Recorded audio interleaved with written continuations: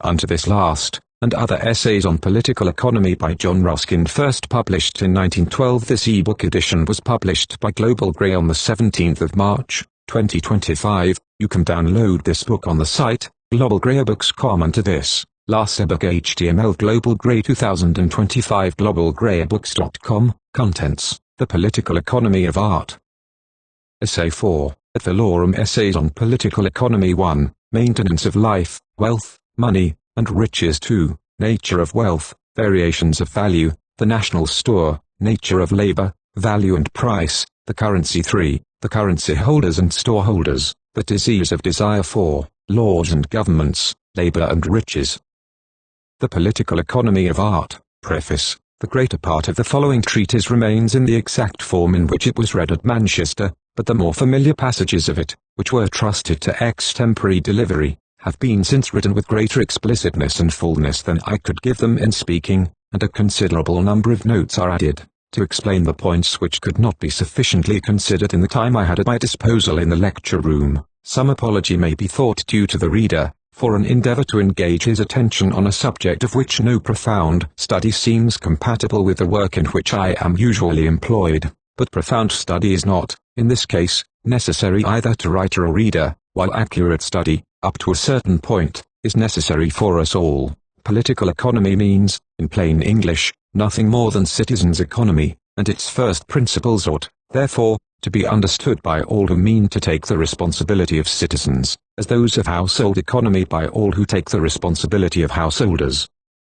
Nor are its first principles in the least obscure. They are, many of them, disagreeable in their practical requirements, and people in general pretend that they cannot understand, because they are unwilling to obey them, or, rather, by habitual disobedience, destroy their capacity of understanding them. But there is not one of the really great principles of the science which is either obscure or disputable, which might not be taught to a youth as soon as he can be trusted with an annual allowance, or to a young lady as soon as she is of age to be taken into counsel by the housekeeper. I might, with more appearance of justice, be blamed for thinking it necessary to enforce what everybody is supposed to know, but this fault will hardly be found with me, while the commercial events recorded daily in our journals, and still more the explanations attempted to be given of them, show that a large number of our so-called merchants are as ignorant of the nature of money as they are reckless, unjust, and unfortunate in its employment. The statements of economical principle given in the text, though I know that most, if not all, of them are accepted by existing authorities on the science, are not supported by references, because I have never read any author on political economy, except Adam Smith, 20 years ago. Whenever I have taken up any modern book upon this subject, I have usually found it encumbered with inquiries into accidental or minor commercial results, for the pursuit of which an ordinary reader could have no leisure, and, by the complication of which, it seemed to me, the authors themselves had been not unfrequently prevented from seeing to the root of the business. Finally, if the reader should feel inclined to blame me for too sanguine a statement of future possibilities in political practice, let him consider how absurd it would have appeared in the days of Edward I if the present state of social economy had been then predicted as necessary, or even described as possible. And I believe the advance from the days of Edward I to our own, great as it is confessedly, consists, not so much in what we have actually accomplished, as in what we are now enabled to conceive. Lecture 1. Among the various characteristics of the age in which we live, as compared with other ages of this not yet very experienced world, one of the most notable appears to me to be the just and wholesome contempt in which we hold poverty. I repeat, the just and wholesome contempt, though I see that some of my hearers look surprised at the expression. I assure them, I use it in sincerity, and I should not have ventured to ask you to listen to me this evening, unless I had entertained a profound respect for wealth, true wealth, that is to say, for, of course, we ought to respect neither wealth nor anything else that is false of its kind, and the distinction between real and false wealth is one of the points on which I shall have a few words presently to say to you. But true wealth I hold, as I said, in great honor, and sympathize, for the most part, with that extraordinary feeling of the present age which publicly pays this honor to riches. I cannot, however, help noticing how extraordinary it is, and how this epoch of ours differs from all bygone epochs in having no philosophical nor religious worshippers of the ragged godship of poverty. In the classical ages, not only there were people who voluntarily lived in tubs, and who used gravely to maintain the superiority of tub life to town life, but the Greeks and Latins seem to have looked on these eccentric, and I do not scruple to say, absurd people, with as much respect as we do upon large capitalists and landed proprietors, so that really, in those days, no one could be described as purse-proud, but only as empty purse-proud, and no less distinct than the honor which those curious Greek people pay to their conceited poor, is the disrespectful manner in which they speak of the rich, so that one cannot listen long either to them, or to the Roman writers who imitated them, without finding oneself entangled in all sorts of plausible absurdities, hard upon being convinced of the uselessness of collecting that heavy yellow substance which we call gold, and led generally to doubt all the most established maxims of political economy, nor are matters much better in the Middle Ages, for the Greeks and Romans contented themselves with mocking at rich people, and constructing merry dialogues between Charon and Diogenes or Menippus, in which a ferryman and the cynic rejoiced together as they saw kings and rich men coming down to the shore of Acheron, in lamenting and lamentable crowds, casting their crowns into the dark waters, and searching, sometimes in vain, for the last coin out of all their treasures that could ever be of use to them. But these pagan views of the matter were indulgent, compared with those which were held in the Middle Ages, when wealth seems to have been looked upon by the best men not only as contemptible, but as criminal. The purse round the neck is, then, one of the principal signs of condemnation in the pictured Inferno, and the spirit of poverty is reverenced with subjection of heart, and faithfulness of affection, like that of a loyal knight for his lady, or a loyal subject for his queen. And truly, it requires some boldness to quit ourselves of these feelings, and to confess their partiality or their error, which, nevertheless, we are certainly bound to do, for wealth is simply one of the greatest powers which can be entrusted to human hands, a power, not indeed to be envied, because it seldom makes us happy, but still less to be abdicated or despised, while, in these days, and in this country, it has become a power all the more notable, in that the possessions of a rich man are not represented, as they used to be, by wedges of gold or coffers of jewels, but by masses of men variously employed, over whose bodies and minds the wealth, according to its direction, exercises harmful or helpful influence, and becomes, in that alternative, mammon either of unrighteousness or of righteousness. Now, it seemed to me that since, in the name you have given to this great gathering of British pictures, you recognize them as treasures, that is, I suppose, as part and parcel of the real wealth of the country, you might not be uninterested in tracing certain commercial questions connected with this particular form of wealth.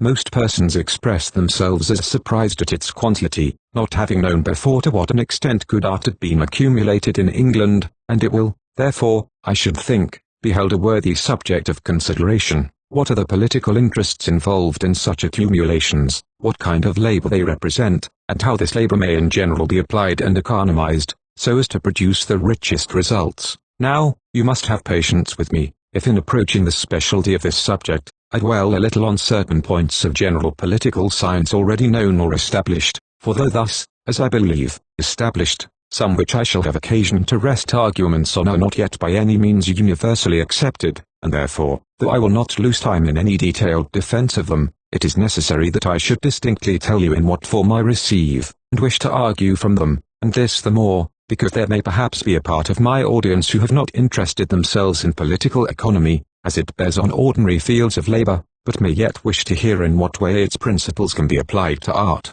I shall, therefore, take leave to trespass on your patience with a few elementary statements in the outset, and with the expression of some general principles, here and there, in the course of our particular inquiry, to begin, then, with one of these necessary truisms: all economy, whether of states, households, or individuals, may be defined to be the art of managing labor.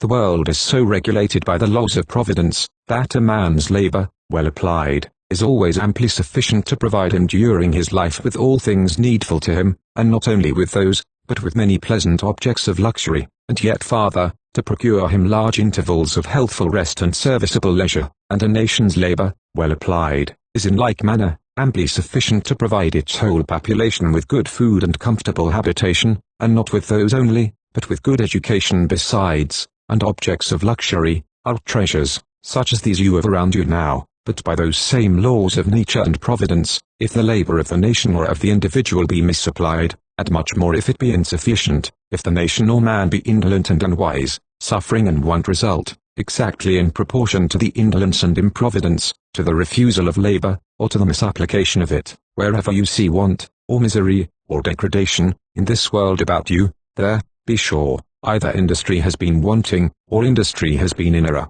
It is not accident, it is not heaven-commanded calamity, it is not the original and inevitable evil of man's nature, which fill your streets with lamentation, and your graves with prey. It is only that, when there should have been providence, there has been waste, when there should have been labor, there has been lasciviousness, and willfulness, when there should have been subordination, too. Now, we have warped the word economy in our English language into a meaning which it has no business whatever to bear. In our use of it, it constantly signifies merely sparing or saving. Economy of money means saving money, economy of time, sparing time, and so on. But that is a wholly barbarous use of the word, barbarous in a double sense, for it is not English, and it is bad Greek, barbarous in a treble sense, for it is not English, it is bad Greek, and it is worse sense. Economy no more means saving money than it means spending money. It means the administration of a house, its stewardship, spending or saving, that is, whether money or time, or anything else, to the best possible advantage. In the simplest and clearest definition of it, economy, whether public or private, means the wise management of labor, and it means this mainly in three senses, namely, first, applying your labor rationally, secondly, preserving its produce carefully, lastly, distributing its produce seasonably. I say first, applying your labor rationally, that is, so as to obtain the most precious things you can, and the most lasting things, by it, not growing oats in land where you can grow wheat, nor putting fine embroidery on a stuff that will not wear. Secondly, preserving its produce carefully, that is to say, laying up your wheat wisely in storehouses for the time of famine, and keeping your embroidery watchfully from the moth. And lastly, distributing its produce seasonably, that is to say, being able to carry your corn at once to the place where the people are hungry, and your embroideries to the places where they are gay, so fulfilling in all ways the wise man's description, whether of the queenly housewife or queenly nation. She riseth while it is yet night, and giveth meat to her household, and a portion to her maidens. She maketh herself coverings of tapestry, her clothing is silk and purple. Strength and honor are in her clothing, and she shall rejoice in time to come. Now, you will observe that in this description of the perfect economist, or mistress of a household, there is a studied expression of the balanced division of her care between the two great objects of utility and splendor. In her right hand, food and flax, for life and clothing; in her left hand, the purple and the needlework, for honor and for beauty. All perfect housewifery or national economy is known by these two divisions. Wherever either is wanting, the economy is imperfect. If the motive of pomp prevails, and the care of the national economist is directed only to the accumulation of gold, and of pictures, and of silk and marble, you know at once that the time must soon come when all these treasures shall be scattered and blasted in national ruin. If, on the contrary, the element of utility prevails, and the nation disdains to occupy itself in any wise with the arts of beauty or delight, not only a certain quantity of its energy calculated for exercise in those arts alone must be entirely wasted, which is bad economy, but also the passions connected with the utilities of property become morbidly strong, and a mean lust of accumulation merely for the sake of accumulation, or even of labor merely for the sake of labor, will banish at last the serenity and the morality of life, as completely, and perhaps more ignobly, than even the lavishness of pride and the lightness of pleasure.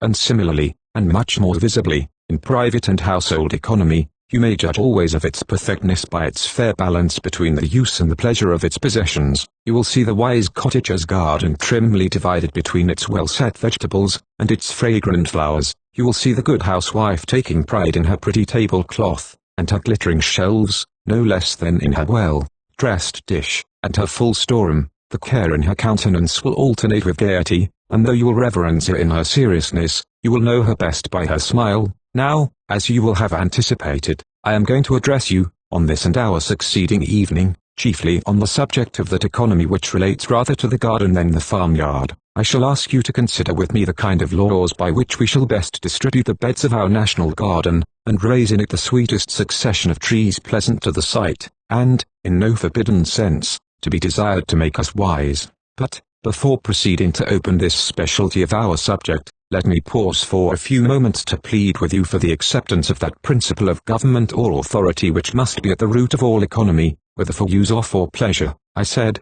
a few minutes ago, that a nation's labor, well applied, was amply sufficient to provide its whole population with good food, comfortable clothing, and pleasant luxury, but the good, instant, and constant application is everything. We must not, when our strong hands are thrown out of work, look wildly about for want of something to do with them.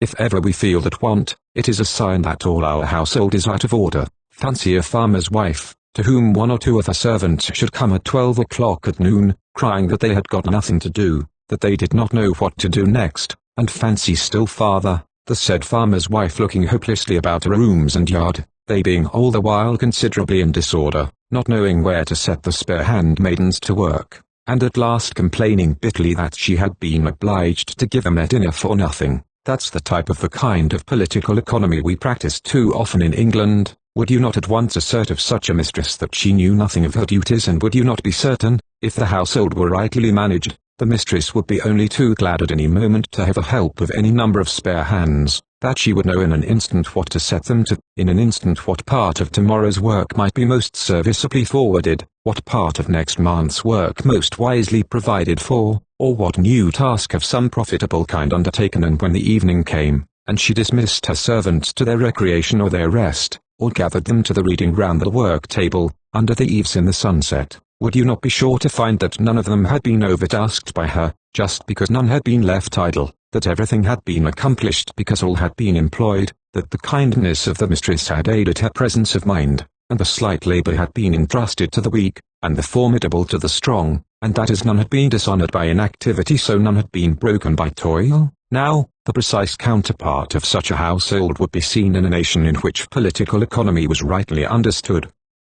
You complain of the difficulty of finding work for your men. Depend upon it, the real difficulty rather is to find men for your work. The serious question for you is not how many you have to feed, but how much you have to do. It is our inactivity, not our hunger, that ruins us. Let us never fear that our servants should have a good appetite. Our wealth is in their strength, not in their starvation. Look around this island of yours, and see what you have to do in it. The sea roars against your harbourless cliffs, you have to build a breakwater, and dig the port of refuge. The unclean and pestilence ravens in your streets, you have to bring the full stream from the hills, and to send the free winds through the thoroughfare. The famine blanches your lips and eats away your flesh, you have to dig the moor and dry the marsh, to bid the morass give forth instead of engulfing, and to wring the honey and oil out of the rock. These things, and thousands such, we have to do, and shall have to do constantly, on this great farm of ours, for do not suppose that it is anything else than that. Precisely the same laws of economy which apply to the cultivation of a farm or an estate apply to the cultivation of a province or of an island. Whatever rebuke you would address to the improvident master of an ill-managed patrimony, precisely that rebuke we should address to ourselves, so far as we leave our population in idleness and our country in disorder. What would you say to the lord of an estate who complained to you of his poverty and disabilities, and, when you pointed out to him that his land was half of it overrun with weeds, and that his fences were all in ruin, and that his cattle, sheds were roofless, and his labourers lying under the hedges faint for want of food? He answered you that it would ruin him to weed his land or to roof his sheds, that those were too costly operations for him to undertake, and that he knew not how to feed his labourers nor pay them. Would you not instantly answer, that instead of ruining him to weed his fields, it would save him, that his inactivity was his destruction, and that to set his labourers to work was to feed them? Now, you may add acre to acre, and estate to estate, as far as you like, but you will never reach a compass of ground which shall escape from the authority of these simple laws. The principles which are right in the administration of a few fields, are right also in the administration of a great country from horizon to horizon. Idleness does not cease to be ruinous because it is extensive, nor labour to be productive because it is universal. Nay, but you reply, there is one vast difference between the nation's economy and the private man's. The farmer has full authority over his labourers, he can direct them to do what is needed to be done, whether they like it or not, and he can turn them away if they refuse to work, or impede others in their working, or are disobedient, or quarrelsome. There is this great difference. It is precisely this difference on which I wish to fix your attention, for it is precisely this difference which you have to do away with. We know the necessity of authority in farm, or in fleet, or in army, but we commonly refuse to admit it in the body of the nation. Let us consider this point a little. In the various awkward and unfortunate efforts which the French have made at the development of a social system, they have at least stated one true principle, that of fraternity or brotherhood. Do not be alarmed, they got all wrong in their experiments. because they quite forgot that this fact of fraternity implied another fact quite as important, that of paternity or fatherhood. That is to say, if they were to regard a nation as one family, the condition of unity in that family consisted no less in their having a head, or a father, than in their being faithful and affectionate members, or brothers. But we must not forget this, for we have long confessed it with our lips, though we refuse to confess it in our lives. For half an hour every Sunday we expect a man in a black gown, supposed to be telling us truth, to address us as brethren, though we should be shocked at the notion of any brotherhood existing among us out of church.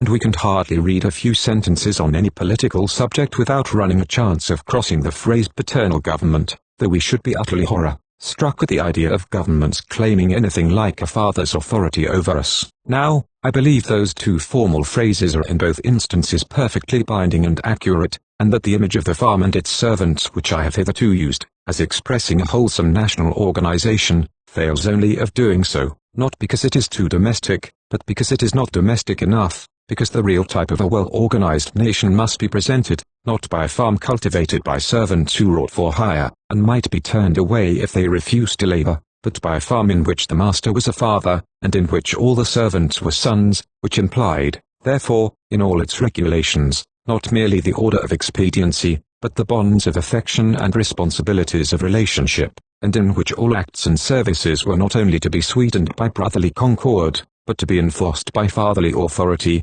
See Note 1. Observe, I do not mean in the least that we ought to place such an authority in the hands of any one person, or of any class or body of persons, but I do mean to say that as an individual who conducts himself wisely must make laws for himself which at some time or other may appear irksome or injurious, but which, precisely at the time they appear most irksome, it is most necessary he should obey. So a nation which means to conduct itself wisely, must establish authority over itself, vested either in kings, councils, or laws, which it must resolve to obey, even at times when the law or authority appears irksome to the body of the people, or injurious to certain masses of it. And this kind of national law has hitherto been only judicial, contented, that is, with an endeavor to prevent and punish violence and crime, but, as we advance in our social knowledge, we shall endeavor to make our government paternal as well as judicial, that is, to establish such laws and authorities as may at once direct us in our occupations, protect us against our follies,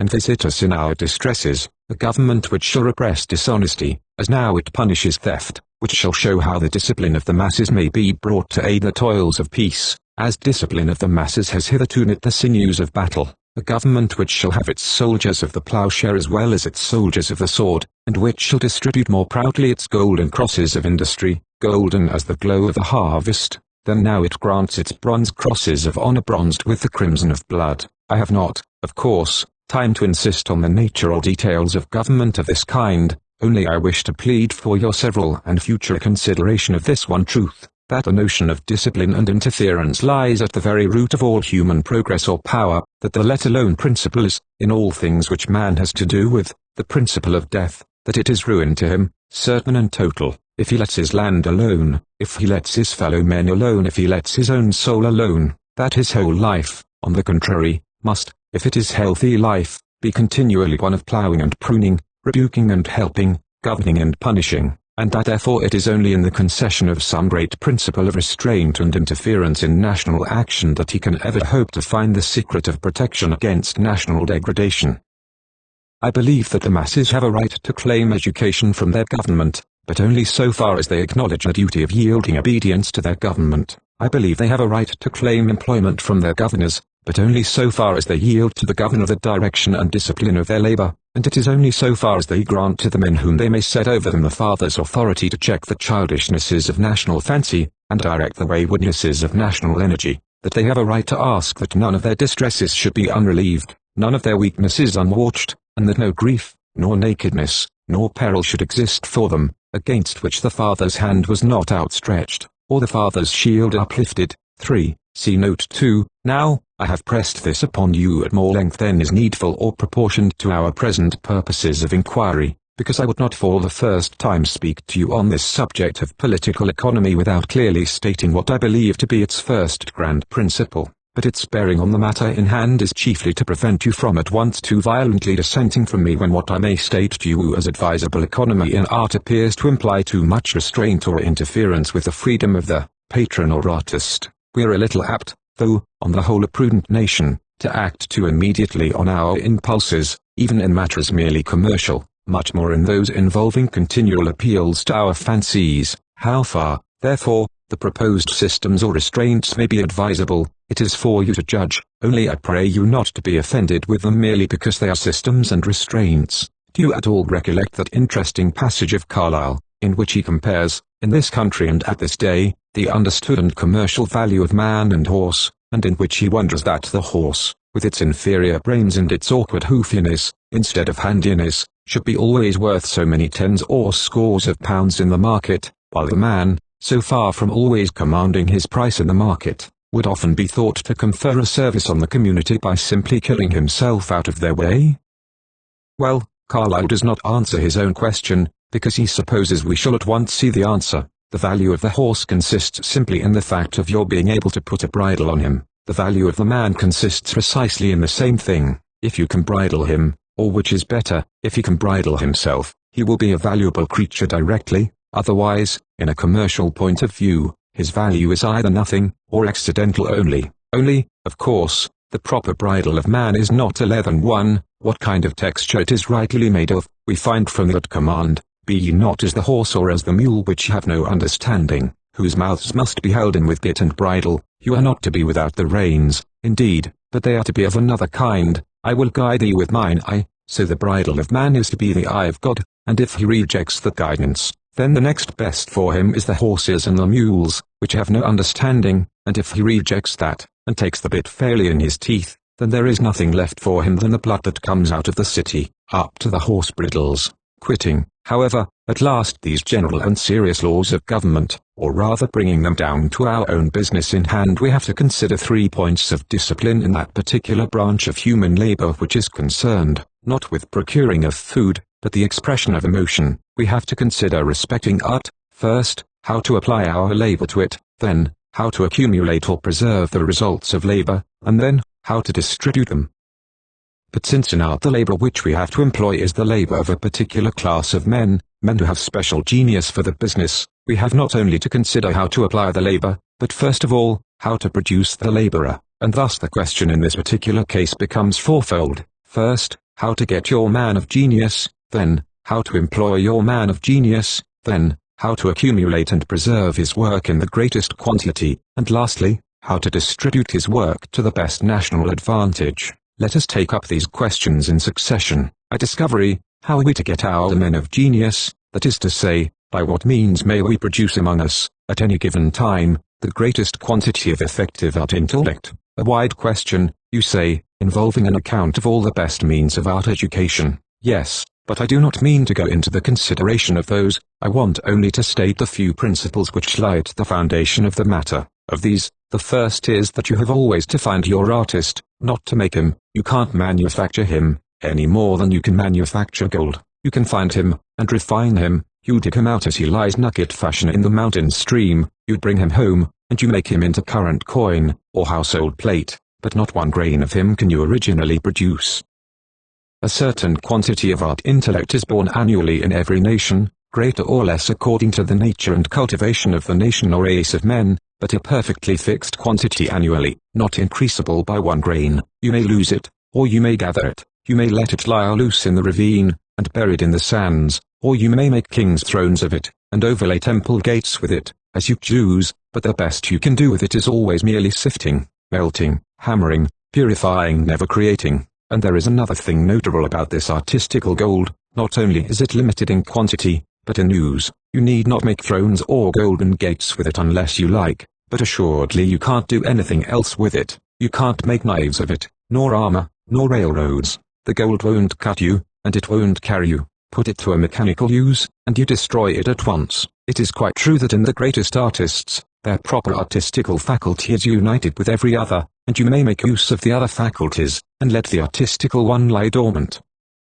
For aught I know, there may be 2 or 3 Leonardo da Vinci's employed at this moment in your harbors and railroads, but you are not employing their leonardesque or golden faculty there, you are only oppressing and destroying it, and the artistical gift in average men is not joined with others. Your born painter, if you don't make a painter of him, won't be a first-rate merchant, or lawyer. At all events, whatever he turns out, his own special gift is unemployed by you, and in no wise helps him in that other business. So here you have a certain quantity of a particular sort of intelligence, produced for you annually by providential laws, which you can only make use of by setting it to its own proper work, and which any attempt to use otherwise involves the dead loss of so much human energy. Well, then, supposing we wish to employ it, how is it to be best discovered and refined? It is easily enough discovered. To wish to employ it is to discover it. All that you need is a school of trial. See Note 3, in every important town, in which those idle farmers' lads whom their masters never can keep out of mischief,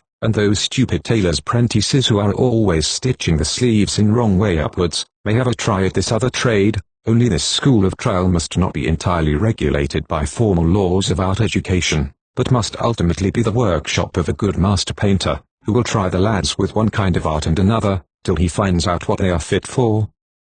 Next, after your trial school, you want your easy and secure employment, which is the matter of chief importance, for, even on the present system, the boys who have really intense art capacity, generally make painters of themselves, but then, the best half of their early energy is lost in the battle of life. Before a good painter can get employment, his mind has always been embittered, and his genius distorted. A common mind usually stoops, in plastic chill, to whatever is asked of it, and scrapes or daubs its way complacently into public favor. See Note 4, but your great men quarrel with you, and you revenge yourselves by starving them for the first half of their lives. Precisely in the degree in which any painter possesses original genius, is at present the increase of moral certainty that during his early years he will have a hard battle to fight, and that just at the time when his conceptions ought to be full and happy, his temper gentle, and his hopes enthusiastic. Just at that most critical period, his heart is full of anxieties and household cares,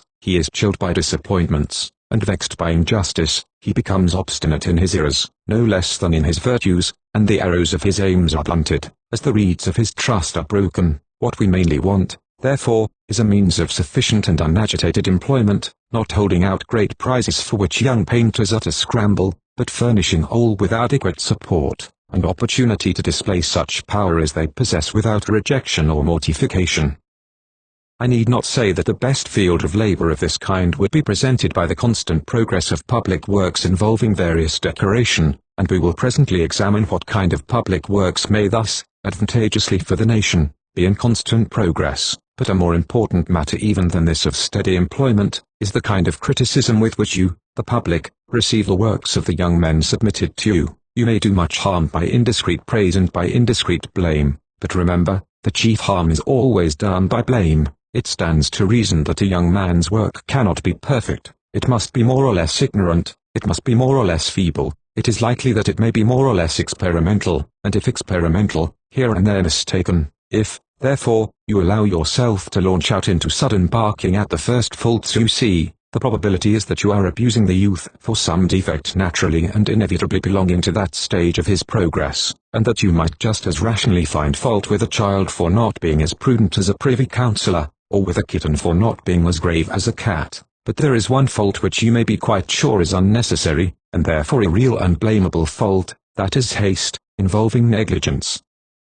Whenever you see that a young man's work is either bold or slovenly, then you may attack it firmly, sure of being right. If his work is bold, it is insolent, repress his insolence. If it is slovenly, it is indolent, spur his indolence. So long as he works in that dashing or impetuous way, the best hope for him is in your contempt, and it is only by the fact of his seeming not to seek your approbation that you may conjecture he deserves it. But if he does deserve it, be sure that you give it him, else you not only run a chance of driving him from the right road by want of encouragement, but you deprive yourselves of the happiest privilege you will ever have of rewarding his labor, for it is only the young who can receive much reward from men's praise. The old, when they are great, get too far beyond and above you to care what you think of them. You may urge them then with sympathy, and surround them then with acclamation, but they will doubt your pleasure, and despise your praise. You might have cheered them in their race through the asphodel meadows of their youth, you might have brought the proud, bright scarlet into their faces, if you had but cried once to them well done,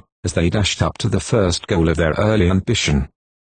But now, Their pleasure is in memory, and their ambition is in heaven. They can be kind to you, but you never more can be kind to them. You may be fed with the fruit and fullness of their old age, but you were as the nipping blight to them in their blossoming, and your praise is only as the warm winds of autumn to the dying branches. There is one thought still, the saddest of all, bearing on this withholding of early help. It is possible, in some noble natures, that the warmth and the affections of childhood may remain unchilled, though unanswered, and that the old man's heart may still be capable of gladness, when the long-withheld sympathy is given at last. But in these noble natures it nearly always happens, that the chief motive of earthly ambition has not been to give delight to themselves, but to their parents. Every noble youth looks back, as to the chiefest joy which this world's honour ever gave him, to the moment when first he saw his father's eyes flash with pride, and his mother turn away her head lest he should take her tears for tears of sorrow.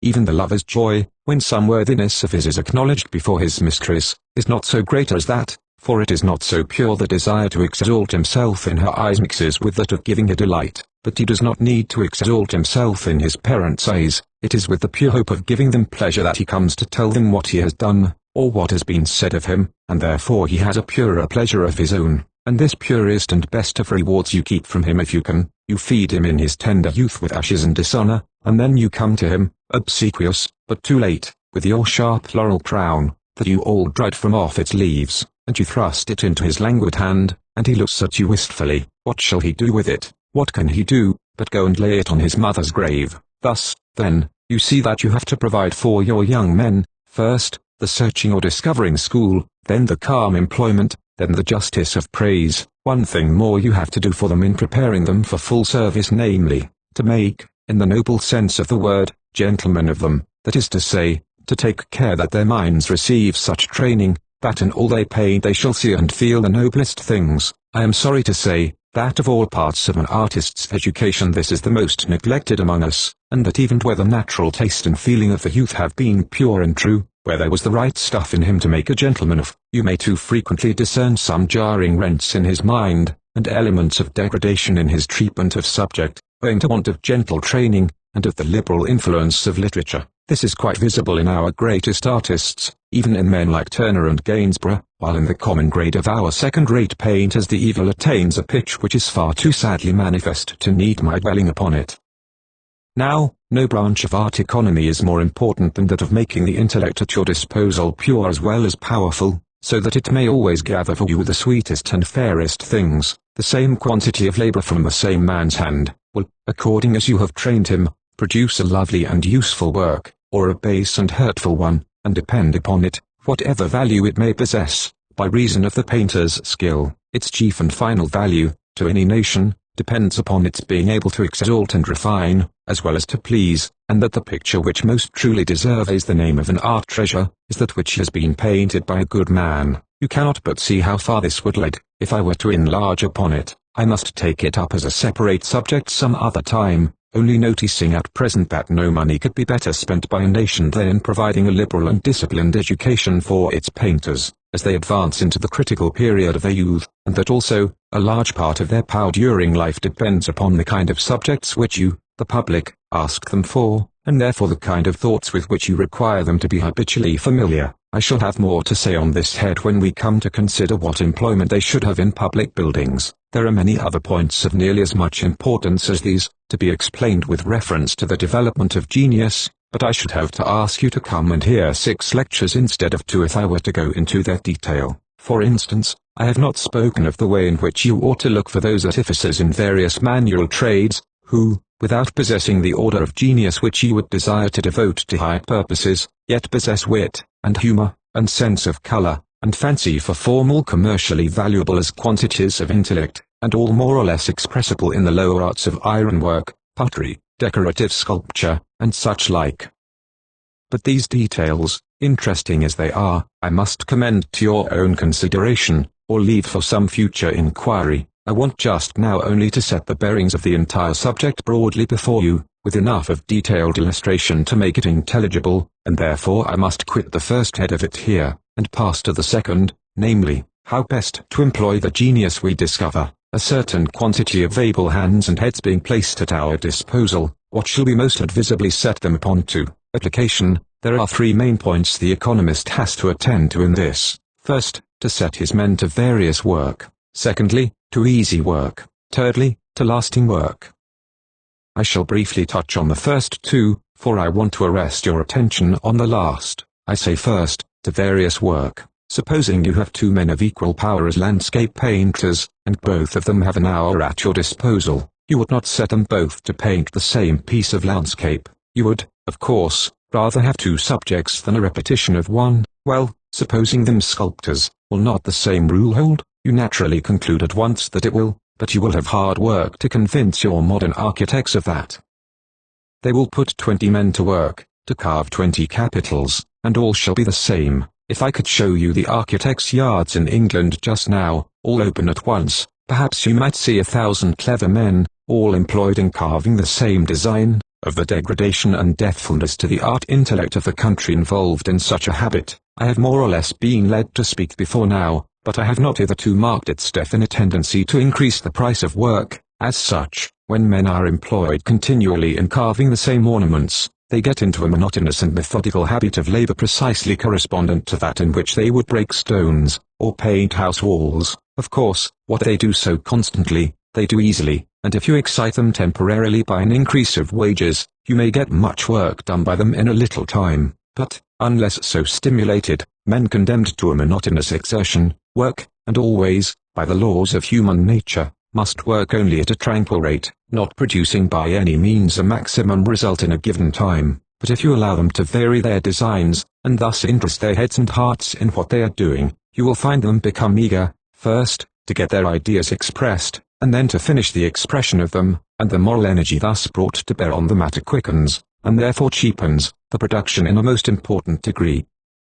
Sir Thomas Deane, the architect of the new museum at Oxford, told me, as I passed through Oxford on my way here, that he found that, owing to this cause alone, capitals of various design could be executed cheaper than capitals of similar design, the amount of hand labor in each being the same, by about 30%. Well, that is the first way, then, in which you will employ your intellect well, and the simple observance of this plain rule of political economy will effect a noble revolution in your architecture, such as you cannot at present so much as conceive. Then the second way in which we are to guard against waste is by setting our men to the easiest, and therefore the quickest, work which will answer the purpose. Marble, for instance, lasts quite as long as granite, and is much softer to work. Therefore, when you get hold of a good sculptor, give him marble to carve, not granite. That, you say, is obvious enough. Yes, but it is not so obvious how much of your workmen's time you waste annually in making them cut glass, after it has got hard, when you ought to make them mold it while it is soft. It is not so obvious how much expense you waste in cutting diamonds and rubies, which are the hardest things you can find, into shapes that mean nothing, when the same men might be cutting sandstone and freestone into shapes that meant something.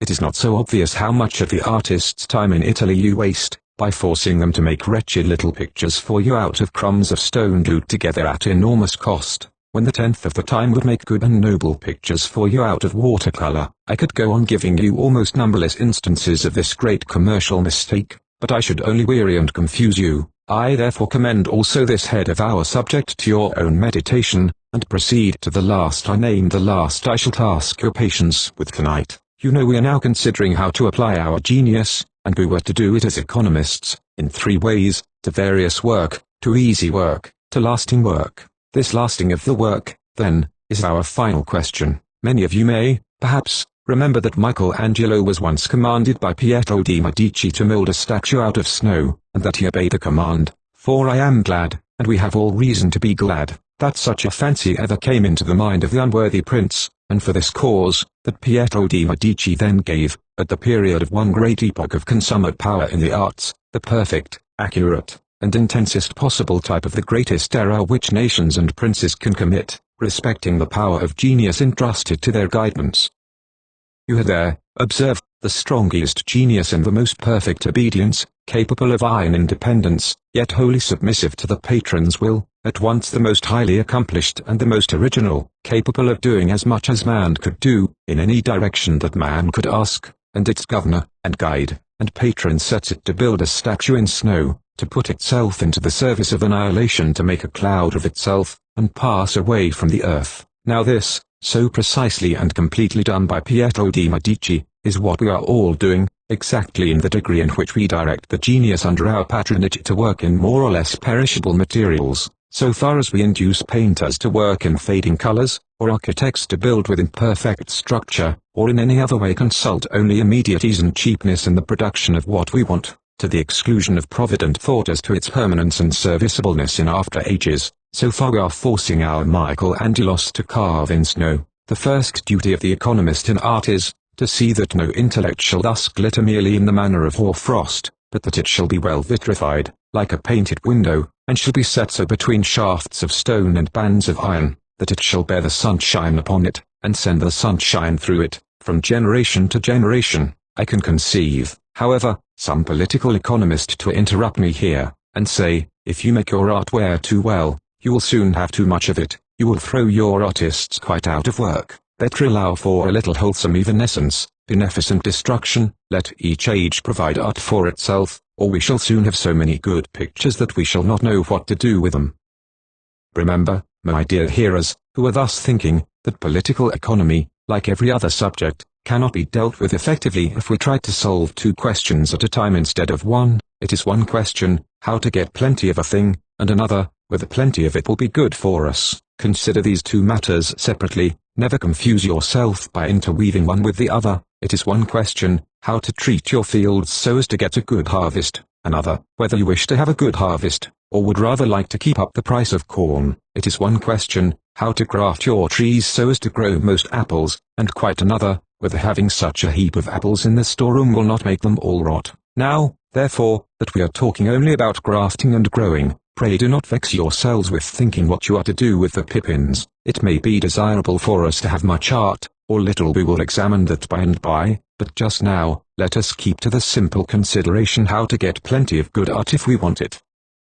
Perhaps it might be just as well that a man of moderate income should be able to possess a good picture, as that any work of real merit should cost £500 or £1,000. At all events, it is certainly one of the branches of political economy to ascertain how, if we like, we can get things in quantities, plenty of corn, plenty of wine, plenty of gold, or plenty of pictures. It has just been said, that the first great secret is to produce work that will last. Now, the conditions of work lasting are twofold. It must not only be in materials that will last, but it must be itself of a quality that will last. It must be good enough to bear the test of time. If it is not good, we shall tire of it quickly, and throw it aside. We shall have no pleasure in the accumulation of it. So that the first question of a good art economist respecting any work is, will it lose its flavor by keeping? It may be very amusing now, and look much like a work of genius, but what will be its value 100 years hence? You cannot always ascertain this. You may get what you fancy to be work of the best quality, and yet find to your astonishment that it won't keep. But of one thing you may be sure, that art which is produced hastily will also perish hastily, and that what is cheapest to you now, is likely to be dearest in the end. I am sorry to say, the great tendency of this age is to expend its genius in perishable art of this kind, as if it were a triumph to burn its thoughts away in bonfires. There is a vast quantity of intellect and of labor consumed annually in our cheap illustrated publications. You triumph in them, and you think it is so grand a thing to get so many woodcuts for a penny. Why, woodcuts, penny and all, are as much lost to you as if you had invested your money in gossamer. More lost, for the gossamer could only tickle your face, and glitter in your eyes. It could not catch your feet and trip you up, but the bad art can, and does, for you can't like good woodcuts as long as you look at the bad ones.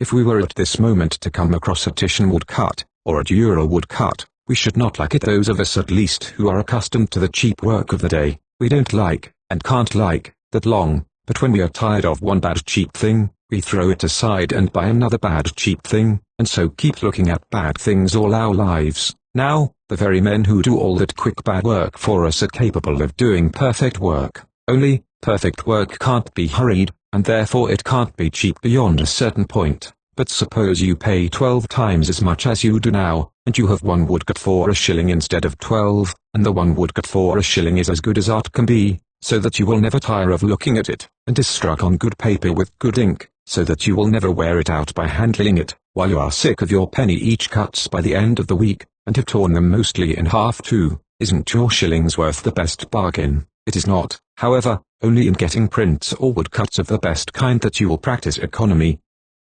There is a certain quality about an original drawing which you cannot get in a woodcut, and the best part of the genius of many men is only expressible in original work, whether with pen and ink, pencil or colors. This is not always the case, but in general, the best men are those who can only express themselves on paper or canvas, and you will, therefore, in the long run, get most for your money by buying original work, proceeding on the principle already laid down, that the best is likely to be the cheapest in the end. Of course, original work cannot be produced under a certain cost. If you want a man to make you a drawing which takes him 6 days, you must, at all events, keep him for 6 days and bread and water, fire and lodging. That is the lowest price at which he can do it for you, but that is not very dear, and the best bargain which can possibly be made honestly in art. The very ideal of a cheap purchase to the purchaser is the original work of a great man fed for as many days as are necessary on bread and water, or perhaps we may say with as many onions as will keep him in good humor.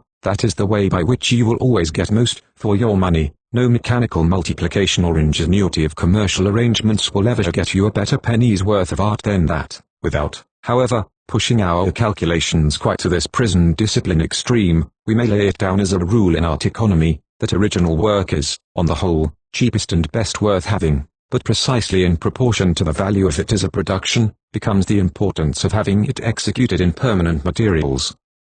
And here we come to note the second main error of the day, that we not only ask our workmen for bad art, but we make them put it into bad substance. We have, for example, put a great quantity of genius, within the last 20 years, into watercolor drawing, and we have done this with the most reckless disregard whether either the colors or the paper will stand. In most instances, neither will. By accident, it may happen that the colors in a given drawing have been of good quality, and its paper uninjured by chemical processes, but you take not the least care to ensure these being so. I have myself seen the most destructive changes take place in watercolor drawings within 20 years after they were painted, and from all I can gather respecting the recklessness of modern paper manufacture, my belief is, that though you may still handle an Albert Dürer engraving, 200 years old, fearlessly, not one half of that time will have passed over your modern watercolors, before most of them will be reduced to mere white or brown rags, and your descendants, twitching them contemptuously into fragments between finger and thumb, will mutter against you,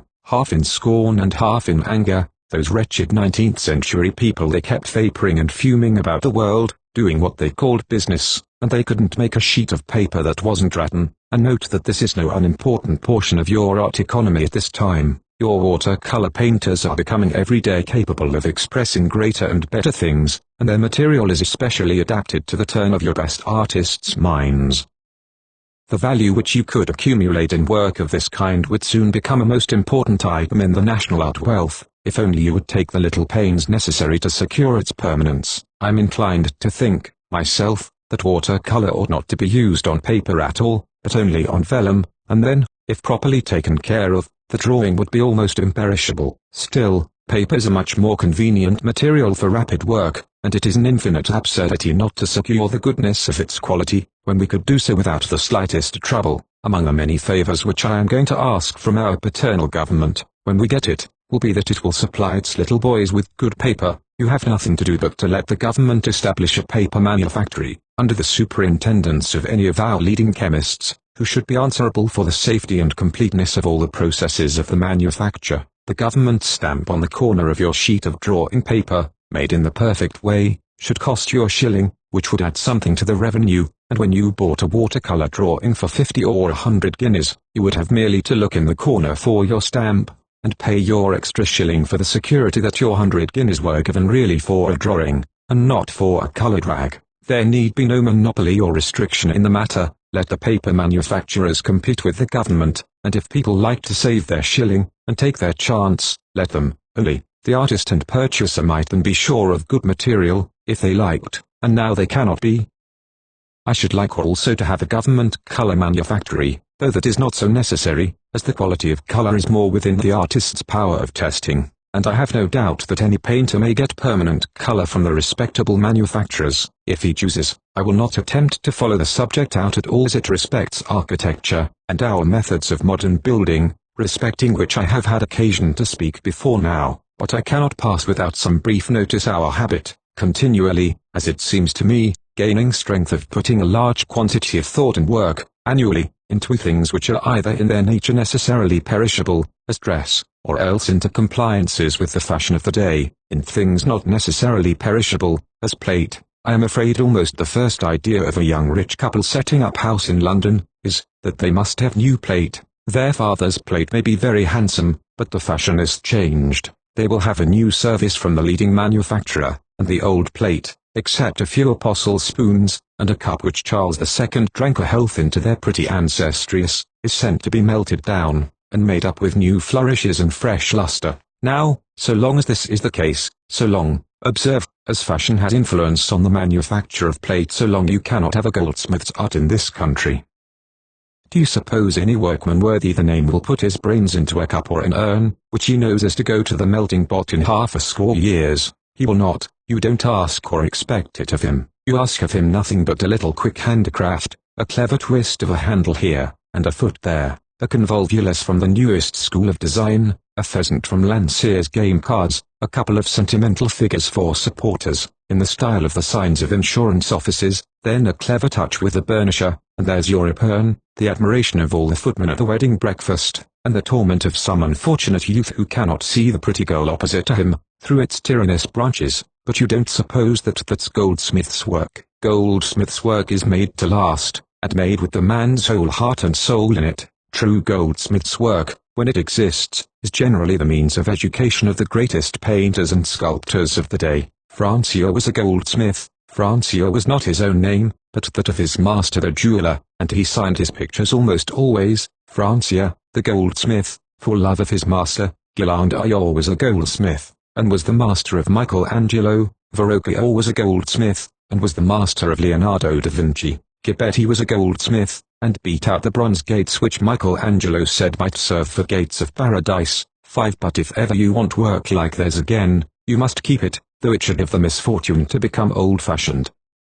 You must not break it up, nor melt it any more. There is no economy in that. You could not easily waste intellect more grievously. Nature may melt her goldsmith's work at every sunset if she chooses, and beat it out into chase bars again at every sunrise, but you must not. The way to have a truly noble service of plate, is to keep adding to it, not melting it. At every marriage, and at every birth, get a new piece of gold or silver if you will, but with noble workmanship on it, done for all time, and put it among your treasures. That is one of the chief things which gold was made for, and made incorruptible for. When we know a little more of political economy, we shall find that none but partially savage nations need, imperatively, gold for their currency. 6. But gold has been given us, among other things, that we might put beautiful work into its imperishable splendor, and that the artists who have the most willful fancies may have a material which will drag out, and beat out, as their dreams require, and will hold itself together with fantastic tenacity, whatever rare and delicate service they set it upon.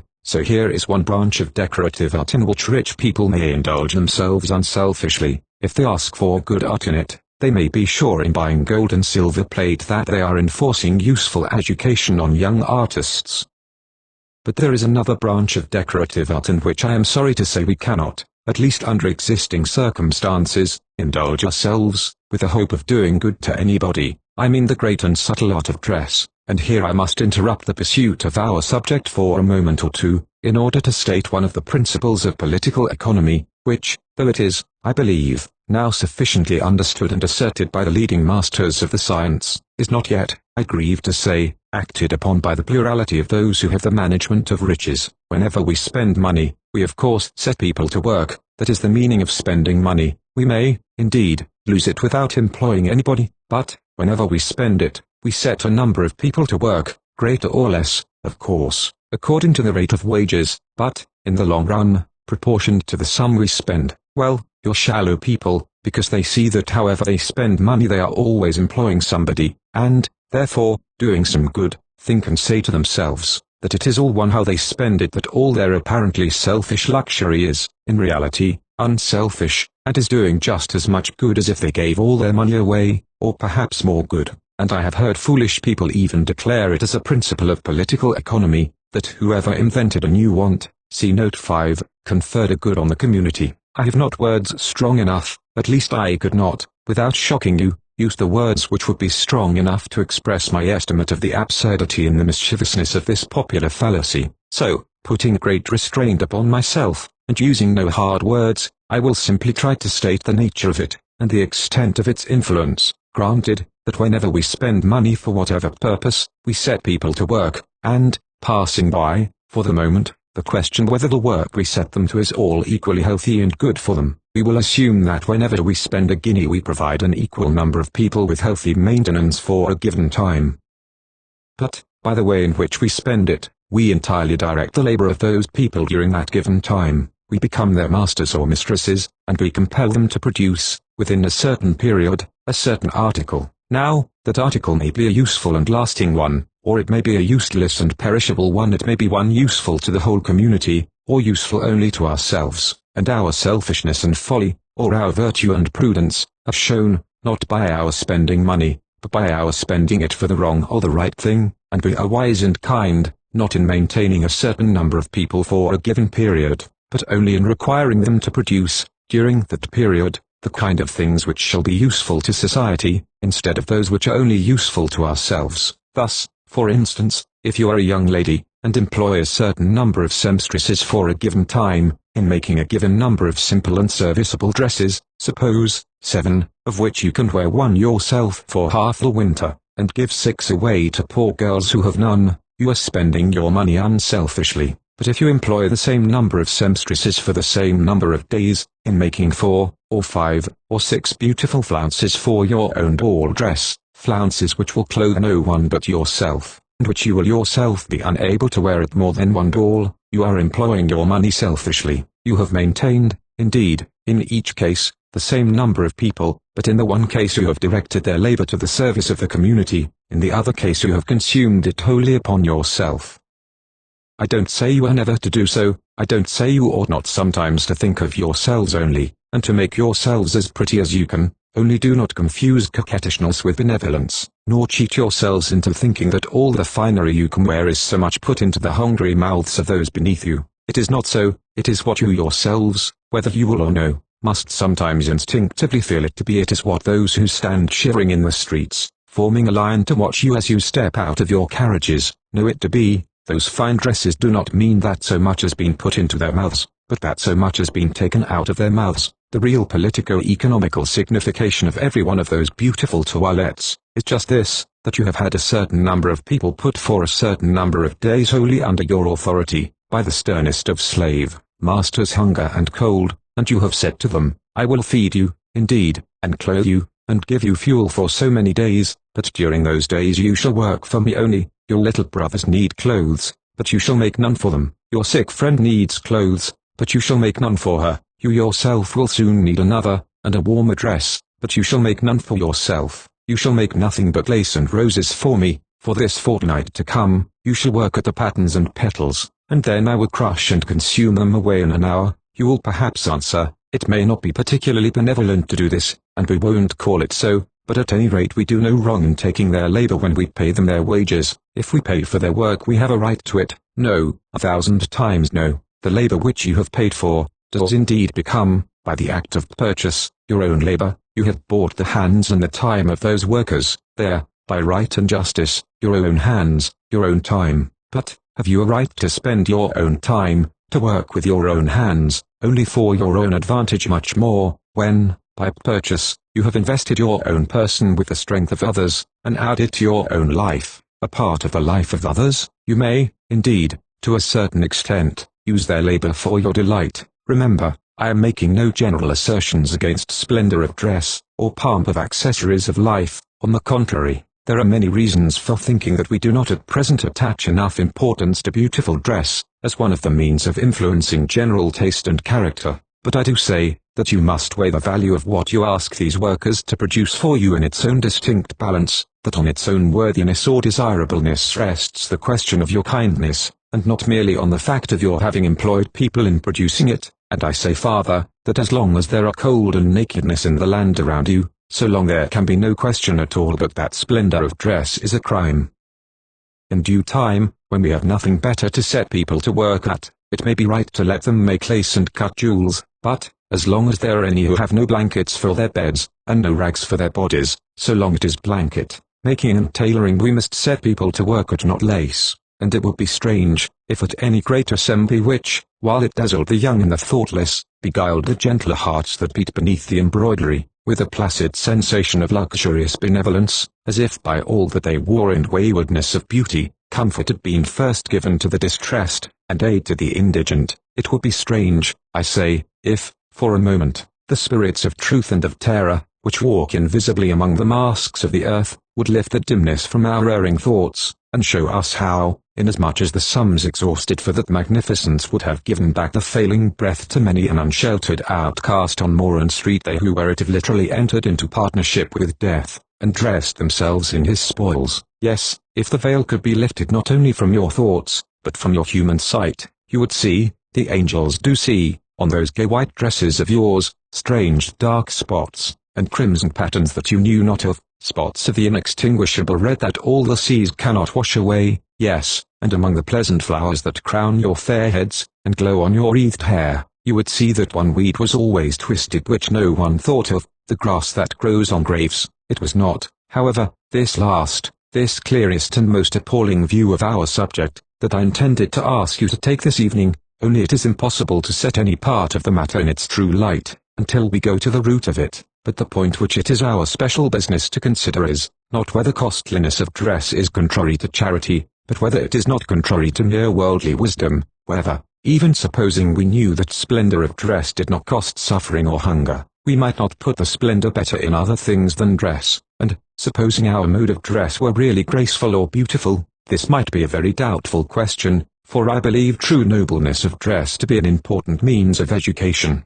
as it certainly is a necessity to any nation which wishes to possess living art, concerned with portraiture of human nature. No good historical painting ever yet existed, or ever can exist, where the dresses of the people of the time are not beautiful, and had it not been for the lovely and fantastic dressing of the 13th to the 16th centuries, neither French, nor Florentine, nor Venetian art could have risen to anything like the rank it reached.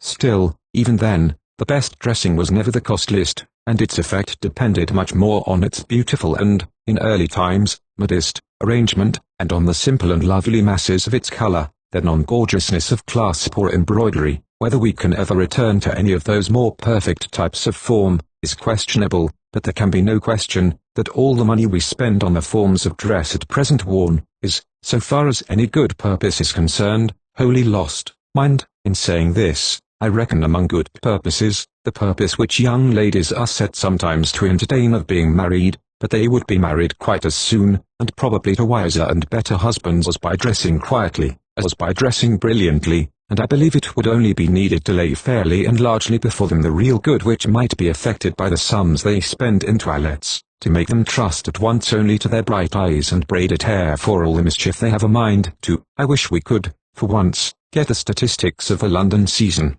There was much complaining talk in Parliament last week, of the vast sum the nation has given for the best Paul Veronese in Venice, £14,000. I wonder what the nation meanwhile has given for its ball dresses. Suppose we could see the London milliners' bills, simply for unnecessary breadths of slip and flounce, from April to July. I wonder whether £14,000 would cover them, but the breadths of slip and flounce are by this time as much lost and vanished as last year's snow, only they have done less good. But the Paul Veronese will last for centuries, if we take care of it, and yet we grumble at the price given for the painting, while no one grumbles at the price of pride.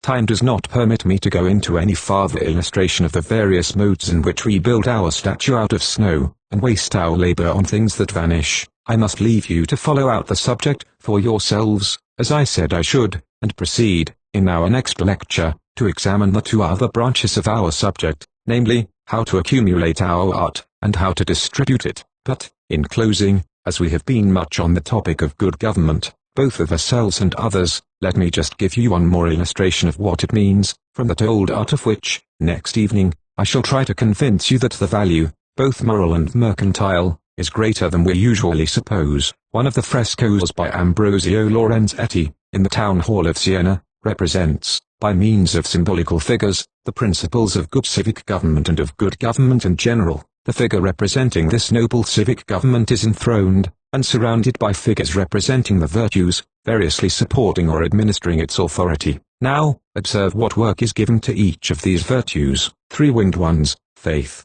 hope, and charity surround the head of the figure, not in mere compliance with the common and heraldic laws of precedence among virtues, such as we moderns observe habitually, but with peculiar purpose on the part of the painter. Faith, as thus represented, ruling the thoughts of the good governor, does not mean merely religious faith, understood in those times to be necessary to all persons, governed no less than governors, but it means the faith which enables work to be carried out steadily, in spite of adverse appearances and expediencies, the faith in great principles, by which a civic ruler looks past all the immediate checks and shadows that would daunt a common man, knowing that what is rightly done will have a right issue, and holding his way in spite of pullings at his cloak and whisperings in his ear, enduring, as having in him a faith which is evidence of things unseen, and hope, in like manner, is here not the heavenward hope which ought to animate the hearts of all men, but she attends upon good government, to show that all such government is expectant as well as conservative, that if it ceases to be hopeful of better things, it ceases to be a wise guardian of present things, that it ought never, as long as the world lasts, to be wholly content with any existing state of institution or possession, but to be hopeful still of more wisdom and power, not clutching at it restlessly or hastily, but feeling that its real life consists in steady ascent from high to higher, conservative, indeed, and jealously conservative of old things, but conservative of them as pillars, not as pinnacles, as aids, but not as idols, and hopeful chiefly, and active, in times of national trial or distress, according to those first and notable words describing the queenly nation, she reseth, while it is yet night, and again, the winged charity which is attendant on good government has, in this fresco, a peculiar office. Can you guess what? If you consider the character of contest which so often takes place among kings for their crowns, and the selfish and tyrannous means they commonly take to aggrandize or secure their power, you will, perhaps, be surprised to hear that the office of charity is to crown the king, and yet, if you think of it a little, you will see the beauty of the thought which sets her in this function, since in the first place, all the authority of a good governor should be desired by him only for the good of his people, so that it is only love that makes him accept or guard his crown. In the second place, his chief greatness consists in the exercise of this love, and he is truly to be revered only so far as his acts and thoughts are those of kindness, so that love is the light of his crown, as well as the giver of it. Lastly, because his strength depends on the affections of his people, and it is only their love which can securely crown him, and forever, so that love is the strength of his crown as well as the light of it. Then, surrounding the king, or in various obedience to him, appear the dependent virtues, as fortitude, temperance, truth, and other attendant spirits, of all which I cannot now give account, wishing you only to notice the one to whom are entrusted the guidance and administration of the public revenues. Can you guess which it is likely to be? Charity, you would have thought, should have something to do with the business, but not so, for she is too hard to attend carefully to it. Prudence, perhaps, you think of in the next place. No, she is too timid, and loses opportunities in making up her mind. Can it be liberality then? No, liberality is entrusted with some small sums, but she is a bad accountant, and is allowed no important place in the exchequer. But the treasures are given in charge to a virtue of which we hear too little in modern times, as distinct from others, magnanimity, largeness of heart, not softness or weakness of heart, mind you, but capacity of heart, the great measuring virtue, which weighs in heavenly balances all that may be given, and all that may be gained, and sees how to do noblest things in noblest ways, which of two goods comprehends and therefore chooses the greatest, which of two personal sacrifices dares and accepts the largest, which, out of the avenues of beneficence, treads always that which opens farthest into the blue fields of futurity, that character, in fine, which, in those words taken by us at first for the description of a queen among the nations, looks less to the present power than to the distant promise. Strength and honor are in her clothing, and she shall rejoice in time to come. Lecture 2. The heads of our subject which remain for our consideration this evening are, you will remember, the accumulation and the distribution of works of art. Our complete inquiry fell into 4 divisions: first, how to get our genius; then, how to apply our genius; then, how to accumulate its results; and lastly, how to distribute them. We considered, last evening, how to discover and apply it. We have tonight to examine the modes of its preservation and distribution. 3. Accumulation, and now, in the outset, it will be well to face that objection which we put aside a little while ago, namely, that perhaps it is not well to have a great deal of good art, and that it should not be made too cheap. Nay, I can imagine some of the more generous among you, exclaiming, "We will not trouble you to disprove that objection. Of course it is a selfish and base one. Good art, as well as other good things, ought to be made as cheap as possible, and put as far as we can within the reach of everybody."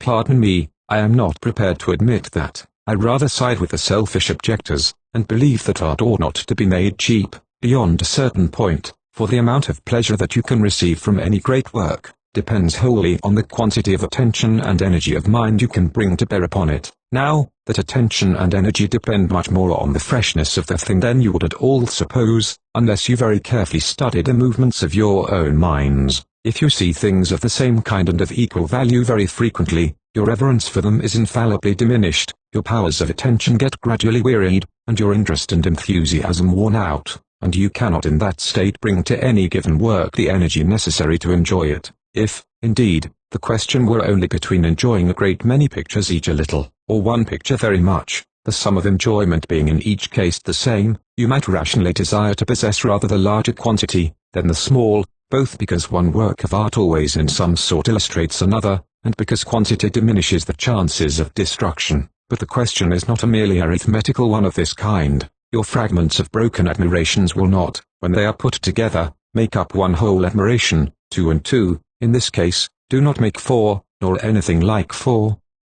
Your good picture, or book, or work of art of any kind, is always in some degree fenced and closed about with difficulty. You may think of it as of a kind of cocoa nut, with very often rather an unseemly shell, but good milk and kernel inside. Now, if you possess 20 cocoa nuts, and being thirsty, go impatiently from one to the other, giving only a single scratch with the point of your knife to the shell of each, you will get no milk from all the 20, but if you leave 19 of them alone, and give 20 cuts to the shell of one, you will get through it, and at the milk of it, and the tendency of the human mind is always to get tired before it has made its 20 cuts, and to try another nut, and moreover, even if it is perseverance enough to crack its nuts, it is sure to try to eat too many, and so choke itself. Hence, it is wisely appointed for us that few of the things we desire can be had without considerable labor, and at considerable intervals of time. We cannot generally get our dinner without working for it, and that gives us appetite for it. We cannot get our holiday without waiting for it, and that gives us zest for it, and we ought not to get our picture without paying for it, and that gives us a mind to look at it.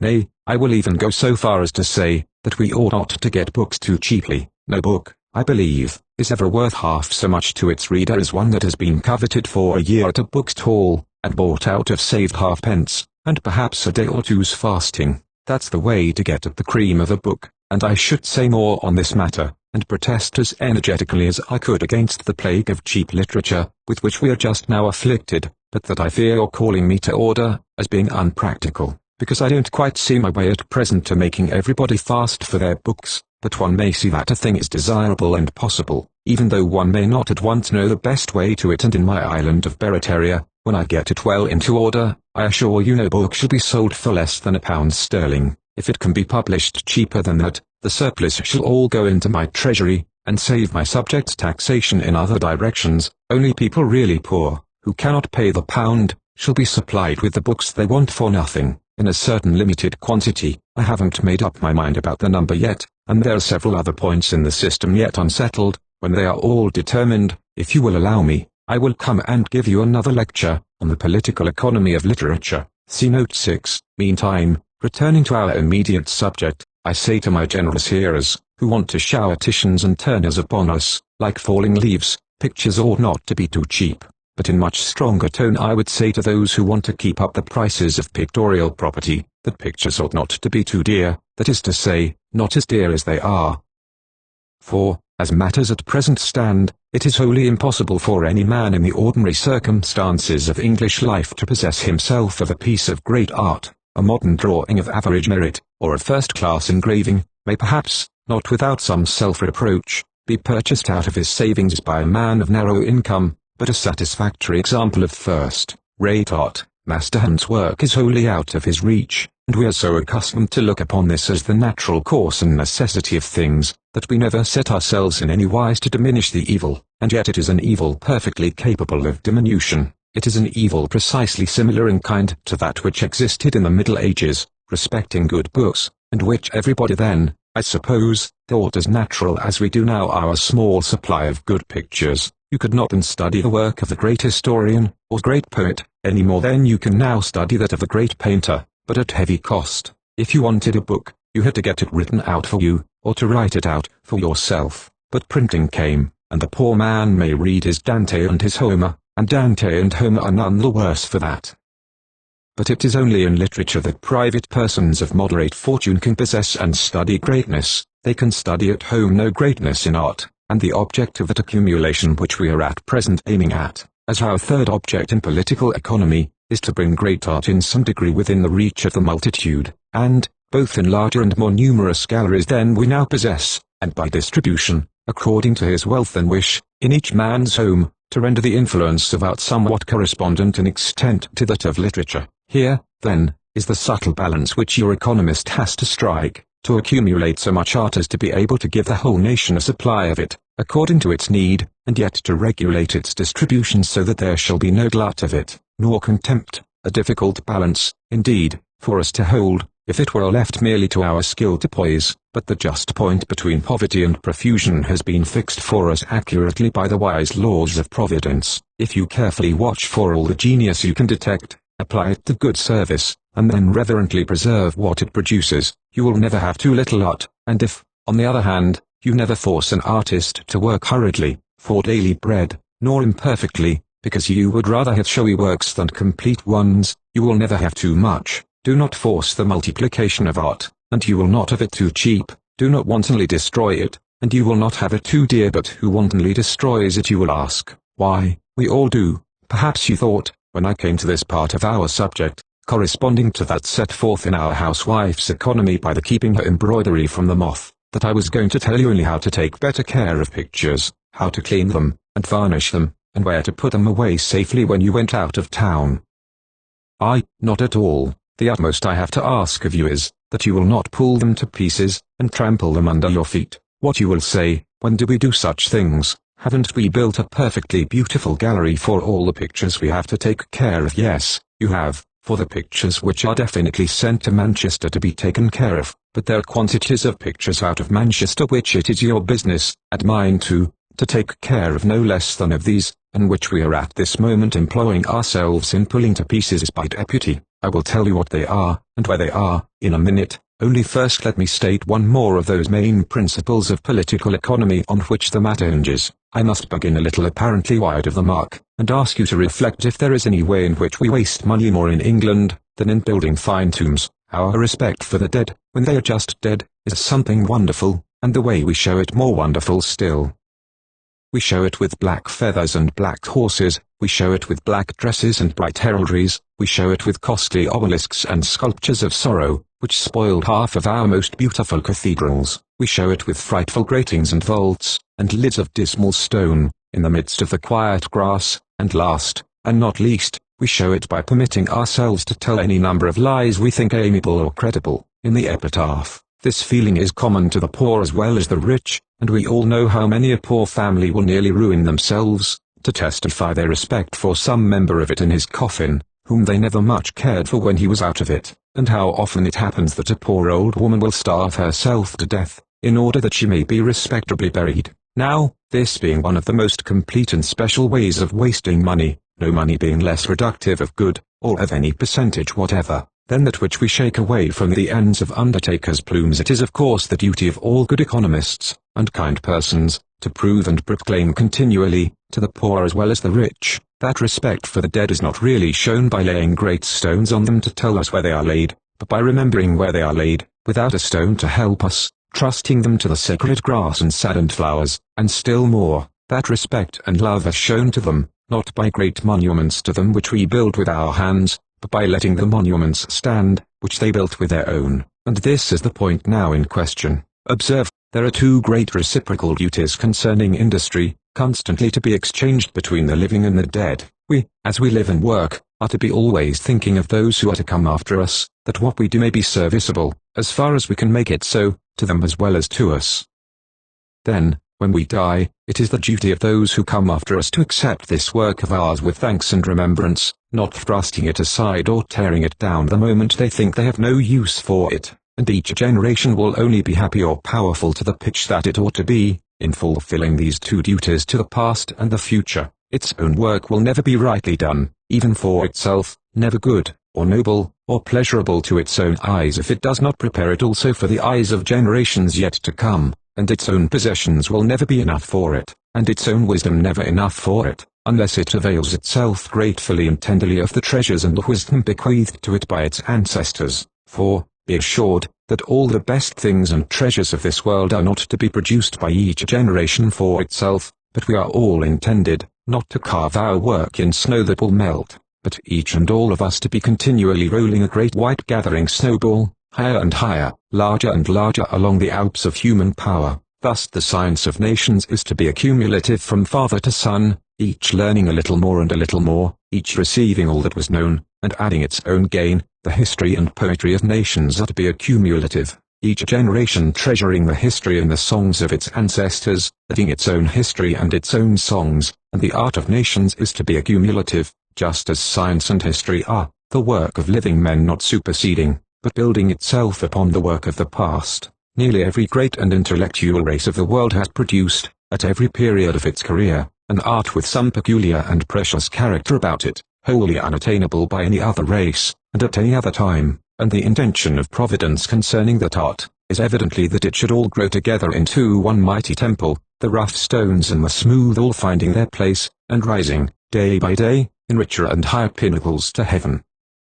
Now, just fancy what a position the world, considered as one great workroom, one great factory in the form of a globe would have been in by this time, if it had in the least understood this duty, or been capable of it. Fancy what we should have had around us now, if, instead of quarreling and fighting over their work, the nations had aided each other in their work, or if even in their conquests, instead of effacing the memorials of those they succeeded and subdued, they had guarded the spoils of their victories. Fancy what Europe would be now, if the delicate statues and temples of the Greeks, if the broad roads and massive walls of the Romans, if the noble and pathetic architecture of the Middle Ages, had not been ground to dust by mere human rage. You talk of the scythe of time, and the tooth of time. I tell you, time is scytheless and toothless. It is we who gnaw like the worm, we who smite like the scythe. It is ourselves who abolish, ourselves who consume. We are the mildew, and the flame, and the soul of man is to its own work as the moth, that frets when it cannot fly, and as the hidden flame that blasts where it cannot illumine. All these lost treasures of human intellect have been wholly destroyed by human industry of destruction. The marble would have stood its 2,000 years as well in the polished statue as in the Parian cliff, but we men have ground it to powder, and mixed it with our own ashes. The walls and the ways would have stood, it is we who have left not one stone upon another, and restored its pathlessness to the desert. The great cathedrals of old religion would have stood, it is we who have dashed down the carved work with axes and hammers, and bid the mountain grass bloom upon the pavement, and the sea winds chaunt in the galleries. You would perhaps think all this was somehow necessary for the development of the human race. I cannot stay now to dispute that, though I would willingly, but do you think it is still necessary for the development? Do you think that in this 19th century it is still necessary for the European nations to turn all the places where their principal art treasures are into battlefields? For that is what they are doing even while I speak. The great firm of the world is managing its business at this moment, just as it has done in past time. Imagine what will be the thriving circumstances of a manufacturer of some delicate produce, suppose glass, or china, in whose workshop and exhibition rooms all the workmen and clerks began fighting at least once a day, first blowing off the steam, and breaking all the machinery they could reach, and then making fortresses of all the cupboards, and attacking and defending the show tables, the victorious party finally throwing everything they could get hold of out of the window, by way of showing their triumph, and the poor manufacturer picking up and putting away at last a cup here and a handle there. A fine prosperous business that will be, would it not? And yet that is precisely the way the great manufacturing firm of the world carries on its business. It has so arranged its political squabbles for the last 600 or 700 years, that not one of them could be fought out but in the midst of its most precious art, and it so arranges them to this day. For example, if I were asked to lay my finger, in a map of the world, on the spot of the world's surface which contained at this moment the most singular concentration of art teaching and art treasure, I should lay it on the name of the town of Verona. Other cities, indeed, contain more works of cariatable art, but none contain so much of the glorious local art, and of the springs and sources of art, which can by no means be made subjects of package or porterage, nor, I grieve to say, of salvage. Verona possesses, in the first place, not the largest, but the most perfect and intelligible Roman amphitheatre that exists, still unbroken in circle of step, and strong in succession of vault and arch. It contains minor Roman monuments, gateways, theatres, baths, wrecks of temples, which give the streets of its suburbs a character of antiquity unexampled elsewhere, except in Rome itself. But it contains, in the next place, what Rome does not contain, perfect examples of the great 12th century Lombardic architecture, which was the root of all the medieval art of Italy, without which no Giottos, no Angelicos, no Raphaels would have been possible. It contains that architecture, not in rude forms, but in the most perfect and loveliest types it ever attained. Contains those, not in ruins, nor in altered and hardly decipherable fragments, but in churches perfect from porch to apse, with all their carving fresh, their pillars firm, their joints unloosened. Besides these, it includes examples of the great 13th and 14th century Gothic of Italy, not merely perfect, but elsewhere unrivaled. At Rome, the Roman at Pisa, the Lombard, architecture may be seen in greater or unequal nobleness, but not at Rome, nor Pisa, nor Florence, nor in any city of the world, is there a great medieval Gothic like the Gothic of Verona. Elsewhere, it is either less pure in type or less lovely in completion. Only at Verona may you see it in the simplicity of its youthful power, and the tenderness of its accomplished beauty.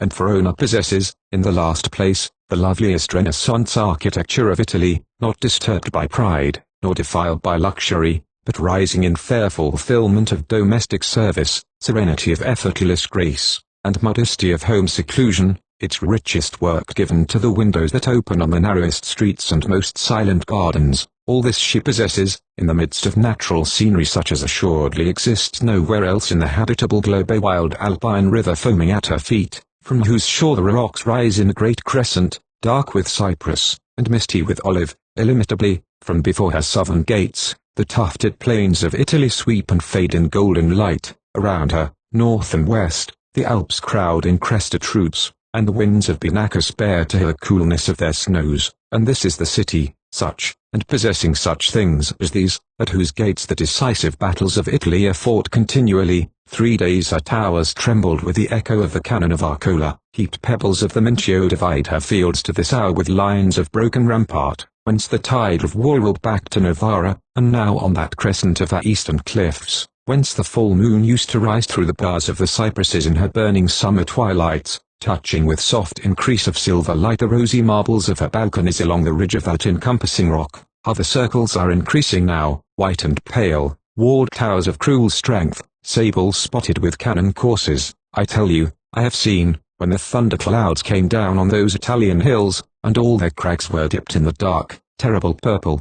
as if the winepress of the wrath of God had stained their mountain raiment. I have seen the hail fall in Italy till the forest branches stood stripped and bare as if blasted by the locust, but the white hail never fell from those clouds of heaven as the black hail will fall from the clouds of hell. If ever one breath of Italian life stirs again in the streets of Verona, sad as you will feel this to be, I do not say that you can directly prevent it. You cannot drive the Austrians out of Italy, nor prevent them from building forts where they choose, but I do say, 7, that you, and I, and all of us, ought to be both acting and feeling with a full knowledge and understanding of these things, and that, without trying to excite revolutions or weaken governments, we may give our own thoughts and help, so as in a measure to prevent needless destruction. We should do this, if we only realize the thing thoroughly.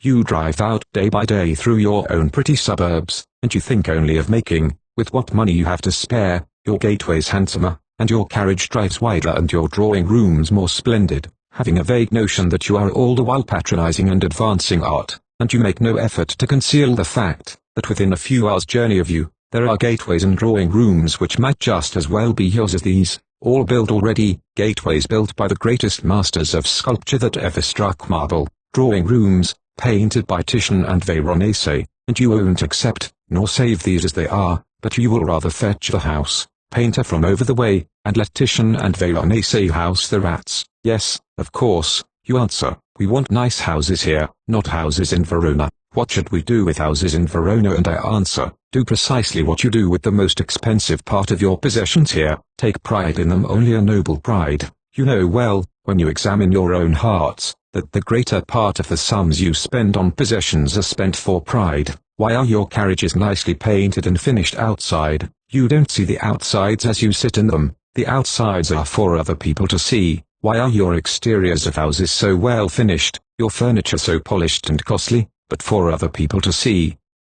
You are just as comfortable yourselves, writing on your old friend of a desk, with the white cloudings in his leather, and using the light of a window which is nothing but a hole in the brick wall, and all that is desirable to be done in this matter, is merely to take pride in preserving great art, instead of in producing mean art, pride in the possession of precious and enduring things, a little way off, instead of slight and perishing things near at hand. You know, in old English times, how kings like to have lordships and dukedoms abroad, and why should not you merchant princes like to have lordships and estates abroad? Believe me, rightly understood, it would be a prouder, and in the full sense of our English word, more respectable thing to be lord of a palace at Verona, or of a cloister full of frescoes at Florence, than to have a file of servants dressed in the finest liveries that ever tailor stitched, as long as would reach from here to Bolton. Yes, and a prouder thing to send people to travel in Italy, who would have to say every now and then, of some fair piece of art, this was kept here for us by the good people of Manchester,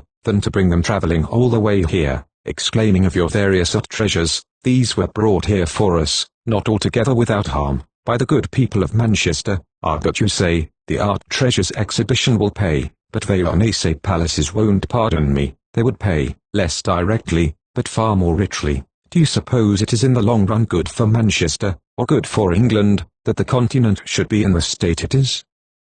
Do you think the perpetual fear of revolution, or the perpetual repression of thought and energy that clouds and encumbers the nations of Europe, is eventually profitable for us? Were we any the better of the course of affairs in 1948, or has the stabling of the dragoon horses in the great houses of Italy any distinct effect in the promotion of the cotton trade? Not so, but every stake that you could hold in the stability of the continent, and every effort that you could make to give example of English habits and principles on the continent, and every kind deed that you could do in relieving distress and preventing despair on the continent, would have tenfold reaction on the prosperity of England, and open and urge, in 1,000 unforeseen directions, the sluices of commerce and the springs of industry. I could press, if I chose, both these motives upon you, of pride and self-interest, with more force, but these are not motives which ought to be urged upon you at all. The only motive that I ought to put before you is simply that it would be right to do this, that the holding of property abroad, and the personal efforts of Englishmen to redeem the condition of foreign nations, are among the most direct pieces of duty which our wealth renders incumbent upon us. I do not, and in all truth and deliberateness I say this, I do not know anything more ludicrous among the self-deceptions of well-meaning people than their notion of patriotism, as requiring them to limit their efforts to the good of their own country, the notion that charity is a geographical virtue, and that what it is holy and righteous to do for people on one bank of a river, it is quite improper and unnatural to do for people on the other. It will be a wonderful thing, some day or other, for the Christian world to remember, that it went on thinking for 2,000 years that neighbors were neighbors at Jerusalem, but not at Jericho. A wonderful thing for us English to reflect, in after years, how long it was before we could shake hands with anybody across that shallow salt wash, which the very chalk dust of its two shores whitens from Folkestone to Ambleteuse.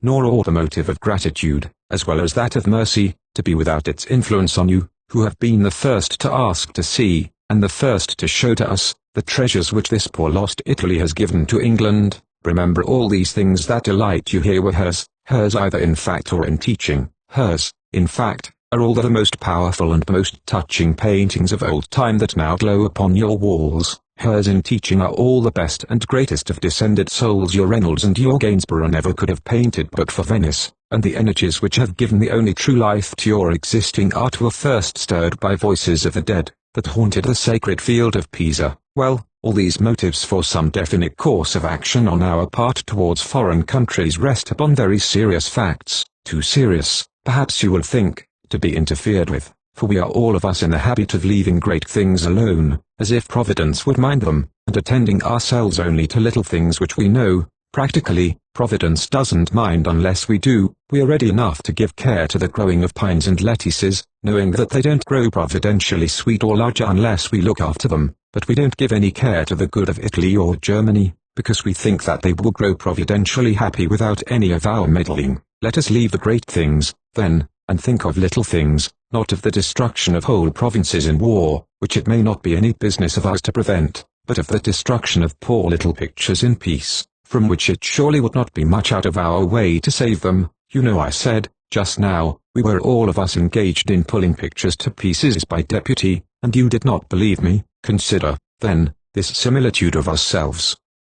Suppose you saw, as I doubt not you often do see, a prudent and kind young lady sitting at work, in the corner of a quiet room, knitting comforters for her cousins, and that just outside, in the hall, you saw a cat and her kittens at play among the family pictures, amusing themselves especially with the best Van Dycks, by getting on the tops of the frames, and then scrambling down the canvases by their claws, and on someone's informing the young lady of these proceedings of the cat and kittens. Suppose she answered that it wasn't her cat, but her sister's, and the pictures weren't hers, but her uncle's, and she couldn't leave her work, for she had to make so many pairs of comforters before dinner. Would you not say that the prudent and kind young lady was, on the whole, answerable for the additional touches of claw on the Van Dycks? Now, that is precisely what we prudent and kind English are doing, only on a larger scale. Here we sit in Manchester, hard at work, very properly, making comforters for our cousins all over the world. Just outside there in the hall, that beautiful marble hall of Italy, the cats and kittens and monkeys are at play among the pictures. I assure you, in the course of the 15 years in which I have been working in those places in which the most precious remnants of European art exist,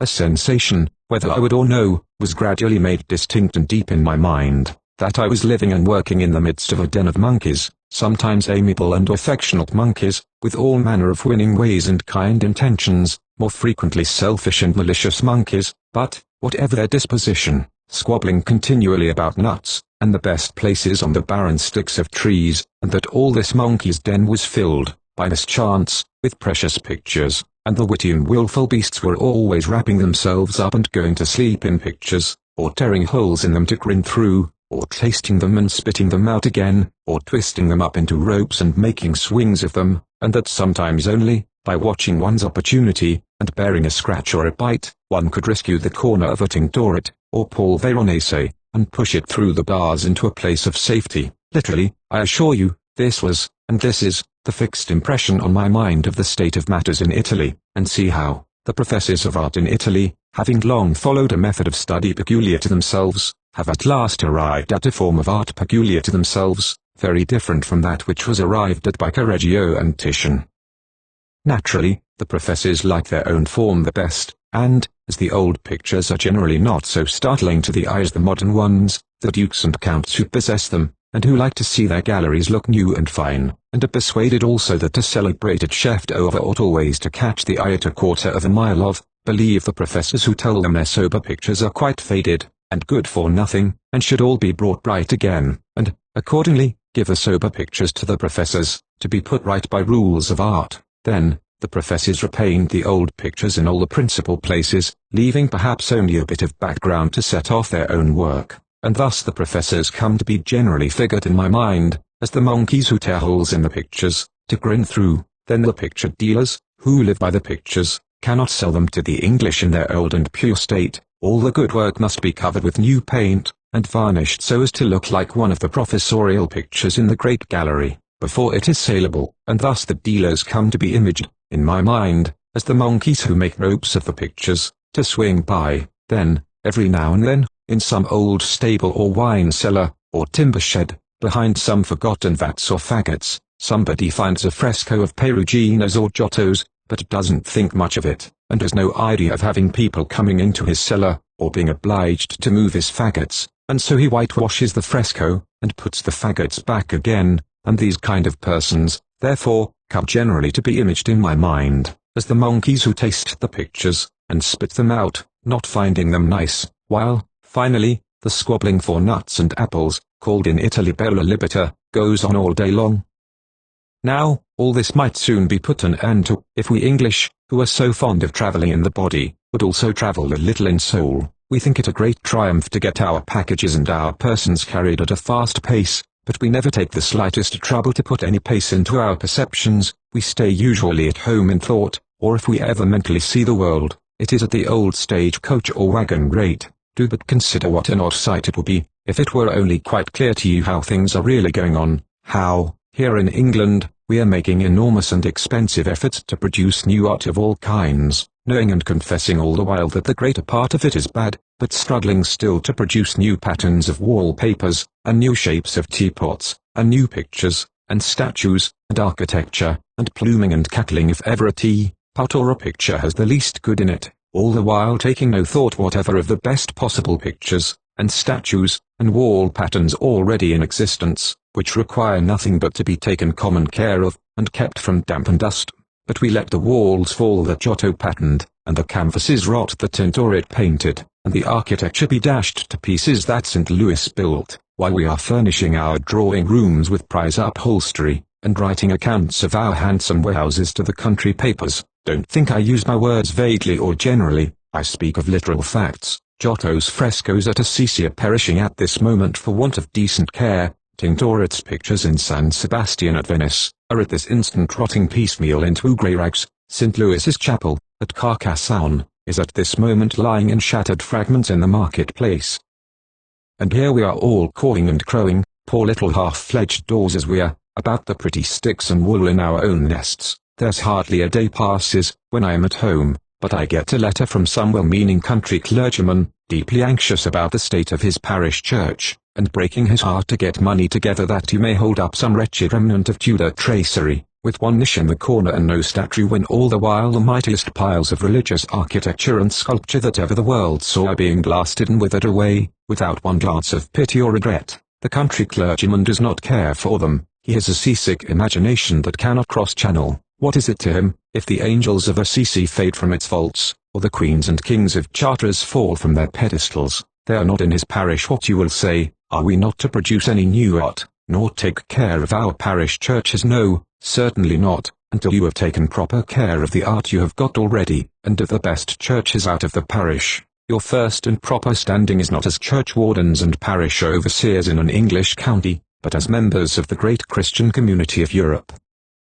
And as members of that community, in which alone, observe, pure and precious ancient art exists, for there is none in America, none in Asia, none in Africa, you conduct yourselves precisely as a manufacturer would, who attended to his looms, but left his warehouse without a roof. The rain floods your warehouse, the rats frolic in it, the spiders spin in it, the chows build in it, the wall plague frets and festers in it, and still you keep weaving at your wretched webs, and thinking you are growing rich, while more is gnawed out of your warehouse in an hour than you can weave in a 12-month. Even this similitude is not absurd enough to set us rightly forth. The weaver would, or might, at least, hope that his new woof was as stout as the old ones, and that, therefore, in spite of rain and ravage, he would have something to wrap himself in when he needed it. But our webs rot as we spin. The very fact that we despise the great art of the past shows that we cannot produce great art now. If we could do it, we should love it when we saw it done. If we really cared for it,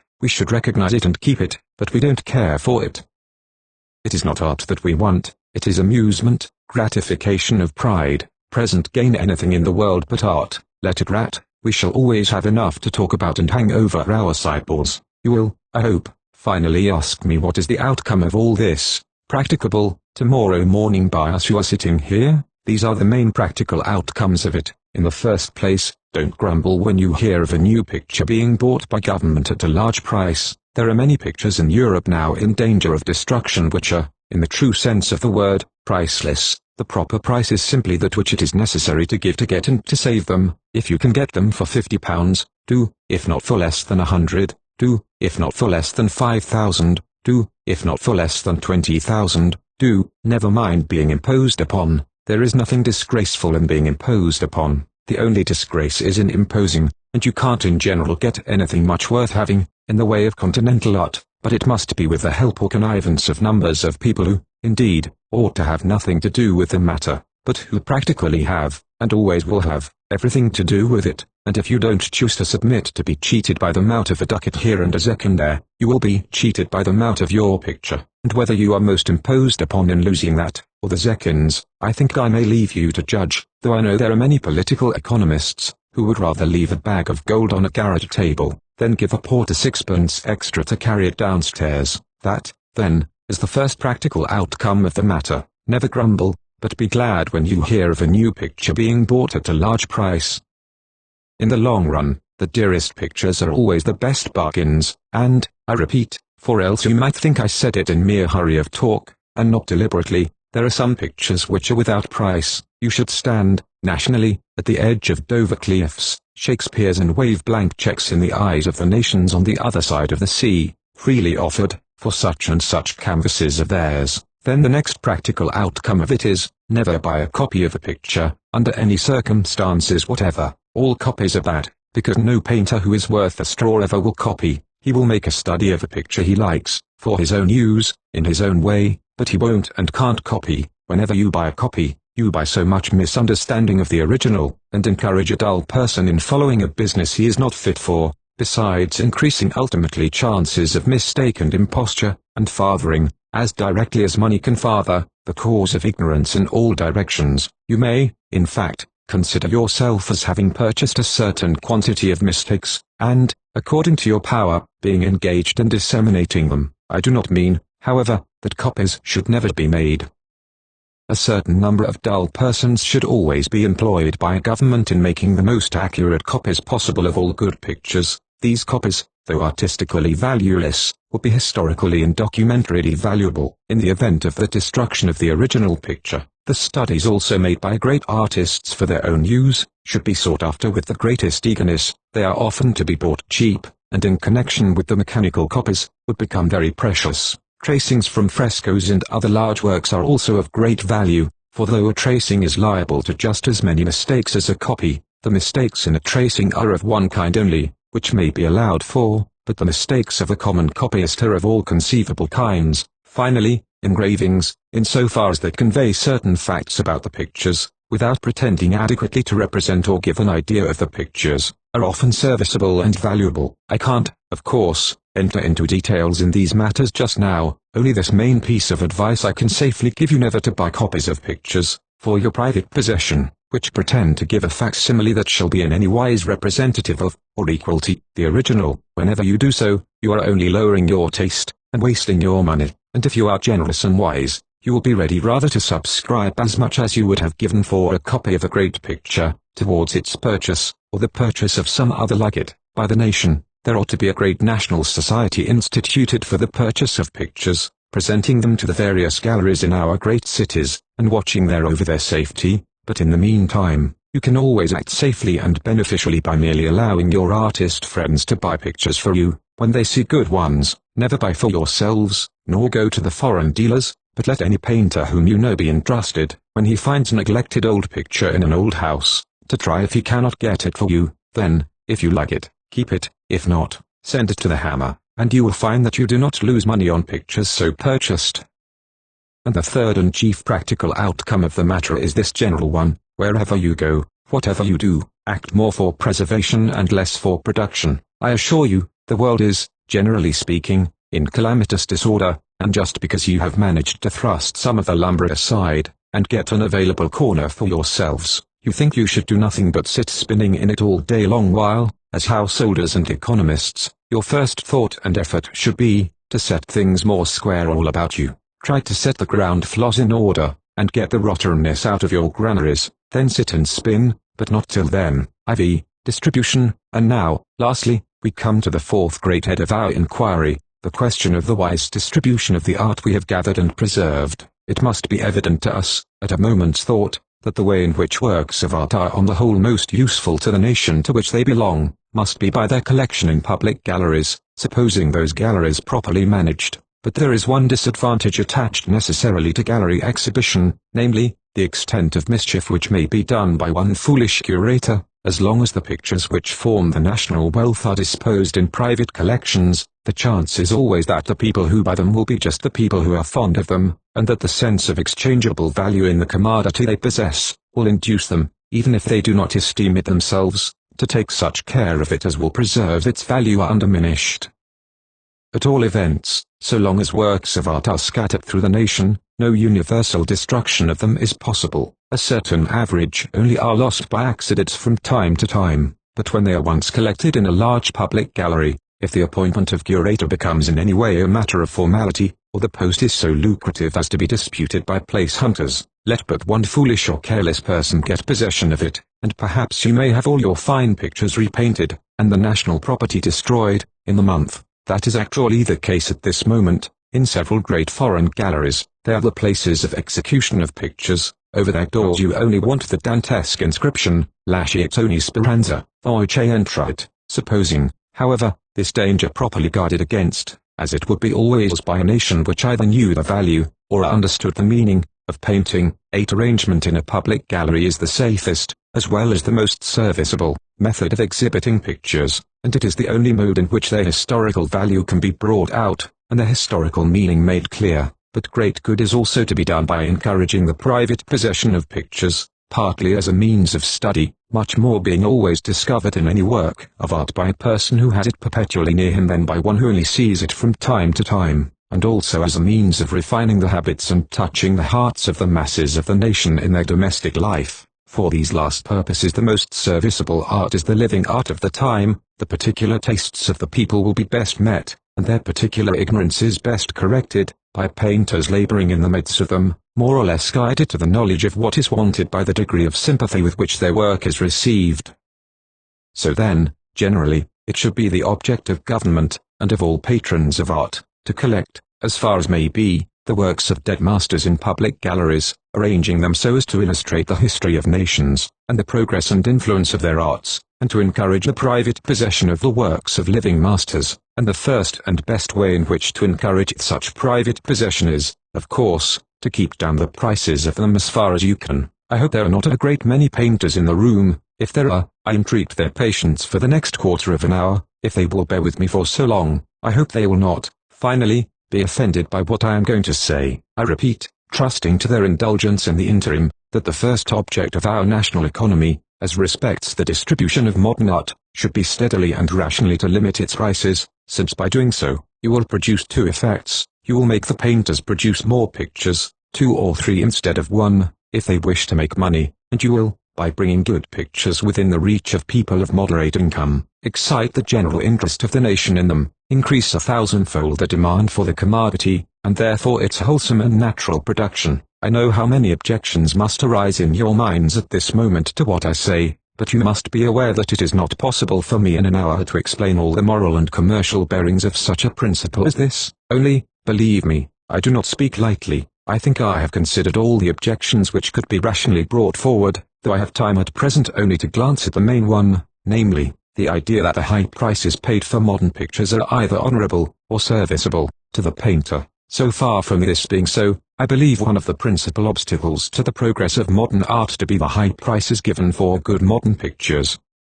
For observe, first, the action of this high remuneration on the artist's mind. If he gets on, as it is called, catches the eye of the public, and especially of the public of the upper classes, there is hardly any limit to the fortune he may acquire, so that, in his early years, his mind is naturally led to dwell on this worldly and wealthy eminence as the main thing to be reached by his art. If he finds that he is not gradually rising towards it, he thinks there is something wrong in his work, or, if he is too proud to think that, still the bribe of wealth and honor warps him from his honest labor into efforts to attract attention, and he gradually loses both his power of mind and his rectitude of purpose. This, according to the degree of avarice or ambition which exists in any painter's mind, is the necessary influence upon him of the hope of great wealth and reputation. But the harm is still greater, in so far as the possibility of attaining fortune of this kind tempts people continually to become painters who have no real gift for the work, and on whom these motives of mere worldly interest have exclusive influence. Men who torment and abuse the patient workers, eclipse or thrust aside all delicate and good pictures by their own gaudy and coarse ones, corrupt the taste of the public, and do the greatest amount of mischief to the schools of art in their day which it is possible for their capacities to effect. And it is quite wonderful how much mischief may be done even by small capacity. If you could by any means succeed in keeping the prices of pictures down, you would throw all these disturbers out of the way at once. You may perhaps think that this severe treatment would do more harm than good,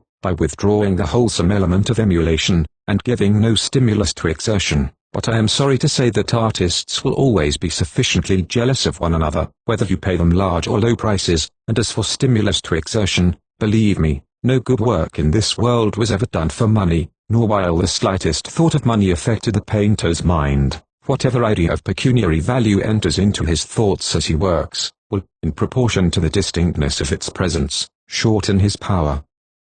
A real painter will work for you exquisitely, if you give him, as I told you a little while ago, bread and water and salt, and a bad painter will work badly and hastily, though you give him a palace to live in, and a princedom to live upon. Turner got, in his earlier years, half a crown a day and his supper, not bad pay, neither, and he learned to paint upon that, and I believe that there is no chance of arts truly flourishing in any country, until you make it a simple and plain business, providing its masters with an easy competence, but rarely with anything more, and I say this, not because I despise the great painter, but because I honor him, and I should no more think of adding to his respectability or happiness by giving him riches, than, if Shakespeare or Milton were alive, I should think we added to their respectability, or were likely to get better work from them, by making them millionaires. But, observe, it is not only the painter himself whom you injure, by giving him too high prices, you injure all the inferior painters of the day. If they are modest, they will be discouraged and depressed by the feeling that their doings are worth so little, comparatively, in your eyes. If proud, all their worst passions will be aroused, and the insult or opprobrium which they will try to cast on their successful rival will not only afflict and wound him, but at last sour and harden him. He cannot pass through such a trial without grievous harm. That, then, is the effect you produce on the painter of mark, and on the inferior ones of his own standing. But you do worse than this. You deprive yourselves, by what you give for the fashionable picture, of the power of helping the younger men who are coming forward. Be it admitted, for argument's sake, if you are not convinced by what I have said, that you do no harm to the great man by paying him well, yet certainly you do him no special good. His reputation is established, and his fortune made. He does not care whether you buy or not. He thinks he is rather doing you a favor than otherwise by letting you have one of his pictures at all. All the good you do him is to help him to buy a new pair of carriage horses, whereas, with that same sum which thus you cast away, you might have relieved the hearts and preserved the health of 20 young painters, and if among those 20, you but chanced on one in whom a true latent power had been hindered by his poverty, just consider what a far-branching, far-embracing good you have wrought with that lucky expenditure of yours. I say, consider it in vain. You cannot consider it, for you cannot conceive the sickness of heart with which a young painter of deep feeling toils through his first obscurity, his sense of the strong voice within him, which you will not hear, his vain, fond, wondering witness to the things you will not see, his faraway perception of things that he could accomplish if he had but peace, and time, all unapproachable and vanishing from him, because no one will leave him peace or grant him time, all his friends falling back from him, those whom he would most reverently obey rebuking and paralyzing him, and last and worst of all, those who believe in him the most faithfully suffering by him the most bitterly. The wife's eyes, in their sweet ambition, shining brighter as the cheek wastes away, and the little lips at his side parched and pale, which one day, he knows, though he may never see it, will quiver so proudly when they name his name, calling him our Father. You deprive yourselves, by your large expenditure for pictures of mark, of the power of relieving and redeeming this distress. You injure the painter whom you pay so largely, and what, after all, have you done for yourselves, or got for yourselves? It does not in the least follow that the hurried work of a fashionable painter will contain more for your money than the quiet work of some unknown man. In all probability, you will find, if you rashly purchase what is popular at a high price, that you have got one picture you don't care for a sum which would have bought 20 you would have delighted in. For remember always that the price of a picture by a living artist, never can represent, the quantity of labor or value in it. Its price represents, for the most part, the degree of desire which the rich people of the country have to possess it. Once get the wealthy classes to imagine that the possession of pictures by a given artist adds to their gentility, and there is no price which his work may not immediately reach, and for years maintain, and in buying at that price, you are not getting value for your money, but merely disputing for victory in a contest of ostentation, and it is hardly possible to spend your money in a worse or more wasteful way, for though you may not be doing it for ostentation yourself, you are, by your pertinacity, nourishing the ostentation of others. You meet them in their game of wealth, and continue it for them. If they had not found an opposite player, the game would have been done, for a proud man can find no enjoyment in possessing himself of what nobody disputes with him, so that by every farthing you give for a picture beyond its fair price, that is to say, the price which will pay the painter for his time, you are not only cheating yourself and buying vanity, but you are stimulating the vanity of others, paying literally, for the cultivation of pride. You may consider every pound that you spend above the just price of a work of art, as an investment in a cargo of mental quicklime or guano, which, being laid on the fields of human nature, is to grow a harvest of pride. You are in fact ploughing and harrowing, in a most valuable part of your land, in order to reap the whirlwind. You are setting your hand stoutly to Job's agriculture. Let thistles grow instead of wheat, and cockle instead of barley. Well, but you will say, there is one advantage in high prices, which more than counterbalances all this mischief, namely, that by great reward we both urge and enable a painter to produce rather one perfect picture than many inferior ones, and one perfect picture, so you tell us, and we believe it, is worth a great number of inferior ones. It is so, but you cannot get it by paying for it. A great work is only done when the painter gets into the humor for it, likes his subject, and determines to paint it as well as he can, whether he is paid for it or not. But bad work, and generally the worst sort of bad work, is done when he is trying to produce a showy picture, or one that shall appear to have as much labor in it as shall be worth the high price. 9. There is, however, another point, and a still more important one, bearing on this matter of purchase, than the keeping down of prices to a rational standard, and that is, that you pay your prices into the hands of living men, and do not pour them into coffins. For observe that, as we arrange our payment of pictures at present, no artist's work is worth half its proper value while he is alive. The moment he dies, his pictures, if they're good, reach double their former value, but the price of price represents simply a profit made by the intelligent dealer or purchaser on his past purchases. So that the real facts of the matter are, that the British public, spending a certain sum annually in art, determines that, of every 1,000 it pays, only 500 shall go to the painter, or shall be at all concerned in the production of art, and that the other 500 shall be paid merely as a testimonial to the intelligent dealer, who knew what to buy. Now, testimonials are very pretty and proper things, within due limits, but testimonial to the amount of 100% on the total expenditure is not good political economy. Do not therefore, in general, unless you see it to be necessary for its preservation, buy the picture of a dead artist. If you fear that it may be exposed to contempt or neglect, buy it. Its price will then, probably, not be high. If you want to put it into a public gallery, buy it. You are sure, then, that you do not spend your money selfishly, or, if you loved the man's work while he was alive, and bought it then, buy it also now, if you can see no living work equal to it. But if you did not buy it while the man was living, never buy it after he is dead. You are then doing no good to him, and you are doing some shame to yourself. Look around you for pictures that you really like, and in buying which you can help some genius yet unperished. That is the best atonement you can make to the one you have neglected, and give to the living and struggling painter at once wages and testimonial. So far, then, of the motives which should induce us to keep down the prices of modern art, and thus render it, as a private possession, attainable by greater numbers of people than at present, but we should strive to render it accessible to them in other ways also, chiefly by the permanent decoration of public buildings, and it is in this field that I think we may look for the profitable means of providing that constant employment for young painters of which we were speaking last evening. The first and most important kind of public buildings which we are always sure to want, are schools, and I would ask you to consider very carefully, whether we may not wisely introduce some great changes in the way of school decoration. Hitherto, as far as I know, it has either been so difficult to give all the education we wanted to our lads, that we have been obliged to do it, if at all, with cheap furniture and their walls, or else we have considered that cheap furniture and their walls are a proper part of the means of education, and supposed that boys learned best when they sat on hard forms, and did nothing but blank plaster about and above them whereupon to employ their spare attention. Also,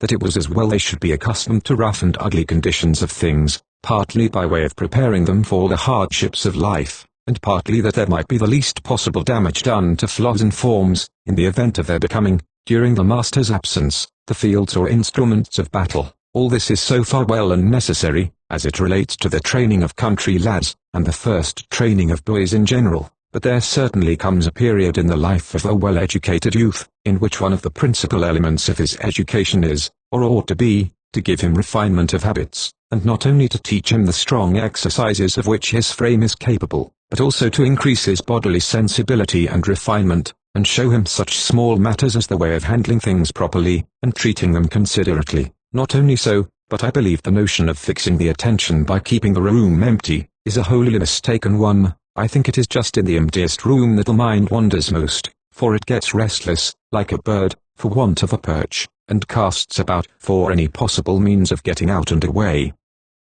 And even if it be fixed, by an effort, on the business in hand, that business becomes itself repulsive, more than it need be, by the vileness of its associations, and many a study appears dull or painful to a boy when it is pursued on a blotted deal desk, under a wall with nothing on it but scratches and becks, which would have been pursued pleasantly enough in a curtained corner of his father's library, or at the lattice window of his cottage. Nay, my own belief is, that the best study of all is the most beautiful, and that a quiet glade of forest, or the nook of the lake shore, are worth all the schoolrooms in Christendom, when once you are past the multiplication table. But be that as it may, there is no question at all but that a time ought to come in the life of a well-trained youth, when he can sit at a writing table without wanting to throw the inkstand at his neighbor, and when also he will feel more capable of certain efforts of mind with beautiful and refined forms about him than with ugly ones. When that time comes, he ought to be advanced into the decorated schools, and this advance ought to be one of the important and honorable epochs of his life. I have not time, however, to insist on the mere serviceableness to our youth of refined architectural decoration, as such, for I want you to consider the probable influence of the particular kind of decoration which I wish you to get for them, namely, historical painting. You know we have hitherto been in the habit of conveying all our historical knowledge, such as it is, by the ear only, never by the eye, all our notions of things being ostensibly derived from verbal description, not from sight. Now, I have no doubt that, as we grow gradually wiser, and we are doing so every day, we shall discover at last that the eye is a nobler organ than the ear, and that through the eye we must, in reality, obtain, or put into form, nearly all the useful information we are to have about this world. Even as the matter stands, you will find that the knowledge which a boy is supposed to receive from verbal description is only available to him so far as in any underhand way he gets a sight of the thing you are talking about. I remember well that, for many years of my life, the only notion I had of the look of a Greek knight was complicated between recollection of a small engraving in my pocket Pope's Homer, and reverent study of the Horse Guards. And though I believe that most boys collect their ideas from more varied sources, and arrange them more carefully than I did, still, whatever sources they seek must always be ocular. If they are clever boys, they will go and look at the Greek vases and sculptures in the British Museum, and at the weapons in our armories they will see what real armor is like in luster, and what Greek armor was like in form, and so put a fairly true image together, but still not, in ordinary cases, a very living or interesting one. Now, the use of your decorative painting will be, in myriads of ways, to animate their history for them, and to put a living aspect of past things before their eyes as faithfully as intelligent invention can, so that the master shall have nothing to do but once to point to the schoolroom walls, and forever afterwards the meaning of any word would be fixed in a boy's mind in the best possible way. Is it a question of classical dress, what a tunic was like, or a chlamys, or a peplus? At this day, you have to point to some vile woodcut, in the middle of a dictionary page, representing the thing hung upon a stick, but then, you would point to 100 figures, wearing the actual dress, in its fiery colors, in all actions of various stateliness or strength. You would understand at once how it fell around the people's limbs as they stood, how it drifted from their shoulders as they went, how it veiled their faces as they wept, how it covered their heads in the day of battle. Now, if you want to see what a weapon is like, you refer, in like manner, to a numbered page, in which there are spearheads in rows, and sword hilts in symmetrical groups, and gradually the boy gets a dim mathematical notion how one scimitar is hooked to the right and another to the left, and one javelin has a knob to it and another none, while one glance at your good picture would show him, and the first rainy afternoon in the schoolroom would forever fix in his mind, the look of the sword and spear as they fell or flew, and how they pierced, or bent, or shattered, how men wielded them, and how men died by them. But far more than all this, Is it a question not of clothes or weapons, but of men? How can we sufficiently estimate the effect on the mind of a noble youth, at the time when the world opens to him, of having faithful and touching representations put before him of the acts and presences of great men? How many a resolution, which would alter and exalt the whole course of his after-life, might be formed, when in some dreamy twilight he met, through his own tears, the fixed eyes of those shadows of the great dead, unescapable and calm, piercing to his soul, or fancied that their lips moved in dread reproof or soundless exhortation. And if but for one out of many this were true, if yet, in a few, you could be sure that such influence had indeed changed their thoughts and destinies, and turned the eager and reckless youth, who would have cast away his energies on the race, horse or the gambling table, to that noble life race, that holy life hazard, which should win all glory to himself and all good to his country. Would not that, to some purpose, be political economy of art? And observe, there could be no monotony, no exhaustibleness, in the scenes required to be thus portrayed, even if there were, and you wanted for every school in the kingdom, one death of Leonidas, one battle of Marathon, one death of Cleobis and Bito. There need not therefore be more monotony in your art than there was in the repetition of a given cycle of subjects by the religious painters of Italy, but we ought not to admit a cycle at all, for though we had as many great schools as we have great cities, one day I hope we shall have, centuries of painting would not exhaust, in all the number of them, the noble and pathetic subjects which might be chosen from the history of even one noble nation. But, besides this, you will not, in a little while, limit your youth's studies to so narrow fields as you do now. There will come a time, I am sure of it, when it will be found that the same practical results, both in mental discipline, and in political philosophy, are to be attained by the accurate study of medieval and modern as of ancient history, and that the facts of medieval and modern history are, on the whole, the most important to us. And among these noble groups of constellated schools which I foresee arising in our England, I foresee also that there will be divided fields of thought, and that while each will give its scholars a great general idea of the world's history, such as all men should possess, each will also take upon itself, as its own special duty, the closer study of the course of events in some given place or time. It will review the rest of history, but it will exhaust its own special field of it, and found its moral and political teaching on the most perfect possible analysis of the results of human conduct in one place, and at one epoch, and then, the galleries of that school will be painted with the historical scenes belonging to the age which it has chosen for its special study. So far, then, of art as you may apply it to that great series of public buildings which you devote to the education of youth, the next large class of public buildings in which we should introduce it, is one which I think a few years more of national progress will render more serviceable to us than they have been lately. I mean, buildings for the meetings of guilds of trades. And here, for the last time, I must again interrupt the course of our chief inquiry, in order to state one other principle of political economy, which is perfectly simple and indisputable, but which, nevertheless, we continually get into commercial embarrassments for want of understanding, and not only so, but suffer much hindrance in our commercial discoveries, because many of our business men do not practically admit it. Supposing half a dozen or a dozen men were cast ashore from a wreck on an uninhabited island and left to their own resources, one of course, according to his capacity, would be set to one business and one to another, the strongest to dig and to cut wood, and to build huts for the rest, the most dexterous to make shoes out of bark and coats out of skins, the best educated to look for iron or lead in the rocks, and to plan the channels for the irrigation of the fields. But though their labours were thus naturally severed, that small group of shipwrecked men would understand well enough that the speediest progress was to be made by helping each other, not by opposing each other, and they would know that this help could only be properly given so long as they were frank and open in their relations, and the difficulties which each lay under properly explained to the rest, so that any appearance of secrecy or separateness in the actions of any of them would instantly, and justly, be looked upon with suspicion by the rest, as the sign of some selfish or foolish proceeding on the part of the individual. If, for instance, the scientific man were found to have gone out at night, unknown to the rest,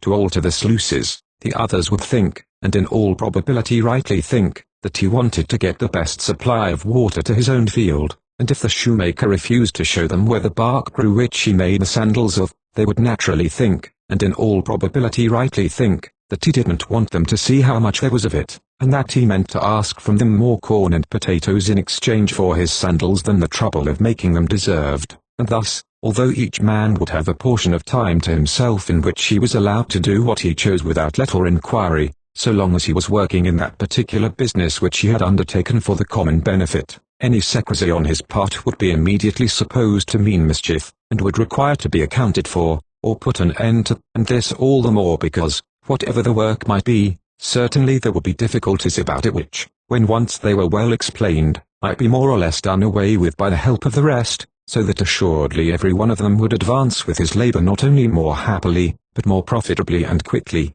by having no secrets, and by frankly bestowing, and frankly receiving, such help as lay in his way to get or to give, and, just as the best and richest result of wealth and happiness to the whole of them, would follow on their perseverance in such a system of frank communication and of helpful labor, so precisely the worst and poorest result would be obtained by a system of secrecy and of enmity, and each man's happiness and wealth would assuredly be diminished in proportion to the degree in which jealousy and concealment became their social and economical principles. It would not, in the long run, bring good, but only evil, to the man of science, if, instead of telling openly where he had found good iron, he carefully concealed every new bed of it, that he might ask, in exchange for the rare ploughshare, more corn from the farmer, or in exchange for the rude needle, more labor from the seamstress, and it would not ultimately bring good, but only evil, to the farmers, if they sought to burn each other's corn stacks, that they might raise the value of their grain, or if the seamstresses tried to break each other's needles, that each might get all the stitching to herself.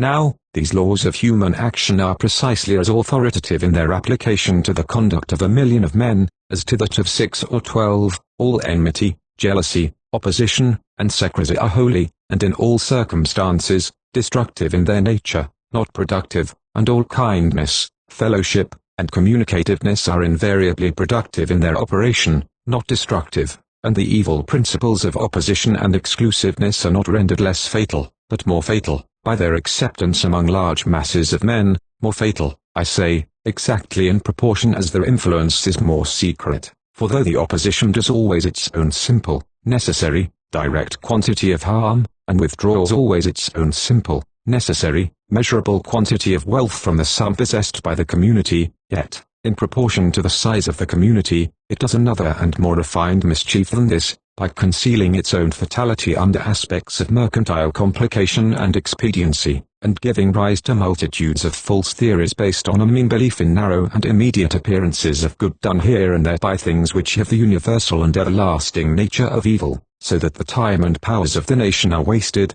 not only in wretched struggling against each other, but in vain complaints, and groundless discouragements, and empty investigations, and useless experiments in laws, and elections, and inventions, with hope always to pull wisdom through some new-shaped slit in a ballot box, and to drag prosperity down out of the clouds along some new knot of electric wire, while all the while wisdom stands calling at the corners of the streets, and the blessing of heaven waits ready to rain down upon us, deeper than the rivers and broader than the dew, if only we will obey the first plain principles of humanity, and the first plain precepts of the skies, execute true judgment, and show mercy and compassion, every man to his brother, and let none of you imagine evil against his brother in your heart. 10 Therefore, I believe most firmly, that as the laws of national prosperity get familiar to us, we shall more and more cast our toil into social and communicative systems, and that one of the first means of our doing so, will be the re-establishing guilds of every important trade in a vital, not formal, condition,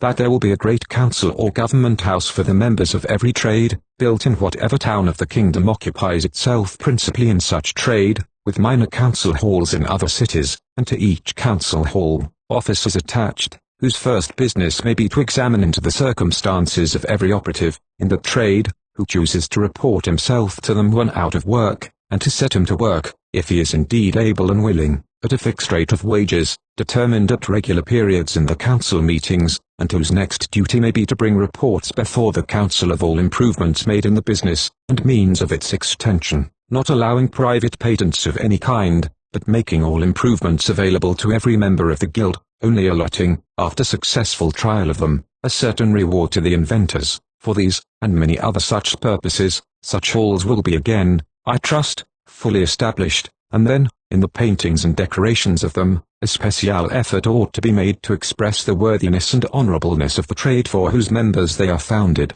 for I believe one of the worst symptoms of modern society to be, its notion of great inferiority, and ungentlemanliness, as necessarily belonging to the character of a tradesman.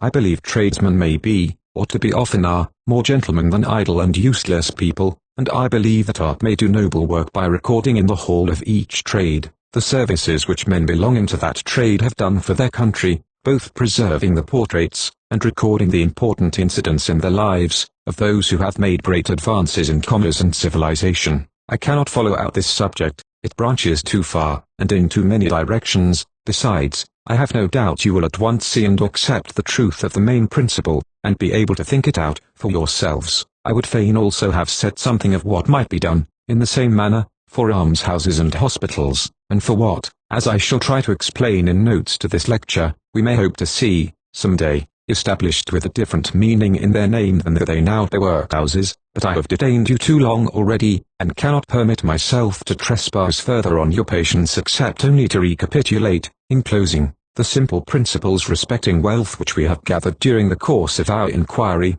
principles which are nothing more than the literal and practical acceptance of the saying, which is in all good men's mouths, namely, that they are stewards or ministers of whatever talents are entrusted to them. Only, is it not a strange thing, that while we more or less accept the meaning of that saying, so long as it is considered metaphorical, we never accept its meaning in its own terms? You know the lesson is given us under the form of a story about money. Money was given to the servant to make use of. The unprofitable servant dug in the earth, and hid his lord's money. Well, we, in our poetical and spiritual application of this, say, that of course money doesn't mean money, it means wit, it means intellect, it means influence in high quarters, it means everything in the world except itself. And do not you see what a pretty and pleasant come-off there is for most of us, in this spiritual application? Of course, if we had wit, we would use it for the good of our fellow creatures, but we haven't wit. Of course, if we had influence with the bishops, we would use it for the good of the church, but we haven't any influence with the bishops. Of course, if we had political power, we would use it for the good of the nation, but we have no political power, we have no talents entrusted to us of any sort or kind. It is true we have a little money, but the parable can't possibly mean anything so vulgar as money. Our money is our own. I believe, if you think seriously of this matter, you will feel that the first and most literal application is just as necessary a one as any other, that the story does very specially mean what it says, plain money, and that the reason we don't at once believe it does so, is a sort of tacit idea that our thought, wit, and intellect, and all power of birth and position, are indeed given to us, and, therefore, to be laid out for the giver, our wealth has not been given to us, but we have worked for it, and have a right to spend it as we choose. I think you will find that is the real substance of our understanding in this matter. Beauty, we say, is given by God, it is a talent. Strength is given by God, it is a talent. Position is given by God, it is a talent. But money is proper wages for our day's work. It is not a talent, it is a due. We may justly spend it on ourselves, if we have worked for it, and there would be some shadow of excuse for this, were it not that the very power of making the money is itself only one of the applications of that intellect or strength which we confess to be talents. Why is one man richer than another? Because he is more industrious, more persevering, and more sagacious. Well, who made him more persevering or more sagacious than others? That power of endurance, that quickness of apprehension, that calmness of judgment, which enable him to seize the opportunities that others lose, and persist in the lines of conduct in which others fail. Are these not talents? Are they not, in the present state of the world, among the most distinguished and influential of mental gifts? And is it not wonderful, that while we should be utterly ashamed to use a superiority of body, in order to thrust our weaker companions aside from some place of advantage, we unhesitatingly use our superiorities of mind to thrust them back from whatever good that strength of mind can attain? You would be indignant if you saw a strong man walk into a theatre or a lecture room, and, calmly choosing the best place, take his feeble neighbor by the shoulder, and turn him out of it into the back seats, or the street. You would be equally indignant if you saw a stout fellow thrust himself up to a table where some hungry children were being fed, and reach his arm over their heads and take their bread from them. But you are not the least indignant if, when a man has stoutness of thought and swiftness of capacity, and, instead of being long-armed only, has the much greater gift of being long-headed, you think it perfectly just that he should use his intellect to take the bread out of the mouths of all the other men in the town who are of the same trade with him. or use his breadth and sweep of sight to gather some branch of the commerce of the country into one great cobweb, of which he is himself to be the central spider, making every thread vibrate with the points of his claws, and commanding every avenue with the facets of his eyes. You see no injustice in this, but there is injustice, and, let us trust, one of which honorable men will at no very distant period disdain to be guilty. In some degree, however, it is indeed not unjust. In some degree it is necessary and intended. It is assuredly just that idleness should be surpassed by energy, that the widest influence should be possessed by those who are best able to wield it, and that a wise man, at the end of his career, should be better off than a fool. But for that reason, is the fool to be wretched, utterly crushed down, and left in all the suffering which his conduct and capacity naturally inflict? Not so. What do you suppose fools were made for? That you might tread upon them, and starve them, and get the better of them in every possible way? By no means. They were made that wise people might take care of them. That is the true and plain fact concerning the relations of every strong and wise man to the world about him.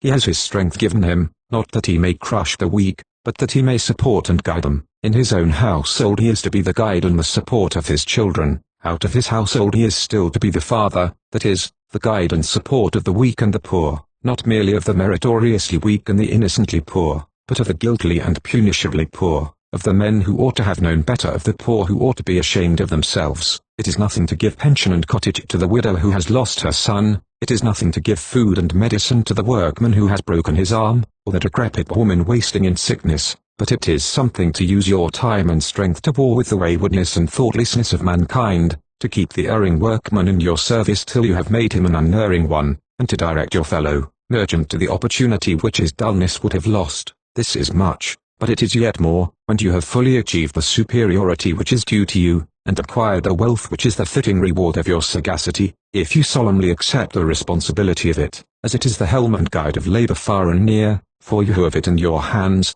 are in reality the pilots of the power and effort of the state. See note 7, it is entrusted to you as an authority to be used for good or evil, just as completely as kingly authority was ever given to a prince, or military command to a captain.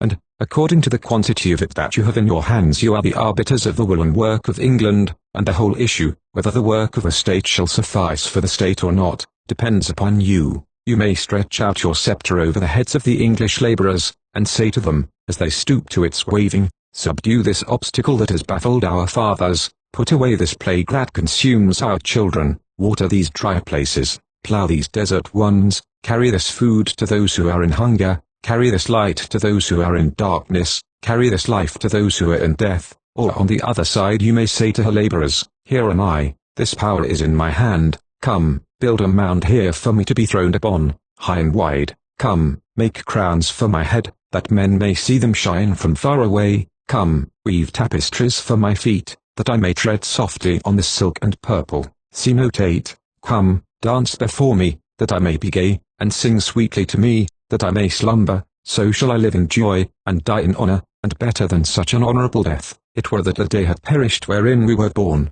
and the night in which it was said there is a child conceived. I trust, that in a little while, there will be few of our rich men who, through carelessness or covetousness, thus forfeit the glorious office which is intended for their hands. I said, just now, that wealth ill used was as the net of the spider, entangling and destroying, but wealth well used, is as the net of the sacred fisher who gathers souls of men out of the deep. A time will come, I do not think even now it is far from us, when this golden net of the world's wealth will be spread abroad as the flaming meshes of morning cloud over the sky, bearing with them the joy of light and the dew of the morning, as well as the summons to honourable and peaceful toil. What less can we hope from your wealth than this, rich men of England, when once you feel fully how, by the strength of your possessions, not, observe, by the exhaustion, but by the administration of them and the power, you can direct the acts, command the energies, inform the ignorance, prolong the existence, of the whole human race, and how, even of worldly wisdom, which man employs faithfully, it is true, not only that her ways are pleasantness, but that her paths are peace, and that, for all the children of men, as well as for those to whom she is given, length of days are in her right hand, as in her left hand riches and honour. Addenda. Note 1. This statement could not, of course, be heard without displeasure by a certain class of politicians, and in one of the notices of these lectures given in the Manchester journals at the time, endeavour was made to get quit of it by referring to the divine authority, as the only paternal power with respect to which men were truly styled brethren. Of course it is so, and, equally of course, all human government is nothing else than the executive expression of this divine authority. The moment government ceases to be the practical enforcement of divine law, it is tyranny, and the meaning which I attach to the words, paternal government, is, in more extended terms, simply this: the executive fulfillment, by formal human methods, of the will of the Father of mankind respecting his children. I could not give such a definition of government as this in a popular lecture, and even in written form, it will necessarily suggest many objections, of which I must notice and answer the most probable. Only, in order to avoid a recurrence of such tiresome phrases as "it may be answered in the second place, and it will be objected in the third place," etc., I will ask the reader's leave to arrange a discussion in the form of simple dialogue, letting O stand for objector,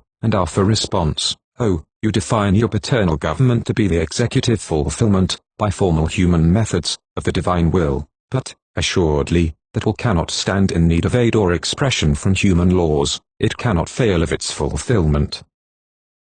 In the final sense it cannot, and in that sense, men who are committing murder and stealing are fulfilling the will of God as much as the best and kindest people in the world, but in the limited and present sense, the only sense with which we have anything to do, God's will concerning man is fulfilled by some men, and thwarted by others, and those men who either persuade or enforce the doing of it, stand towards those who are rebellious against it exactly in the position of faithful children in a family, who, when the father is out of sight, either compel or persuade the rest to do as their father would have them, were he present, and in so far as they are expressing and maintaining, for the time, the paternal authority, they exercise, in the exact sense in which I mean the phrase to be understood, paternal government over the rest. But, if Providence has left a liberty to man in many things in order to prove him, why should human law abridge that liberty, and take upon itself to compel what the great lawgiver does not compel? It is confessed, in the enactment of any law whatsoever, that human lawgivers have a right to do this, for, if you have no right to abridge any of the liberty which Providence has left to man, you have no right to punish anyone for committing murder or robbery. You ought to leave them to the punishment of God and nature. But if you think yourself under obligation to punish, as far as human laws can, the violation of the will of God by those great sins, you are certainly under the same obligation to punish, with proportionately less punishment, the violation of his will in less sins. No, you must not attempt to punish less sins by law, because you cannot properly define nor ascertain them. Everybody can determine whether murder has been committed or not, but you cannot determine how far people have been unjust or cruel in minor matters, and therefore cannot make or execute laws concerning minor matters. If I propose to you to punish faults which cannot be defined, or to execute laws which cannot be made equitable, reject the laws I propose, but do not generally object to the principle of law. Yes, I generally object to the principle of law as applied to minor things, because, if you could succeed, which you cannot in regulating the entire conduct of men by law in little things as well as great, you would take away from human life all its probationary character, and render many virtues and pleasures impossible. You would reduce virtue to the movement of a machine, instead of the act of a spirit. You have just said, parenthetically, and I fully and willingly admit it, that it is impossible to regulate all minor matters by law. Is it not probable, therefore, that the degree in which it is possible to regulate them by it, is also the degree in which it is right to regulate them by it? Or what other means of judgment will you employ, to separate the things which ought to be formally regulated from the things which ought not? You admit that great sins should be legally repressed, but you say that small sins should not be legally repressed. How do you distinguish between great and small sins, and how do you intend to determine, or do you in practice of daily life determine, on what occasions you should compel people to do right, and on what occasions you should leave them the option of doing wrong? I think you cannot make any accurate or logical distinction in such matters, but that common sense and instinct have, in all civilized nations, indicated certain crimes of great social harmfulness, such as murder, theft, adultery, slander, and such like, which it is proper to repress legally, and that common sense and instinct indicate also the kind of crimes which it is proper for laws to let alone, such as miserliness, ill-natured speaking, and many of those commercial dishonesties which I have a notion you want your paternal government to interfere with. Pray do not alarm yourself about what my paternal government is likely to interfere with, but keep to the matter in hand. You say that common sense and instinct have, in all civilized nations, distinguished between the sins that ought to be legally dealt with and that ought not.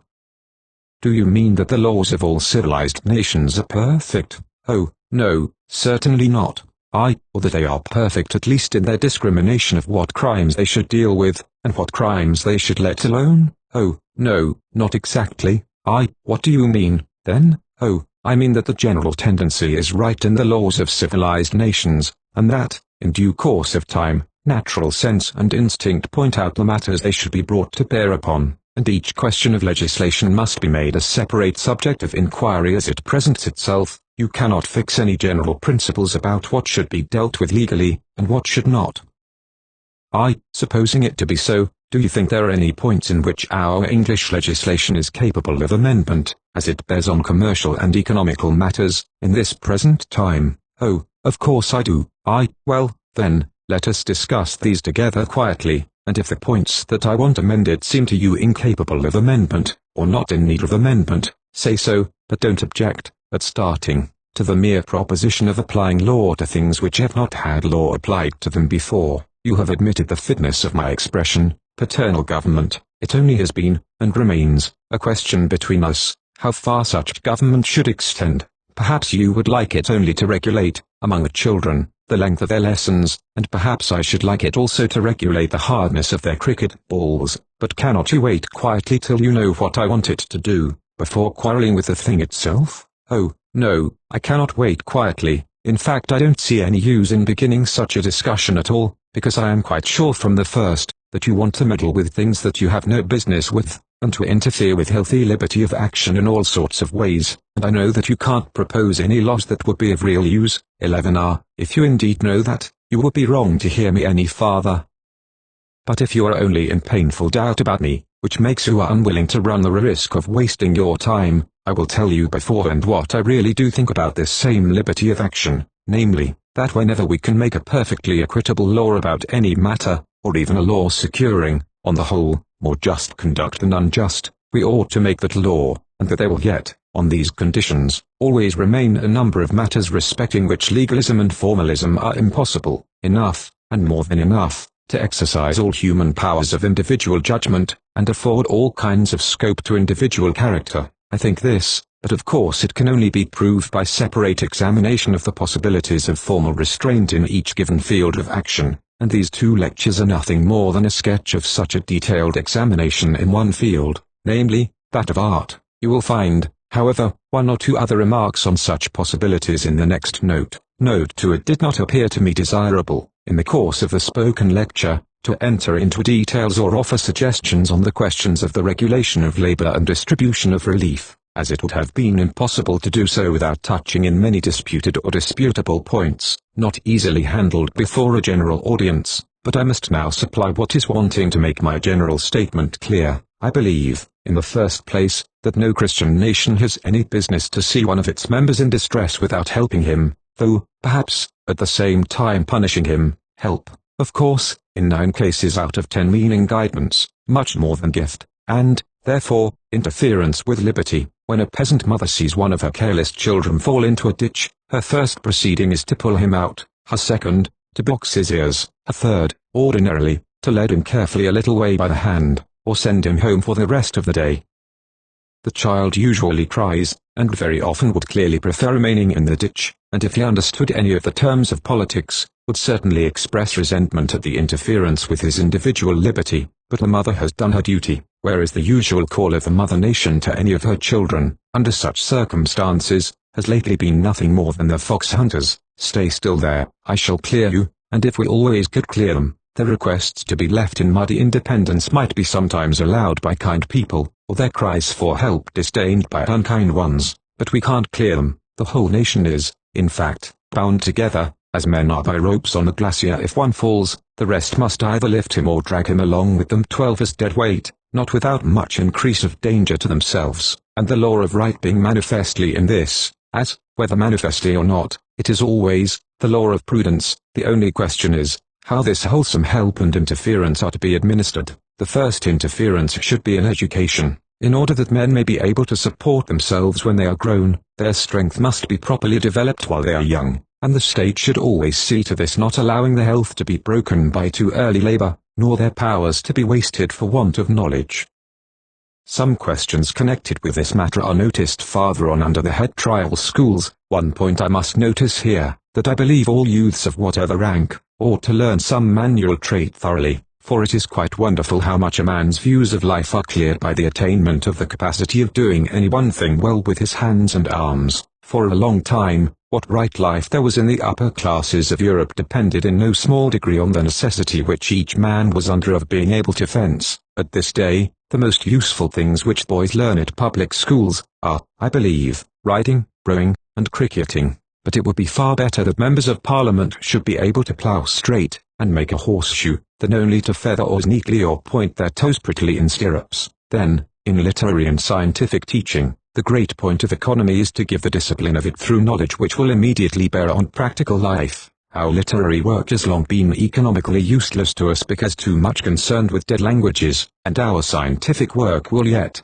for some time, be a good deal lost, because scientific men are too fond or too vain of their systems, and waste the student's time in endeavoring to give him large views, and make him perceive interesting connections of facts, when there is not one student, no, nor one man, in 1,000, who can feel the beauty of a system, or even take it clearly into his head, but nearly all men can understand, and most will be interested in, the facts which bear on daily life. Botanists have discovered some wonderful connection between nettles and figs, which a cowboy who will never see a ripe fig in his life need not be at all troubled about, but it will be interesting to him to know what effect nettles have on hay, and what taste they will give to porridge, and it will give him nearly a new life if he can be got but once, in the springtime, to look well at the beautiful circlet of the white nettle blossom, and work out with his schoolmaster the curves of its petals, and the way it is set on its central mast. So, the principle of chemical equivalence, beautiful as it is, matters far less to a peasant boy, and even to most sons of gentlemen, than their knowing how to find whether the water is wholesome in the back kitchen cistern, or whether the 7-acre field wants sand or chalk.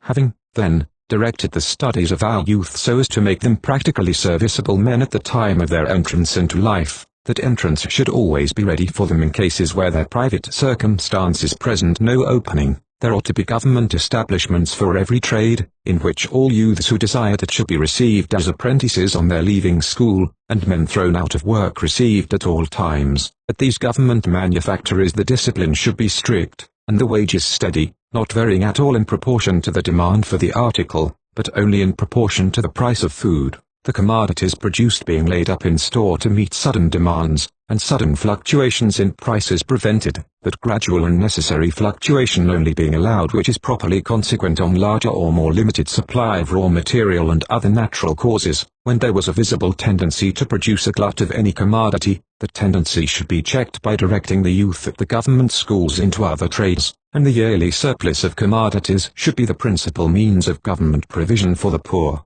That provision should be large, and not disgraceful to them. At present there are very strange notions in the public mind respecting the receiving of alms. Most people are willing to take them in the form of a pension from government, but unwilling to take them in the form of a pension from their parishes. There may be some reason for this singular prejudice, in the fact of the government pension being usually given as a definite acknowledgment of some service done to the country, but the parish pension is, or ought to be, given precisely on the same terms.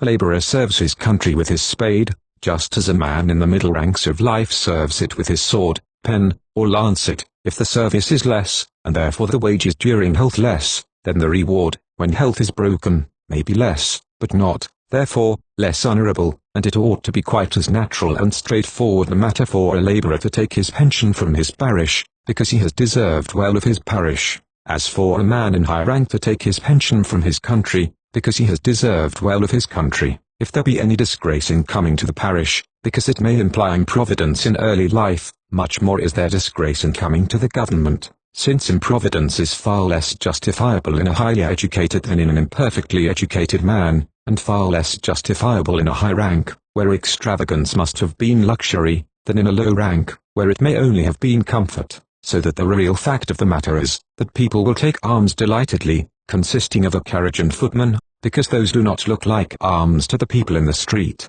but they will not take alms consisting only of bread and water and coals, because everybody would understand what those meant. Mind, I do not want anyone to refuse the carriage who ought to have it, but neither do I want them to refuse the coals. I should indeed be sorry if any change in our views on these subjects involved the least lessening of self-dependence in the English mind, but the common shrinking of men from the acceptance of public charity is not self-dependence, but mere base and selfish pride. It is not that they are unwilling to live at their neighbor's expense, but that they are unwilling to confess they do. It is not dependence they wish to avoid, but gratitude. They will take places in which they know there is nothing to be done. They will borrow money they know they cannot repay. They will carry on a losing business with other people's capital. They will cheat the public in their shops, or sponge on their friends at their houses, but to say plainly they are poor men, who need the nation's help, and go into an almshouse. This they loftily repudiate, and virtuously prefer being thieves to being paupers. I trust that these deceptive efforts of dishonest men to appear independent, and the agonizing efforts of unfortunate men to remain independent, may both be in some degree checked by better administration and understanding of laws respecting the poor.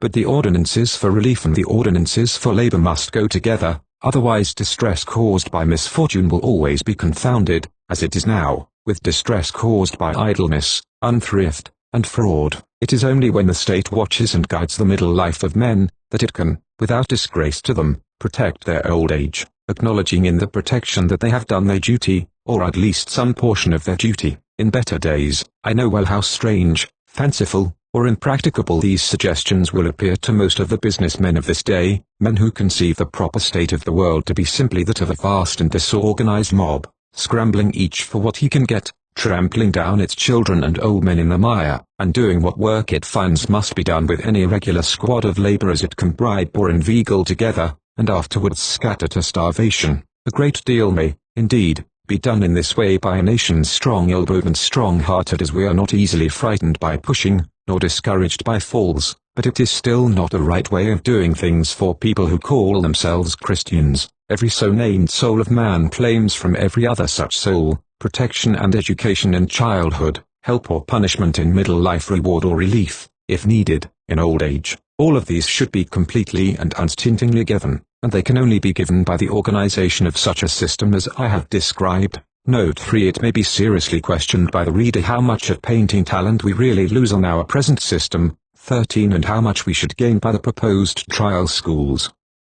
For it might be thought, that as matters stand at present, we have more painters than we ought to have, having so many bad ones, and that all youths who had true painters' genius forced their way out of obscurity. This is not so. It is difficult to analyze the characters of mind which cause youths to mistake their vocation, and to endeavor to become artists, when they have no true artist's gift. But the fact is, that multitudes of young men do this, and that by far the greater number of living artists are men who have mistaken their vocation. The peculiar circumstances of modern life, which exhibit art in almost every form to the sight of the youths in our great cities, have a natural tendency to fill their imaginations with borrowed ideas, and their minds with imperfect science. The mere dislike of mechanical employments, either felt to be irksome, or believed to be degrading, urges numbers of young men to become painters, in the same temper in which they would enlist or go to sea. Others, the sons of engravers or artists, taught the business of the art by their parents, and having no gift for it themselves, follow it as the means of livelihood,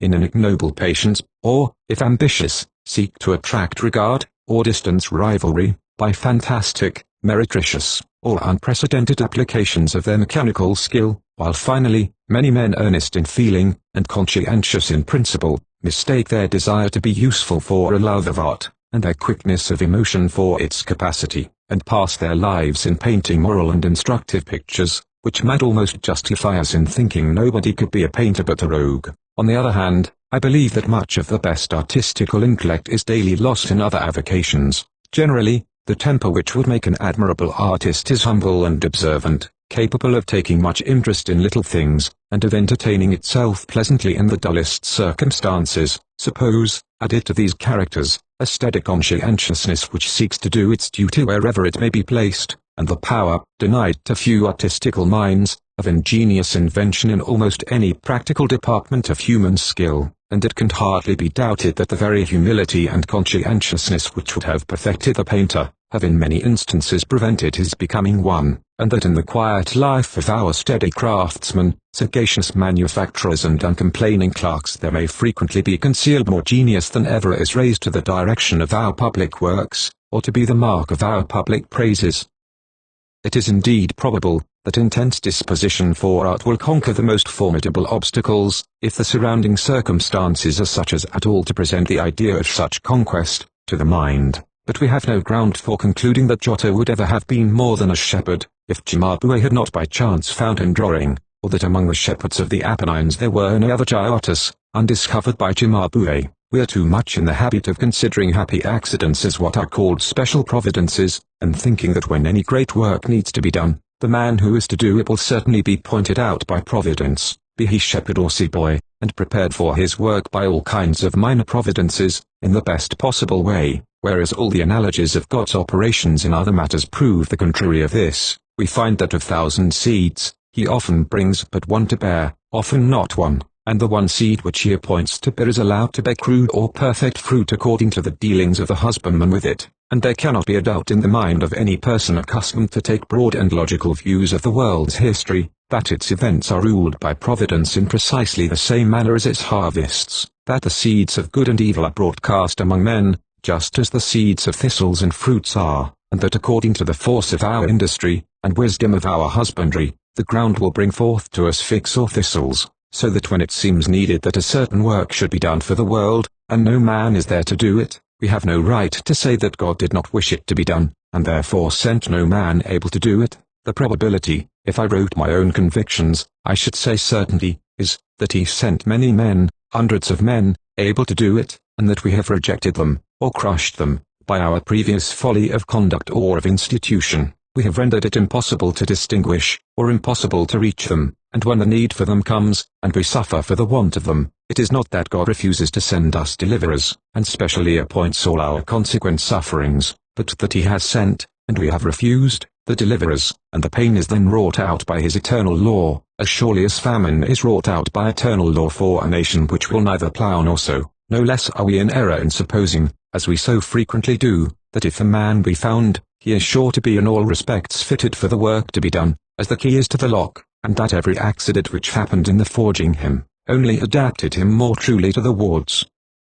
It is pitiful to hear historians beguiling themselves and their readers, by tracing in the early history of great men, the minor circumstances which fitted them for the work they did, without ever taking notice of the other circumstances which as assuredly unfitted them for it, so concluding that miraculous interposition prepared them in all points for everything and that they did all that could have been desired or hoped for from them, whereas the certainty of the matter is that, throughout their lives, they were thwarted and corrupted by some things as certainly as they were helped and disciplined by others, and that, in the kindliest and most reverent view which can justly be taken of them, they were but poor mistaken creatures, struggling with a world more profoundly mistaken than they, assuredly sinned against, or sinning in thousands of ways, and bringing out at last a maimed result, not what they might or ought to have done, but all that could be done against the world's resistance, and in spite of their own sorrowful falsehood to themselves. And this being so, it is the practical duty of a wise nation, first to withdraw, as far as may be, its youth from destructive influences, then to try its material as far as possible, and to lose the use of none that is good.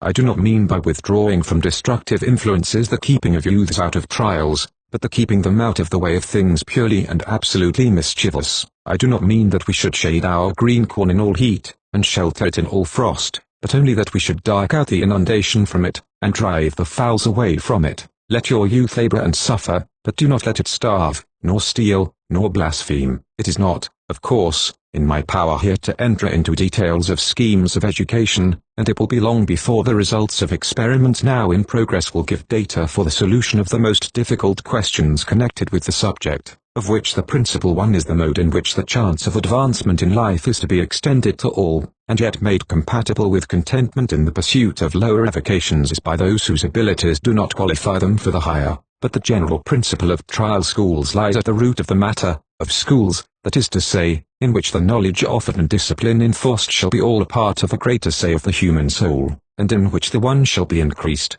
the other directed, as the tried heart and brain will best bear, and no otherwise. One thing, however, I must say, that in this trial I believe all emulation to be a false motive, and all giving of prizes a false means. All that you can depend upon in a boy, as significative of true power, likely to issue in good fruit, is his will to work for the work's sake, not his desire to surpass his schoolfellows, and the aim of the teaching you give him ought to be, to prove to him and strengthen in him his own separate gift, not to puff him into swollen rivalry with those who are everlastingly greater than he. Still less ought you to hang favors and ribbons about the neck of the creature who is the greatest, to make the rest envy him. Try to make them love him and follow him, not struggle with him. There must, of course, be examination to ascertain and attest both progress and relative capacity, but our aim should be to make the students rather look upon it as a means of ascertaining their own true positions and powers in the world, than as an arena in which to carry away a present victory. I have not, perhaps, in the course of the lecture, insisted enough on the nature of relative capacity and individual character,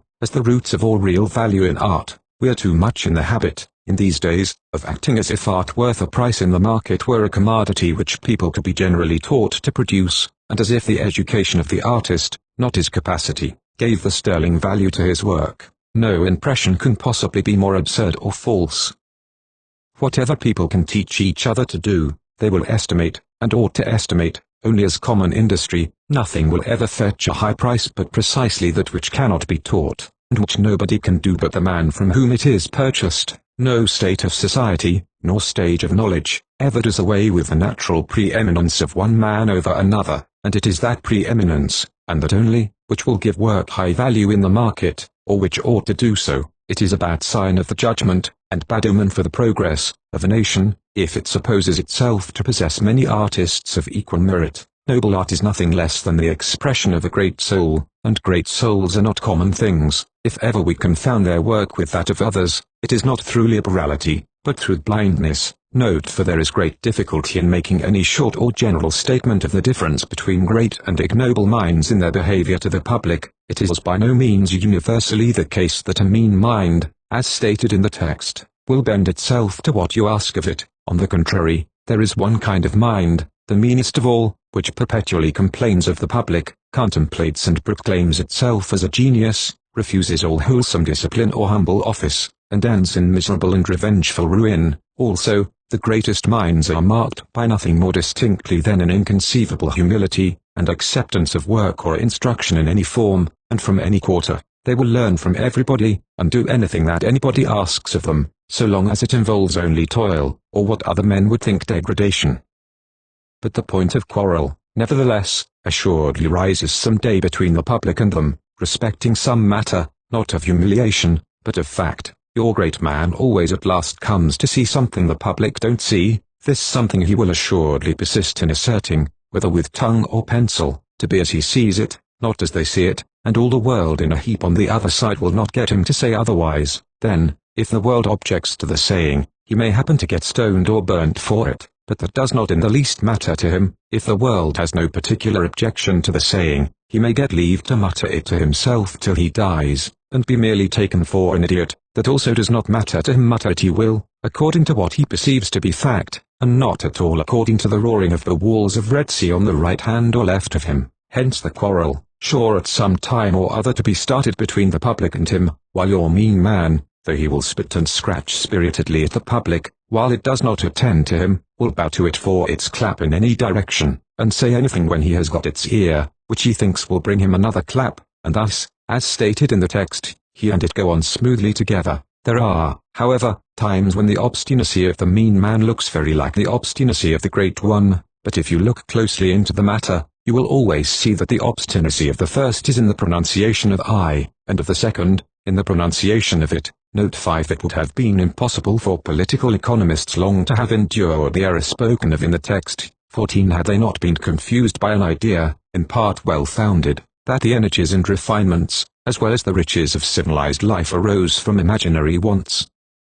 It is quite true, that the savage who knows no needs but those of food, shelter, and sleep, and after he has snared his venison and patched the rents of his hut, passes the rest of his time in animal repose, is in a lower state than the man who labors incessantly that he may procure for himself the luxuries of civilization, and true also, that the difference between one and another nation in progressive power depends in great part on vain desires, but these idle motives are merely to be considered as giving exercise to the national body and mind. They are not sources of wealth, except so far as they give the habits of industry and acquisitiveness. If a boy is clumsy and lazy, we shall do good if we can persuade him to carve cherry stones and fly kites, and this use of his fingers and limbs may eventually be the cause of his becoming a wealthy and happy man. But we must not therefore argue that cherry stones are valuable property, or that kite flying is a profitable mode of passing time. In like manner, a nation always wastes its time and labor directly, when it invents a new want of a frivolous kind,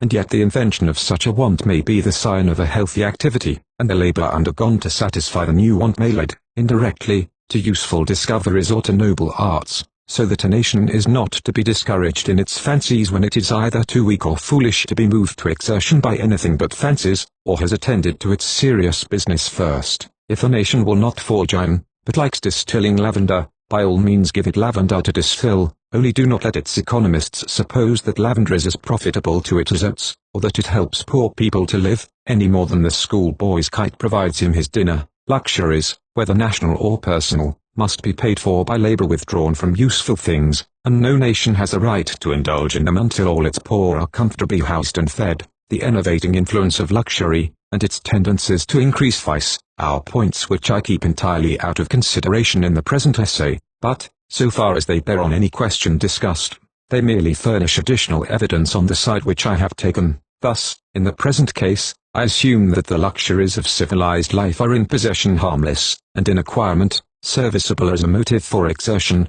and even on these favorable terms, we arrive at the conclusion that the nation ought not to indulge in them except under severe limitations.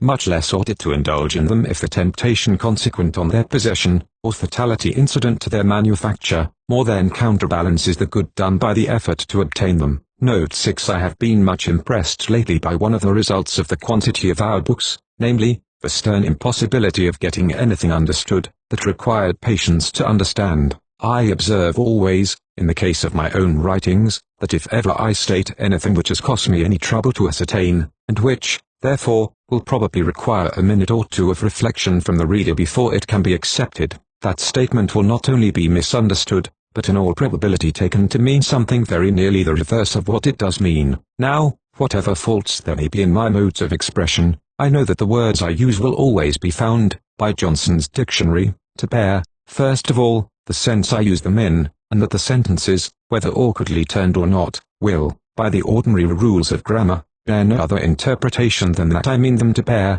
so that the misunderstanding of them must result, ultimately, from the mere fact that their matter sometimes requires a little patience, and I see the same kind of misinterpretation put on the words of other writers, whenever they require the same kind of thought. I was at first a little despondent about this, but, on the whole, I believe it will have a good effect upon our literature for some time to come, and then, perhaps, the public may recover its patience again. For certainly it is excellent discipline for an author to feel that he must say all he has to say in the fewest possible words, or his reader is sure to skip them, and in the plainest possible words, or his reader will certainly misunderstand them.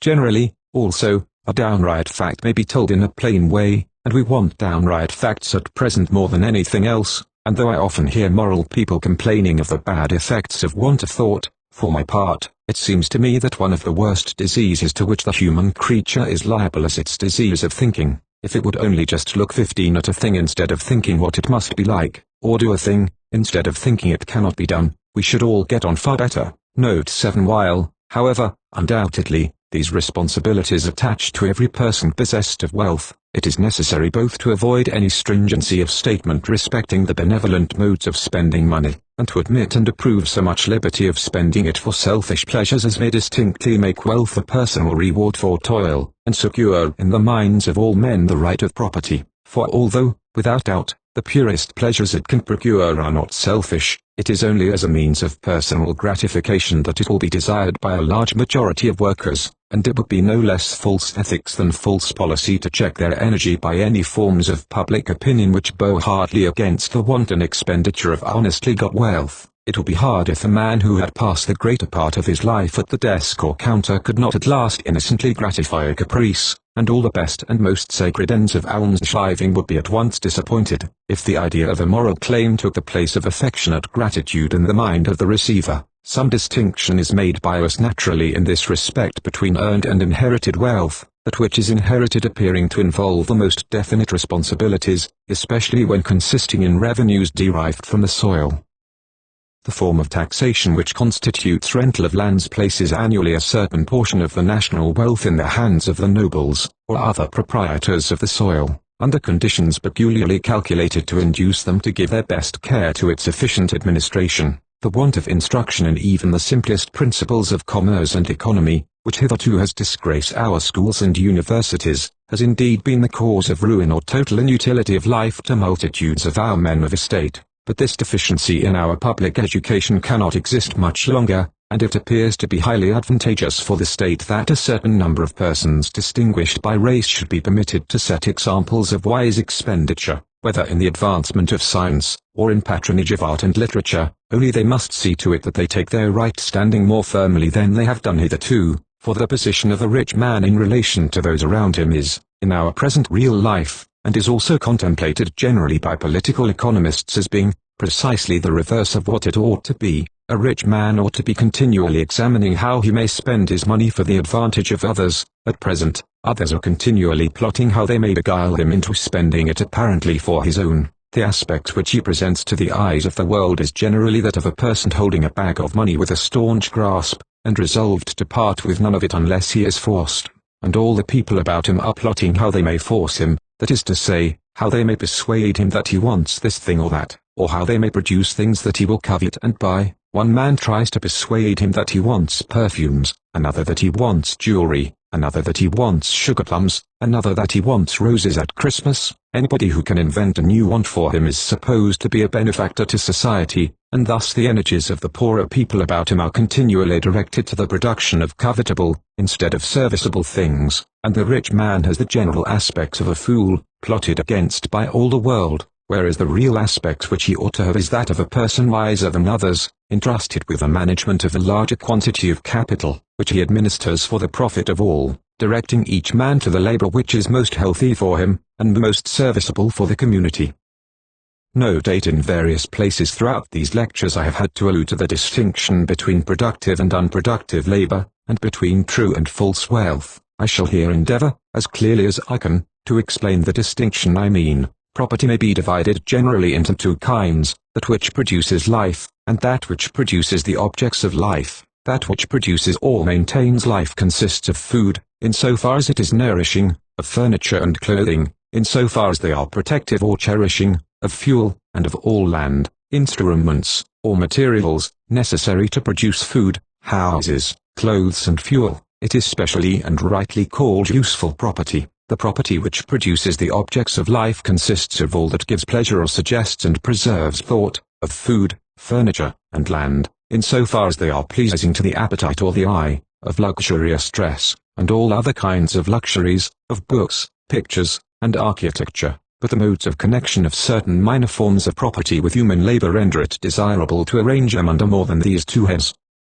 Property may therefore be conveniently considered as of five kinds. First, property necessary to life, but not producible by labor, and therefore belonging of right, in a due measure, to every human being as soon as he is born, and morally unalienable, as, for instance, his proper share of the atmosphere, without which he cannot breathe, and of water, which he needs to quench his thirst. As much land as he needs to feed from is also inalienable, but in well-regulated communities this quantity of land may often be represented by other possessions, or its needs supplied by wages and privileges too. Property necessary to life, but only producible by labor, and of which the possession is morally connected with labor, so that no person capable of doing the work necessary for its production has a right to it until he has done that work. He that will not work, neither should he eat. It consists of simple food, clothing, and habitation, with their seats and materials, or instruments and machinery, and animals used for necessary draught or locomotion, etc. It is to be observed of this kind of property, that its increase cannot usually be carried beyond a certain point, because it depends not on labor only,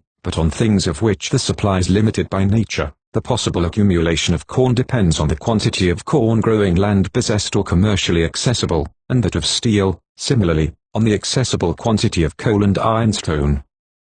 It follows from this natural limitation of supply that the accumulation of property of this kind in large masses at one point, or in one person's hands, commonly involves, more or less, the scarcity of it at another point and in other persons' hands, so that the accidents or energies which may enable one man to procure a great deal of it, may, and in all likelihood will partially prevent other men procuring a sufficiency of it, however willing they may be to work for it. Therefore, the modes of its accumulation and distribution need to be in some degree regulated by law and by national treaties, in order to secure justice to all men. Another point requiring notice respecting this sort of property is, that no work can be wasted in producing it, provided only the kind of it produced be preservable and distributable, since for every grain of such commodities we produce we are rendering so much more life possible on earth. 16. But though we are sure, thus, that we are employing people well, we cannot be sure we might not have employed them better, for it is possible to direct labor to the production of life, until little or none is left for that of the objects of life, and thus to increase population at the expense of civilization, learning, and morality. On the other hand, it is just as possible, and the error is one to which the world is, on the whole, more liable to direct labor to the objects of life till too little is left for life, and thus to increase luxury or learning at the expense of population. Right political economy holds its aim poised justly between the two extremes, desiring neither to crowd its dominions with a race of savages, nor to found courts and colleges in the midst of a desert. 3. The third kind of property is that which conduces to bodily pleasures and conveniences, without directly tending to sustain life, perhaps sometimes indirectly tending to destroy it, all dainty, as distinguished from nourishing, food, and means of producing it, all sense not needed for health, substances valued only for their appearance and rarity, as gold and jewels, flowers of difficult culture, animals used for delight, as horses for racing, and such like, form property of this class, to which the term luxury, or luxuries, ought exclusively to belong, respecting which we have to note first, that all such property is of doubtful advantage even to its possessor. Furniture tempting to indolence, sweet odors, and luscious food, are more or less injurious to health, while jewels, liveries, and other such common belongings of wealthy people, certainly convey no pleasure to their owners proportionate to their cost. Farther, such property, for the most part, perishes in the using. Jewels form a great exception, but rich food, fine dresses, horses and carriages, are consumed by the owner's use. It ought much oftener to be brought to the notice of rich men what sums of interest of money they are paying towards the close of their lives, for luxuries consumed in the middle of them. It would be very interesting, for instance, to know the exact sum which the money spent in London for ices, at its desserts and balls, during the last 20 years, had it been saved and put out at compound interest, would at this moment have furnished, for useful purposes. Also, in most cases, the enjoyment of such property is wholly selfish, and limited to its possessor. Splendid dress and equipage, however, when so arranged as to produce real beauty of effect, may often be rather a generous than a selfish channel of expenditure. They will, however, necessarily in such case involve some of the arts of design, and therefore take their place in a higher category than that of luxuries merely.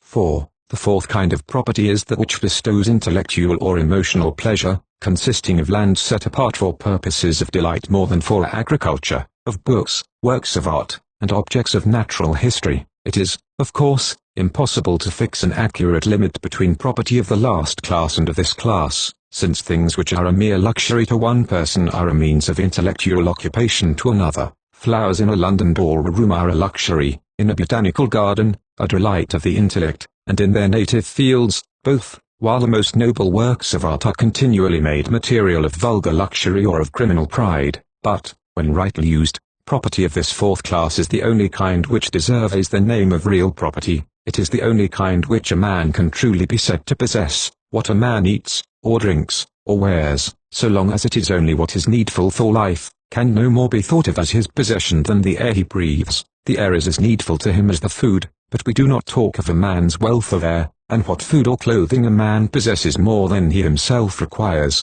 must be for others to use, and, to him, therefore, not a real property in itself, but only a means of obtaining some real property in exchange for it, whereas the things that give intellectual or emotional enjoyment may be accumulated and do not perish in using, but continually supply new pleasures and new powers of giving pleasures to others, and these, therefore, are the only things which can rightly be thought of as giving wealth or well-being. Food conduces only to being, but these to well-being, and there is not any broader general distinction between lower and higher orders of men than rests on their possession of this real property. The human race may be properly divided by zoologists into men who have gardens, libraries, or works of art, and who have none, and the former class will include all noble persons except only a few who make the world their garden or museum, while the people who have not, or, which is the same thing, do not care for gardens or libraries, but care for nothing but money or luxuries, will include none but ignoble persons. Only it is necessary to understand that I mean by the term garden as much the Carthusian's plot of ground 15 feet square between his monastery buttresses, as I do the grounds of Chatsworth or Kew, and I mean by the term art as much the old sailor's print of the Arethusa bearing up to engage at Belle Poule, as I do Raphael's Disputa, and even rather more, for when abundant,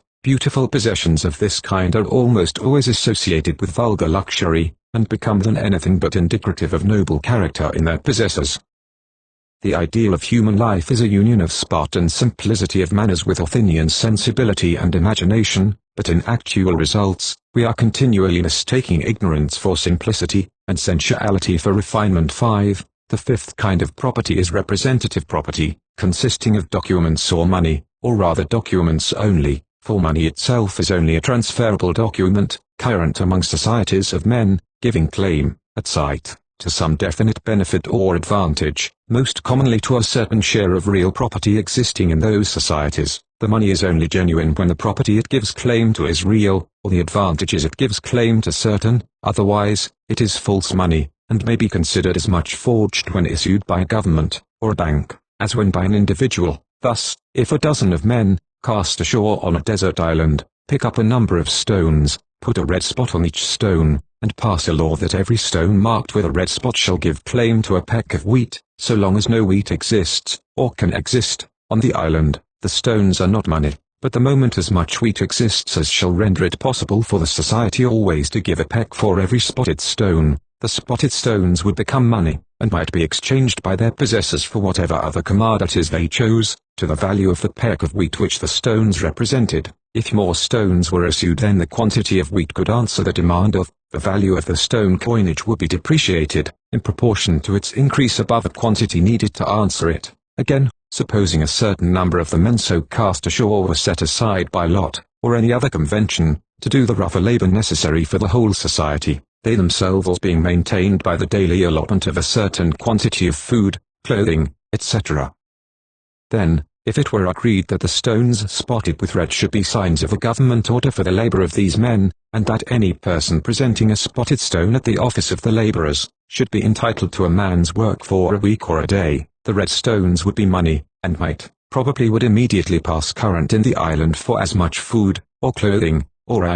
any other article as a man's work for the period secured by the stone was worth. But if the government issued so many spotted stones that it was impossible for the body of men they employed to comply with the orders, as, suppose, if they only employed 12 men, and issued 18 spotted stones daily, ordering a day's work each, then the 6 extra stones would be forged or false money, and the effect of this forgery would be the depreciation of the value of the whole coinage by 1/3, that being the period of shortcoming which would, on the average, necessarily ensue in the execution of each order. Much occasional work may be done in a state or society, by help of an issue of false money, or false promises, by way of stimulants, and the fruit of this work, if it comes into the promises' hands, may sometimes enable the false promises at last to be fulfilled. Hence the frequent issue of false money by governments and banks, and the not unfrequent escapes from the natural and proper consequences of such false issues, so as to cause a confused conception in most people's minds of what money really is. I am not sure whether some quantity of such false issue may not really be permissible in a nation, accurately proportioned to the minimum average produce of the labor it excites,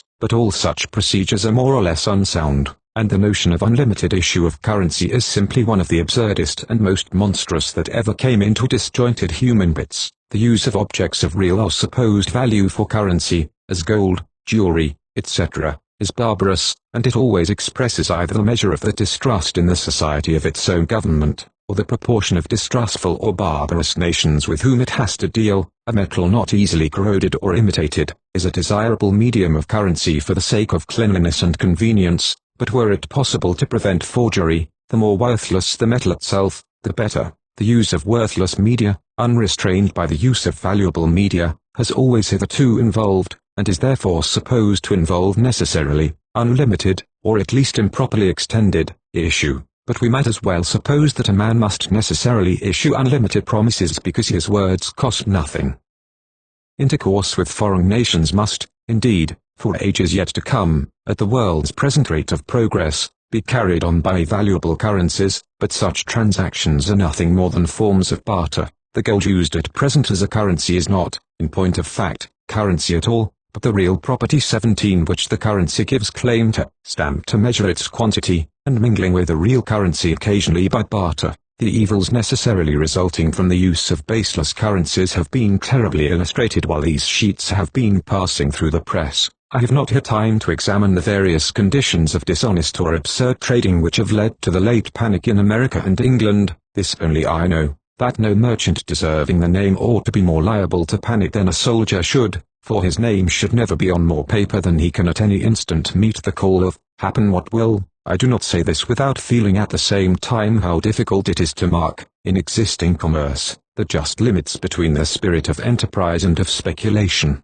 Something of the same temper which makes the English soldier do always all that is possible, and attempt more than is possible, joins its influence with that of mere avarice in tempting the English merchant into risks which he cannot justify, and efforts which he cannot sustain, and the same passion for adventure which our travellers gratify every summer on perilous snow-wreaths, and cloud-encompassed precipices, surrounds with a romantic fascination the glittering of a hollow investment, and gilds the clouds that curl round gulfs of ruin. Nay, a higher and a more serious feeling frequently mingles in the motley temptation, and men apply themselves to the task of growing rich, as to a labour of providential appointment, from which they cannot pause without culpability, nor retire without dishonour. Our large trading cities bear to me very nearly the aspect of monastic establishments in which the roar of the mill wheel and the crane takes the place of other devotional music, and in which the worship of Mammon or Moloch is conducted with a tender reverence and an exact propriety, the merchant rising to his Mammon matins with the self-denial of an anchorite,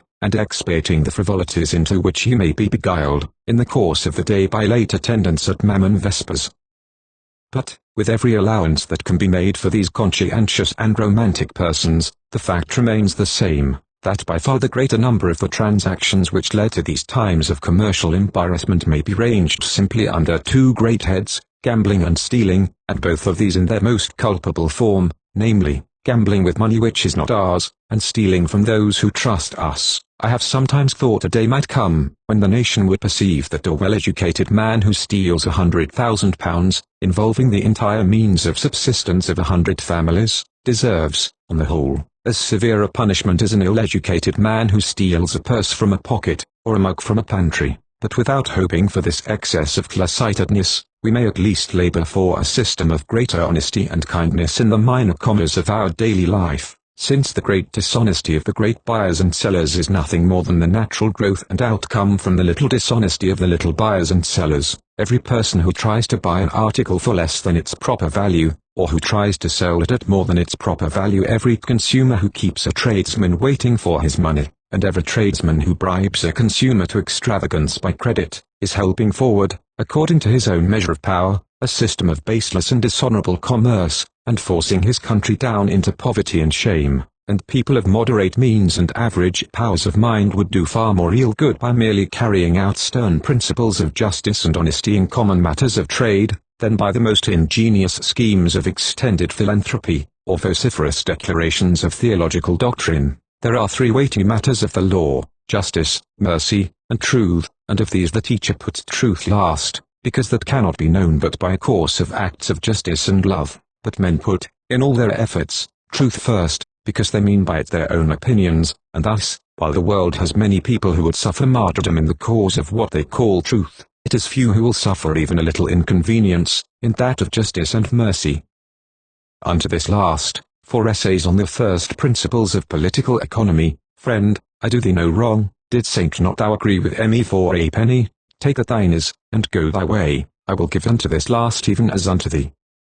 If ye think good, give me my price, and if not, forbear. So they weighed for my price 30 pieces of silver. Preface. The four following essays were published 18 months ago in the Cornhill magazine, and were reprobated in a violent manner, as far as I could hear, by most of the readers they met with, not a whit the less. I believe them to be the best, that is to say, the truest, rightest worded, and most serviceable things I have ever written, and the last of them, having had especial pains spent on it, is probably the best I shall ever write. This, the reader may reply, it might be, yet not therefore well written, which, in no mock humility, admitting, I yet rest satisfied with the work, though with nothing else that I have done, and purposing shortly to follow out the subjects opened in these papers, as I may find leisure. I wish the introductory statements to be within the reach of anyone who may care to refer to them.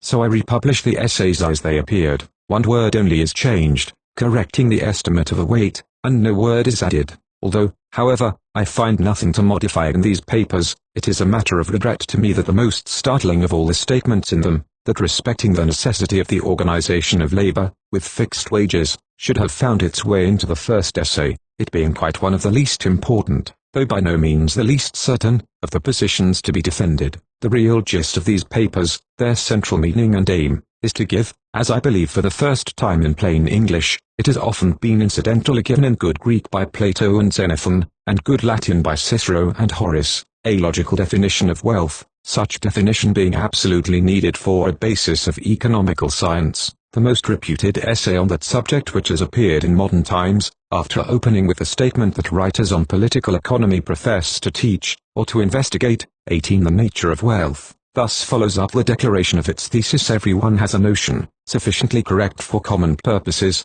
of what is meant by wealth. It is no part of the design of this treatise to aim at metaphysical nicety of definition. 19 Metaphysical nicety, we assuredly do not need, but physical nicety, and logical accuracy, with respect to a physical subject, we as assuredly do. Suppose the subject of inquiry, instead of being house law, or economia, had been star law astronomia, and that, ignoring distinction between stars fixed and wandering, as here between wealth radiant and wealth reflective, the writer had begun thus, everyone has a notion, sufficiently correct for common purposes, of what is meant by stars. Metaphysical nicety in the definition of a star is not the object of this treatise. The essay so opened might yet have been far more true in its final statements, and 1,000-fold more serviceable to the navigator, than any treatise on wealth, which founds its conclusions on the popular conception of wealth, can ever become to the economist. It was, therefore, the first object of these following papers to give an accurate and stable definition of wealth. Their second object was to show that the acquisition of wealth was finally possible only under certain moral conditions of society, of which quite the first was a belief in the existence and even, for practical purposes, in the attainability of honesty, without venturing to pronounce, since on such a matter human judgment is by no means conclusive, what is, or is not, the noblest of God's works. We may yet admit so much of Pope's assertion as that an honest man is among his best works presently visible, and, as things stand, a somewhat rare one, but not an incredible or miraculous work, still less an abnormal one. Honesty is not a disturbing force, which deranges the orbits of economy, but a consistent and commanding force, by obedience to which, and by no other obedience, those orbits can continue clear of chaos. It is true, I have sometimes heard Pope condemned for the lowness, instead of the height, of his standard. Honesty is indeed a respectable virtue, but how much higher may men attain? Shall nothing more be asked of us than that we be honest for the present, good friends? Nothing. It seems that in our aspirations to be more than that, we have to some extent lost sight of the propriety of being so much as that. What else we may have lost faith in, there shall be here no question, but assuredly we have lost faith in common honesty, and in the working power of it, and this faith, with the facts on which it may rest, it is quite our first business to recover and keep, not only believing, but even by experience assuring ourselves, that there are yet in the world men who can be restrained from fraud otherwise than by the fear of losing employment. 20 Nay, that it is even accurately in proportion to the number of such men in any state, that the said state does or can prolong its existence. To these 2 points, then, the following essays are mainly directed. The subject of the organization of labor is only casually touched upon, because, if we once can get a sufficient quantity of honesty in our captains, the organization of labor is easy, and will develop itself without quarrel or difficulty. But if we cannot get honesty in our captains, the organization of labor is forevermore impossible. The several conditions of its possibility I purpose to examine at length in the sequel. Yet, lest the reader should be alarmed by the hints thrown out during the following investigation of first principles, as if they were leading him into unexpectedly dangerous ground, I will, for his better assurance, state at once the worst of the political creed at which I wish him to arrive. 1. First, that there should be training schools for youth established, at government cost, 21 and under government discipline, over the whole country, that every child born in the country should, at the parents' wish, be permitted, and, in certain cases, be under penalty required, to pass through them, and that, in these schools, the child should, with other minor pieces of knowledge hereafter to be considered, imperatively be taught, with the best skill of teaching that the country could produce, the following 3 things, a. The laws of health, and the exercises enjoined by them, b. Habits of gentleness and justice, and, c. The calling by which he is to live. 2. Secondly, that, in connection with these training schools, there should be established, also entirely under government regulation, manufactories and workshops, for the production and sale of every necessary of life, and for the exercise of every useful art, and that, interfering no whit with private enterprise, nor setting any restraints or tax on private trade, but leaving both to do their best, and beat the government if they could, there should, at these government manufactories and shops, be authoritatively good and exemplary work done, and pure and true substance sold, so that a man could be sure, if he chose to pay the government price, that he got for his money bread that was bread, ale that was ale, and work that was work. 3. Thirdly, that any man, or woman, or boy, or girl, out of employment, should be at once received at the nearest government school, and set to such work as it appeared, on trial, they were fit for, at a fixed rate of wages determinable every year, that, being found incapable of work through ignorance, they should be taught, or being found incapable of work through sickness, should be tended, but that being found objecting to work, they should be set, under compulsion of the strictest nature, to the more painful and degrading forms of necessary toil, especially to that in mines and other places of danger, such danger being, however, diminished to the utmost by careful regulation and discipline, and the due wages of such work be retained, cost of compulsion first abstracted to be at the workman's command, so soon as he has come to sounder mind respecting the laws of employment. 4. Lastly, that for the old and destitute, comfort and home should be provided, which provision, when misfortune had been by the working of such a system sifted from guilt, would be honorable instead of disgraceful to the receiver. For, I repeat this passage out of my Political Economy of Art, to which the reader is referred for farther detail. 22. A laborer serves his country with his spade, just as a man in the middle ranks of life serves it with sword, pen, or lancet. If the service is less, and, therefore the wages during health less, then the reward, when health is broken, may be less, but not, therefore, less honorable, and it ought to be quite as natural and straightforward a matter for a laborer to take his pension from his parish, because he has deserved well of his parish, as for a man in high rank to take his pension from his country, because he has deserved well of his country, to which statement, I will only add, for conclusion, respecting the discipline and pay of life and death, that, for both high and low, Livy's last words touching Valerius Publicola, de publico estate delatus, 23 ought not to be a dishonorable close of epitaph. These things, then, I believe, and am about, as I find power, to explain and illustrate in their various bearings, following out also what belongs to them of collateral inquiry. Here I state them only in brief, to prevent the reader casting about in alarm for my ultimate meaning, yet requesting him, for the present to remember, that in a science dealing with so subtle elements as those of human nature, it is only possible to answer for the final truth of principles, not for the direct success of plans, and that in the best of these last, what can be immediately accomplished is always questionable, and what can be finally accomplished, inconceivable. Denmark Hill, the 10th of May, 1862, Essay 1. The roots of honor. Among the delusions which at different periods have possessed themselves of the minds of large masses of the human race, perhaps the most curious, certainly the least creditable, is the modern soi-disant science of political economy, based on the idea that an advantageous code of social action may be determined irrespectively of the influence of social affection. Of course, as in the instances of alchemy, astrology, witchcraft, and other such popular creeds, political economy has a plausible idea at the root of it. The social affections, says the economist, are accidental and disturbing elements in human nature, but avarice and the desire of progress are constant elements.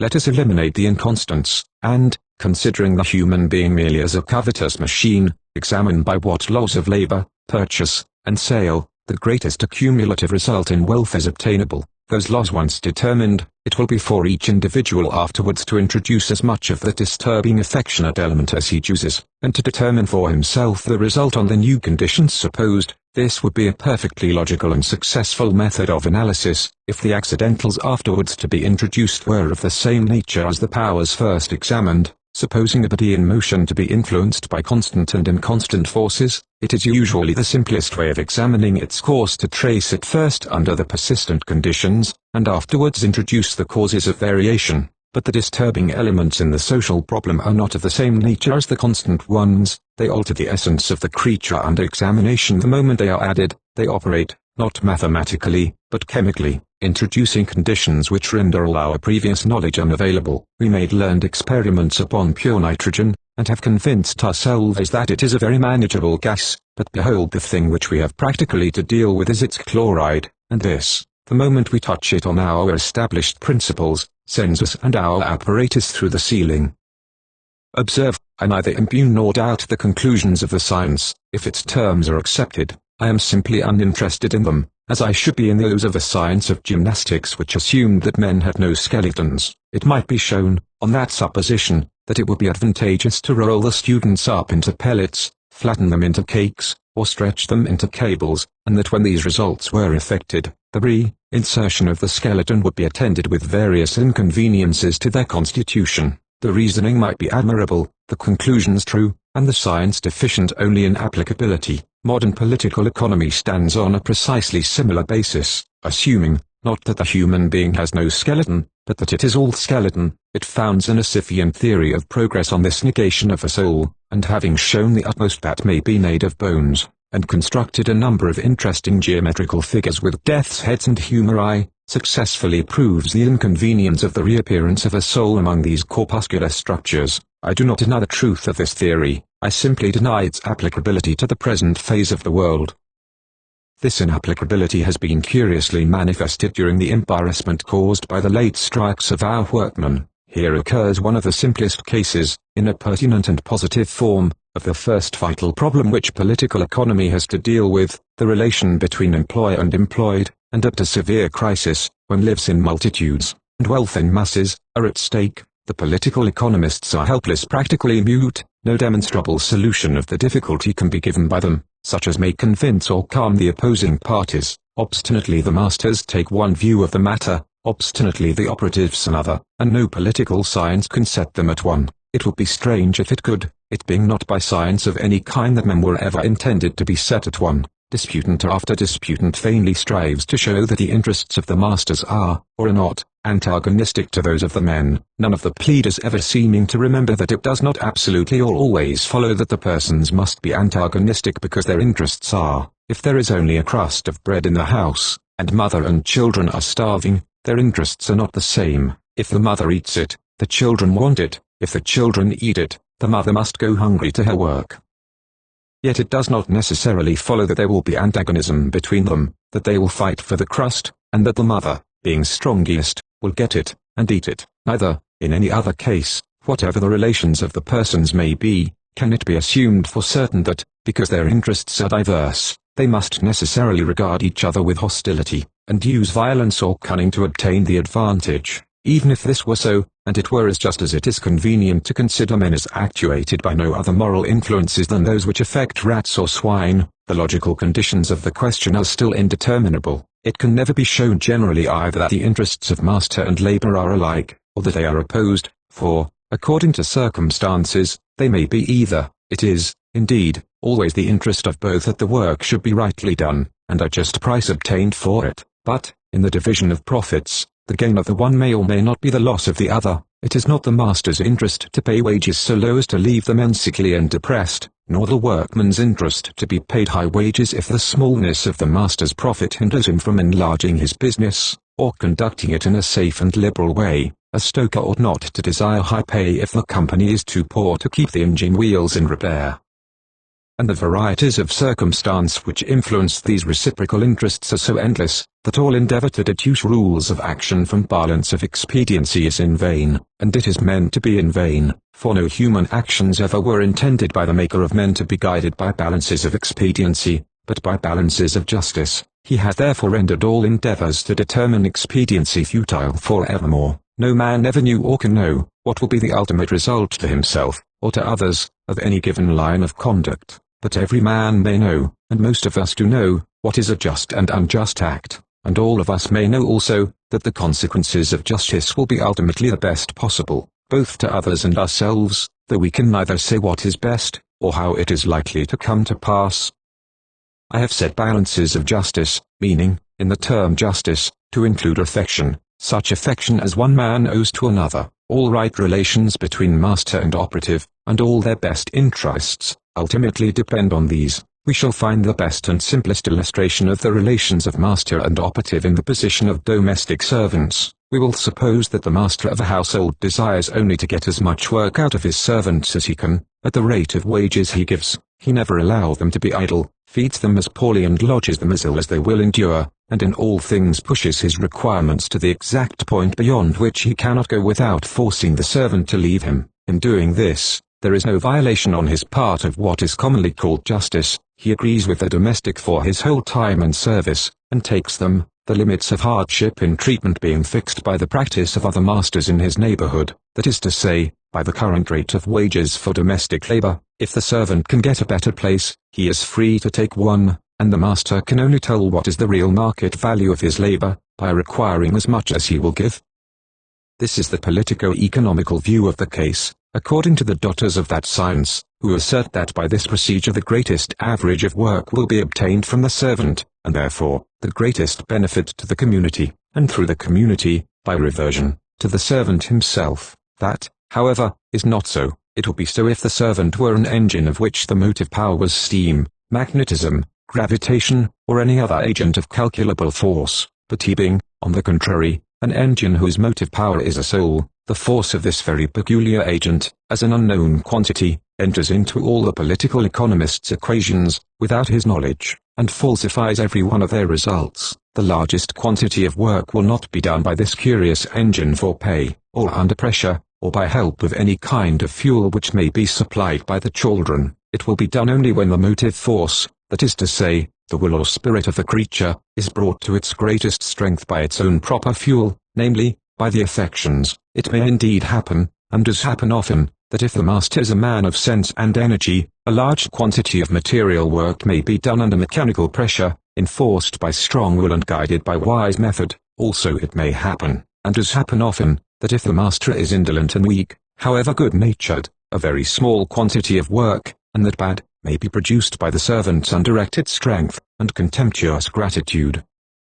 But the universal law of the matter is that, assuming any given quantity of energy and sense in master and servant, the greatest material result obtainable by them will be, not through antagonism to each other, but through affection for each other, and that if the master, instead of endeavoring to get as much work as possible from the servant, seeks rather to render his appointed and necessary work beneficial to him, and to forward his interests in all just and wholesome ways, the real amount of work ultimately done, or of good rendered, by the person so cared for, will indeed be the greatest possible. Observe, I say, of good rendered, for a servant's work is not necessarily or always the best thing he can give his master, but good of all kinds, whether in material service, in protective watchfulness of his master's interest and credit, or in joyful readiness to seize unexpected and irregular occasions of help. Nor is this one whit less generally true because indulgence will be frequently abused, and kindness met with ingratitude, for the servant who, gently treated, is ungrateful, treated ungently, will be revengeful, and the man who is dishonest to a liberal master will be injurious to an unjust one. In any case, and with any person, this unselfish treatment will produce the most effective return. Observe, I am here considering the affections wholly as a motive power, not at all as things in themselves desirable or noble, or in any other way abstractedly good. I look at them simply as an anomalous force, rendering every one of the ordinary political economist's calculations nugatory, while, even if he desired to introduce this new element into his estimates, he has no power of dealing with it, for the affections only become a true motive power when they ignore every other motive and condition of political economy. Treat the servant kindly, with the idea of turning his gratitude to account, and you will get, as you deserve, no gratitude, nor any value for your kindness, but treat him kindly without any economical purpose, and all economical purposes will be answered. In this, as in all other matters, whosoever will save his life shall lose it, whoso loses it shall find it. 24. The next clearest and simplest example of relation between master and operative is that which exists between the commander of a regiment and his men. Supposing the officer only desires to apply the rules of discipline so as, with least trouble to himself, to make the regiment most effective, he will not be able, by any rules, or administration of rules, on this selfish principle, to develop the full strength of his subordinates. If a man of sense and firmness, he may, as in the former instance, produce a better result than would be obtained by the irregular kindness of a weak officer, but let the sense and firmness be the same in both cases, and assuredly the officer who has the most direct personal relations with his men, the most care for their interests, and the most value for their lives, will develop their effective strength, through their affection for his own person, and trust in his character, to a degree wholly unattainable by other means. The law applies still more stringently as the numbers concerned are larger. A charge may often be successful, though the men dislike their officers. A battle has rarely been won, unless they love their general. Passing from these simple examples to the more complicated relations existing between a manufacturer and his workman, we are met first by certain curious difficulties, resulting, apparently, from a harder and colder state of moral elements.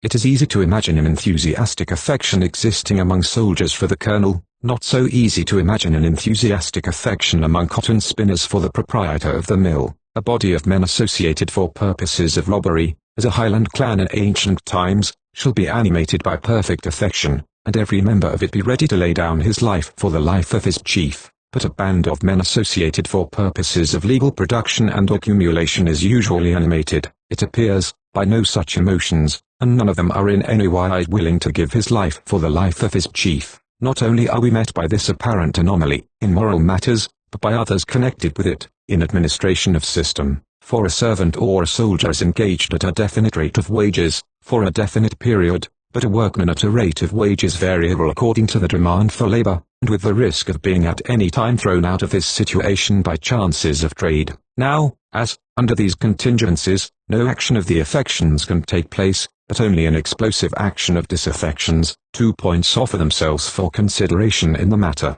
The first, how far the rate of wages may be so regulated as not to vary with the demand for labor. The second, how far it is possible that bodies of workmen may be engaged and maintained at such fixed rate of wages, whatever the state of trade may be, without enlarging or diminishing their number, so as to give them permanent interest in the establishment with which they are connected, like that of the domestic servants in an old family, or an esprit de corps, like that of the soldiers in a crack regiment. The first question is, I say, how far it may be possible to fix the rate of wages irrespectively of the demand for labor. Perhaps one of the most curious facts in the history of human error is the denial by the common political economist of the possibility of thus regulating wages, while, for all the important, and much of the unimportant, labor on the earth, wages are already so regulated. We do not sell our prime ministership by Dutch auction, nor, on the decease of a bishop, whatever may be the general advantages of simony, do we, yet, offer his diocese to the clergyman who will take the episcopacy at the lowest contract. We, with exquisite sagacity of political economy, do indeed sell commissions, but not, openly, generalships. We do not inquire for a physician who takes less than a guinea. Litigious, we never think of reducing 6 and 8pence to 4 and 6pence. Caught in a shower, we do not canvass the cabman, to find one who values his driving at less than a 6pence a mile. It is true that in all these cases there is, and in every conceivable case there must be, ultimate reference to the presumed difficulty of the work, or number of candidates for the office. If it were thought that the labor necessary to make a good physician would be gone through by a sufficient number of students with the prospect of only half-guinea fees, public consent would soon withdraw the unnecessary half-guinea. In this ultimate sense, the price of labor is indeed always regulated by the demand for it, but so far as the practical and immediate administration of the matter is regarded, the best labor always has been, and is, as all labor ought to be, paid by an invariable standard. What the reader, perhaps, answers amazedly, pay good and bad workmen alike certainly, the difference between one prelate's sermons and his successors, or between one physician's opinion and another's, is far greater, as respects the qualities of mind involved, and far more important in result to you personally, than the difference between good and bad laying of bricks, though that is greater than most people suppose. Yet you pay with equal fee, contentedly, the good and bad workman upon your soul, and the good and bad workman upon your body. Much more may you pay, contentedly, with equal fees, the good and bad workman upon your house. Nay, but I choose my physician and my clergyman, thus indicating my sense of the quality of their work. By all means, also, choose your bricklayer. That is the proper reward of the good workman, to be chosen. The natural and right system respecting all labor is, that it should be paid at a fixed rate, but the good workman employed, and the bad workman unemployed. The false, unnatural, and destructive system is, when the bad workman is allowed to offer his work at half price, and either take the place of the good, or force him by his competition to work for an inadequate sum. This equality of wages, then, being the first object towards which we have to discover the directest available road, the second is, as above stated, that of maintaining constant numbers of workmen in employment, whatever may be the accidental demand for the article they produce. I believe the sudden and extensive inequalities of demand which necessarily arise in the mercantile operations of an active nation, constitute the only essential difficulty which has to be overcome in a just organization of labor. The subject opens into too many branches to admit of being investigated in a paper of this kind, but the following general facts bearing on it may be noted. The wages which enable any workman to live are necessarily higher, if his work is liable to intermission, than if it is assured and continuous, and however severe the struggle for work may become, the general law will always hold, that men must get more daily pay if, on the average, they can only calculate on work 3 days a week, than they would require if they were sure of work 6 days a week. Supposing that a man cannot live on less than a shilling a day, his 7 shillings he must get, either for 3 days violent work, or 6 days deliberate work. The tendency of all modern mercantile operations is to throw both wages and trade into the form of a lottery, and to make the workman's pay depend on intermittent exertion, and the principal's profit on dexterously used chance. In what partial degree, I repeat, this may be necessary, in consequence of the activities of modern trade, I do not here investigate, contenting myself with the fact, that in its fatallest aspects it is assuredly unnecessary, and results merely from love of gambling on the part of the masters, and from ignorance and sensuality in the men. The masters cannot bear to let any opportunity of gain escape them, and frantically rush at every gap and breach in the walls of fortune, raging to be rich, and affronting, with impatient covetousness, every risk of ruin, while the men prefer 3 days of violent labor, and 3 days of drunkenness, to 6 days of moderate work and wise rest. There is no way in which a principal, who really desires to help his workman, may do it more effectually than by checking these disorderly habits both in himself and them, keeping his own business operations on a scale which will enable him to pursue them securely, not yielding to temptations of precarious gain, and, at the same time, leading his workmen into regular habits of labor and life, either by inducing them rather to take low wages in the form of a fixed salary, than high wages, subject to the chance of their being thrown out of work, or, if this be impossible, by discouraging the system of violent exertion for nominally high day wages, and leading the men to take lower pay for more regular labor. In effecting any radical changes of this kind, doubtless there would be great inconvenience and loss incurred by all the originators of movement. That which can be done with perfect convenience and without loss, is not always the thing that most needs to be done, or which we are most imperatively required to do. I have already alluded to the difference hitherto existing between regiments of men associated for purposes of violence, and for purposes of manufacture, in that the former appear capable of self-sacrifice, the latter, not, which singular fact is the real reason of the general lowness of estimate in which the profession of commerce is held, as compared with that of arms. Philosophically, it does not, at first sight, appear reasonable. Many writers have endeavored to prove it unreasonable, that a peaceable and rational person, whose trade is buying and selling, should be held in less honor than an unpeaceable and often irrational person, whose trade is slaying. Nevertheless, the consent of mankind has always, in spite of the philosophers, given precedence to the soldier, and this is right. For the soldier's trade, verily and essentially, is not slaying, but being slain. This, without well knowing its own meaning, the world honors it for. A bravo's trade is slaying, but the world has never respected bravos more than merchants. The reason it honors the soldier is, because he holds his life at the service of the state. Reckless he may be, fond of pleasure or of adventure, all kinds of bimotives and mean impulses may have determined the choice of his profession, and may affect to all appearance exclusively his daily conduct in it. But our estimate of him is based on this ultimate fact, of which we are well assured, that, put him in a fortress breach, with all the pleasures of the world behind him, and only death and his duty in front of him, he will keep his face to the front, and he knows that this choice may be put to him at any moment, and has beforehand taken his part, virtually takes such part continually does, in reality, die daily. Not less is the respect we pay to the lawyer and physician, founded ultimately on their self-sacrifice. Whatever the learning or acuteness of the great lawyer, our chief respect for him depends on our belief that, set in a judge's seat, he will strive to judge justly, come of it what may. Could we suppose that he would take bribes, and use his acuteness and legal knowledge to give plausibility to iniquitous decisions, no degree of intellect would win for him our respect.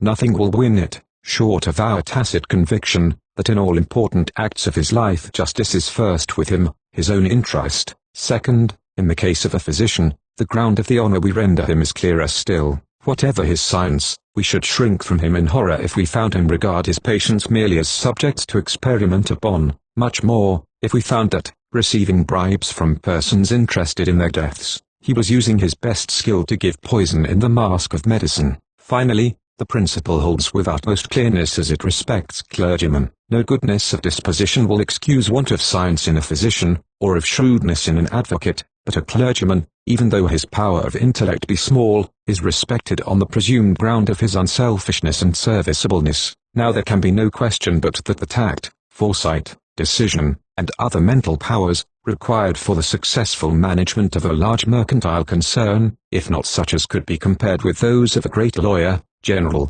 or divine, would at least match the general conditions of mind required in the subordinate offices of a ship, or of a regiment, or in the curate of a country parish. If, therefore, all the efficient members of the so-called liberal professions are still, somehow, in public estimate of honor, preferred before the head of a commercial firm, the reason must lie deeper than in the measurement of their several powers of mind.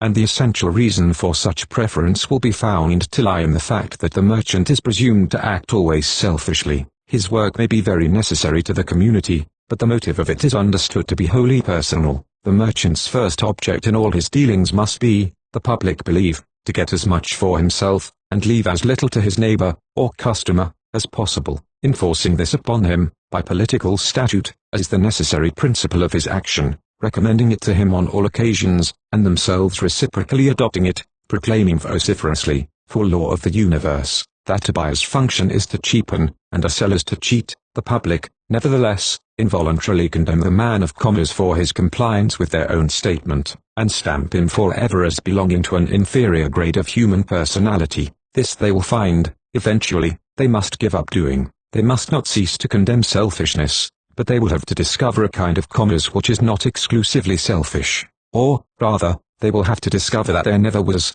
or can be, any other kind of commerce, that this which they have called commerce was not commerce at all, but cozening, and that a true merchant differs as much from the merchant according to laws of modern political economy, as the hero of the excursion from Autolycus. They will find that commerce is an occupation which gentlemen will every day see more need to engage in, rather than in the businesses of talking to men, or slaying them, that, in true commerce, as in true preaching, or true fighting, it is necessary to admit the idea of occasional voluntary loss, that sixpences have to be lost, as well as lives, under a sense of duty, that the market may have its martyrdoms as well as the pulpit, and trade its heroisms, as well as war, may have, in the final issue, must have and only has not yet, because men of heroic temper have always been misguided in their youth into other fields, not recognizing what is in our days, perhaps, the most important of all fields, so that, while many a zealous person loses his life in trying to teach the form of the gospel, very few will lose £100 in showing the practice of one. The fact is, that people never have had clearly explained to them the true functions of a merchant with respect to other people. I should like the reader to be very clear about this. 5 great intellectual professions, relating to daily necessities of life, have hitherto existed. 3 exist necessarily, in every civilized nation. The soldier's profession is to defend it, the pastor's, to teach it, the physicians, to keep it in health, the lawyers, to enforce justice in it, the merchants, to provide for it, and the duty of all these men is, on due occasion, to die for it on due occasion, namely, the soldier, rather than leave his post in battle, the physician, rather than leave his post in plague, the pastor, rather than teach falsehood, the lawyer, rather than countenance injustice, the merchant, what is his due occasion of death? It is the main question for the merchant, as for all of us, for, truly, the man who does not know when to die, does not know how to live. Observe, the merchant's function, or manufacturers, for in the broad sense in which it is here used the word must be understood to include both as to provide for the nation. It is no more his function to get profit for himself out of that provision than it is a clergyman's function to get his stipend. The stipend is a due and necessary adjunct, but not the object, of his life, if he be a true clergyman, any more than his fee, or honorarium, is the object of life to a true physician, neither is his fee the object of life to a true merchant. All three, if true men, have a work to be done irrespective of fee to be done even at any cost, or for quite the contrary of fee, the pastor's function being to teach, the physician's to heal, and the merchant's, as I have said, to provide. That is to say, he has to understand to their very root the qualities of the thing he deals in, and the means of obtaining or producing it, and he has to apply all his sagacity and energy to the producing or obtaining it in perfect state, and distributing it at the cheapest possible price where it is most needed. And because the production or obtaining of any commodity involves necessarily the agency of many lives and hands, the merchant becomes in the course of his business the master and governor of large masses of men in a more direct, though less confessed way, than a military officer or pastor, so that on him falls, in great part, the responsibility for the kind of life they lead, and it becomes his duty, not only to be always considering how to produce what he sells in the purest and cheapest forms, but how to make the various employments involved in the production, or transference of it, most beneficial to the men employed, and as into these two functions, requiring for their right exercise the highest intelligence, as well as patience, kindness, and tact, the merchant is bound to put all his energy, so for their just discharge he is bound, as soldier or physician is bound, to give up, if need be, his life, in such way as it may be demanded of him. Two main points he has in his providing function to maintain: first, his engagements, faithfulness to engagements being the real root of all possibilities in commerce, and, secondly, the perfectness and purity of the thing provided, so that, rather than fail in any engagement, or consent to any deterioration, adulteration, or unjust and exorbitant price of that which he provides, he is bound to meet fearlessly any form of distress, poverty, or labor, which may, through maintenance of these points, come upon him. Again, in his office as governor of the men employed by him, the merchant or manufacturer is invested with the distinctly paternal authority and responsibility. In most cases, a youth entering a commercial establishment is withdrawn altogether from home influence. His master must become his father, else he is, for practical and constant help, no father at hand. In all cases the master's authority, together with the general tone and atmosphere of his business, and the character of the men with whom the youth is compelled in the course of it to associate, have more immediate and pressing weight than the home influence, and will usually neutralize it either for good or evil, so that the only means which the master has of doing justice to the men employed by him is to ask himself sternly whether he is dealing with such subordinate as he would with his own son, if compelled by circumstances to take such a position. Supposing the captain of a frigate saw it right, or were by any chance obliged, to place his own son in the position of a common sailor, as he would then treat his son, he is bound always to treat every one of the men under him. So, also, supposing the master of a manufactory saw it right, or were by any chance obliged, to place his own son in the position of an ordinary workman, as he would then treat his son, he is bound always to treat every one of his men. This is the only effective true, or practical rule which can be given on this point of political economy, and as the captain of a ship is bound to be the last man to leave his ship in case of wreck, and to share his last crust with the sailors in case of famine, so the manufacturer, in any commercial crisis or distress, is bound to take the suffering of it with his men, and even to take more of it for himself than he allows his men to feel, as a father would in a famine, shipwreck, or battle, sacrifice himself for his son, all which sounds very strange, the only real strangeness in the matter being, nevertheless, that it should so sound. For all this is true, and that not partially nor theoretically, but everlastingly and practically, all other doctrine than this respecting matters political being false in premises, absurd in deduction, and impossible in practice, consistently with any progressive state of national life, all the life which we now possess as a nation showing itself in the resolute denial and scorn, by a few strong minds and faithful hearts, of the economic principles taught to our multitudes, which principles, so far as accepted, led straight to national destruction, respecting the modes and forms of destruction to which they led, and, on the other hand, respecting the farther practical working of true polity, I hope to reason further in a following paper, Essay 2, The Veins of Wealth, the answer which would be made by any ordinary political economist to the statements contained in the preceding paper, is in few words as follows. It is indeed true that certain advantages of a general nature may be obtained by the development of social affections, but political economists never professed, nor profess, to take advantages of a general nature into consideration. Our science is simply the science of getting rich. So far from being a fallacious or visionary one, it is found by experience to be practically effective. Persons who follow its precepts do actually become rich, and persons who disobey them become poor. Every capitalist of Europe has acquired his fortune by following the known laws of our science, and increases his capital daily by an adherence to them. It is vain to bring forward tricks of logic, against the force of accomplished facts. Every man of business knows by experience how money is made, and how it is lost. Pardon me, men of business do indeed know how they themselves made their money, or how, on occasion, they lost it. Playing a long-practiced game, they are familiar with the chances of its cards, and can rightly explain their losses and gains, but they neither know who keeps the bank of the gambling house, nor what other games may be played with the same cards, nor what other losses and gains, far away among the dark streets, are essentially, though invisibly, dependent on theirs in the lighted rooms. They have learned a few, and only a few, of the laws of mercantile economy, but not one of those of political economy, primarily, which is very notable and curious. I observe that men of business rarely know the meaning of the word rich, at least if they know, they do not in their reasonings allow for the fact that it is a relative word, implying its opposite poor as positively as the word north implies its opposite south. Men nearly always speak and write as if riches were absolute, and it were possible, by following certain scientific precepts, for everybody to be rich, whereas riches are a power like that of electricity, acting only through inequalities or negations of itself. The force of the guinea you have in your pocket depends wholly on the default of a guinea in your neighbor's pocket. If he did not want it, it would be of no use to you. The degree of power it possesses depends accurately upon the need or desire he has for it, and the art of making yourself rich, in the ordinary mercantile economist's sense, is therefore equally and necessarily the art of keeping your neighbor poor.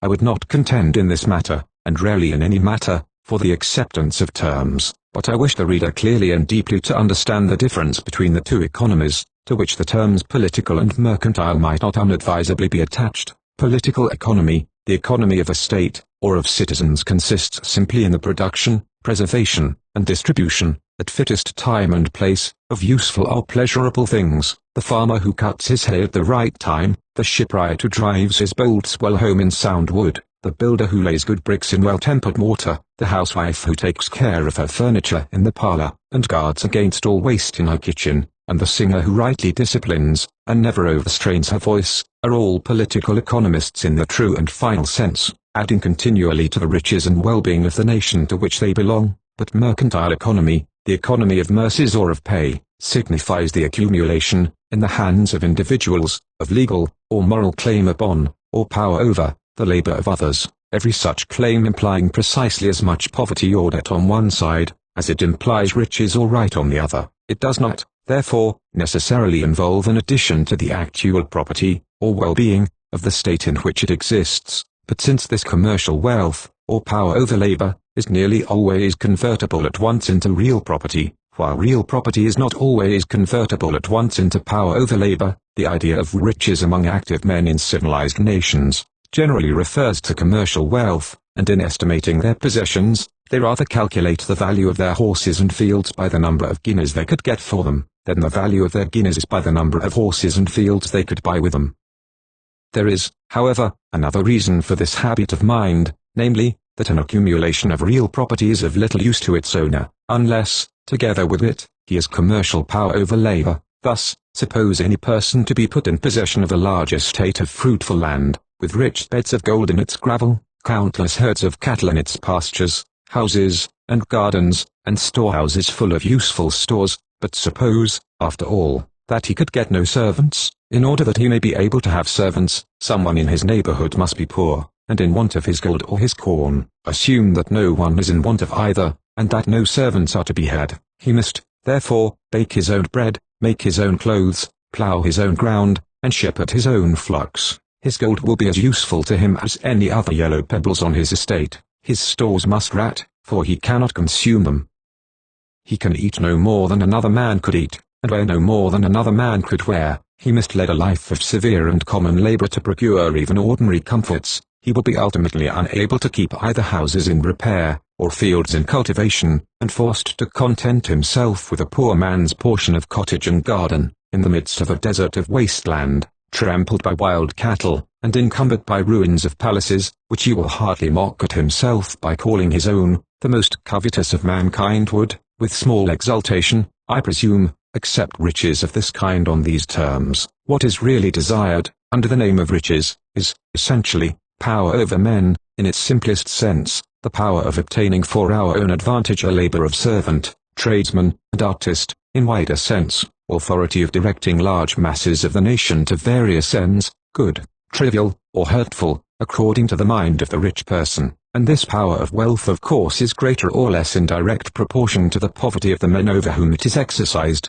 and in inverse proportion to the number of persons who are as rich as ourselves, and who are ready to give the same price for an article of which the supply is limited. If the musician is poor, he will sing for small pay, as long as there is only one person who can pay him, but if there be two or three, he will sing for the one who offers him most. And thus the power of the riches of the patron, always imperfect and doubtful, as we shall see presently, even when most authoritative, depends first on the poverty of the artist, and then on the limitation of the number of equally wealthy persons, who also want seats at the concert.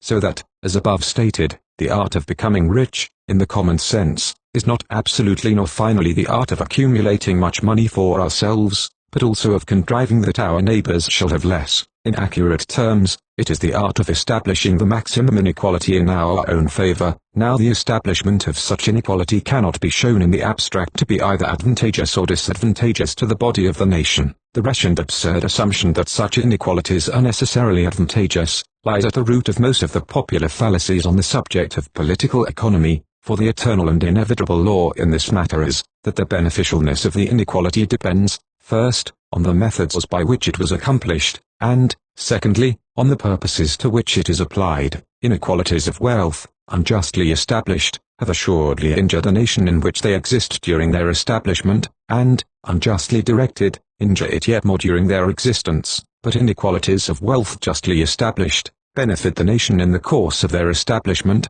and, nobly used, aid it yet more by their existence. That is to say, among every active and well-governed people, the various strength of individuals, tested by full exertion and specially applied to various need, issues in unequal, but harmonious results, receiving reward or authority according to its class and service. 25 While, in the inactive or ill-governed nation, the gradations of decay and the victories of treason work out also their own rugged system of subjection and success, and substitute, for the melodious inequalities of concurrent power, the iniquitous dominances and depressions of guilt and misfortune. Thus the circulation of wealth in a nation resembles that of the blood in the natural body. There is one quickness of the current which comes of cheerful emotion or wholesome exercise, and another which comes of shame or of fever. There is a flush of the body which is full of warmth and life, and another which will pass into putrefaction. The analogy will hold, down even to minute particulars, for as diseased local determination of the blood involves depression of the general health of the system, all morbid local action of riches will be found ultimately to involve a weakening of the resources of the body politic. The mode in which this is produced may be at once understood by examining one or two instances of the development of wealth in the simplest possible circumstances. Suppose two sailors cast away on an uninhabited coast, and obliged to maintain themselves there by their own labor for a series of years. If they both kept their health, and worked steadily, and in amity with each other, they might build themselves a convenient house, and in time come to possess a certain quantity of cultivated land, together with various stores laid up for future use. All these things would be real riches or property, and, supposing the men both to have worked equally hard, they would each have right to equal share or use of it. Their political economy would consist merely in careful preservation and just division of these possessions. Perhaps, however, after some time one or other might be dissatisfied with the results of their common farming, and they might in consequence agree to divide the land they had brought under the spade into equal shares, so that each might thenceforward work in his own field and live by it. Suppose that after this arrangement had been made, one of them were to fall ill, and be unable to work on his land at a critical time, say of sowing or harvest. He would naturally ask the other to sow or reap for him.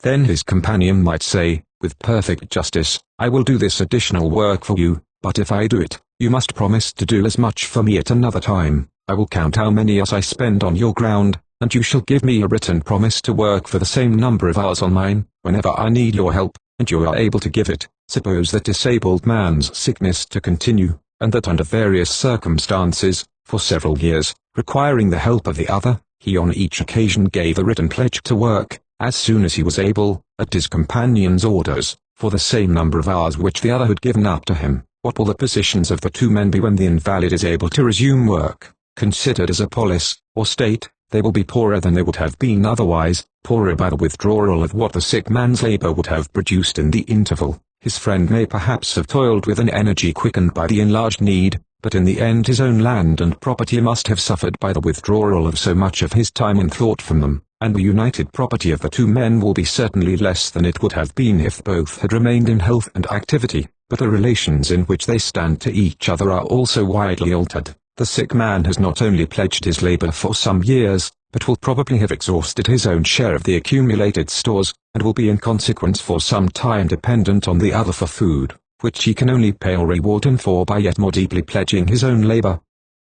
Supposing the written promises to be held entirely valid, among civilized nations their validity is secured by legal measures. 26. The person who had hitherto worked for both might now, if he chose, rest altogether, and pass his time in idleness, not only forcing his companion to redeem all the engagements he had already entered into, but exacting from him pledges for further labor, to an arbitrary amount, for what food he had to advance to him. There might not, from first to last, be the least illegality, in the ordinary sense of the word, in the arrangement, but if a stranger arrived on the coast at this advanced epoch of their political economy, he would find one man commercially rich, the other commercially poor. He would see, perhaps with no small surprise, one passing his days in idleness, the other laboring for both, and living sparely, in the hope of recovering his independence, at some distant period. This is, of course, an example of one only out of many ways in which inequality of possession may be established between different persons, giving rise to the mercantile forms of riches and poverty. In the instance before us, one of the men might from the first have deliberately chosen to be idle, and to put his life in pawn for present ease, or he might have mismanaged his land,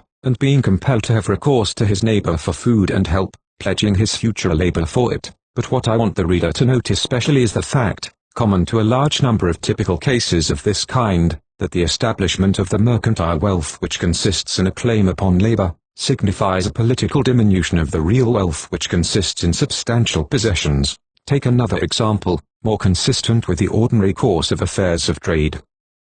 Suppose that 3 men, instead of 2, formed the little isolated republic, and found themselves obliged to separate in order to farm different pieces of land at some distance from each other along the coast, each estate furnishing a distinct kind of produce, and each more or less in need of the material raised on the other. Suppose that the third man, in order to save the time of all 3, undertakes simply to superintend the transference of commodities from one farm to the other, on condition of receiving some sufficiently remunerative share of every parcel of goods conveyed, or of some other parcel received in exchange for it. If this carrier or messenger always brings to each estate, from the other, what is chiefly wanted, at the right time, the operations of the 2 farmers will go on prosperously, and the largest possible result in produce, or wealth, will be attained by the little community. But suppose no intercourse between the landowners is possible, except through the traveling agent, and that, after a time, this agent, watching the course of each man's agriculture, keeps back the articles with which he has been entrusted until there comes a period of extreme necessity for them, on one side or other, and then exacts in exchange for them all that the distressed farmer can spare of other kinds of produce. It is easy to see that by ingeniously watching his opportunities, he might possess himself regularly of the greater part of the superfluous produce of the two estates, and at last, in some year of severest trial or scarcity, purchase both for himself, and maintain the former proprietors thenceforward as his labourers or servants. This would be a case of commercial wealth acquired on the exactest principles of modern political economy, but more distinctly even than in the former instance, it is manifest in this that the wealth of the state, or of the three men considered as a society, is collectively less than it would have been had the merchant been content with just to profit. The operations of the two agriculturists have been cramped to the utmost, and the continual limitations of the supply of things they wanted at critical times, together with the failure of courage consequent on the prolongation of a struggle for mere existence, without any sense of permanent gain, must have seriously diminished the effective results of their labor, and the stores finally accumulated in the merchant's hands will not in any wise be of equivalent value to those which, had his dealings been honest, would have filled at once the granaries of the farmers and his own. The whole question, therefore, respecting not only the advantage, but even the quantity, of national wealth, resolves itself finally into one of abstract justice. It is impossible to conclude, of any given mass of acquired wealth, merely by the fact of its existence, whether it signifies good or evil to the nation in the midst of which it exists. Its real value depends on the moral sign attached to it, just as sternly as that of a mathematical quantity depends on the algebraical sign attached to it. Any given accumulation of commercial wealth may be indicative, on the one hand, of faithful industries, progressive energies, and productive ingenuities, or, on the other, it may be indicative of mortal luxury, merciless tyranny, ruinous chicane. Some treasures are heavy with human tears, as an ill-stored harvest with untimely rain, and some gold is brighter in sunshine than it is in substance, and these are not, observe, merely moral or pathetic attributes of riches, which the seeker of riches may, if he chooses, despise. They are, literally and sternly, material attributes of riches, depreciating or exalting, incalculably, the monetary signification of the sum in question. One mass of money is the outcome of action which has created, another, of action which has annihilated, 10 times as much in the gathering of it. Such and such strong hands have been paralyzed, as if they had been numbed by nightshade. So many strong men's courage broken, so many productive operations hindered, this and the other false direction given to labor, and lying image of prosperity set up, on aeroplanes dug into 7 times heated furnaces. That which seems to be wealth may in verity be only the gilded index of far-reaching ruin, a wrecker's handful of coin gleaned from the beach to which he has beguiled an argosy, a camp follower's bundle of rags unwrapped from the breasts of goodly soldiers dead, the purchase pieces of potters' fields, wherein shall be buried together the citizen and the stranger, and therefore, the idea that directions can be given for the gaining of wealth, irrespectively of the consideration of its moral sources, or that any general and technical law of purchase and gain can be set down for national practice, is perhaps the most insolently futile of all that ever beguiled men through their vices. So far as I know, there is not in history record of anything so disgraceful to the human intellect as the modern idea that the commercial text, buy in the cheapest market and sell in the dearest, represents, or under any circumstances could represent, an available principle of national economy. Buy in the cheapest market, yes, but what made your market cheap? Charcoal may be cheap among your roof timbers after a fire, and bricks may be cheap in your streets after an earthquake, but fire and earthquake may not therefore be national benefits. Sold in the dearest, yes, truly, but what made your market dear? You sold your bread well today. Was it to a dying man who gave his last coin for it, and will never need bread more, or to a rich man who tomorrow will buy your farm over your head, or to a soldier on his way to pillage the bank in which you have put your fortune? None of these things you can know. One thing only you can know, namely, whether this dealing of yours is a just and faithful one, which is all you need concern yourself about respecting it. Sure thus to have done your own part in bringing about ultimately in the world a state of things which will not issue in pillage or in death, and thus every question concerning these things merges itself ultimately in the great question of justice, which, the ground being thus far cleared for it, I will enter upon in the next paper, leaving only, in this, 3 final points for the reader's consideration. It has been shown that the chief value and virtue of money consists in its having power over human beings, that, without this power, large material possessions are useless, and, to any person possessing such power, comparatively unnecessary, but power over human beings is attainable by other means than by money. As I said a few pages back, The money power is always imperfect and doubtful. There are many things which cannot be reached with it, others which cannot be retained by it. Many joys may be given to men which cannot be bought for gold, and many fidelities found in them which cannot be rewarded with it.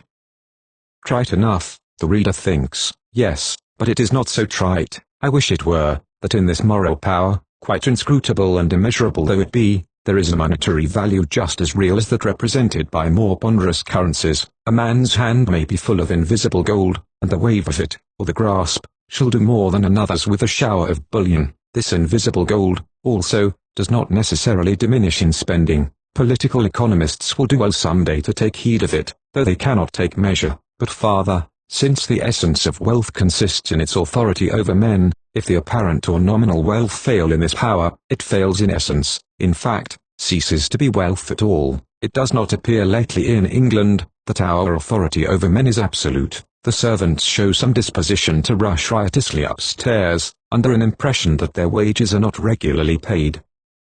We should augur ill of any gentleman's property to whom this happened every other day in his drawing-room. So also, the power of our wealth seems limited as respects the comfort of the servants, no less than their quietude. The persons in the kitchen appear to be ill-dressed, squalid, half-starved. One cannot help imagining that the riches of the establishment must be of a very theoretical and documentary character. Finally, since the essence of wealth consists in power over men, will it not follow that the nobler and the more in number the persons over whom it is power, the greater the wealth? Perhaps it may even appear after some consideration, that the persons themselves are the wealth of these pieces of gold with which we are in the habit of guiding them, and, in fact, nothing more than a kind of Byzantine harness or trappings, very glittering and beautiful in barbaric sight, wherewith we bridle the creatures, but that if these same living creatures could be guided without the fretting and jingling of the byzants in their mouths and ears, they might themselves be more valuable than their bridles. In fact, it may be discovered that the true veins of wealth are purple, and not in rock, but in flesh. Perhaps even that the final outcome and consummation of all wealth is in the producing as many as possible full-breathed,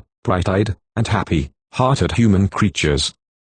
Our modern wealth, I think, has rather a tendency the other way, most political economists appearing to consider multitudes of human creatures not conducive to wealth, or at best conducive to it only by remaining in a dim-eyed and narrow-chested state of being. Nevertheless, it is open, I repeat, to serious question, which I leave to the reader's pondering, whether, among national manufactures, that of souls of a good quality may not at last turn out a quite leadingly lucrative one. Nay, in some far-away and yet unremtive hour, I can even imagine that England may cast all thoughts of possessive wealth back to the barbaric nations among whom they first arose, and that, while the sands of the Indus and adamant of Golconda may yet stiffen the housings of the charger, and flash from the turban of the slave, she, as a Christian mother, may at last attain to the virtues and the treasures of a heathen one, and be able to let forth her sons, saying, "These are my jewels." Essay 3, Qui Judiciatis Terram. Some centuries before the Christian era, a Jew merchant, largely engaged in business on the Gold Coast, and reported to have made one of the largest fortunes of his time, held also in repute for much practical sagacity, left among his ledgers some general maxims concerning wealth, which have been preserved, strangely enough, even to our own days. They were held in considerable respect by the most active traders of the Middle Ages, especially by the Venetians, who even went so far in their admiration as to place a statue of the old Jew on the angle of one of their principal public buildings. Of late years these writings have fallen into disrepute, being opposed in every particular to the spirit of modern commerce. Nevertheless, I shall reproduce a passage or two from them here, partly because they may interest the reader by their novelty, and chiefly because they will show him that it is possible for a very practical and acquisitive tradesman to hold, through a not unsuccessful career, that principle of distinction between well-gotten and ill-gotten wealth, which, partially insisted on in my last paper, it must be our work more completely to examine in this. He says, for instance, in one place, the getting of treasures by a lying tongue is a vanity tossed to and fro of them that seek death, adding in another, with the same meaning, he has a curious way of doubling his sayings, treasures of wickedness profit nothing, but justice delivers from death. Both these passages are notable for their assertion of death as the only real issue and sum of attainment by any unjust scheme of wealth. If we read, instead of lying tongue, lying label, title, pretense, or advertisement, we shall more clearly perceive the bearing of the words on modern business. The seeking of death is a grand expression of the true course of men's toil in such business. We usually speak as if death pursued us, and we fled from him, but that is only so in rare instances. Ordinarily, he masks himself, makes himself beautiful, all glorious, not like the king's daughter, all glorious within, but outwardly, his clothing of wrought gold. We pursue him frantically all our days, he flying or hiding from us. Our crowning success at 70 is utterly and perfectly to seize, and hold him in his eternal integrity, robes, ashes, and sting. Again, the merchant says, he that oppresseth the poor to increase his riches, shall surely come to want. And again, more strongly, rob not the poor because he is poor, neither oppress the afflicted in the place of business, for God shall spoil the soul of those that spoiled them. This robbing the poor because he is poor is especially the mercantile form of theft, consisting in taking advantage of a man's necessities in order to obtain his labor or property at a reduced price. The ordinary highwayman's opposite form of robbery, of the rich, because he is rich, does not appear to occur so often to the old merchant's mind, probably because, being less profitable and more dangerous than the robbery of the poor, it is rarely practiced by persons of discretion. But the two most remarkable passages in their deep general significance are the following: the rich and the poor have met, God is their maker. The rich and the poor have met, God is their light. They have met, more literally, have stood in each other's way, obviaverant, that is to say, as long as the world lasts, the action and counteraction of wealth and poverty, the meeting, face to face, of rich and poor, is just as appointed and necessary a law of that world as the flow of stream to sea, or the interchange of power among the electric clouds. God is their maker, but, also, this action may be either gentle and just, or convulsive and destructive. It may be by rage of devouring flood, or by lapse of serviceable wave, in blackness of thunderstroke, or continual force of vital fire, soft, and shapeable into love syllables from far away.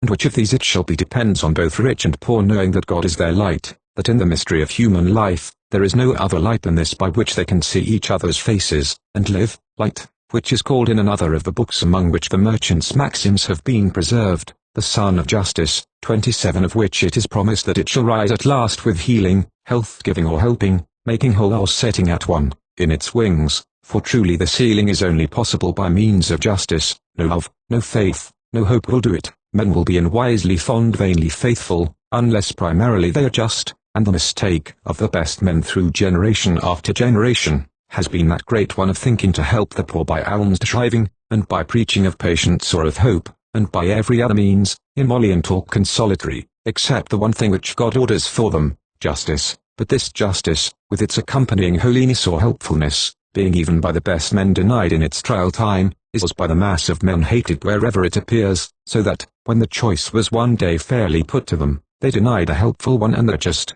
28, and desired the murderer, sedition raiser, and robber, to be granted to them, the murderer instead of the Lord of life, the sedition raiser instead of the Prince of Peace, and the robber instead of the just Judge of all the world. I have just spoken of the flowing of streams to the sea as a partial image of the action of wealth. In one respect it is not a partial, but a perfect image. The popular economist thinks himself wise in having discovered that wealth, or the forms of property in general, must go where they are required, that where demand is, supply must follow. He farther declares that this course of demand and supply cannot be forbidden by human laws. Precisely in the same sense, and with the same certainty, the waters of the world go where they are required. Where the land falls, the water flows. The course neither of clouds nor rivers can be forbidden by human will, but the disposition and administration of them can be altered by human forethought. Whether the stream shall be a curse or a blessing, depends upon man's labor and administrating intelligence. For centuries after centuries, great districts of the world, rich in soil, and favored in climate, have lain desert under the rage of their own rivers. Not only desert, but plague struck. The stream which, rightly directed, would have flowed in soft irrigation from field to field, would have purified the air, given food to man and beast, and carried their burdens for them on its bosom, now overwhelms the plain, and poisons the wind, its breath pestilence, and its work famine. In like manner this wealth goes where it is required. No human laws can withstand its flow, they can only guide it, but this, the leading trench and limiting mound, can do so thoroughly, that it shall become water of life, the riches of the hand of wisdom. 29. Or, on the contrary, by leaving it to its own lawless flow, they may make it, what it has been too often, the last and deadliest of national plagues, water of marrow, the water which feeds the roots of all evil. The necessity of these laws of distribution or restraint is curiously overlooked in the ordinary political economist's definition of his own science. He calls it, shortly, the science of getting rich, but there are many sciences, as well as many arts, of getting rich. Poisoning people of large estates was one employed largely in the Middle Ages. Adulteration of food of people of small estates is one employed largely now. The ancient and honorable Highland method of blackmail, the more modern and less honorable system of obtaining goods on credit, and the other variously improved methods of appropriation, which, in major and minor scales of industry, down to the most artistic pocket-picking, we owe to recent genius, all come under the general head of sciences, or arts, of getting rich, so that it is clear the popular economist, in calling his science the science par excellence of getting rich, must attach some peculiar ideas of limitation to its character. I hope I do not misrepresent him, by assuming that he means his science to be the science of getting rich by legal or just means. In this definition, is the word just, or legal, finally to stand? For it is possible among certain nations, or under certain rulers, or by help of certain advocates, that proceedings may be legal which are by no means just. If, therefore, we leave at last only the word just in the place of our definition, the insertion of this solitary and small word will make a notable difference in the grammar of our science, for then it will follow that, in order to grow rich scientifically we must grow rich justly, and, therefore, know what is just, so that our economy will no longer depend merely on prudence, but on jurisprudence and that of divine, not human law, which prudence is indeed of no mean order, holding itself, as it were, high in the air of heaven, and gazing forever on the light of the sun of justice. Hence the souls which have excelled in it are represented by Dante as stars forming in heaven forever the figure of the eye of an eagle, they having been in life the discerners of light from darkness, or to the whole human race, as the light of the body, which is the eye, while those souls which form the wings of the bird, giving power and dominion to justice, healing in its wings, trace also in light the inscription in heaven, Diligite justitiam qui judicatis terram, qui who judge the earth, if, not, observe, merely love, but, diligent love to justice, the love which seeks diligently, that is to say, choosingly, and by preference to all things else, which judging or doing judgment in the earth is, according to their capacity and position, required not of judges only, nor of rulers only, but of all men. 30 Of truth sorrowfully lost sight of even by those who are ready enough to apply to themselves passages in which Christian men are spoken of as called to be saints, that is, to helpful or healing functions, and chosen to be kings, that is, to knowing or directing functions, the true meaning of these titles having been long lost through the pretenses of unhelpful and unable persons to saintly and kingly character, also through the once popular idea that both the sanctity and royalty are to consist in wearing long robes and high crowns, instead of in mercy and judgment, whereas all true sanctity is saving power, as all true royalty is ruling power, and injustice is part and parcel of the denial of such power, which makes men as the creeping things, as the fishes of the sea, that have no rule over them. 31 Absolute justice is indeed no more attainable than absolute truth, but the righteous man is distinguished from the unrighteous by his desire and hope of justice, as the true man from the false by his desire and hope of truth, and though absolute justice be unattainable, as much justice as we need for all practical use is attainable by all those who make it their aim. We have to examine, then, in the subject before us, what are the laws of justice respecting payment of labor. No small part, these, of the foundations of all jurisprudence. I reduced, in my last paper, the idea of money payment to its simplest or radical terms. In those terms its nature, and the conditions of justice respecting it, can be best ascertained. Money payment, as there stated, consists radically in a promise to some person working for us, that for the time and labor he spends in our service today we will give or procure equivalent time and labor in his service at any future time when he may demand it. 32 If we promise to give him less labor than he has given us, we underpay him. If we promise to give him more labor than he has given us, we overpay him. In practice, according to the laws of demand and supply, when two men are ready to do the work, and only one man wants to have it done, the two men underbid each other for it, and the one who gets it to do, is underpaid. But when two men want the work done, and there is only one man ready to do it, the two men who want it done overbid each other, and the workman is overpaid. I will examine these 2 points of injustice in succession, but first I wish the reader to clearly understand the central principle lying between the two, of right or just payment. When we ask a service of any man, he may either give it as freely, or demand payment for it. respecting free gift of service, there is no question at present, that being a matter of affection not of traffic, but if you demand payment for it, and we wish to treat him with absolute equity, it is evident that this equity can only consist in giving time for time, strength for strength, and skill for skill. If a man works an hour for us, and we only promise to work half an hour for him in return, we obtain an unjust advantage. If, on the contrary, we promise to work an hour and a half for him in return, he has an unjust advantage.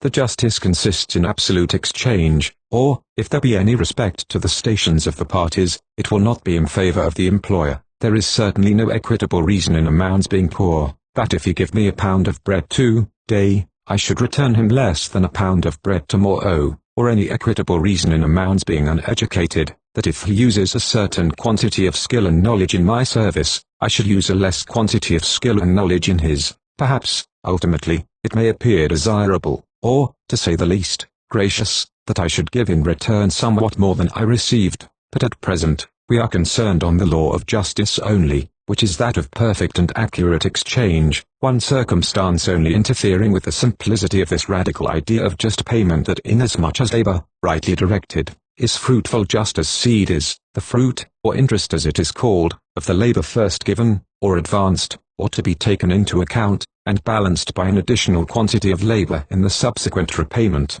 supposing the repayment to take place at the end of a year, or of any other given time, this calculation could be approximately made, but as money, that is to say, cash, payment involves no reference to time, it being optional with the person paid to spend what he receives at once or after any number of years, we can only assume, generally, that some slight advantage must in equity be allowed to the person who advances the labor, so that the typical form of bargain will be, if you give me an hour today, I will give you an hour and 5 minutes on demand. If you give me a pound of bread today, I will give you 17 ounces on demand, and so on. All that is necessary for the reader to note is, that the amount returned is at least in equity not to be less than the amount given. The abstract idea, then, of just or due wages, as respects the laborer, is that they will consist in a sum of money which will at any time procure for him at least as much labor as he has given, rather more than less.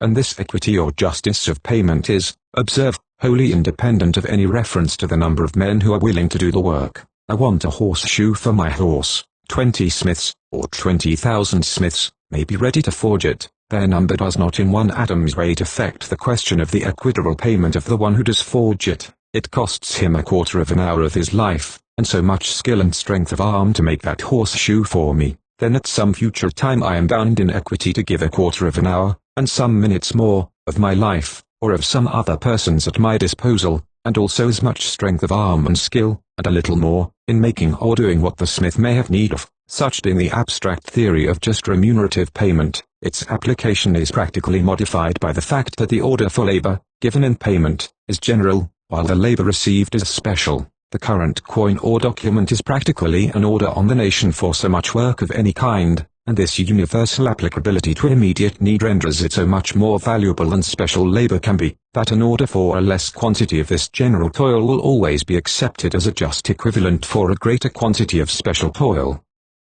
Any given craftsman will always be willing to give an hour of his own work in order to receive command over half an hour, or even much less, of national work. This source of uncertainty, together with the difficulty of determining the monetary value of skill, 33 renders the ascertainment, even approximate, of the proper wages of any given labor in terms of currency, matter of considerable complexity, but they do not affect the principle of exchange. The worth of the work may not be easily known, but it has a worth, just as fixed and real as the specific gravity of a substance, though such specific gravity may not be easily ascertainable when the substance is united with many others, nor is there so much difficulty or chance in determining it as in determining the ordinary maxima and minima of vulgar political economy. There are few bargains in which a buyer can ascertain with anything like precision that the seller would have taken no less, or the seller acquire more than a comfortable faith that the purchaser would have given no more. This impossibility of precise knowledge prevents neither from striving to attain the desired point of greatest vexation and injury to the other,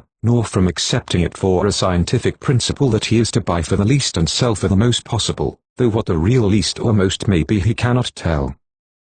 In like manner, a just person lays it down for a scientific principle that he is to pay a just price, and, without being able precisely to ascertain the limits of such a price, will nevertheless strive to attain the closest possible approximation to them, a practically serviceable approximation he can obtain. It is easier to determine scientifically what a man ought to have for his work, than what his necessities will compel him to take for it. His necessities can only be ascertained by empirical, but his due by analytical, investigation. In the one case, you try your answer to the sum like a puzzled schoolboy till you find one that fits. In the other, you bring out your result within certain limits, by a process of calculation. Supposing, then, the just wages of any quantity of given labor to have been ascertained, let us examine the first results of just and unjust payment, when in favor of the purchaser or employer, that is, when two men are ready to do the work, and only one wants to have it done. The unjust purchaser forces the two to bid against each other till he has reduced their demand to its lowest terms.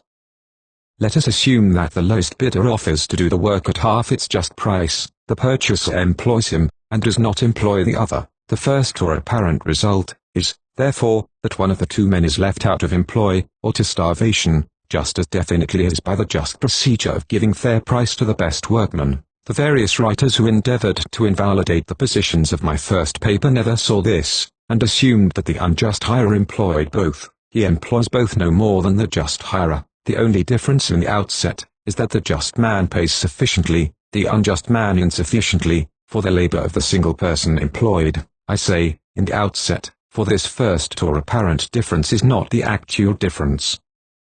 By the unjust procedure, half the proper price of the work is left in the hands of the employer. This enables him to hire another man at the same unjust rate on some other kind of work, and the final result is that he has two men working for him at half price, and two are out of employ. By the just procedure, the whole price of the first piece of work goes into the hands of the man who does it, no surplus being left in the employer's hands. He cannot hire another man for another piece of labor, but by precisely so much as his power is diminished, the hired workman's power is increased, that is to say, by the additional half of the price he has received, which additional half he has the power of using to employ another man in his service. I will suppose, for the moment, the least favorable, though quite probable, case that, though justly treated himself, he yet will act unjustly to his subordinate, and hire at half price, if he can. The final result will then be, that one man works for the employer, at just price, one for the workman, at half price, and two, as in the first case, are still out of employ.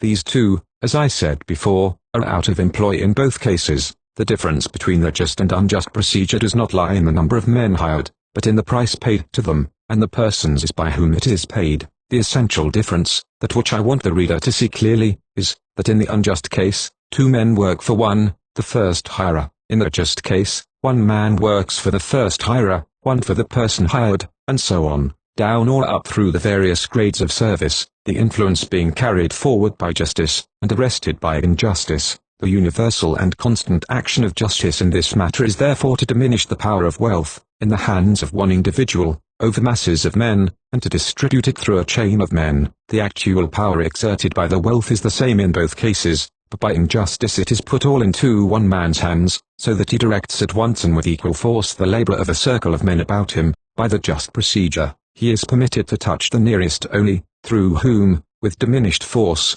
modified by new minds, the energy of the wealth passes on to others, and so till it exhausts itself. The immediate operation of justice in this respect is, therefore, to diminish the power of wealth, first in acquisition of luxury, and, secondly, in exercise of moral influence. The employer cannot concentrate so multitudinous labor on his own interests, nor can he subdue so multitudinous mind to his own will, but the secondary operation of justice is not less important. The insufficient payment of the group of men working for one, places each under a maximum of difficulty in rising above his position. The tendency of the system is to check advancement, but the sufficient or just payment, distributed through a descending series of offices or grades of labor, 34 gives each subordinated person fair and sufficient means of rising in the social scale, if he chooses to use them, and thus not only diminishes the immediate power of wealth, but removes the worst disabilities of poverty. It is on this vital problem that the entire destiny of the labor is ultimately dependent. Many minor interests may sometimes appear to interfere with it, but all branch from it. For instance, considerable agitation is often caused in the minds of the lower classes when they discover the share which they nominally, and to all appearance, actually, pay out of their wages in taxation, I believe 35 or 40%. This sounds very egregious, but in reality the laborer does not pay it, but his employer. If the workman had not to pay it, his wages would be less by just that sum. Competition would still reduce them to the lowest rate at which life was possible. Similarly, the lower orders agitated for the repeal of the Corn Laws, 35, thinking they would be better off if bread were cheaper, never perceiving that as soon as bread was permanently cheaper, wages would permanently fall in precisely that proportion. The Corn Laws were rightly repealed, not, however, because they directly oppressed the poor, but because they indirectly oppressed them in causing a large quantity of their labor to be consumed unproductively. So also unnecessary taxation oppresses them, through destruction of capital, but the destiny of the poor depends primarily always on this one question of dueness of wages. Their distress, irrespectively of that caused by sloth, minor error, or crime, arises on a grand scale from the two reacting forces of competition and oppression. There is not yet, nor will yet for ages be, any real overpopulation in the world, but a local overpopulation, or, more accurately, a degree of population locally unmanageable under existing circumstances for want of forethought and sufficient machinery, necessarily shows itself by pressure of competition, and the taking advantage of this competition by the purchaser to obtain their labor unjustly cheap, consummates at once their suffering and his own, for in this, as I believe in every other kind of slavery, the oppressor suffers at last more than the oppressed, and those magnificent lines of Pope, even in all their force, fall short of the truth. Yet, to be just to these poor men of wealth, each does but hate his neighbor as himself. Damned to the mines, an equal fate betides the slave that digs it, and the slave that hides. The collateral and reversionary operations of justice in this matter I shall examine hereafter, it being needful first to define the nature of value, proceeding then to consider within what practical terms a justice system may be established, and ultimately the vexed question of the destinies of the unemployed workman. 36. Lest, however, the reader should be alarmed at some of the issues to which our investigations seem to be tending, as if in their bearing against the power of wealth they had something in common with those of socialism. I wish him to know, in accurate terms, one or two of the main points which I have in view, whether socialism has made more progress among the army and navy, where payment is made on my principles, or among the manufacturing operatives, who are paid on my opponents' principles. I leave it to those opponents to ascertain and declare. Whatever their conclusions may be, I think it necessary to answer for myself only this, that if there be any one point insisted on throughout my works more frequently than another, that one point is the impossibility of equality. My continual aim has been to show the eternal superiority of some men to others, sometimes even of one man to all others, and to show also the advisability of appointing such persons or person to guide, to lead, or on occasion even to compel and subdue, their inferiors, according to their own better knowledge and wiser will. My principles of political economy were all involved in a single phrase spoken 3 years ago at Manchester, soldiers of the ploughshare as well as soldiers of the sword, and they were all summed in a single sentence in the last volume of Modern Painters. Government and cooperation are in all things the laws of life, anarchy and competition the laws of death. And with respect to the mode in which these general principles affect the secure possession of property, so far am I from invalidating such security, that the whole gist of these papers will be found ultimately to aim at an extension in its range, and whereas it has long been known and declared that the poor have no right to the property of the rich, I wish it also to be known and declared that the rich have no right to the property of the poor, but that the working of the system which I have undertaken to develop would in many ways shorten the apparent and direct, though not the unseen and collateral, power, both of wealth, as the lady of pleasure, and of capital, as the lord of toil. I do not deny, on the contrary, I affirm it in all joyfulness, knowing that the attraction of riches is already too strong, as their authority is already too weighty, for the reason of mankind. I said in my last paper that nothing in history had ever been so disgraceful to human intellect as the acceptance among us of the common doctrines of political economy as a science. I have many grounds for saying this, but one of the chief may be given in few words. I know no previous instance in history of a nation's establishing a systematic disobedience to the first principles of its professed religion. The writings which we, verbally, esteem as divine, not only denounce the love of money as the source of all evil, and as an idolatry abhorred of the deity, but declare mammon service to be the accurate and irreconcilable opposite of God's service, and, whenever they speak of riches absolute, and poverty absolute, declare woe to the rich, and blessing to the poor. whereupon we forthwith investigate a science of becoming rich, as the shortest road to national prosperity. Te Christian Dana el Etiope, Quando si partirano ad collegi, el uno in eterno rico, e el ultra inope, essay 4, ad valorem. In the last paper we saw that just payment of labor consisted in a sum of money which would approximately obtain equivalent labor at a future time. We have now to examine the means of obtaining such equivalence, which question involves the definition of value, wealth, price, and produce. None of these terms are yet defined so as to be understood by the public, but the last, produce, which one might have thought the clearest of all, is, in use, the most ambiguous, and the examination of the kind of ambiguity attendant on its present employment will best open the way to our work.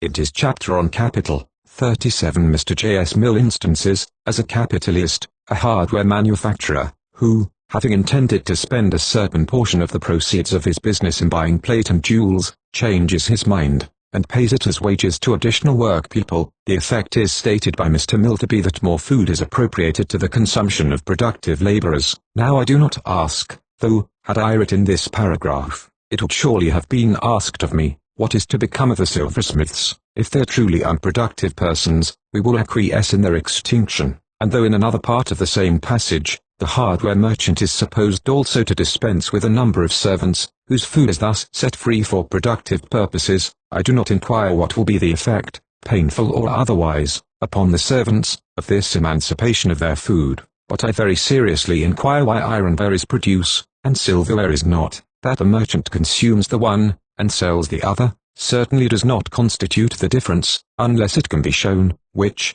indeed, I perceive it to be becoming daily more and more the aim of tradesmen to show, that commodities are made to be sold, and not to be consumed.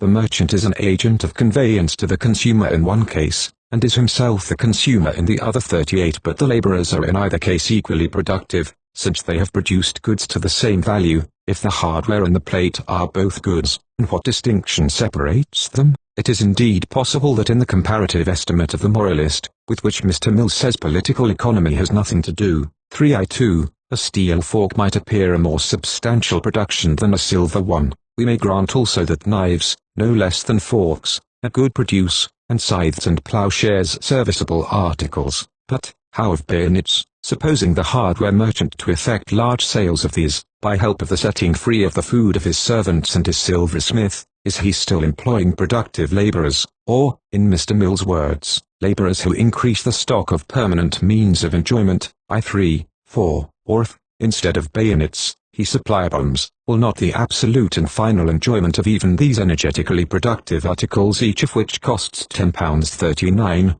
be dependent on a proper choice of time and place for their investment, choice, that is to say, depending on those philosophical considerations with which political economy has nothing to do. 40.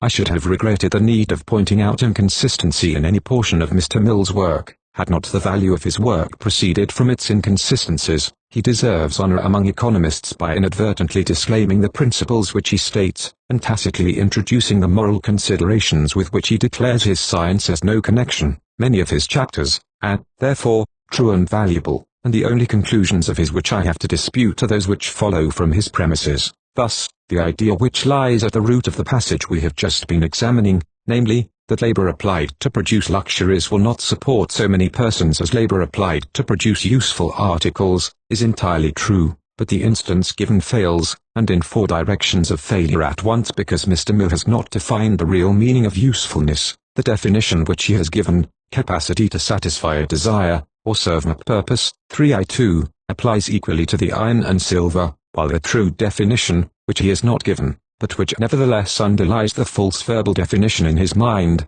and comes out once or twice by accident as in the words any support to life or strength in I5, applies to some articles of iron, but not to others, and to some articles of silver, but not to others. It applies to ploughs, but not to bayonets, and to forks, but not to filigree. 41. The eliciting of the true definition will give us the reply to our first question, what is value, respecting which, however, we must first hear the popular statements. The word value, when used without adjunct, always means, in political economy, value in exchange, Mill, 3I3, so that, if 2 ships cannot exchange their rudders are in politico-economic language, of no value to either, but the subject of political economy is wealth. Preliminary remarks, page 1, and wealth consists of all useful and agreeable objects which possess exchangeable value. Preliminary remarks, page 10. It appears then, according to Mr. Mill, that usefulness and agreeableness underlie the exchange of value, and must be ascertained to exist in the thing, before we can esteem it an object of wealth. Now, the economical usefulness of a thing depends not merely on its own nature, but on the number of people who can and will use it. A horse is useless, and therefore unsaleable, if no one can ride, a sword if no one can strike, and meat, if no one can eat. Thus every material utility depends on its relative human capacity. Similarly, the agreeableness of a thing depends not merely on its own likableness, but on the number of people who can be got to like it. The relative agreeableness, and therefore salableness, of a pot of the smallest ale, and of Adonis painted by a running brook, depends virtually on the opinion of Demos, in the shape of Christopher Sly. That is to say, the agreeableness of a thing depends on its relative human disposition. 42. Therefore, political economy, being a science of wealth, must be a science respecting human capacities and dispositions, but moral considerations have nothing to do with political economy. 3. I2. Therefore, moral considerations have nothing to do with human capacities and dispositions. I do not wholly like the look of this conclusion from Mr. Mill's statements. Let us try Mr. Ricardo's. Utility is not the measure of exchangeable value, though it is absolutely essential to it. Chap 1 Sect I. Essential to what degree? Mr. Ricardo, there may be greater and less degrees of utility. Meat, for instance, may be so good as to be fit for anyone to eat, or so bad as to be fit for no one to eat. What is the exact degree of goodness which is essential to its exchangeable value, but not the measure of it? How good must the meat be, in order to possess any exchangeable value, and how bad must it be? I wish this were a settled question in London markets. In order to possess none, there appears to be some hitch, I think, in the working even of Mr. Ricardo's principles, but let him take his own example. Suppose that in the early stages of society the bows and arrows of the hunter were of equal value with the implements of the fisherman. Under such circumstances the value of the deer, the produce of the hunter's day's labor, would be exactly, mine equal to the value of the fish, the product of the fisherman's day's labor. The comparative value of the fish and game would be entirely regulated by the quantity of labor realized in each. Ricardo, Chapter 3, on value. Indeed, therefore, if the fisherman catches one sprat, and the huntsman one deer, one sprat will be equal in value to one deer, but if the fisherman catches no sprat, and the huntsman 2 deer, no sprat will be equal in value to 2 deer?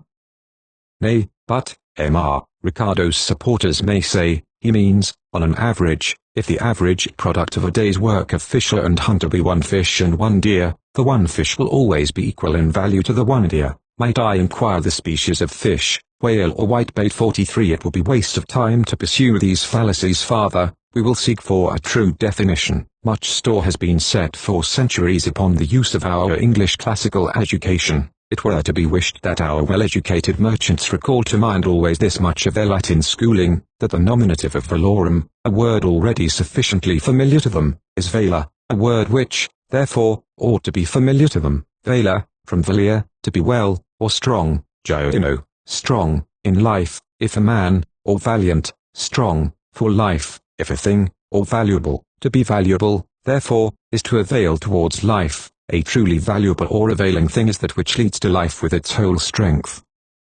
In proportion as it does not lead to life, or as its strength is broken, it is less valuable. In proportion as it leads away from life, it is unvaluable or malignant. The value of a thing, therefore, is independent of opinion, and of quantity. Think what you will of it, gain how much you may of it. The value of the thing itself is neither greater nor less, for ever it avails, or avails not. No estimate can raise, no disdain depress, the power which it holds from the maker of things and of men. The real science of political economy, which has yet to be distinguished from the bastard science, as medicine from witchcraft, and astronomy from astrology, is that which teaches nations to desire and labor for the things that led to life, and which teaches them to scorn and destroy the things that led to destruction. And if, in a state of infancy, they suppose indifferent things, such as excrescences of shellfish, and pieces of blue and red stone, to be valuable, and spend large measure of the labor which ought to be employed for the extension and ennobling of life, in diving or digging for them, and cutting them into various shapes, or if, in the same state of infancy, they imagine precious and beneficent things, such as air, light, and cleanliness, to be valueless, or if, finally, they imagine the conditions of their own existence, by which alone they can truly possess or use anything, such, for instance, as peace, trust, and love, to be prudently exchangeable, when the market offers, for gold, iron, or excrescences of shells. The great and only science of political economy teaches them, in all these cases, what is vanity, and what substance, and how the service of death, the lord of waste, and of eternal emptiness, differs from the service of wisdom, the lady of saving, and of eternal fullness, she who has said, I will cause those that love me to inherit substance, and I will fill their treasures, the lady of saving, in a profounder sense than that of the savings bank, though that is a good one, Madonna della Salute, lady of health, which, though commonly spoken of as if separate from wealth, is indeed a part of wealth. This word, wealth, it will be remembered, is the next we have to define. To be wealthy, says Mr. Mill, is to have a large stock of useful articles. I accept this definition, only let us perfectly understand it. My opponents often lament my not giving them enough logic. I fear I must at present use a little more than they will like, but this business of political economy is no light one, and we must allow no loose terms in it. We have, therefore, to ascertain in the above definition, first, what is the meaning of having, or the nature of possession, then, what is the meaning of useful, or the nature of utility.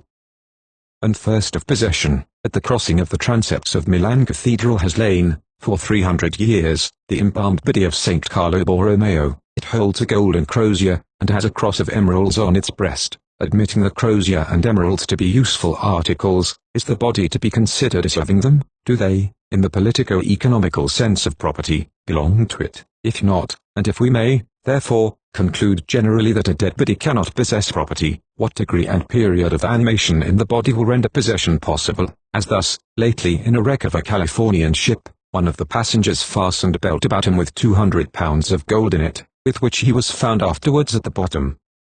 Now, as he was sinking, had he the gold or had the gold him 44, and if, instead of sinking him in the sea by its weight, the gold had struck him on the forehead, and thereby caused incurable disease, suppose palsy or insanity, will the gold in that case have been more a possession than in the first? Without pressing the inquiry up through instances of gradually increasing vital power over the gold, which I will, however, if they are asked for, I presume the reader will see that possession, or having, is not an absolute, but a gradated power, and consists not only in the quantity or nature of the thing possessed, but also, and in a greater degree, in its suitableness to the person possessing it, and in his vital power to use it. And our definition of wealth, expanded, becomes, the possession of useful articles, which we can use. This is a very serious change, for wealth, instead of depending merely on a have, is thus seen to depend on a can, gladiator's death, on a habit, but soldier's victory, and state's salvation, on a quo pluribus possit, live 7, 6, and what we reasoned of only as accumulation of material, is seen to demand also accumulation of capacity. So much for our verb. Next for our adjective. What is the meaning of useful? The inquiry is closely connected with the last, for what is capable of use in the hands of some persons, is capable, in the hands of others, of the opposite of use, called commonly, from use, or abuse, and it depends on the person, much more than on the article, whether its usefulness or abusefulness will be the quality developed in it. Thus, wine, which the Greeks, in their Bacchus, made, rightly, the type of all passion, and which, when used, cheereth God and man, that is to say, strengthens both the divine life, or reasoning power, and the earthly, or carnal power, of man, yet, when abused, becomes Dionysus, hurtful especially to the divine part of man, or reason, and again, the body itself, being equally liable to use and to abuse, and, when rightly disciplined, serviceable to the state, both for war and labor, but when not disciplined, or abused, valueless to the state, and capable only of continuing the private or single existence of the individual, and that but feebly. The Greeks called such a body an idiotic or private body, from their word signifying a person employed in no way directly useful to the state, whence, finally, our idiot, meaning a person entirely occupied with his own concerns. Hence, it follows, that if a thing is to be useful, it must be not only of an availing nature, but in availing hands, or, in accurate terms, usefulness is value in the hands of the valiant, so that this science of wealth being, as we have just seen, when regarded as the science of accumulation, accumulative of capacity as well as of material, when regarded as the science of distribution, is distribution not absolute, but discriminate, not of everything to every man, but of the right thing to the right man, a difficult science, dependent on more than arithmetic. Wealth, therefore, is the possession of the valuable by the valiant, and in considering it as a power existing in a nation, the two elements, the value of the thing, and the valor of its possessor, must be estimated together, whence it appears that many of the persons commonly considered wealthy, are in reality no more wealthy than the locks of their own strong boxes are, they being inherently and eternally incapable of wealth, and operating for the nation, in an economical point of view, either as pools of dead water,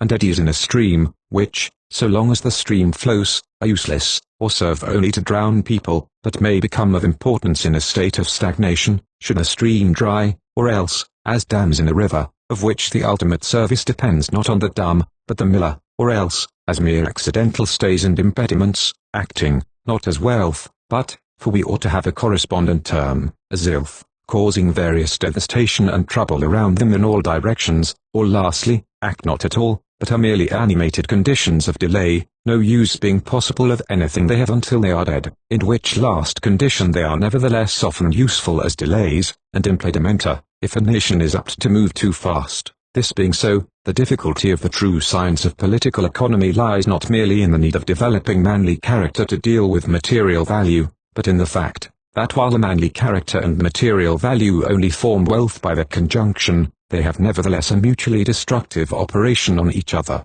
for the manly character is apt to ignore, or even cast away, the material value, whence that of Pope Shaw, of qualities demanding praise more go to ruin fortunes, than to raise, and on the other hand, the material value is apt to undermine the manly character, so that it must be our work, in the issue, to examine what evidence there is of the effect of wealth on the minds of its possessors, also, what kind of person it is who usually sets himself to obtain wealth, and succeeds in doing so, and whether the world owes more gratitude to rich or to poor men, either for their moral influence upon it, or for chief goods, discoveries, and practical advancements. I may, however, anticipate future conclusions so far as to state that in a community regulated only by laws of demand and supply, but protected from open violence, the persons who become richer, generally speaking, industrious, resolute, proud, covetous, prompt, methodical, sensible, unimaginative, insensitive, and ignorant. The persons who remain poor are the entirely foolish, the entirely wise. 45. The idle, the reckless, the humble, the thoughtful, the dull, the imaginative, the sensitive, the well-informed, the improvident, the irregularly and impulsively wicked, the clumsy knave, the open thief, and the entirely merciful, just, and godly person. Thus far then of wealth. Next, we have to ascertain the nature of price, that is to say, of exchange of value, and its expression by currencies. Note first, of exchange, there can be no profit in it. It is only in labor there can be profit, that is to say making in advance, or making in favor of, from proficio. In exchange, there is only advantage, that is, a bringing advantage or power to the exchanging persons. Thus, one man, by sowing and reaping, turns one measure of corn into two measures, that is profit. Another by digging and forging, turns one spade into two spades, that is profit. But the man who has two measures of corn wants sometimes to dig, and the man who has two spades wants sometimes to eat. They exchange the gained grain for the gained tool, and both are the better for the exchange. But though there is much advantage in the transaction, there is no profit. Nothing is constructed or produced, only that which had been before constructed is given to the person by whom it can be used.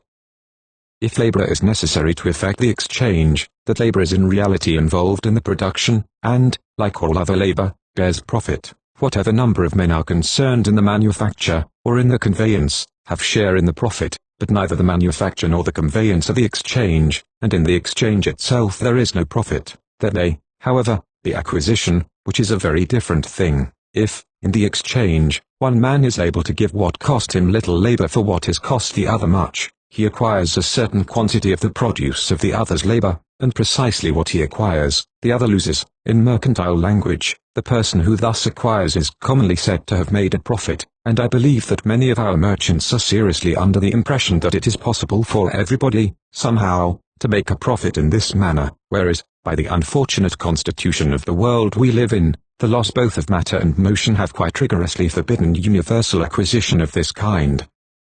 profit, or material gain, is attainable only by construction or by discovery, not by exchange. Whenever material gain follows exchange, for every plus there is a precisely equal minus. Unhappily for the progress of the science of political economy, the plus quantities, or, if I may be allowed to coin an awkward plural, the pluses, make a very positive and venerable appearance in the world, so that everyone is eager to learn the science which produces results so magnificent, whereas the minuses have, on the other hand, a tendency to retire into back streets, and other places of shade, or even to get themselves wholly and finally put out of sight in graves, which renders the algebra of this science peculiar, and difficultly legible, a large number of its negative signs being written by the account keeper in a kind of red ink, which starvation thins, and makes strangely pale, or even quite invisible ink. For the present, the science of exchange, or, as I hear it has been proposed to call it, of catalactics, considered as one of gain, is, therefore, simply nugatory, but considered as one of acquisition, it is a very curious science, differing in its data and basis from every other science known. Thus, if I can exchange a needle with a savage for a diamond, my power of doing so depends either on the savage's ignorance of social arrangements in Europe, or on his want of power to take advantage of them, by selling the diamond to anyone else for more needles. If, farther, I make the bargain as completely advantageous to myself as possible, by giving to the savage a needle with no eye in it, reaching, thus, a sufficiently satisfactory type of the perfect operation of catalactic science, the advantage to me in the entire transaction depends wholly upon the ignorance, powerlessness, or heedlessness of the person dealt with. Do away with these, and catalactic advantage becomes impossible. So far, therefore, as the science of exchange relates to the advantage of one of the exchanging persons only, it is founded on the ignorance or incapacity of the opposite person. Where these vanish, it also vanishes. It is therefore a science founded on nescience, and an art founded on artlessness, but all other sciences and arts, except this, have for their object the doing away with their opposite nescience and artlessness. This science, alone of sciences, must, by all available means, promulgate and prolong its opposite nescience, otherwise the science itself is impossible. It is, therefore, peculiarly and alone, the science of darkness, probably a bastard science, not by any means a divina scientia, but one begotten of another father, that father who, advising his children to turn stones into bread, is himself employed in turning bread into stones, and who, if you ask a fish of him, fish not being producible on his estate, can but give you a serpent. The general law, then, respecting just or economical exchange, is simply this: there must be advantage on both sides, or if only advantage on one, at least no disadvantage on the other, to the persons exchanging, and just payment for his time, intelligence, and labor, to any intermediate person effecting the transaction commonly called a merchant, and whatever advantage there is on either side, and whatever pay is given to the intermediate person, should be thoroughly known to all concerned. All attempt at concealment implies some practice of the opposite, or undivine science, founded on nescience.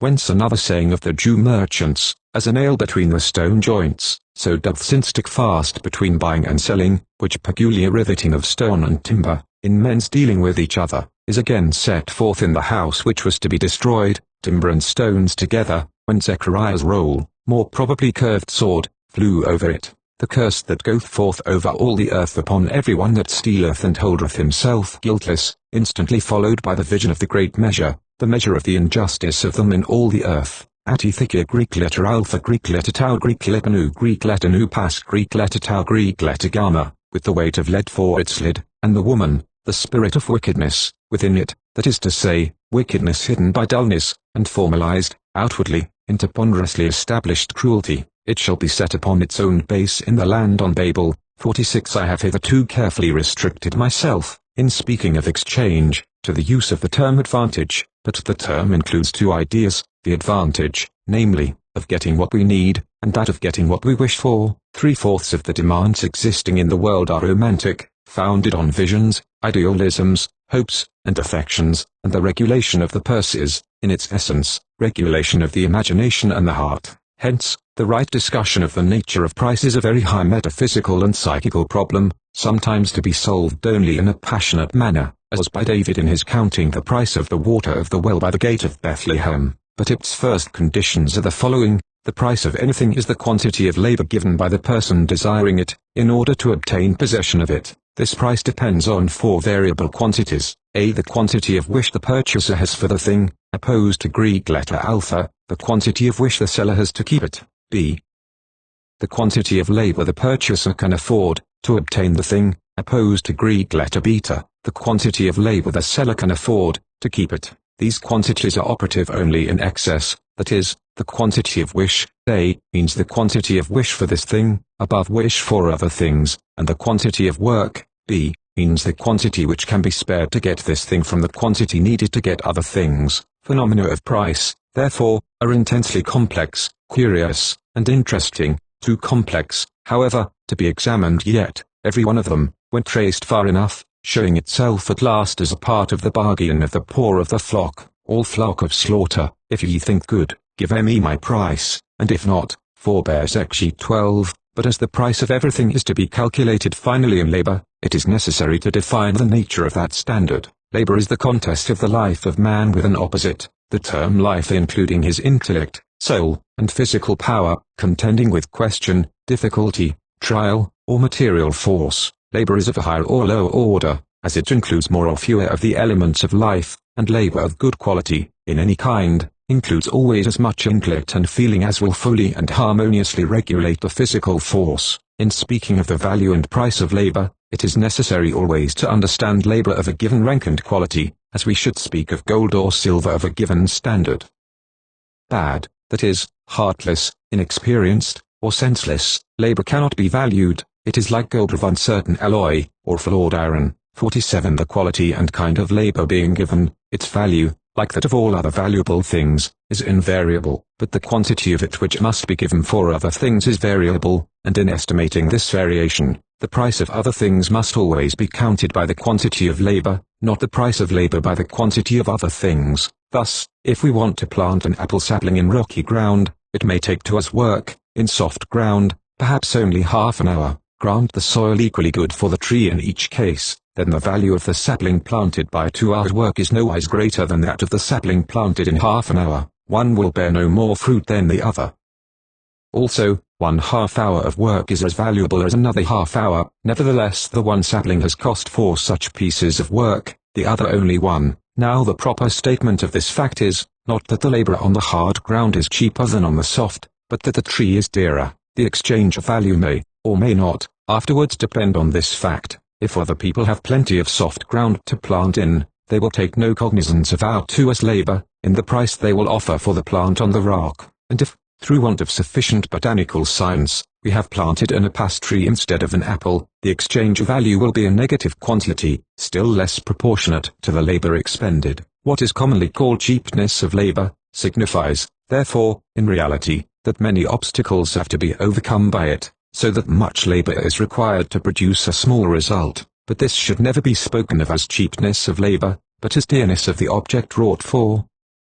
It would be just as rational to say that walking was cheap, because we had 10 miles to walk home to our dinner, as that labor was cheap, because we had to work 10 hours to earn it. The last word which we have to define is production. I have hitherto spoken of all labor as profitable, because it is impossible to consider under one head the quality or value of labor, and its aim. But labor of the best quality may be various in aim. It may be either constructive, gathering, from condenstrow, as agriculture, nugatory, as jewel cutting, or destructive, scattering, from dehenstrow, as war. It is not, however, always easy to prove labor, apparently nugatory, to be actually so. 48. Generally, the formula holds good, he that gathereth not, scattereth. Thus, the jeweller's art is probably very harmful in its ministering to a clumsy and inelegant pride, so that, finally, I believe nearly all labor may be shortly divided into positive and negative labor. Positive, that which produces life; negative, that which produces death, the most directly negative labor being murder, and the most directly positive, the bearing and rearing of children, so that in the precise degree in which murder is hateful, on the negative side of idleness, in that exact degree child-rearing is admirable, on the positive side of idleness. For which reason, and because of the honor that there is in rearing 49 children, while the wife is said to be as the vine, for cheering, the children are as the olive branch, for praise, nor for praise only, but for peace, because large families can only be reared in times of peace, though since, in their spreading and voyaging in various directions, they distribute strength, there, to the home strength, as arrows in the hand of the giant striking here and there, far away, labor being thus various in its result. The prosperity of any nation is in exact proportion to the quantity of labor which it spends in obtaining and employing means of life. Observe, I say, obtaining and employing, that is to say, not merely wisely producing, but wisely distributing and consuming. Economists usually speak as if there were no good in consumption absolute. 50 So far from this being so, consumption absolute is the end, crown, and perfection of production, and wise consumption is a far more difficult art than wise production. 20 people can gain money for one who can use it, and the vital question, for individual and for nation, is, never how much do they make but to what purpose do they spend. The reader may, perhaps, have been surprised at the slight reference I have hitherto made to capital, and its functions. It is here the place to define them.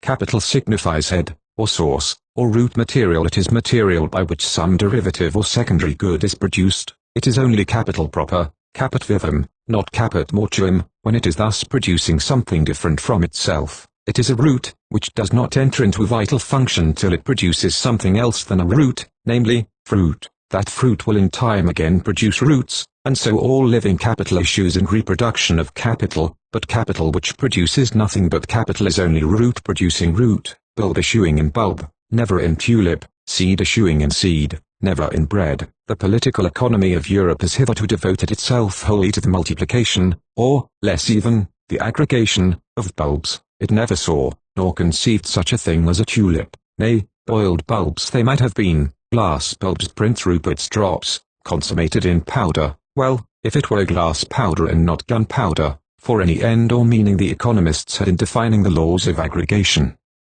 We will try and get a clearer notion of them. The best and simplest general type of capital is a well-made ploughshare. Now, if that ploughshare did nothing but beget other ploughshares, in a polypus manner, however the great cluster of polypus plough might glitter in the sun, it would have lost its function of capital. It becomes true capital only by another kind of splendor, when it is seen splendor sere sulco, to grow bright in the furrow, rather with diminution of its substance, than addition, by the noble friction. And the true home question, to every capitalist and to every nation, is not, how many ploughs have you, but, where are your furrows? Not, how quickly will this capital reproduce itself, but, what will it do during reproduction? What substance will it furnish, good for life or work construct, protective of life? If none, its own reproduction is useless. If worse than none, for capital may destroy life as well as support it, its own reproduction is worse than useless. It is merely an advance from Tisiphone, on mortgage, not a profit by any means.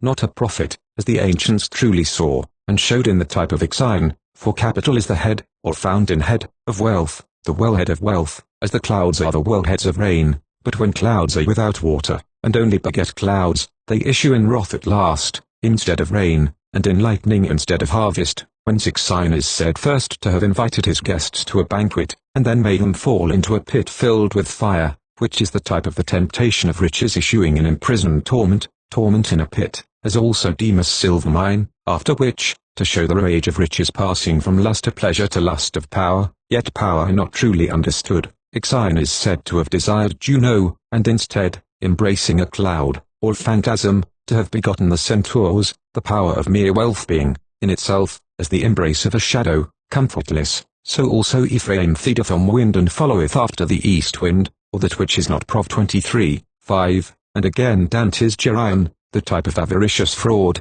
as he flies, gathers the air up with retractile claws, L.R. Seracols 51, but in its offspring, a mingling of the brutal with the human nature, human insagacity using both intellect and arrow, but brutal in its body and hoof, for consuming, and trampling down, for which sin Ixion is at last bound upon a wheel, fiery and toothed, and rolling perpetually in the air, the type of human labor when selfish and fruitless, kept far into the Middle Ages in their wheel of fortune, the wheel which is in it no breath or spirit, but is whirled by chance only, whereas of all true work the Ezekiel vision is true, that the spirit of the living creature is in the wheels, and where the angels go, the wheels go by them, but move no otherwise. This being the real nature of capital, it follows that there are two kinds of true production, always going on in an active state, one of seed, and one of food, or production for the ground, and for the mouth, both of which are by covetous persons thought to be production only for the granary, whereas the function of the granary is but intermediate and conservative, fulfilled in distribution, else it ends in nothing but mildew, and nourishment of rats and worms. And since production for the ground is only useful with future hope of harvest, all essential production is for the mouth, and is finally measured by the mouth. Hence, as I said above, consumption is the crown of production, and the wealth of a nation is only to be estimated by what it consumes. The want of any clear sight of this fact is the capital error, eschewing in rich interest and revenue of error among the political economists. Their minds are continually set on money gain, not on mouth gain, and they fall into every sort of net and snare, dazzled by the coin glitter as birds by the fowler's glass, or rather, for there is not much else like birds in them, they are like children trying to jump on the heads of their own shadows, the money gain being only the shadow of the true gain, which is humanity. The final object of political economy, therefore, is to get good method of consumption, and great quantity of consumption, in other words, to use everything, and to use it nobly, whether it be substance, service, or service perfecting substance. The most curious error in Mr. Mill's entire work, provided for him originally by Ricardo, is his endeavor to distinguish between direct and indirect service, and consequent assertion that a demand for commodities is not demand for labor, IV 9, et sec. He distinguishes between laborers employed to lay out pleasure grounds, and to manufacture velvet, declaring that it makes material difference to the laboring classes in which of these two ways a capitalist spends his money, because the employment of the gardeners is a demand for labor, but the purchase of velvet is not. 52 error colossal as well as strange. It will, indeed, make a difference to the laborer whether we bid him swing his scythe in the spring winds, or drive the loom in pestilential air, but, so far as his pocket is concerned, it makes to him absolutely no difference whether we order him to make green velvet, with seed and a scythe, or red velvet, with silk and scissors. Neither does it anywise concern him whether, when the velvet is made, we consume it by walking on it, or wearing it, so long as our consumption of it is wholly selfish. But if our consumption is to be in any wise unselfish, not only our mode of consuming the articles we require interests him, but also the kind of article we require with a view to consumption, as thus, returning for a moment to Mr. Mill's great hardware theory 53, it matters, so far as the laborer's immediate profit is concerned, not an iron filing whether I employ him in growing a peach, or forging a bombshell, but my probable mode of consumption of those articles matters seriously.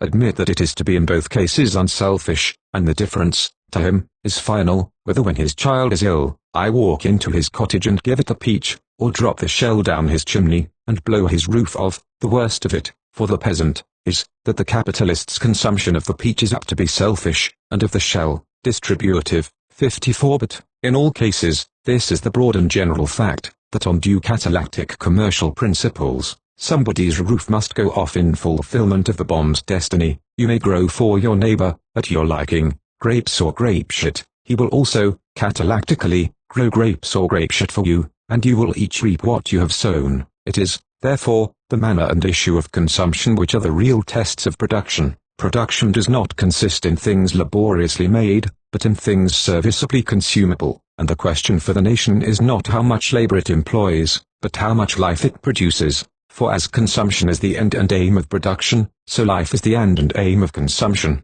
I left this question to the reader's thought 2 months ago, choosing rather that he should work it out for himself than have it sharply stated to him. But now, the ground being sufficiently broken and the details into which the several questions, here opened, must lead us, being too complex for discussion in the pages of a periodical, so that I must pursue them elsewhere, I desire, in closing the series of introductory papers, to leave this one great fact clearly stated: there is no wealth but life, life, including all its powers of love, of joy, and of admiration. That country is the richest which nourishes the greatest number of noble and happy human beings. That man is richest who, having perfected the functions of his own life to the utmost, has also the widest helpful influence, both personal and by means of his possessions, over the lives of others. A strange political economy, the only one, nevertheless, that ever was or can be, all political economy founded on self-interest 55 being but the fulfillment of that which once brought schism into the policy of angels, and ruin into the economy of heaven. The greatest number of human beings noble and happy, but is the nobleness consistent with the number? Yes, not only consistent with it, but essential to it. The maximum of life can only be reached by the maximum of virtue. In this respect the law of human population differs wholly from that of animal life. The multiplication of animals is checked only by want of food, and by the hostility of races. The population of the gnat is restrained by the hunger of the swallow, and that of the swallow by the scarcity of gnats. Man, considered as an animal, is indeed limited by the same laws. Hunger, or plague, or war, are the necessary and only restraints upon his increase, effectual restraints hitherto, his principal study having been how most swiftly to destroy himself, or ravage his dwelling places, and his highest skill directed to give range to the famine, sea to the plague, and sway to the sword. But, considered as other than an animal, his increase is not limited by these laws, it is limited only by the limits of his courage and his love. Both of these have their bounds, and ought to have. His race has its bounds also, but these have not yet been reached, nor will be reached for ages. In all the ranges of human thought are known none so melancholy as the speculations of political economists on the population question. It is proposed to better the condition of the laborer by giving him high wages. Nay, says the economist, if you raise his wages, he will either drag people down to the same point of misery at which you found him, or drink your wages away. He will, I know it. Who gave him this will? Suppose it were your own son of whom you spoke, declaring to me that you dared not take him into your firm, nor even give him his just labourer's wages, because if you did, he would die of drunkenness, and leave 50 of children to the parish. Who gave your son these dispositions? I should inquire, has he them by inheritance or by education? By one or other they must come, and as in him, so also in the poor. Either these poor are of a race essentially different from us, and unredeemable, which, however often implied, I have heard none yet openly say, or else by such care as we have ourselves received, we may make them continent and sober as ourselves, wise and dispassionate as we are, models arduous of imitation. But, it is answered, they cannot receive education. Why not? That is precisely the point at issue. Charitable persons suppose the worst fault of the rich is to refuse the people meat, and the people cry for their meat, kept back by fraud, to the Lord of multitudes. 56 Alas, it is not meat of which the refusal is cruelest, or to which the claim is validest. The life is more than the meat. The rich not only refuse food to the poor, they refuse wisdom, they refuse virtue, they refuse salvation. Yea, sheep without shepherd, it is not the pasture that has been shut from you, but the presence.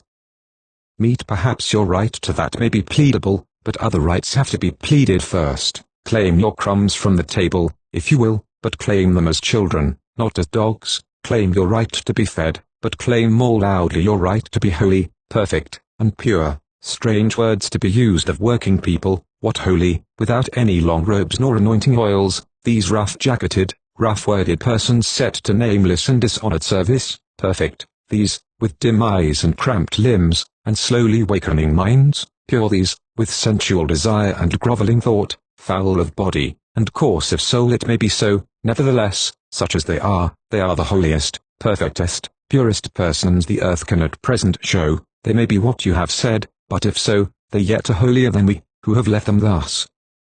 But what can be done for them? Who can clothe, who teach, who restrain their multitudes? What end can there be for them at last, but to consume one another? I hope for another end, though not, indeed, from any of the three remedies for overpopulation commonly suggested by economists. These three are, in brief, colonization, bringing in of wastelands, or discouragement of marriage. The first and second of these expedients merely evade or delay the question. It will, indeed, be long before the world has been all colonized, and its deserts all brought under cultivation.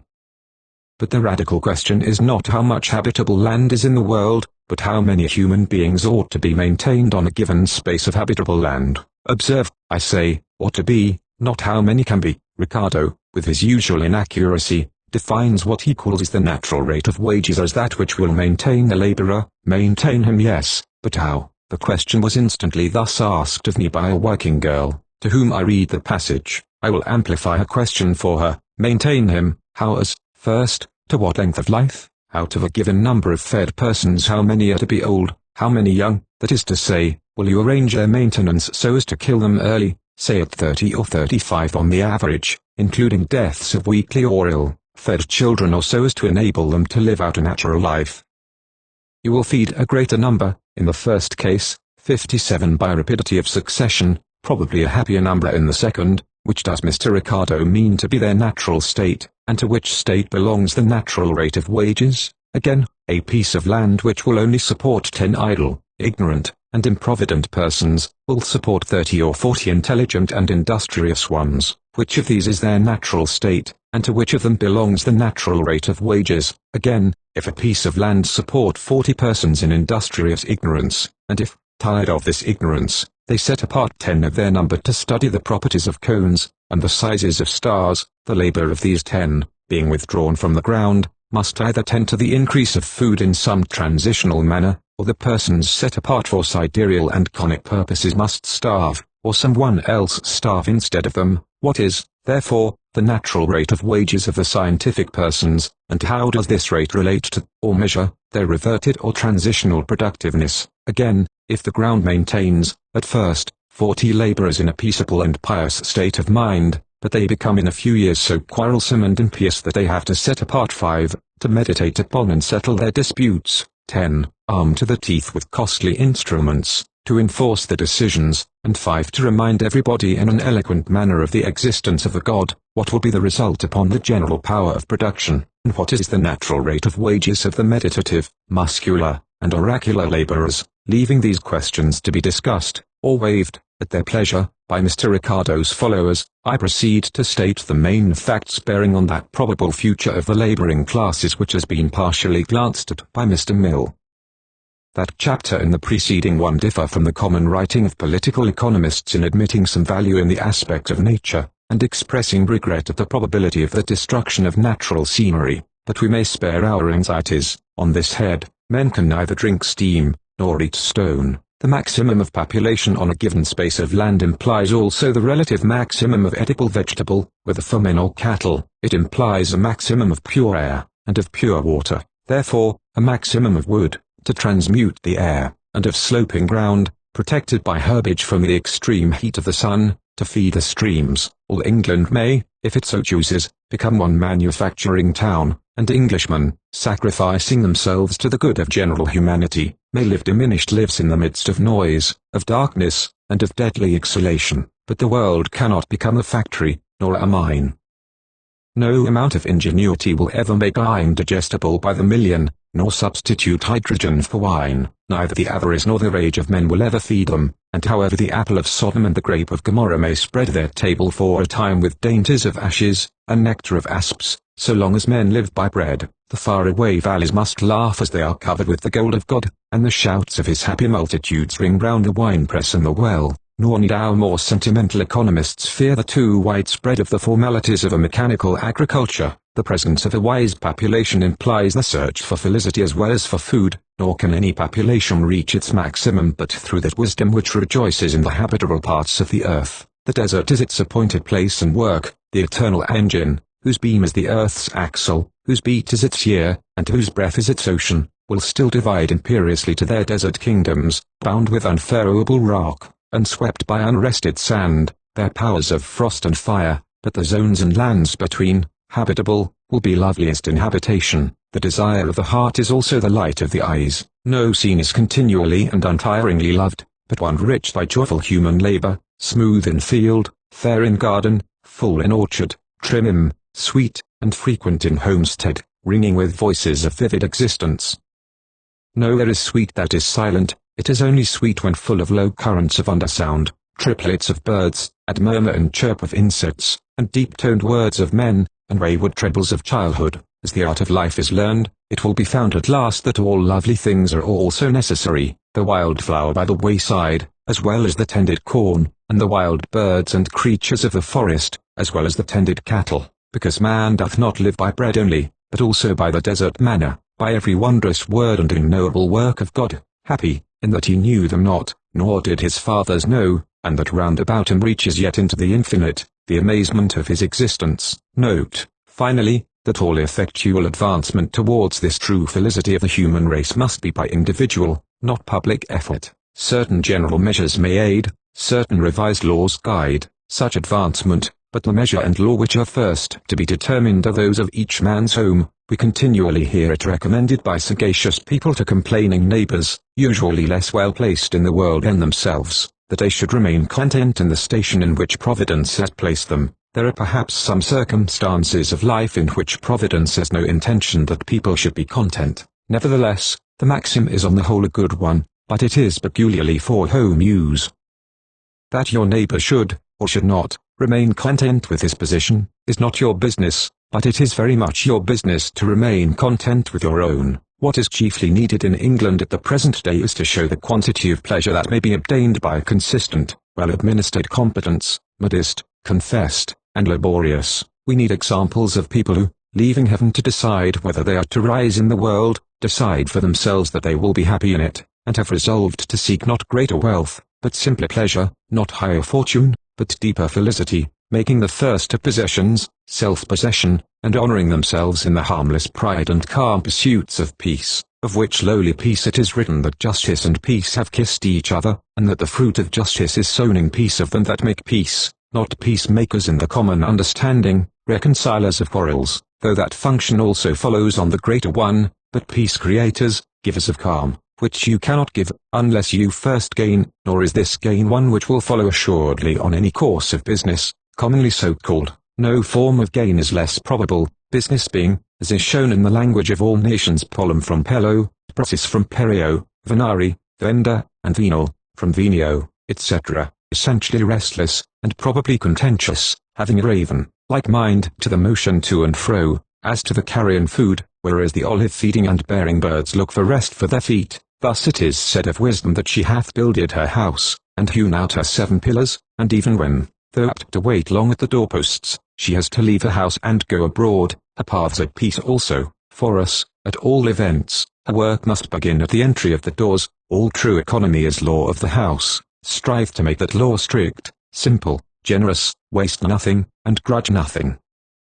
Care in no wise to make more of money, but care to make much of it, remembering always the great, palpable, inevitable fact, the rule and root of all economy, that what one person has, another cannot have, and that every atom of substance, of whatever kind, used or consumed, is so much human life spent, which, if it issue in the saving present life, or gaining more, is well spent, but if not, is either so much life prevented, or so much slain. In all buying, consider, first, what condition of existence you cause in the producers of what you buy. Secondly, whether the sum you have paid is just to the producer, and in due proportion lodged in his hands. 58. Thirdly, to how much clear use, for food, knowledge, or joy, this that you have bought can be put, and fourthly, to whom and in what way it can be most speedily and serviceably distributed, in all dealings whatsoever, insisting on entire openness and stern fulfillment, and in all doings, on perfection and loveliness of accomplishment, especially on fineness and purity of all marketable commodity, watching at the same time for all ways of gaining, or teaching, powers of simple pleasure, and of showing hosen and asphodel jeghonea, the sum of enjoyment depending not on the quantity of things tasted, but on the vivacity and patience of taste. And if, on due and honest thought over these things, it seems that the kind of existence to which men are now summoned by every plea of pity and claim of right, may, for some time at least, not be a luxurious one, consider whether, even, supposing it guiltless, luxury would be desired by any of us, if we saw clearly at our sides the suffering which accompanies it in the world. Luxury is indeed possible in the future, innocent and exquisite, luxury for all, and by the help of all, but luxury at present can only be enjoyed by the ignorant. The cruelest man living could not sit at his feast, unless he sat blindfold, raise the veil boldly, face the light, and if, as yet, the light of the eye can only be through tears, and the light of the body through sackcloth, go thou forth weeping, bearing precious seed, until the time come, and the kingdom, when Christ's gift of bread, and bequest of peace shall be unto this last as unto thee, and when, for earth's severed multitudes of the wicked and the weary, there shall be holier reconciliation than that of the narrow home, and calm economy, where the wicked cease, not from trouble, but from troubling, and the weary are at rest. Essays on Political Economy.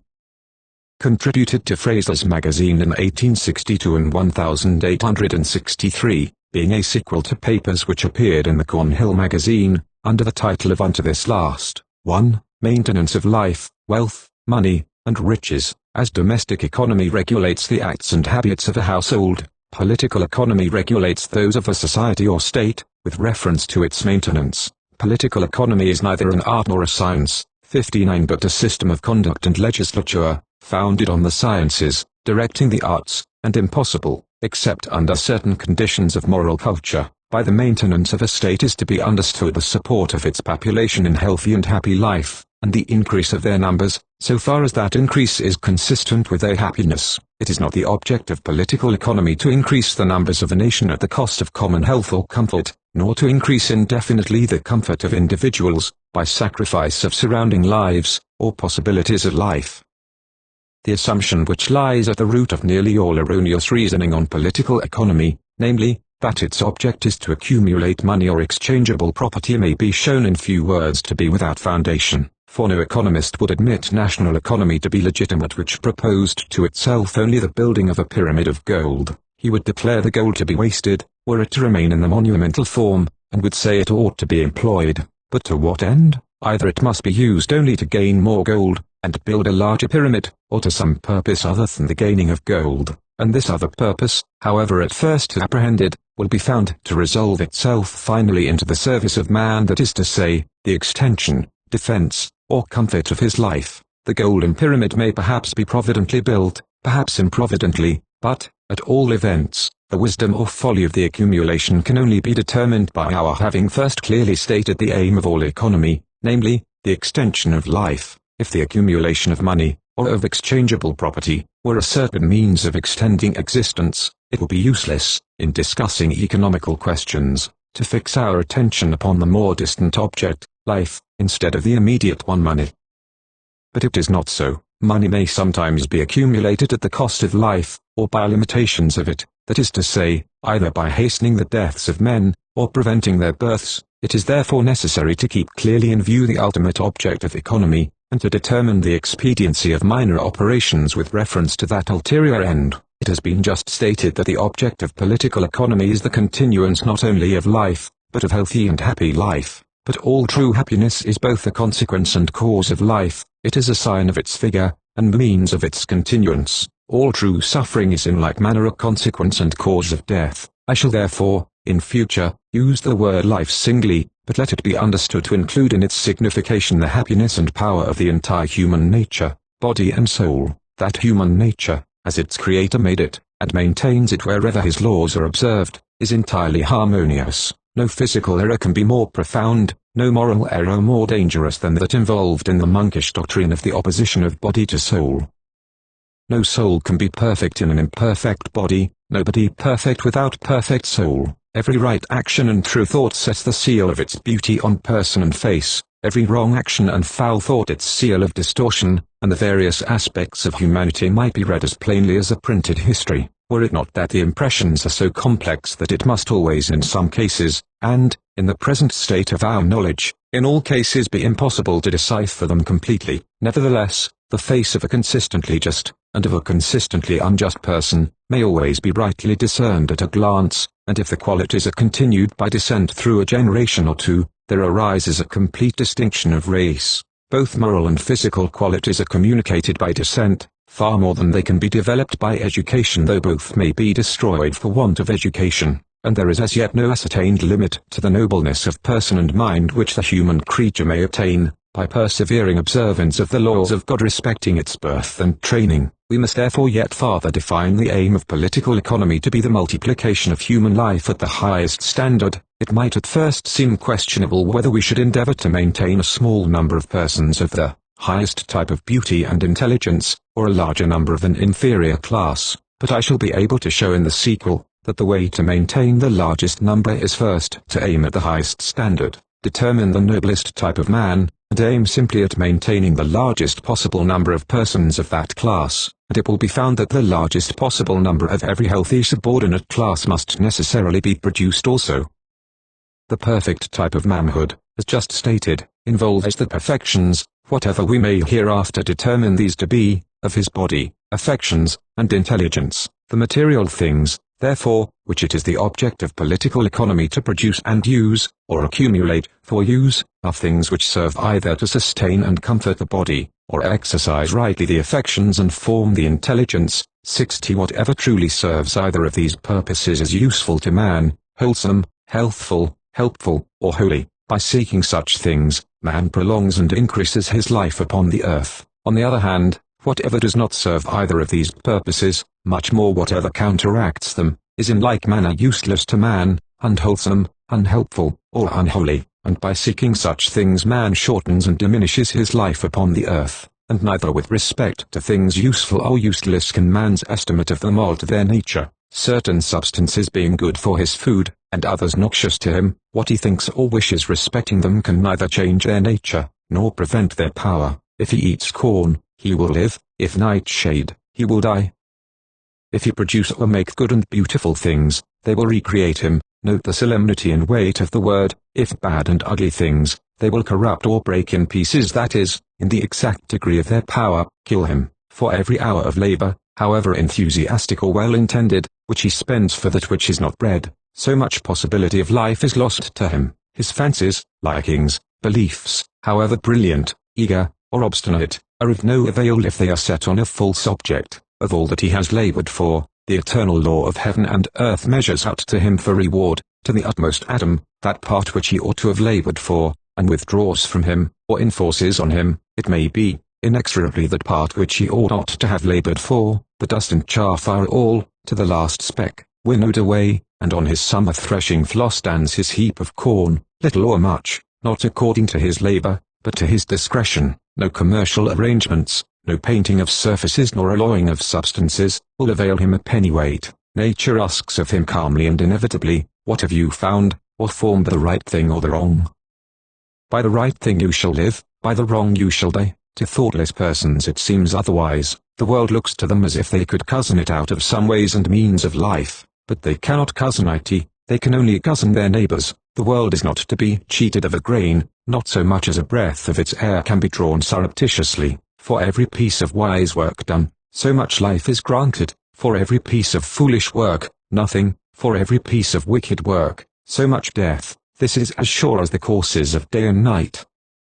But when the means of life are once reduced, men, by their various struggles and industries of accumulation or exchange, may variously gather, waste, restrain, or distribute them, necessitating, in proportion to the waste or restraint, accurately so much more death. The rate and range of additional death is measured by the rate and range of waste, and is inevitable. The only question, determined mostly by fraud in peace, and force in war, is, who is to die, and how. Such being the everlasting law of human existence, the essential work of the political economist is to determine what are in reality useful and life-giving things, and by what degrees and kinds of labor they are obtainable and distributable. This investigation divides itself under three great heads: first, of wealth; secondly, of money; and thirdly, of riches. These terms are often used as synonymous, but they signify entirely different things. Wealth consists of things in themselves valuable; money, of documentary claims to the possession of such things; and riches is a relative term,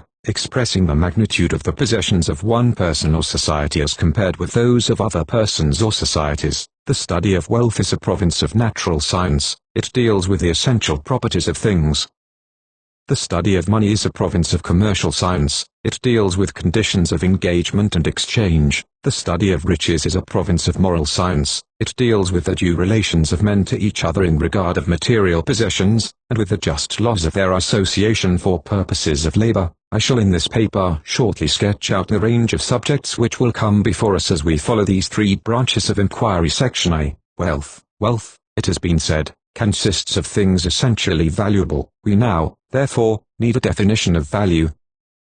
Value signifies the strength or availing of anything towards the sustaining of life, and is always twofold, that is to say, primarily, intrinsic, and, secondarily, effectual. The reader must, by anticipation, be warned against confusing value with cost, or with price. Value is the life-giving power of anything; cost, the quantity of labor required to produce it; price, the quantity of labor which its possessor will take in exchange for it. Cost and price are commercial conditions, to be studied under the head of money. Intrinsic value is the absolute power of anything to support life. A sheaf of wheat of given quality and weight has in it a measurable power of sustaining the substance of the body, a cubic foot of pure air, a fixed power of sustaining its warmth, and a cluster of flowers of given beauty, a fixed power of enlivening or animating the senses and heart. It does not in the least affect the intrinsic value of the wheat, the air, or the flowers, that men refuse or despise them.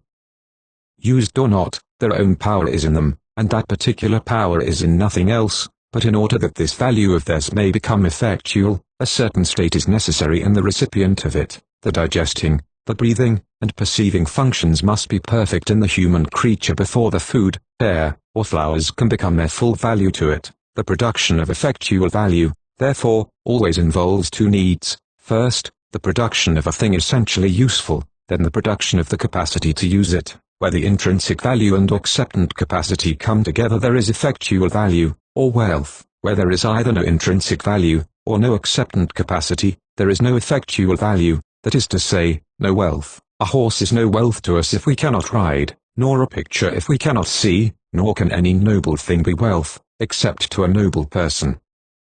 As the aptness of the user increases, the effectual value of the thing used increases, and in its entirety can coexist only with perfect skill of use, or harmony of nature. The effectual value of a given quantity of any commodity existing in the world at any moment is therefore a mathematical function of the capacity existing in the human race to enjoy it. Let its intrinsic value be represented by X, and the recipient faculty by Y. Its effectual value is XY, in which the sum varies as either coefficient varies, is increased by either's increase, 61, and cancelled by either's absence. Valuable material things may be conveniently referred to 5 heads: 1. Land, with an associated air, water, and organisms. 2. Houses, furniture, and instruments. 3. Stored or prepared food and medicine, and articles of bodily luxury, including clothing. 4. Books. 5. Works of art. We shall enter into separate inquiry as to the conditions of value under each of these heads. The following sketch of the entire subject may be useful for future reference. 1. Land. Its value is twofold: A as producing food and mechanical power, B as an object of sight and thought, producing intellectual power. A. Its value, as a means of producing food and mechanical power, varies with its form, as mountain or plain, with its substance, in soil or mineral contents, and with its climate. All these conditions of intrinsic value, in order to give effectual value, must be known and complied with by the men who have to deal with it, but at any given time, or place, the intrinsic value is fixed. Such and such a piece of land, with its associated lakes and seas, rightly treated in surface and substance, can produce precisely so much food and power, and no more. Its surface treatment, agriculture, and substance treatment, practical geology and chemistry, are the first roots of economical science. By surface treatment, however, I mean more than agriculture as commonly understood. I mean land and sea culture, dominion over both the fixed and the flowing fields, perfect acquaintance with the laws of climate, and of vegetable and animal growth in the given tracts of earth or ocean, and of their relations regulating especially the production of those articles of food which, being in each particular spot producible in the highest perfection, will bring the best price in commercial exchanges. B. The second element of value in land is its beauty, united with such conditions of space and form as are necessary for exercise, or pleasant to the eye,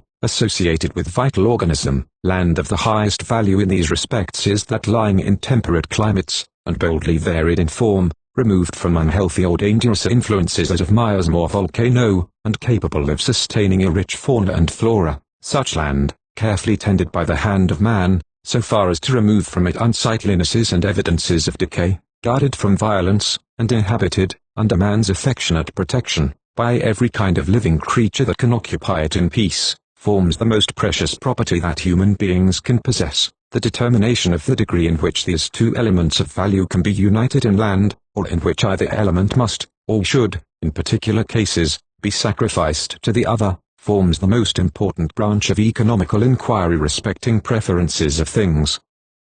2. Buildings, furniture, and instruments. The value of buildings consists, A. in permanent strength, with convenience of form, of size, and of position, so as to render employment peaceful, social intercourse easy, temperature and air healthy, the advisable or possible magnitude of cities and mode of their distribution in squares, streets, courts, etc., the relative value of sites of land, and the modes of structure of which are healthiest and most permanent, have to be studied under this head. B. The value of buildings consists, secondarily, in historical association and architectural beauty, of which we have to examine the influence on manners and life. The value of instruments consists, A. in their power of shortening labor, or otherwise accomplishing, as ships, what human strength unaided could not, the kinds of work which are severally best accomplished by hand or by machine, the effect of machinery in gathering and multiplying population, and its influence on the minds and bodies of such population, together with the conceivable uses of machinery on a colossal scale in accomplishing mighty and useful works, hitherto unthought of, such as the deepening of large river channels, changing the surface of mountainous districts,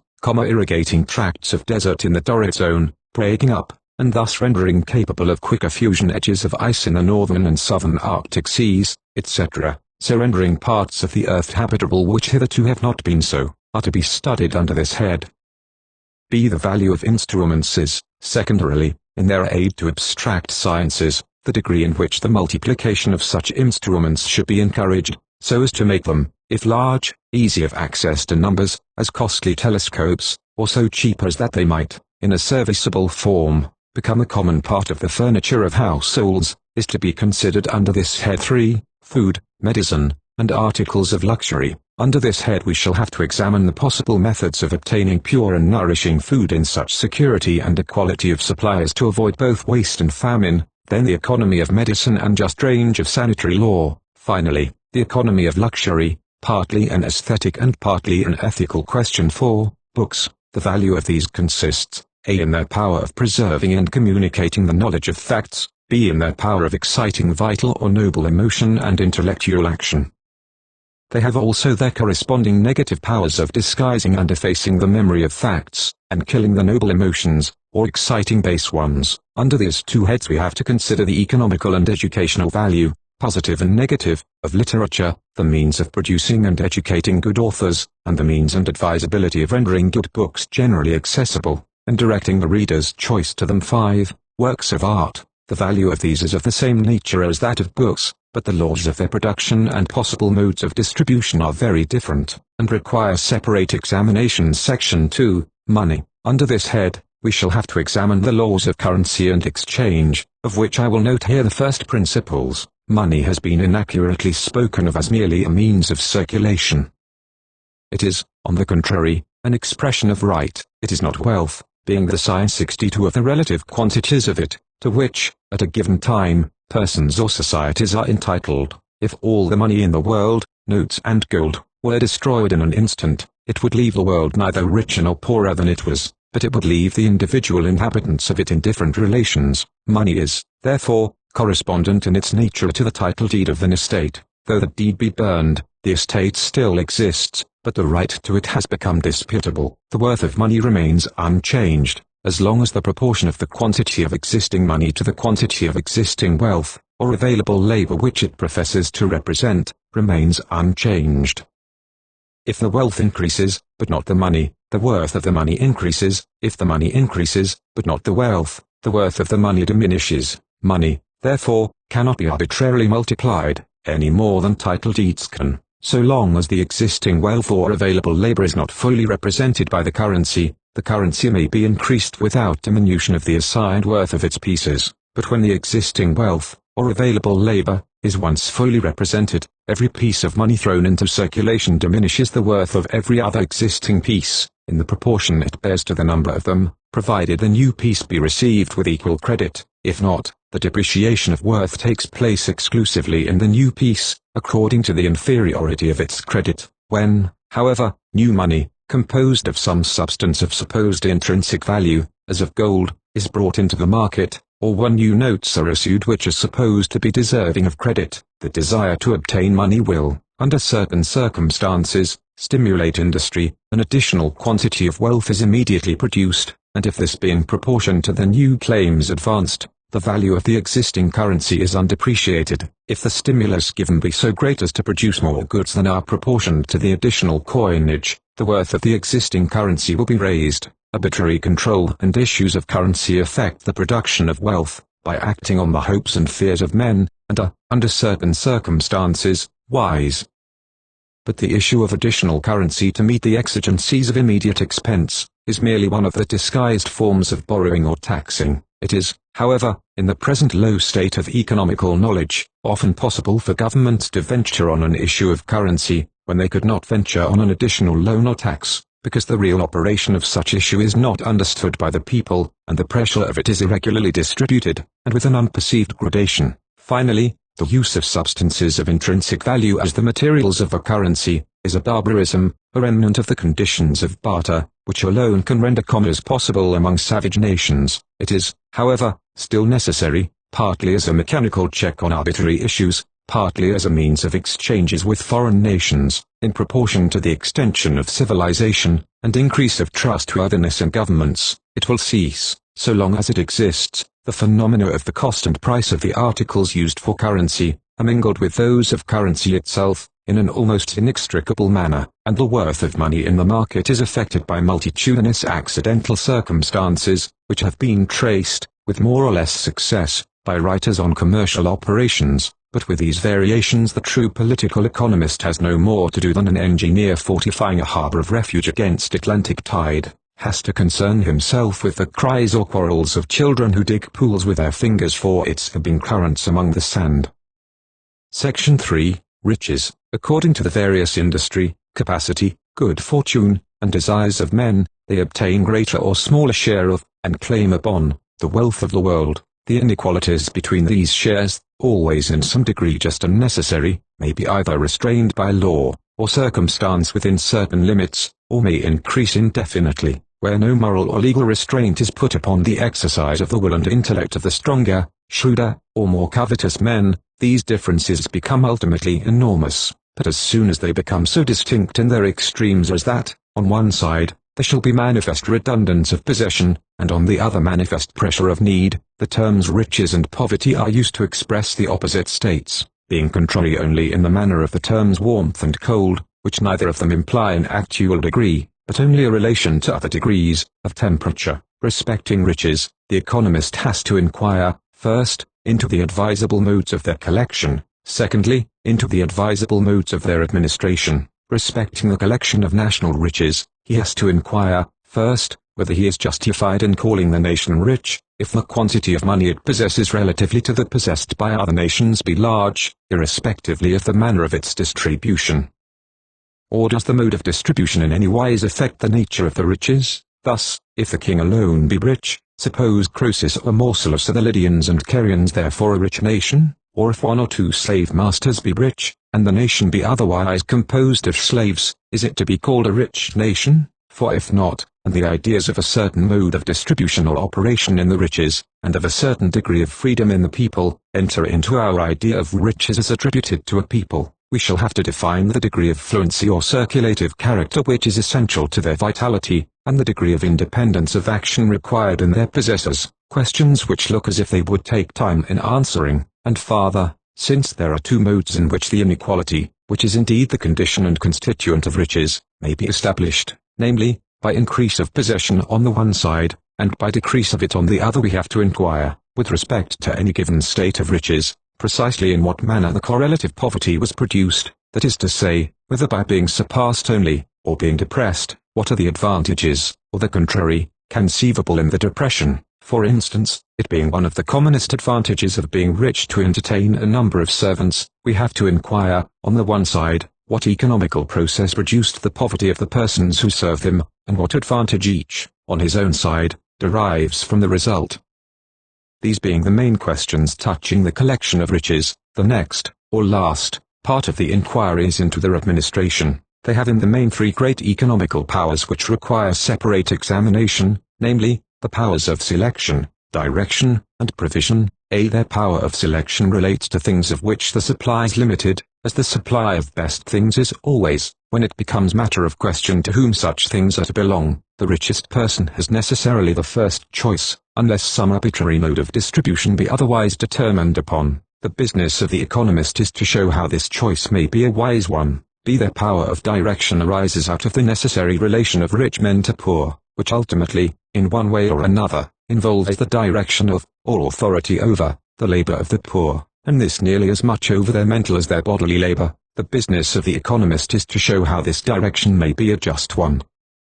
See their power of provision or preparatory sight, for pro-accumulation is by no means necessarily provision, is dependent upon their redundance, which may of course by active persons be made available in preparation for future work or future profit, in which function riches have generally received the name of capital, that is to say, of head or source material. The business of the economist is to show how this provision may be a distant one. The examination of these three functions of riches will embrace every final problem of political economy, and, above, or before all, this curious and vital problem, whether, since the wholesome action of riches in these three functions will depend, it appears, on the wisdom, justice, and far-sightedness of the holders, and it is by no means to be assumed that persons primarily rich, must therefore be just and wise. It may not be ultimately possible so, or somewhat so, to arrange matters, as that persons primarily just and wise, should therefore be rich. Such being the general plan of the inquiry before us, I shall not limit myself to any consecutive following of it,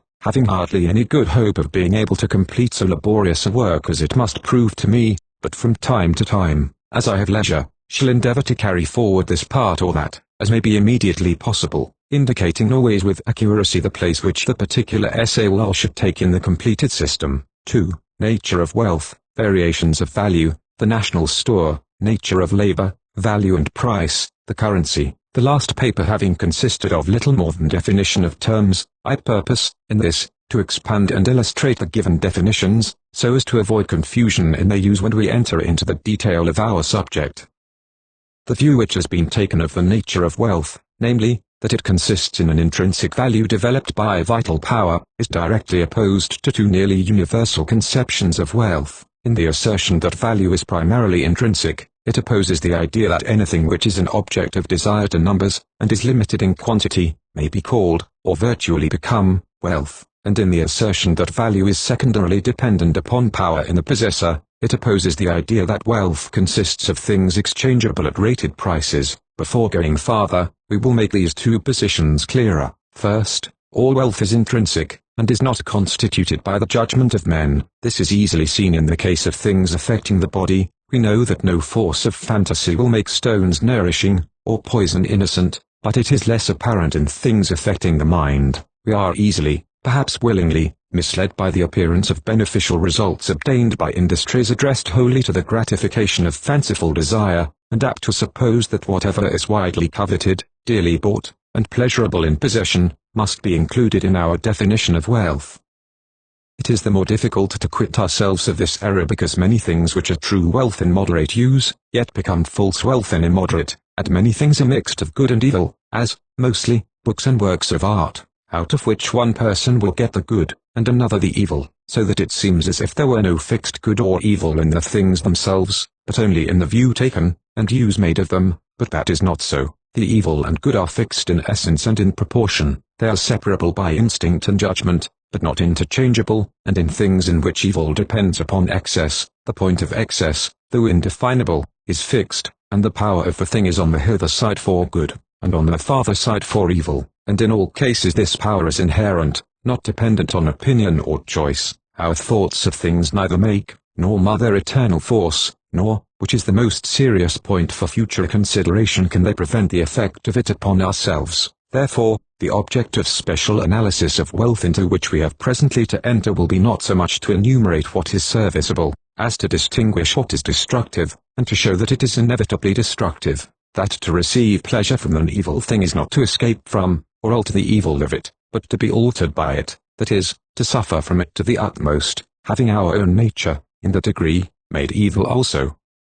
And it will be shown farther that, through whatever length of time or subtleties of connection the harm is accomplished, being also less or more according to the fineness and worth of the humanity on which it is wrought, still, nothing but harm ever comes of the bad thing, so that, finally, wealth is not the accidental object of a morbid desire, but the constant object of a legitimate one. 63. By the fury of ignorance, and fitfulness of caprice, large interests may be continually attached to things unserviceable or hurtful. If their nature could be altered by our passions, the science of political economy would be but as the weighing of clouds, and the portioning out of shadows. But of ignorance there is no science, and of caprice no law. Their disturbing forces interfere with the operations of economy, but have nothing in common with them. The calm arbiter of national destiny regards only essential power for good in all it accumulates, and alike disdains the wanderings of imagination and the thirsts of disease. Secondly, the assertion that wealth is not only intrinsic, but dependent, in order to become effectual, on a given degree of vital power in its possessor, is opposed to another popular view of wealth,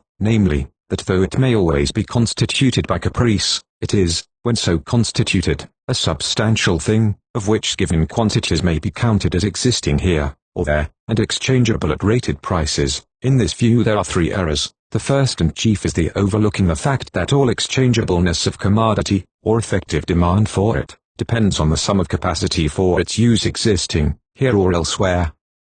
The book we cannot read, or picture we take no delight in, may indeed be called part of our wealth, insofar as we have power of exchanging either for something we like better, but our power of effecting such exchange, and yet more, of effecting it to advantage, depends absolutely on the number of accessible persons who can understand the book, or enjoy the painting, and who will dispute the possession of them. Thus the actual worth of either, even to us, depends no less on their essential goodness than on the capacity consisting somewhere for the perception of it, and it is vain in any completed system of production to think of obtaining one without the other, so that, though the great political economist knows that coexistence of capacity for use with temporary possession cannot be always secured, the final fact, on which he bases all action and administration, is that, in the whole nation, or group of nations, he has to deal with, for every grain of intrinsic value produced he must with exactest chemistry produce its twin grain of governing capacity, or in the degrees of his failure he has no wealth. Nature's challenge to us is in earnest,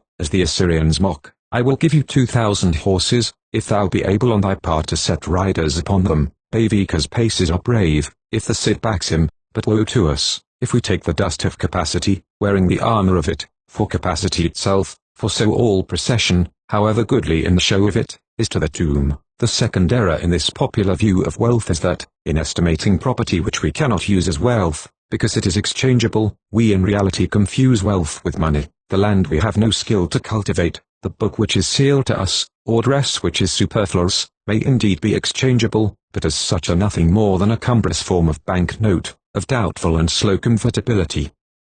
As long as we retain possession of them, we merely keep our bank notes in the shape of gravel or clay, of book leaves, or of embroidered tissue. Circumstances may perhaps render such forms the safest, or a certain complacency may attach to the exhibition of them. Into both these advantages we shall inquire afterwards. I wish the reader only to observe here, that exchangeable property which we cannot use is, to us personally, merely one of the forms of money, not of wealth. The third error in the popular view is the confusion of guardianship with possession, the real state of men of property being, too commonly that of curators, not possessors of wealth. For a man's power of use, administration, ostentation, destruction, or bequest, and possession is in use only, which for each man is sternly limited, so that such things, and so much of them, are well for him, or wealth, and more of them, or any other things, are ill for him, or ilth. Plunged to the lips in Orinoco, he shall drink to his thirst measure, more, at his peril, with 1,000 oxen on his lands, he shall eat to his hunger measure,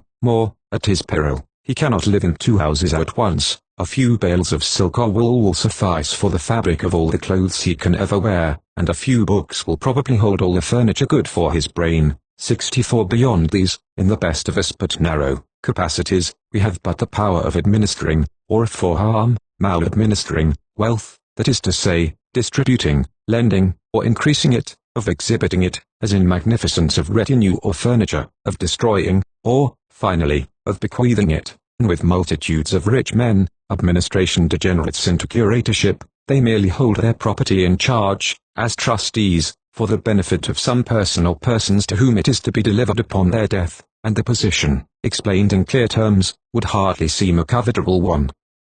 What will be the probable decision of a youth on his entrance into life, to whom the career hoped for him was proposed in terms such as these? You must work unremittingly, and with your utmost intelligence, during all your available years. You will thus accumulate wealth to a large amount, but you must touch none of it, beyond what is needful for your support. Whatever sums you may gain beyond those required for your decent and moderate maintenance shall be properly taken care of, and on your deathbed you shall have the power of determining to whom they shall belong, or to what purposes be applied. A labor of life, under such conditions, would probably be neither zealous nor cheerful. Yet the only difference between this position and that of the ordinary capitalist is the power which the latter delights in supposing himself to possess, and which is attributed to him by others, of spending his money at any moment. This pleasure, taken in the imagination of power to part with that which we have no intention of parting with, is one of the most curious though commonest forms of eidolon, or phantasm of wealth. But the political economist has nothing to do with this idealism,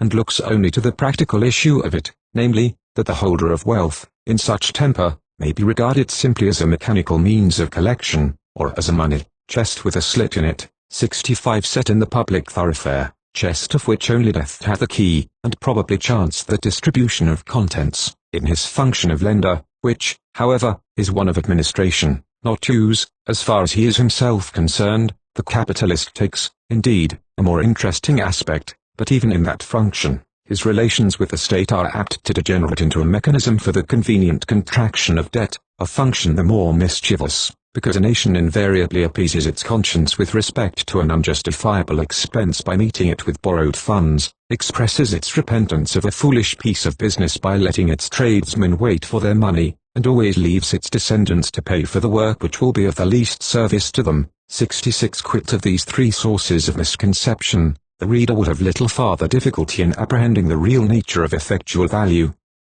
He may, however, at first not without surprise, perceive the consequences involved in the acceptance of our definition, for if the actual existence of wealth be dependent on the power of its possessor, it follows that the sum of wealth held by the nation, instead of being constant or calculable, varies hourly, nay, momentarily, with the number and character of its holders, and that in changing hands, it changes in quantity, and farther, since the worth of the currency is proportioned to the sum of material wealth which it represents, if the sum of the wealth changes, the worth of the currency changes, and thus both the sum of the property, and power of the currency, of the state, vary momentarily, as the character and number of the holders, and not only so, but a different rate and manner of variation is caused by the character of the holders of different kinds of wealth. The transitions of value caused by the character of the holders of land differ in mode from those caused by character in holders of works of art, and these again from those caused by character in holders of machinery or other working capital. But we cannot examine these special phenomena of any kind of wealth until we have a clear idea of the way in which true currency expresses them, and of the resulting modes in which the cost and price of any article are related to its value. To obtain this we must approach the subject in its first elements. Let us suppose a national store of wealth, real or imaginary, that is to say, composed of material things either useful, or believed to be so, presided over by a government. 67. And that every workman, having produced any article involving labor in its production, and for which he has no immediate use, brings it to add to this store, receiving, from the government, in exchange an order either for the return of the thing itself, or of its equivalent in other things, 68. Such as he may choose out of the store at any time when he needs them. Now, supposing that the laborer speedily uses this general order, or, in common language, spends the money, he has neither changed the circumstances of the nation nor his own, except in so far as he may have produced useful and consumed useless articles, or vice versa. But if he does not use, or uses in part only, the order he receives, and lays aside some portion of it, and thus every day bringing his contribution to the national store,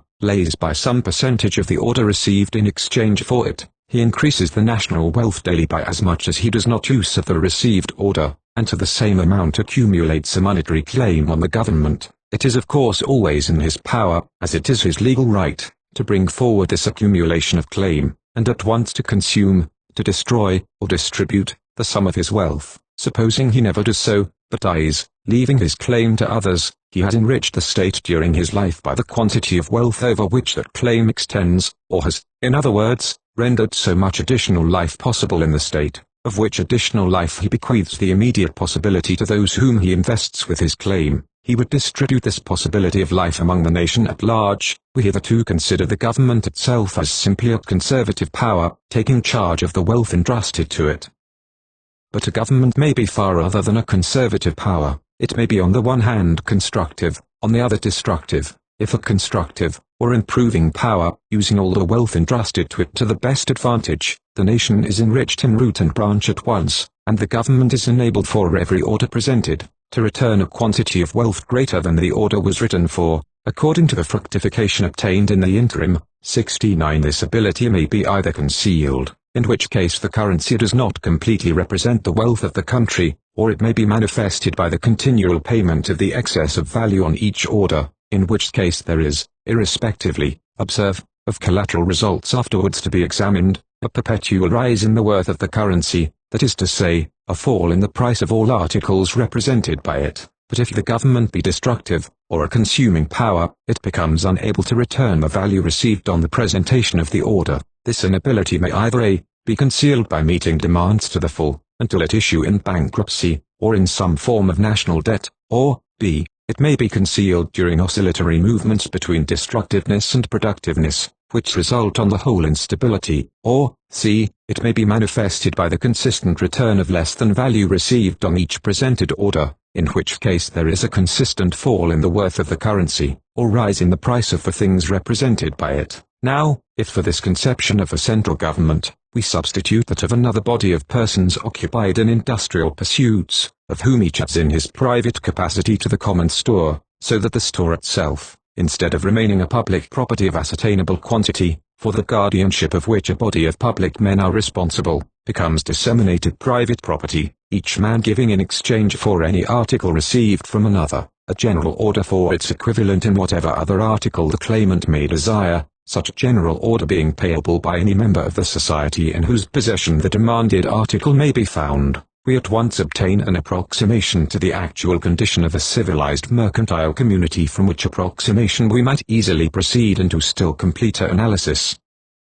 I purpose, however, to arrive at every result by the gradual expansion of the simpler conception, but I wish the reader to observe, in the meantime, that both the social conditions thus supposed, and I will by anticipation say also all possible social conditions, agree in two great points, namely, in the primal importance of the supposed national store or stock, and in its destructibility or improvability by the holders of it. I observe that in both conditions, that of central government holding, and diffused private holding, the quantity of stock is of the same national moment. In the one case, indeed, its amount may be known by examination of the persons to whom it is confided, in the other it cannot be known but by exposing the private affairs of every individual. But, known or unknown, its significance is the same under each condition. The riches of the nation consist in the abundance, and their wealth depends on the nature of this store too. In the second place, both conditions, and all other possible ones, agree in the destructibility or improvability of the store by its holders. Whether in private hands, or under government charge, the national store may be daily consumed,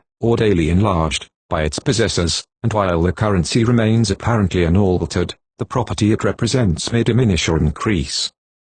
The first question, then, which we have to put under our simple conception of central government, namely, what store has it, is one of equal importance, whatever may be the constitution of the state, while the second question, namely, who are the holders of this store, involves the discussion of the constitution of the state itself. The first inquiry resolves itself into three heads. 1. What is the nature of the store? 2. What is its quantity in relation to the population? 3. What is its quantity in relation to the currency? The second inquiry, into 2. 1. Who are the holders of the store, and in what proportions?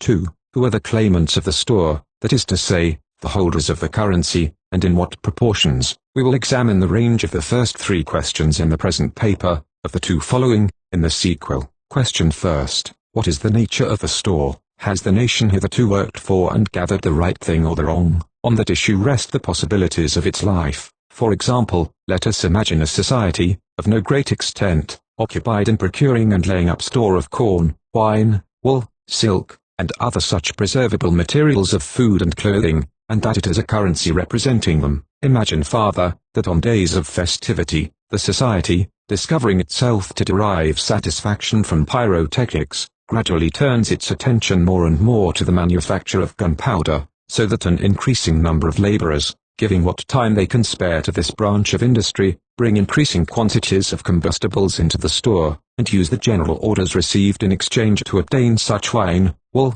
or corn as they may have need of.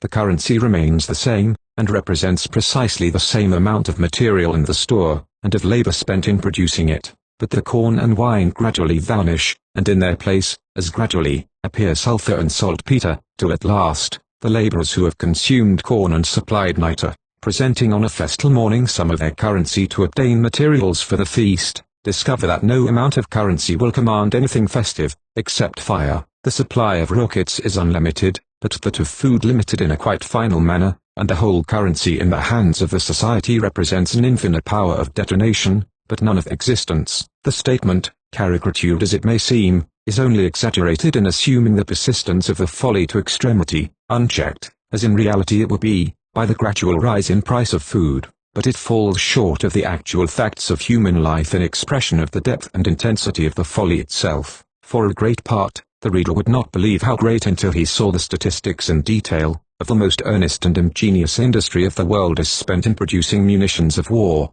gathering, that is to say, the materials, not of festive, but of consuming fire, filling its stores with all power of the instruments of pain, and all affluence of the ministries of death. It was no true triumpho della morte which men have seen and feared, sometimes scarcely feared, so long, wherein he brought them rest from their labors.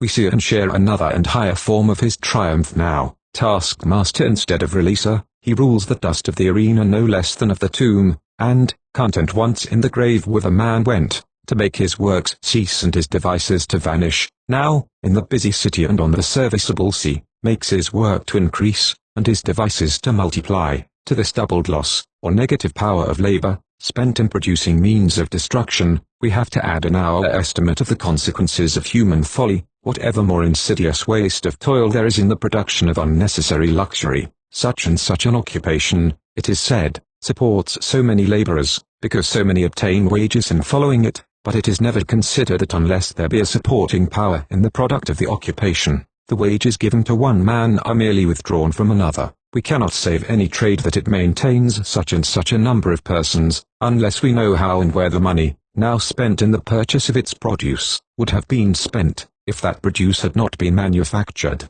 The purchasing funds truly support a number of people in making this, but, probably, leave unsupported an equal number who are making, or could have made that. The manufacturers of small watches thrive in Geneva, it is well, but where would the money spent on small watches have gone, had there been no small watches to buy? If the so frequently uttered aphorism of mercantile economy, labor is limited by capital, were true, this question would be a definite one, but it is untrue, and that widely, out of a given quantity of wages, more or less labor is to be had, according to the quantity of wool with which we can inspire a workman, and the true limit of labor is only in the limit of this moral stimulus of the will, and the bodily power. In an ultimate, but entirely practical sense, labor is limited by capital, as it is by matter, that is to say, where there is no material, there can be no work. But in the practical sense, labor is limited only by the great original capital 70 of head, heart, and hand. Even in the most artificial relations of commerce, it is to capital as fire to fuel. Out of so much fuel you shall have so much fire, not in proportion to the mass of combustibles, but to the force of wind that fans and water that quenches, and the appliance of both. And labor is furthered, as conflagration is, not so much by added fuel, as is by admitted air, for which reasons, I had to insert, above, the qualifying probably, for it can never be said positively that the purchase money, or wages fund of any trade is withdrawn from some other trade. The object itself may be the stimulus of the production of the money which buys it, that is to say, the work by which the purchaser obtained the means of buying it would not have been done by him, unless he had wanted that particular thing, and the production of any article not intrinsically nor in the process of manufacture, injurious, is useful, if the desire of it causes productive labor in other directions, in the national store. Therefore, the presence of things intrinsically valueless does not imply an entirely correlative absence of things valuable. We cannot be certain that all the labor spent on vanity has been diverted from reality, and that for every bad thing produced, a precious thing has been lost. In great measure, the vain things represent the results of roused indolence. They have been carved, as toys, in extra time, and, if they had not been made, nothing else would have been made. Even to munitions of war this principle applies. They partly represent the work of men who, if they had not made spears, would never have made pruning hooks, and who are incapable of any activities but those of contest. Thus, then, finally, the nature of the store has to be considered under two main lights: the one, that of its immediate and actual utility; the other, that of the past national character which it signifies by its production, and future character which it must develop by its uses. And the issue of this investigation will be to show us that economy does not depend merely on principles of demand and supply, but primarily on what is demanded, and what is supplied. Question second, what is the quantity of the store in relation to the population? It follows from what has been already stated that the accurate form in which this question has to be put is, what quantity of each article composing the store exists in proportion to the real need for it by the population, but we shall for the time assume, in order to keep all our terms at the simplest, that the store is wholly composed of useful articles, and accurately proportioned to the several needs of them. Now it does not follow, because the store is large in proportion to the number of people, that the people must be in comfort, nor because it is small, that they must be in distress. An active and economical race always produces more than it requires, and lives, if it is permitted to do so, in competence on the produce of its daily labor. The quantity of its store, great or small, is therefore in many respects indifferent to it, and cannot be inferred by its aspect. Similarly, an inactive and wasteful population, which cannot live by its daily labor, but is dependent, partly or wholly, on consumption of its store, may be, by various difficulties hereafter to be examined, in realization of getting at such store, retained in a state of abject distress, though its possessions may be immense. But the results always involved in the magnitude of store, the commercial power of the nation, its security, and its mental character. Its commercial power, in that according to the quantity of its store, may be the extent of its dealings; its security, in that according to the quantity of its store its means of sudden exertion or sustained endurance; and its character, in that certain conditions of civilization cannot be attained without permanent and continually accumulating store, of great intrinsic value, and of peculiar nature. Now, seeing that these three advantages arise from largeness of store in proportion to population, the question arises immediately, given the store is the nation enriched by diminution of its numbers, are a successful national speculation and a pestilence, economically the same thing. This is in part a sophistical question, such as it would be to ask whether a man was richer when struck by disease which must limit his life within a predicable period than he was when in health. He is enabled to enlarge his current expenses, and has for all purposes a larger sum at his immediate disposal, for, given the fortune, the shorter the life the larger the annuity. Yet no man considers himself richer because he is condemned by his physician. The logical reply is that, since wealth is by definition only the means of life, a nation cannot be enriched by its own mortality. Or in shorter words, the life is more than the meat, and existence itself more wealth than the means of existence, whence, of two nations who have equal store, the more numerous is to be considered the richer, provided the type of the inhabitant be as high, for, though the relative bulk of their store be less, its relative efficiency, or the amount of effectual wealth, must be greater. But if the type of the population be deteriorated by increase of its numbers, we have evidence of poverty in its worst influence, and then, to determine whether the nation in its total may still be justifiably esteemed rich, we must set away the number of the poor against that of the rich, to effect which piece of skylark. It is of course necessary to determine, first, who are poor and who are rich, nor this only, but also how poor and how rich they are, which will prove a curious thermometrical investigation, for we shall have to do for gold and for silver what we have done for quicksilver, determine, namely, their freezing point, their zero, their temperate and fever heat points, finally, their evaporescent point, at which riches,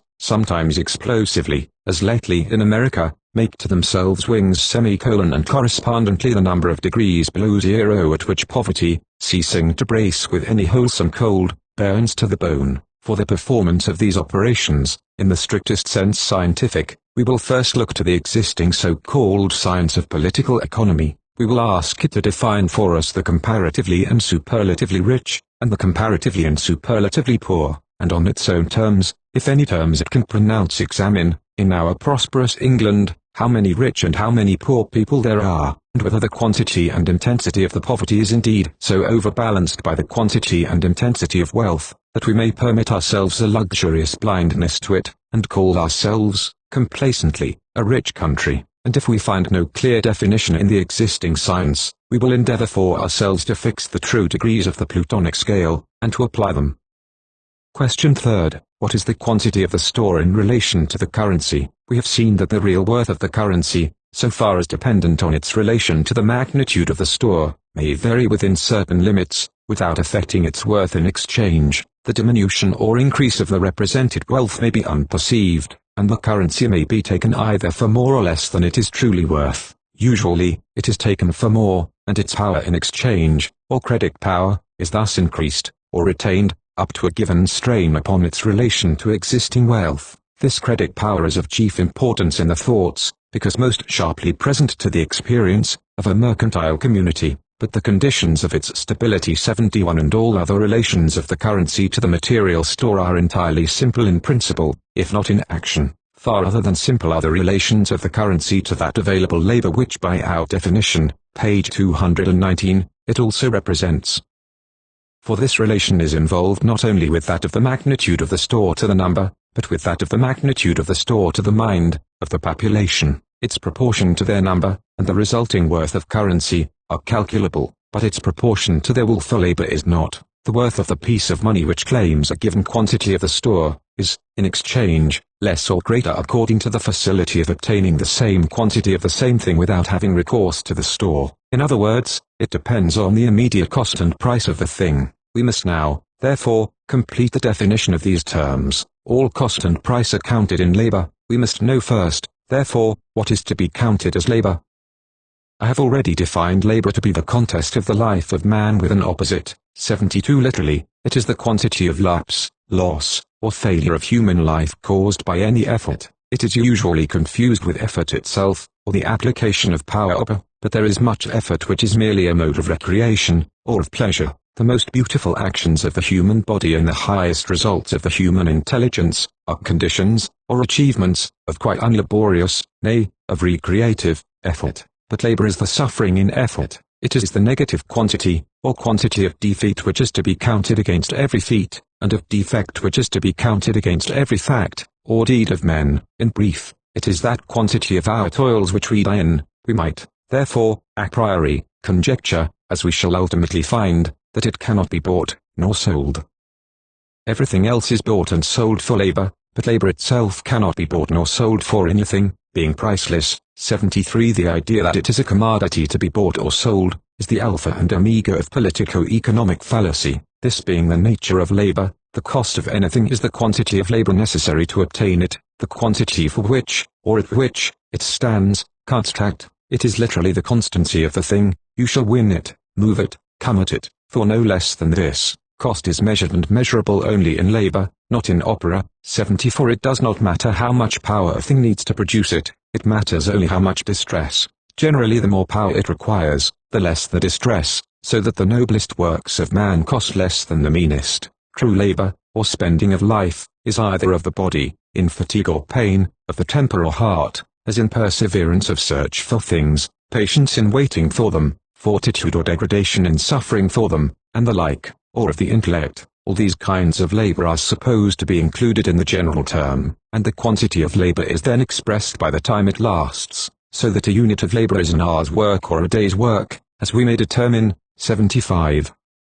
Cost, like value, is both intrinsic and effectual. Intrinsic cost is that of getting the thing in the right way, effectual cost is that of getting the thing in the way we set about it, but intrinsic cannot be made a subject of analytical investigation, being only partially discoverable, and that by long experience. Effectual cost is all that the political economist can deal with, that is to say, the cost of the thing under existing circumstances and by known processes. Cost, irrespectively of any question of demand or supply, varies with the quantity of the thing wanted, and with the number of persons who work for it. It is easy to get a little of some things, but difficult to get much. It is impossible to get some things with few hands, but easy to get them with many. The cost and value of things, however difficult to determine accurately, are thus both dependent on ascertainable physical circumstances. 76.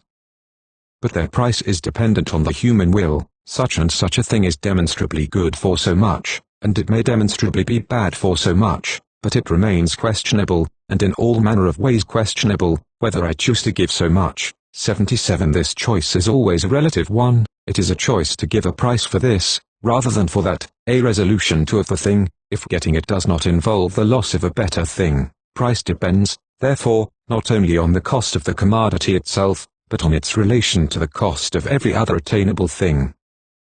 Farther, the power of choice is also a relative one. It depends not merely on our own estimate of the thing, but on everybody else's estimate, therefore on the number and force of the will of the concurrent buyers, and on the existing quantity of the thing in proportion to that number and force. Hence the price of anything depends on four variables. 78 1. Its cost 2. its attainable quantity at that cost. 3. The number and power of the persons who want it. 4. The estimate they have formed of its desirableness.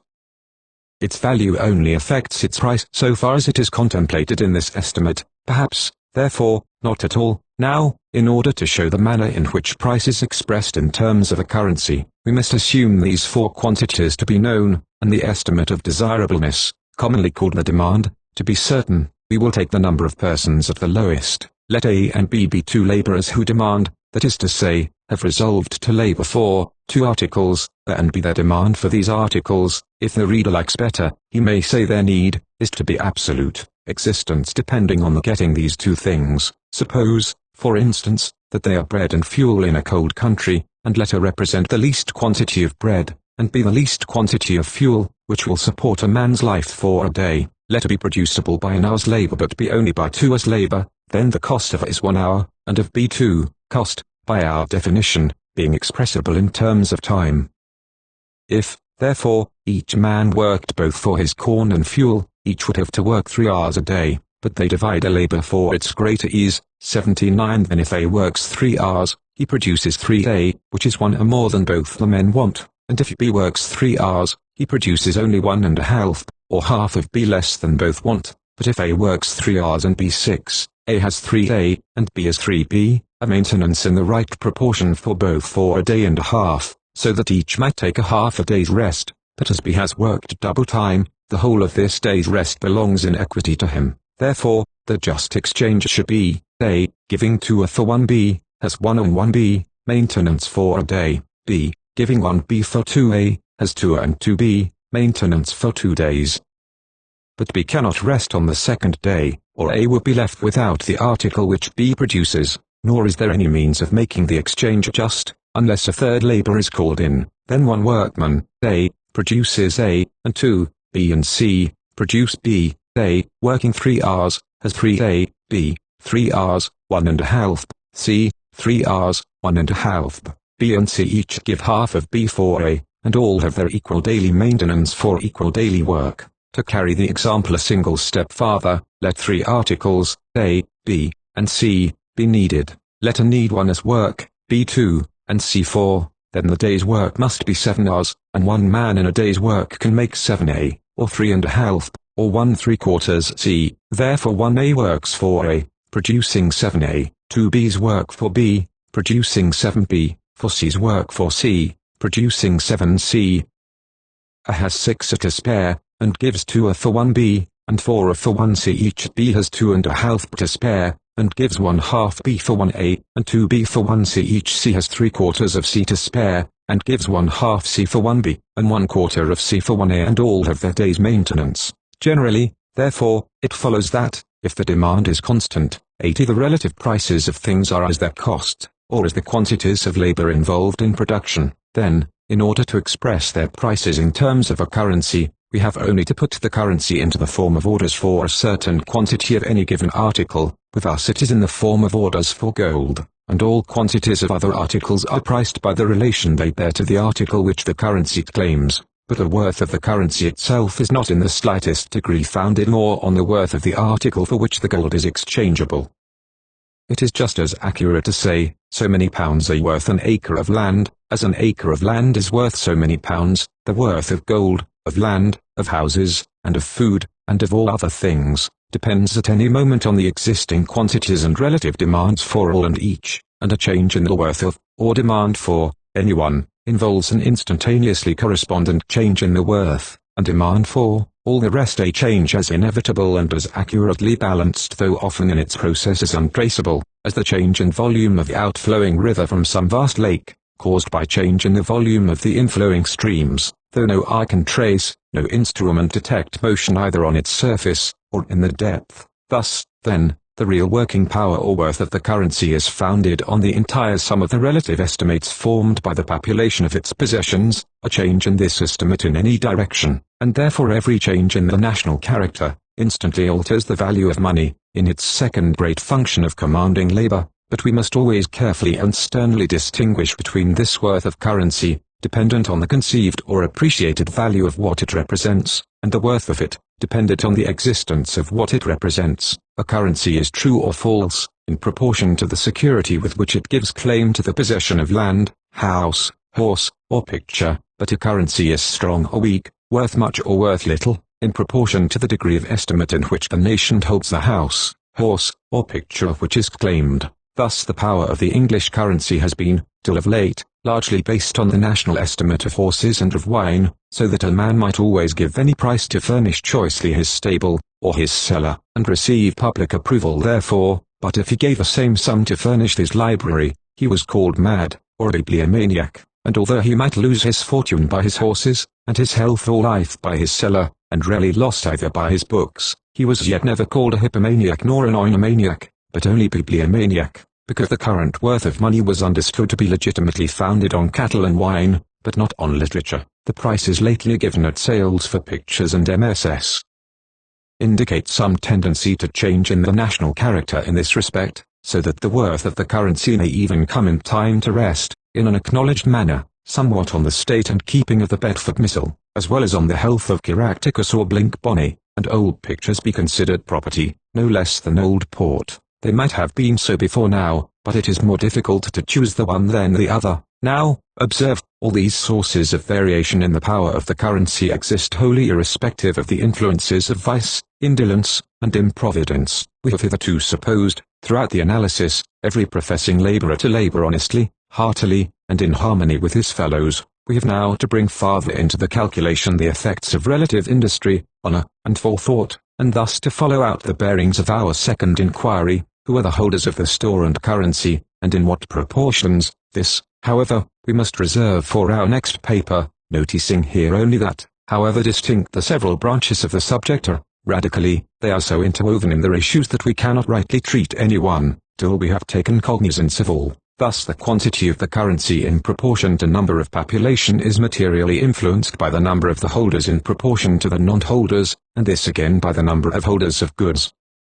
For as, by definition, the currency is a claim to goods which are not possessed, its quantity indicates the number of claimants in proportion to the number of holders, and the force and complexity of claim. For if the claims be not complex, currency as a means of exchange may be very small in quantity. A sells some corn to B, receiving a promise from B to pay in cattle, which A then hands over to C, to get some wine. C in due time claims the cattle from B, and B takes back his promise. These exchanges have, or might have been, all effected with a single coin or promise, and the proportion of the currency to the store would in such circumstances indicate only the circulating vitality of it, that is to say, the quantity and convenient divisibility of that part of the store which the habits of the nation keep in circulation. If a cattle breeder is content to live with his household chiefly on meat and milk, and does not want rich furniture, or jewels, or books, if a wine and corn grower maintains himself and his men chiefly on grapes and bread, if the wives and daughters of families weave and spin the clothing of the household, and the nation, as a whole, remains content with the produce of its own soil and the work of its own hands, it has little occasion for circulating media. It pledges and promises little and seldom, exchanges only so far as exchange is necessary for life. The store belongs to the people in whose hands it is found, and money is little needed either as an expression of right, or practical means of division and exchange, but in proportion as the habits of the nation become complex and fantastic, and they may be both, without therefore being civilized, its circulating medium must increase in proportion to its store. If everyone wants a little of everything, if food must be of many kinds, and dress of many fashions, if multitudes live by work which, ministering to fancy, has its pay measured by fancy, so that large prices will be given by one person for what is valueless to another, if there are great inequalities of knowledge, causing great inequalities of estimate, and finally, and worst of all, if the currency itself, from its largeness, and the power which the possession of it implies, becomes the sole object of desire with large numbers of the nation, so that the holding of it is disputed among them as the main object of life. In each and all these cases, the currency enlarges in proportion to the store, and, as a means of exchange and division, as a bond of right, and as an expression of passion, plays a more and more important part in the nation's dealings, character, and life, against which part, when, as a bond of right, it becomes too conspicuous and too burdensome, the popular voice is apt to be raised in a violent and irrational manner, leading to revolution instead of remedy, whereas all possibility of economy depends on the clear assertion and maintenance of this bond of right, however burdensome. The first necessity of all economical government is to secure the unquestioned and unquestionable working of the great law of property, that a man who works for a thing shall be allowed to get it, keep it, and consume it, in peace, and that he who does not eat his cake today, shall be seen, without grudging, to have his cake tomorrow. This, I say, is the first point to be secured by social law. Without this, no political advance, nay, no political existence, is in any sort possible.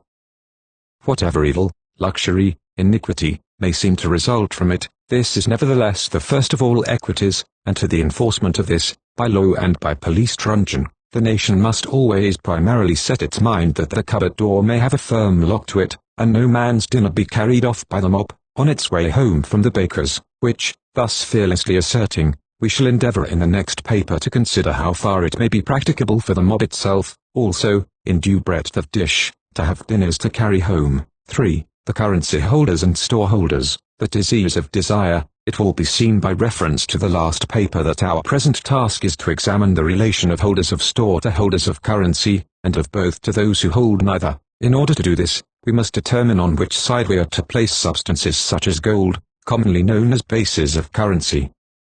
By aid of previous definitions the reader will now be able to understand closer statements than have yet been possible. The currency of any country consists of every document acknowledging debt which is transferable in the country. This transferableness depends upon its intelligibility and credit. Its intelligibility depends chiefly on the difficulty of forging anything like it, its credit much on national character, but ultimately always on the existence of substantial means of meeting its demand. As the degrees of transferableness are variable, some documents passing only in certain places, and others passing, if at all, for less than their inscribed value, both the mass and, so to speak, fluidity, of the currency, are variable. True or perfect currency flows freely, like a pure stream. It becomes sluggish or stagnant in proportion to the quantity of less transferable matter which mixes with it, adding to its bulk, but diminishing its purity. Substances of intrinsic value, such as gold, mingle also with the currency, and increase, while they modify,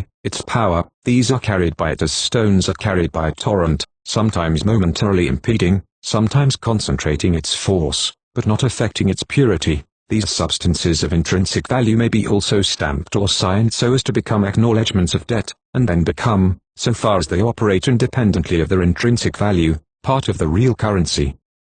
Deferring consideration of minor forms of currency, consisting of documents bearing private signature, we will examine the principle of legally authorized or national currency. This, in its perfect condition, is a form of public acknowledgment of debt, so regulated and divided that any person presenting a commodity of trade worth in the public market, shall, if he please, receive in exchange for it a document giving him claim for the return of its equivalent, 1. In any place, 2. At any time, and 3. In any kind. When currency is quite healthy and vital, the persons entrusted with its management are always able to give on demand either A. the assigning document for the assigned quantity of goods, or B. the assigned quantity of goods for the assigning document. If they cannot give document for goods, the national exchange is at fault. If they cannot give goods for document, the national credit is at fault.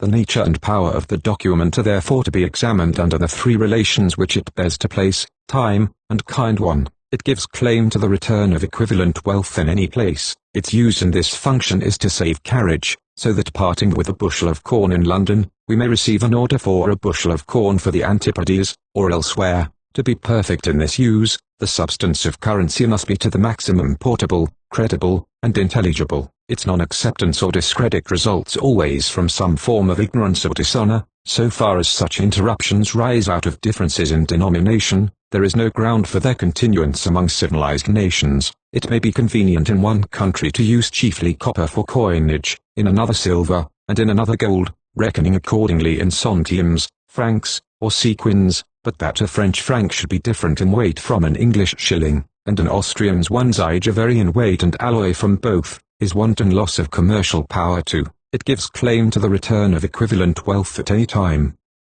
In this second use, currency is the exponent of accumulation. It renders the laying up of store at the command of individuals unlimitedly possible, whereas, but for its intervention, all gathering would be confined within certain limits by the bulk of poverty, or by its decay, or the difficulty of its guardianship. I will pull down my barns and build greater cannot be a daily saying, and all material investment is enlargement of care. The national currency transfers the guardianship of the store to many, and preserves to the original producer the right of re-entering on its possession at any future period. 3. It gives claim, practical, though not legal, to the return of equivalent wealth in any kind. It is a transferable right, not merely to this or that, but to anything, and its power in this function is proportioned to the range of choice. If you give a child an apple or a toy, you give him a determinate pleasure, but if you give him a penny, an indeterminate one, proportioned to the range of selection offered by the shops in the village. The power of the world's currency is similarly in proportion to the openness of the world's fair, and commonly enhanced by the brilliancy of external aspect,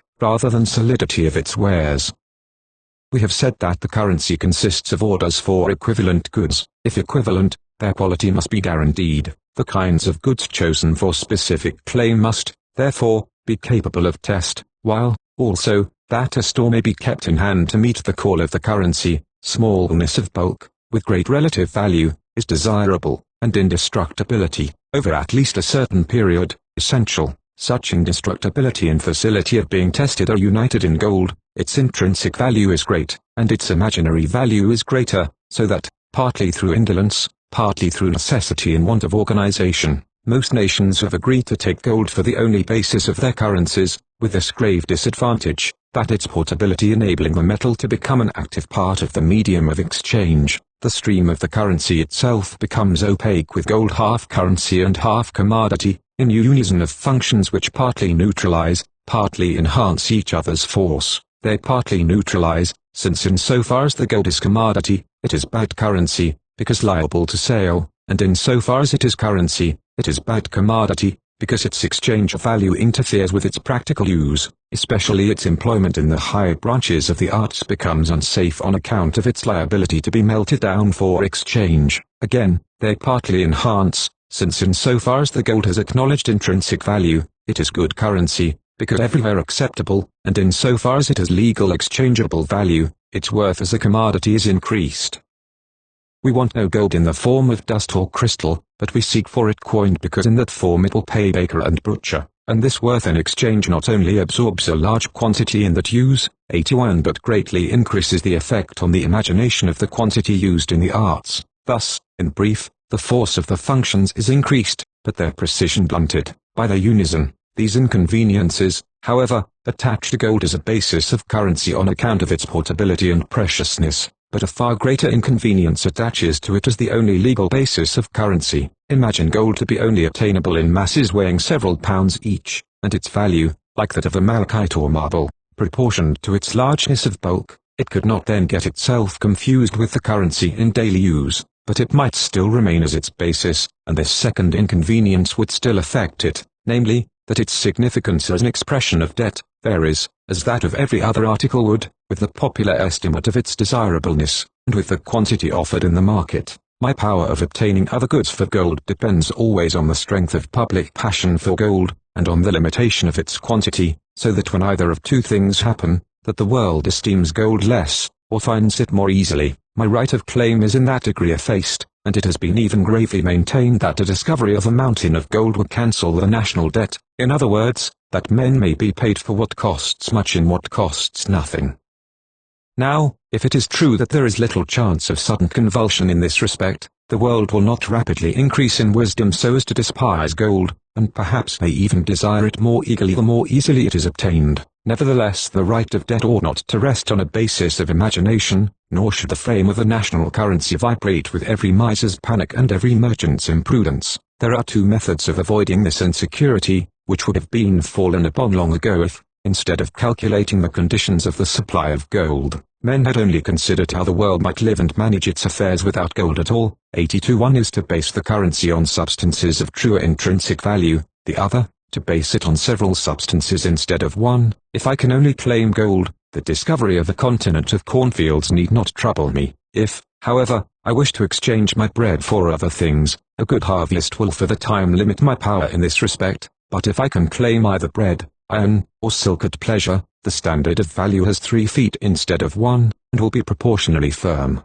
Thus, ultimately the steadiness of currency depends upon the breadth of its base, but the difficulty of organization increasing with this breadth. The discovery of the condition at once safest and most convenient 83 can only be by long analysis which must for the present be deferred. Gold or silver 84 may always be retained in limited use, as a luxury of coinage and questionless standard, of one weight and alloy among nations, varying only in the dye. The purity of coinage when metallic, is closely indicative of the honesty of the system of revenue, and even of the general dignity of the state. 85. Whatever the article or articles may be which the national currency promises to pay, a premium on that article indicates bankruptcy of the government in that proportion, the division of the assets being restrained only by the remaining confidence of the holders of notes in the return of prosperity to the firm. Incontrovertible currencies, those of forced acceptance, or of unlimited issue, are merely various modes of disguising taxation, and delaying its pressure, until it is too late to interfere with its causes. To do away with the possibility of such disguise would have been among the first results of a true economical science, had any such existed, but there have been too many motives for the concealment, so long as it could by any artifices be maintained, to permit to even the founding of such a science, and, indeed, it is only through evil conduct, willfully persisted in, that there is any embarrassment either in the theory or the working of currency. No exchequer is ever embarrassed, nor is any financial question difficult of solution, when people keep their practice honest, and their heads cool. But when governments lose all office of pilotage,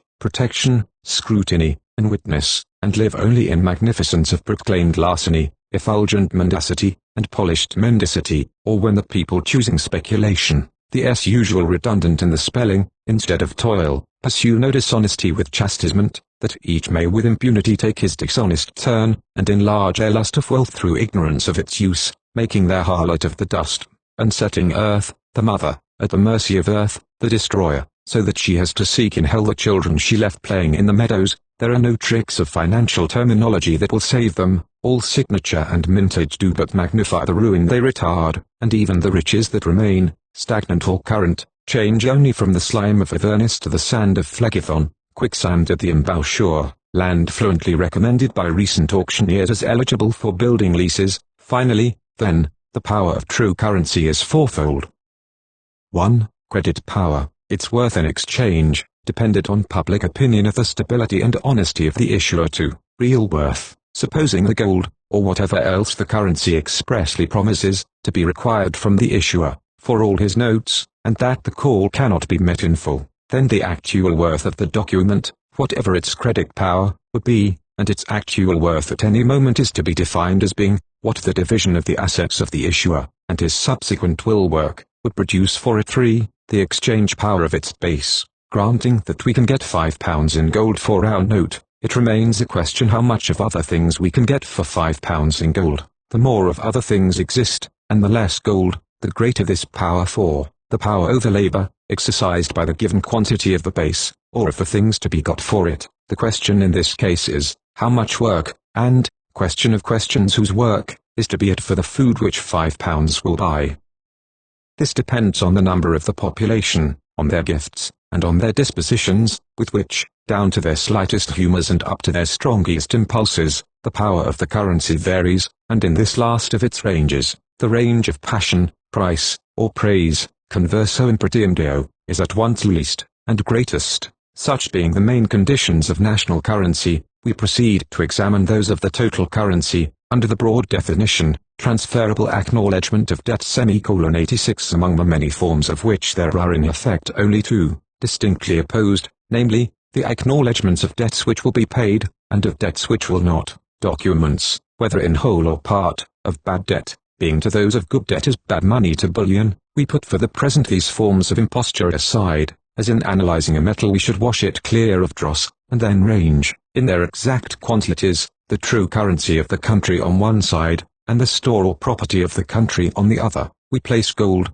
and all such substances, on the side of documents, as far as they operate by signature, on the side of store as far as they operate by value. Then the currency represents the quantity of debt in the country, and the store the quantity of its possession. The ownership of all the property is divided between the holders of currency and holders of store, and whatever the claiming value of the currency is at any moment, that value is to be deducted from the riches of the storeholders, the deduction being practically made in the payment of rent for houses and lands, of interest on stock, and in other ways to be hereafter examined. At present I wish only to note the broad relations of the two great classes, the currency holders and storeholders. 87 Of course they are partly united, most moneyed men having possessions of land or other goods, but they are separate in their nature and functions.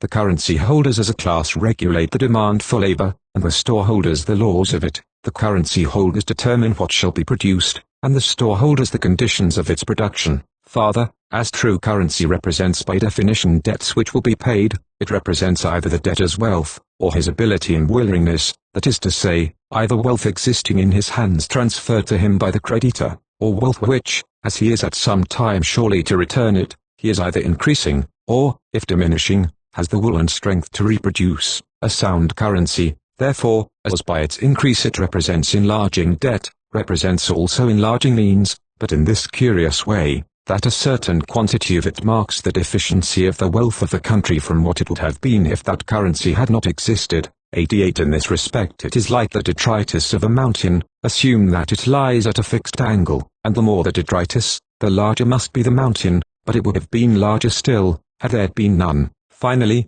though, as above stated, every man possessing money has usually also some property beyond what is necessary for his immediate wants, and men possessing property usually also hold currency beyond what is necessary for their immediate exchanges. It mainly determines the class to which they belong, whether in their eyes the money is an adjunct of the property, or the property of the money. In the first case, the holder's pleasure is in his possessions, and in his money subordinately, as the means of bettering or adding to them. In the second, his pleasure is in his money, and in his possessions only as representing it. In the first case, the money is as an atmosphere surrounding the wealth, rising from it and raining back upon it, but in the second, it is a deluge, with the wealth floating, and for the most part perishing in it.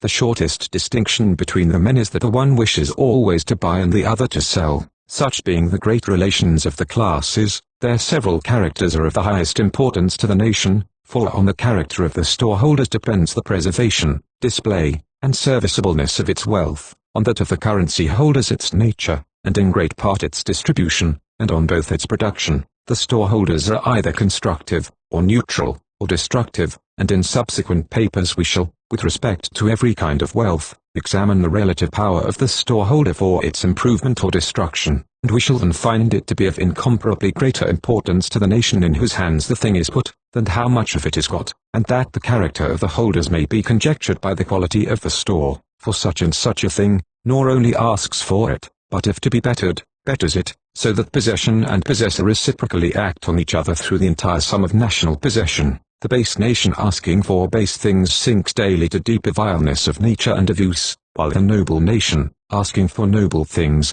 rises daily into a diviner eminence in both, the tendency to degradation being surely marked by taxer, carelessness as to the hands in which things are put, competition for the acquisition of them, disorderliness in accumulation, inaccuracy in reckoning, and bluntness in conception as to the entire nature of possession. Now, the currency holders always increase in number and influence in proportion to the bluntness of nature and clumsiness of the storeholders, for the less use people can make of things the more they tire of them, and want to change them for something else, and all frequency of change increases the quantity and power of currency, while the large currency holder himself is essentially a person who never has been able to make up his mind as to what he will have, and proceeds, therefore, in vague collection and aggregation, with more and more infuriate passion, urged by complacency in progress, and pride in conquest. While, however, there is this obscurity in the nature of possession of currency, there is a charm in the absoluteness of it, which is to some people very enticing. In the enjoyment of real property others must partly share. The groom has some enjoyment of the stud, and the gardener of the garden, but the money is, or seems shut up. It is wholly enviable. No one else can have part in any complacencies arising from it. The power of arithmetical comparison is also a great thing to unimaginative people. They know always they are so much better than they were, in money, so much better than others, in money. Wit cannot be so compared, nor character. My neighbor cannot be convinced I am wiser than he is, but he can that I am worth so much more, and the universality of the conviction is no less flattering than its clearness. Only a few can understand, none measure. Superior it is in other things, but everybody can understand money, and count it. Now, these various temptations to accumulation would be politically harmless, if what was vainly accumulated had any fair chance of being wisely spent. for as accumulation cannot go on forever, but must someday end in its reverse if this reverse were indeed a beneficial distribution and use, as irrigation from reservoir, the fever of gathering, though perilous to the gatherer, might be serviceable to the community, but it constantly happens, so constantly, that it may be stated as a political law having few exceptions, that what is unreasonably gathered is also unreasonably spent by the persons into whose hands it finally falls. Very frequently it is spent in war, or else in stupefying luxury, twice hurtful, both in being indulged by the rich and witnessed by the poor, so that the mal tenor and mal are as correlative as complementary colors, and the circulation of wealth, which ought to be soft, steady, strong, far-sweeping, and full of warmth, like the Gulf Stream, being narrowed into an eddy, and concentrated on a point, changes into the alternate suction and surrender of Charybdis, which is, indeed, I doubt not, the true meaning of that marvelous fable, infinite, as Bacon said of it, in matter of meditation, 89. This disease of desire having a special relation to the great art of exchange, or commerce, we must, in order to complete our code of first principles, shortly state the nature and limits of that art. As the currency conveys right of choice out of many things in exchange for one, so commerce is the agency by which the power of choice is obtained, and countries producing only timber can obtain for their timber silk and gold, or, naturally producing only jewels and frankincense, can obtain for them cattle and corn. In this function commerce is of more importance to a country in proportion to the limitations of its products and the restlessness of its fancy, generally of greater importance towards northern latitudes. Commerce is necessary, however, not only to exchange local products, but local skill. Labor requiring the agency of fire can only be given abundantly in cold countries, labor requiring suppleness of body and sensitivity of touch only in warm ones, labor involving accurate vivacity of thought only in temperate ones, while peculiar imaginative actions are produced by extremes of heat and cold, and of light and darkness. The production of great art is limited to climates warm enough to admit of repose in the open air, and cool enough to render such repose delightful. Minor variations in modes of skill distinguish every locality. The labor which at any place is easiest, is in that place cheapest, and it becomes often desirable that products raised in one country should be wrought in another. Hence have arisen discussions on international values, which will be one day remembered as highly curious exercises of the human mind.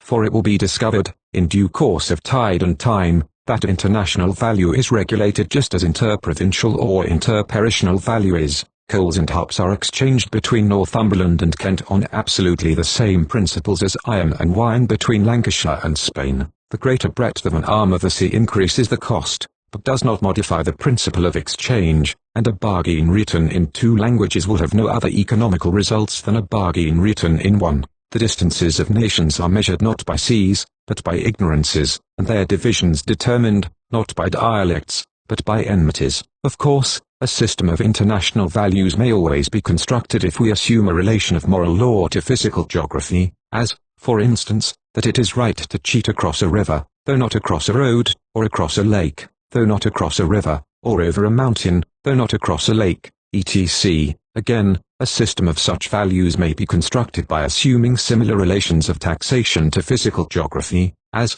for instance, that an article should be taxed in crossing a river, but not in crossing a road, or in being carried over a mountain, but not over a ferry, etc. Such positions are indeed not easily maintained when once put in logical form, but one law of international value is maintainable in any form, namely, that the farther your neighbor lives from you, and the less he understands you, the more you are bound to be true in your dealings with him, because your power over him is greater in proportion to his ignorance, and his remedy more difficult in proportion to his distance. I had just said the breadth of sea increases the cost of exchange. Exchange or commerce, as such, is always costly, the sum of the value of the goods being diminished by the cost of their conveyance, and by the maintenance of the persons employed in it. So that it is only when there is advantage to both producers, in getting the one thing for the other, greater than the loss in conveyance, that the exchange is expedient, and it is only justly conducted when the porters kept by the producers, commonly called merchants, look only for pay, and not for profit. For in just commerce there are but three parties, the two persons or societies exchanging and the agent or agents of exchange. The value of the things to be exchanged is known by both the exchangers, and each receives equivalent value, neither gaining nor losing, for whatever one gains the other loses. the intermediate agent is paid an equal unknown percentage by both, partly for labor in conveyance, partly for care, knowledge, and risk. Every attempt at concealment of the amount of the pay indicates either effort on the part of the agent to obtain exorbitant percentage, or effort on the part of the exchangers to refuse him a just one, but for the most part it is the first, namely, the effort on the part of the merchant to obtain larger profit, so-called, by buying cheap and selling dear. Some part, indeed, of this larger gain is deserved, and might be openly demanded, because it is the reward of the merchant's knowledge, and foresight of probable necessity, but the greater part of such gain is unjust, and unjust in this most fatal way, that it depends first on keeping the exchangers ignorant of the exchange value of the articles, and secondly, on taking advantage of the buyer's need and the seller's poverty. It is, therefore, one of the essential, and quite the most fatal, forms of usury, for usury means merely taking an exorbitant sum for the use of anything, and it is no matter whether the exorbitance is on loan or exchange, in rent or in price, the essence of the usury being that it is obtained by advantage of opportunity or necessity, and not as due reward for labor.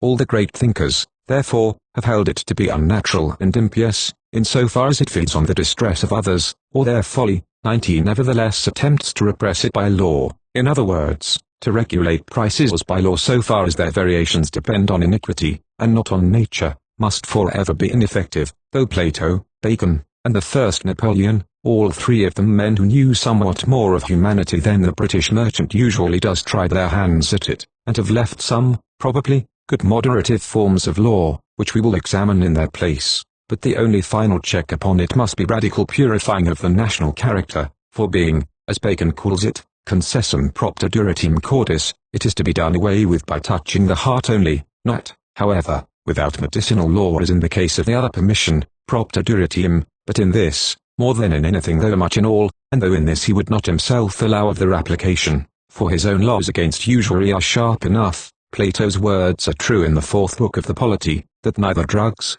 nor charms, nor burnings, will touch a deep-lying political sore, any more than a deep bodily one, but only right and utter change of constitution, and that they do but lose their labor who think that by any tricks of law they can get the better of these mischiefs of intercourse, and see not that they hew at a hydra, and indeed this hydra seems so unslayable, and since sticks so fast between the joinings of the stones of buying and selling, that to trade in things, or literally cross-give them, has warped itself, by the instinct of nations, into their worst word for fraud,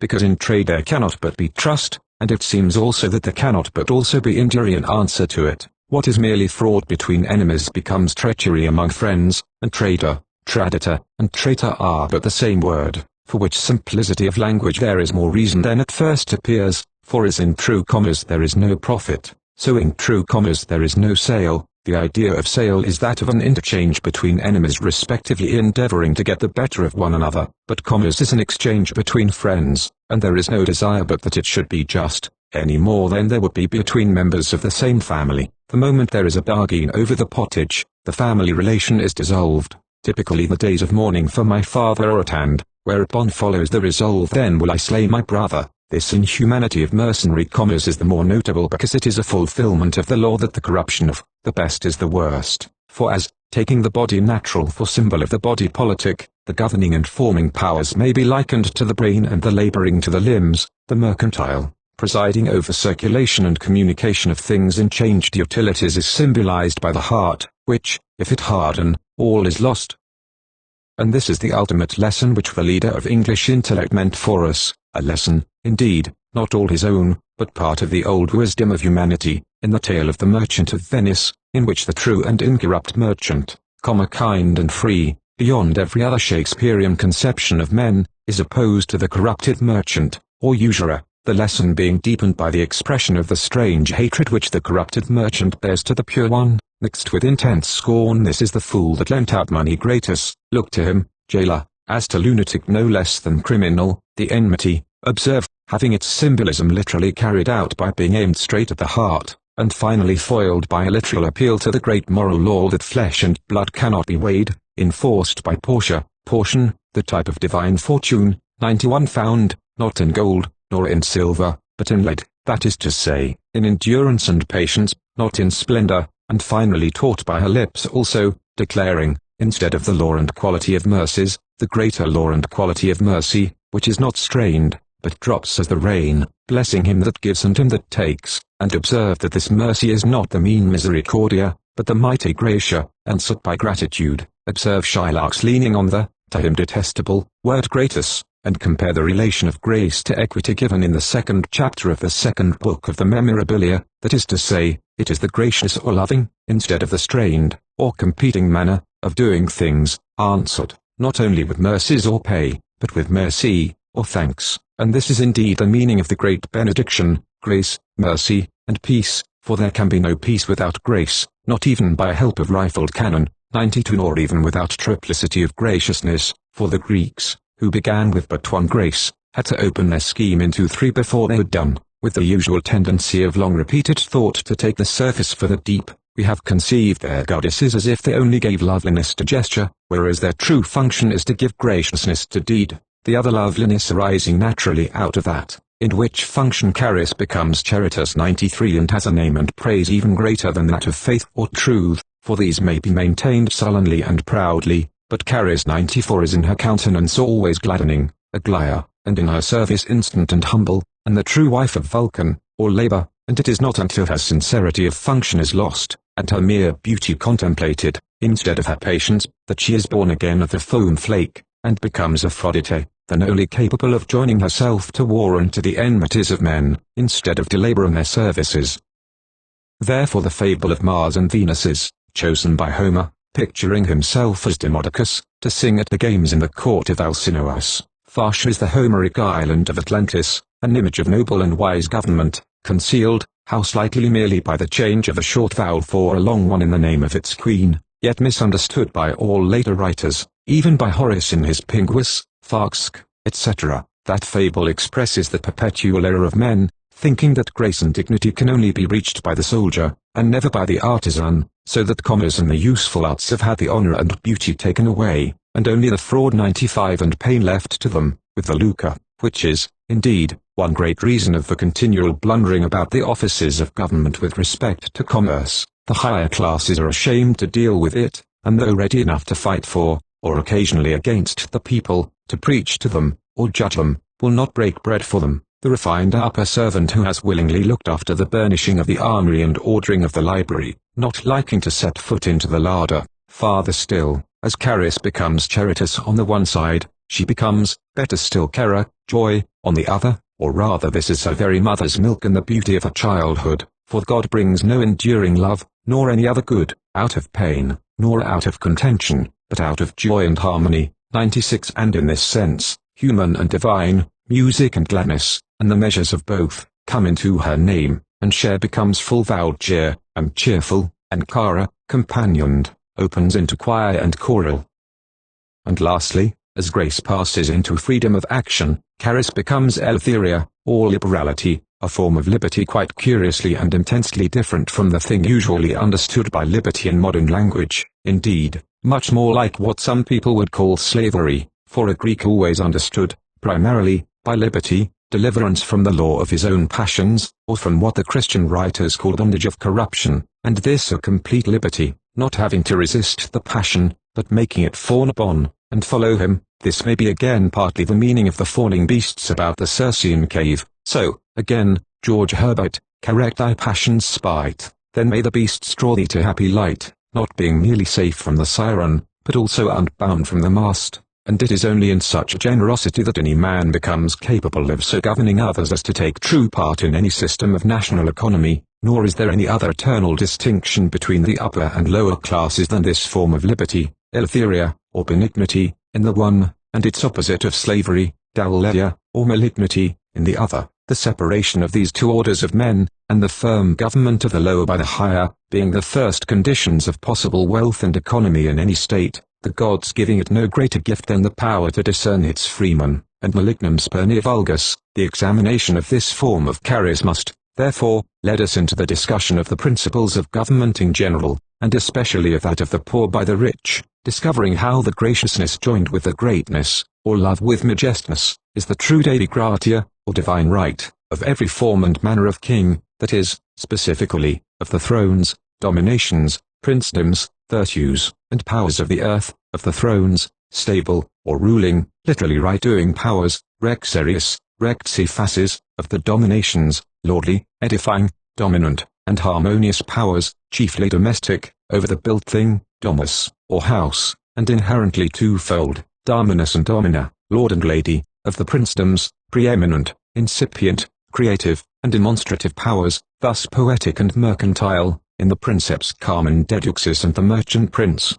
of the virtues or courages, militant, guiding, or ducal powers, and finally of the strengths and forces pure, magistral powers, of the more over the less, and the forceful and free over the weak and servile elements of life. Subjects enough for the next paper involving economical principles of some importance, of which, for theme, here is a sentence, which I do not care to translate, for it would sound harsh in English, though, truly, it is one of the tenderest ever uttered by man, which may be meditated over, or rather through, in the meanwhile, by anyone who will take the pains.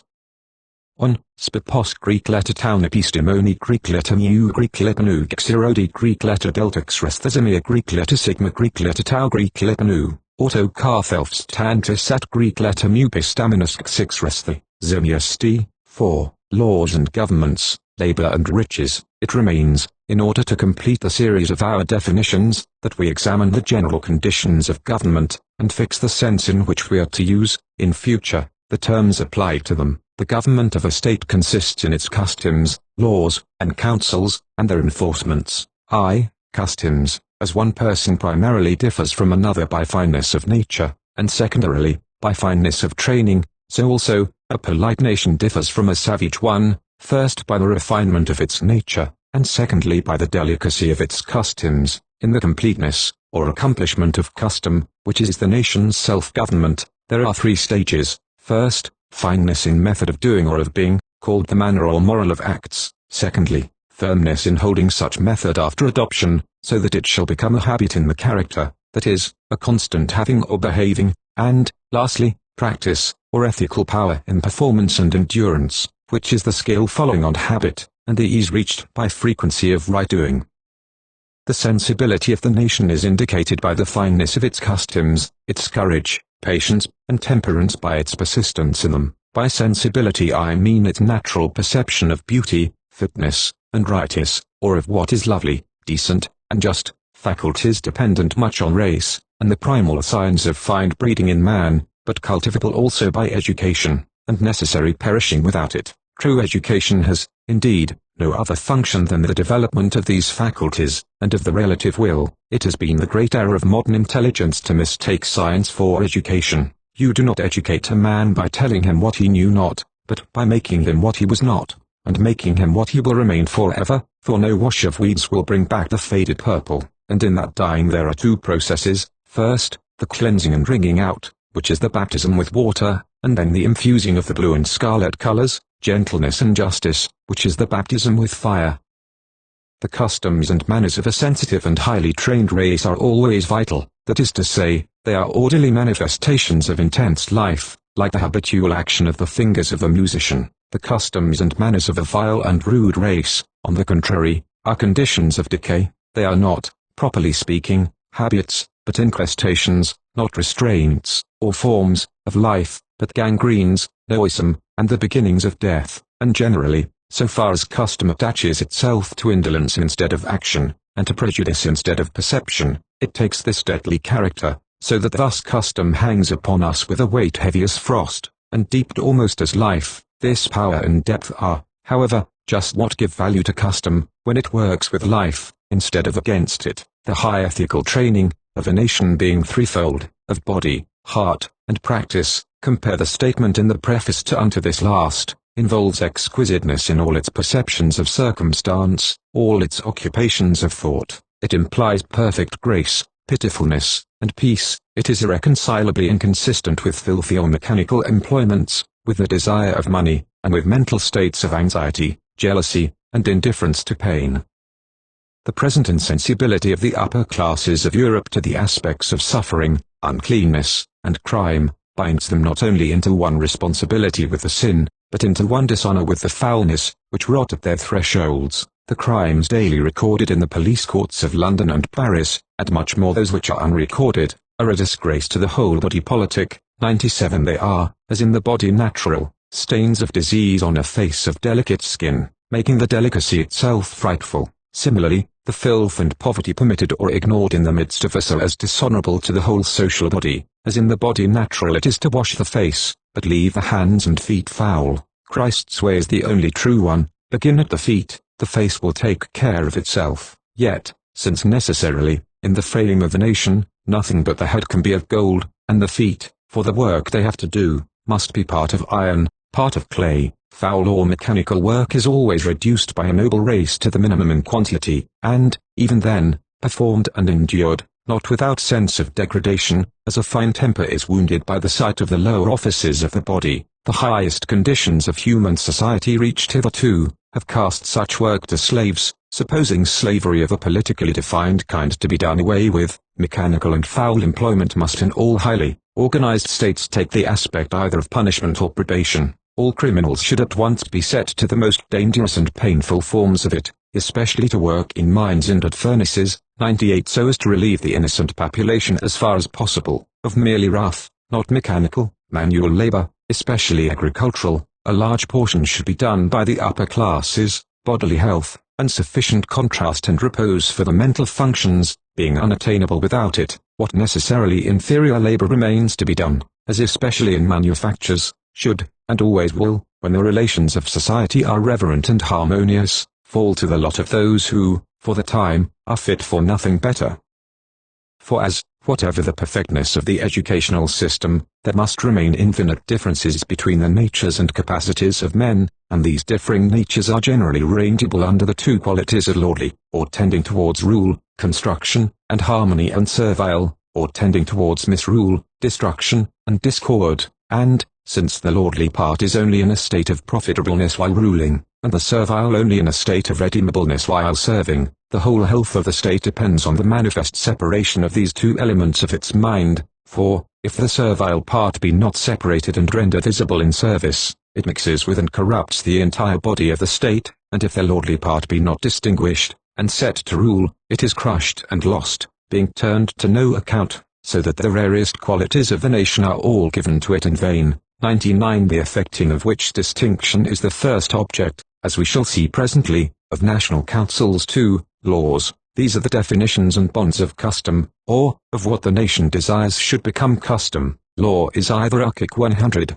of direction, meristic, of division, or critic, of judgment. Archic law is that of appointment and precept, it defines what is and is not to be done. Meristic law is that of balance and distribution, it defines what is and is not to be possessed. Critic law is that of discernment and award, it defines what is and is not to be suffered. If we choose to class the laws of precept and distribution under the general head of statutes, all law is simply either of statute or judgment, that is, first, the establishment of ordinance, and, secondly, the assignment of the reward or penalty due to its observance or violation.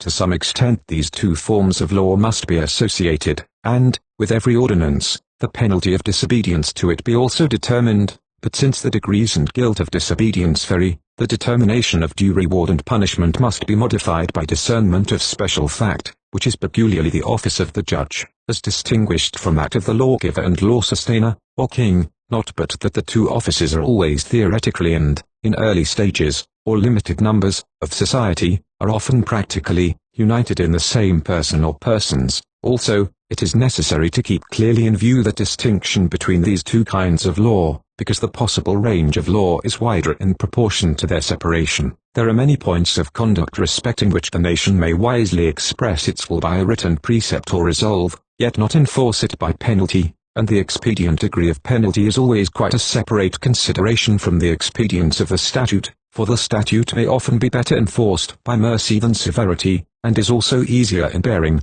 and less likely to be abrogated. Farther, laws of precept have reference especially to youth, and concern themselves with training, but laws of judgment to manhood, and concern themselves with remedy and reward. There is a highly curious feeling in the English mind against educational law. We think no man's liberty should be interfered with till he has done irrevocable wrong, whereas it is then just too late for the only gracious and kingly interference, which is to hinder him from doing it. Make your educational laws strict, and your criminal ones may be gentle, but, leave youth its liberty, and you'll have to dig dungeons for age.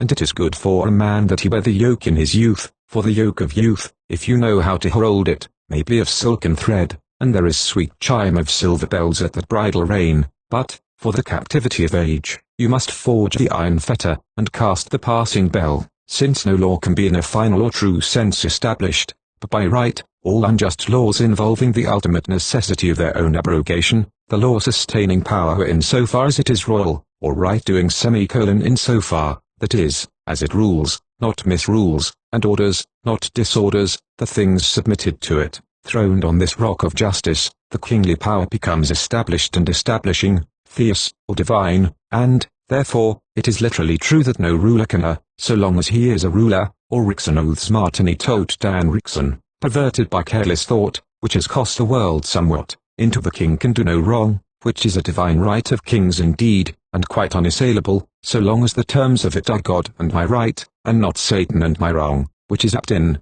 some coinages to appear on the reverse of the die under a good lens. Meristic law, or that of tenure of property, first determines what every individual possesses by right, and secures it to him, and what he possesses by wrong, and deprives him of it. But it is a far higher provisory function. It determines what every man should possess, and puts it within his reach on due conditions, and what he should not possess, and puts this out of his reach conclusively. Every article of human wealth has certain conditions attached to its merited possession, which, when they are unobserved, possession becomes rapine.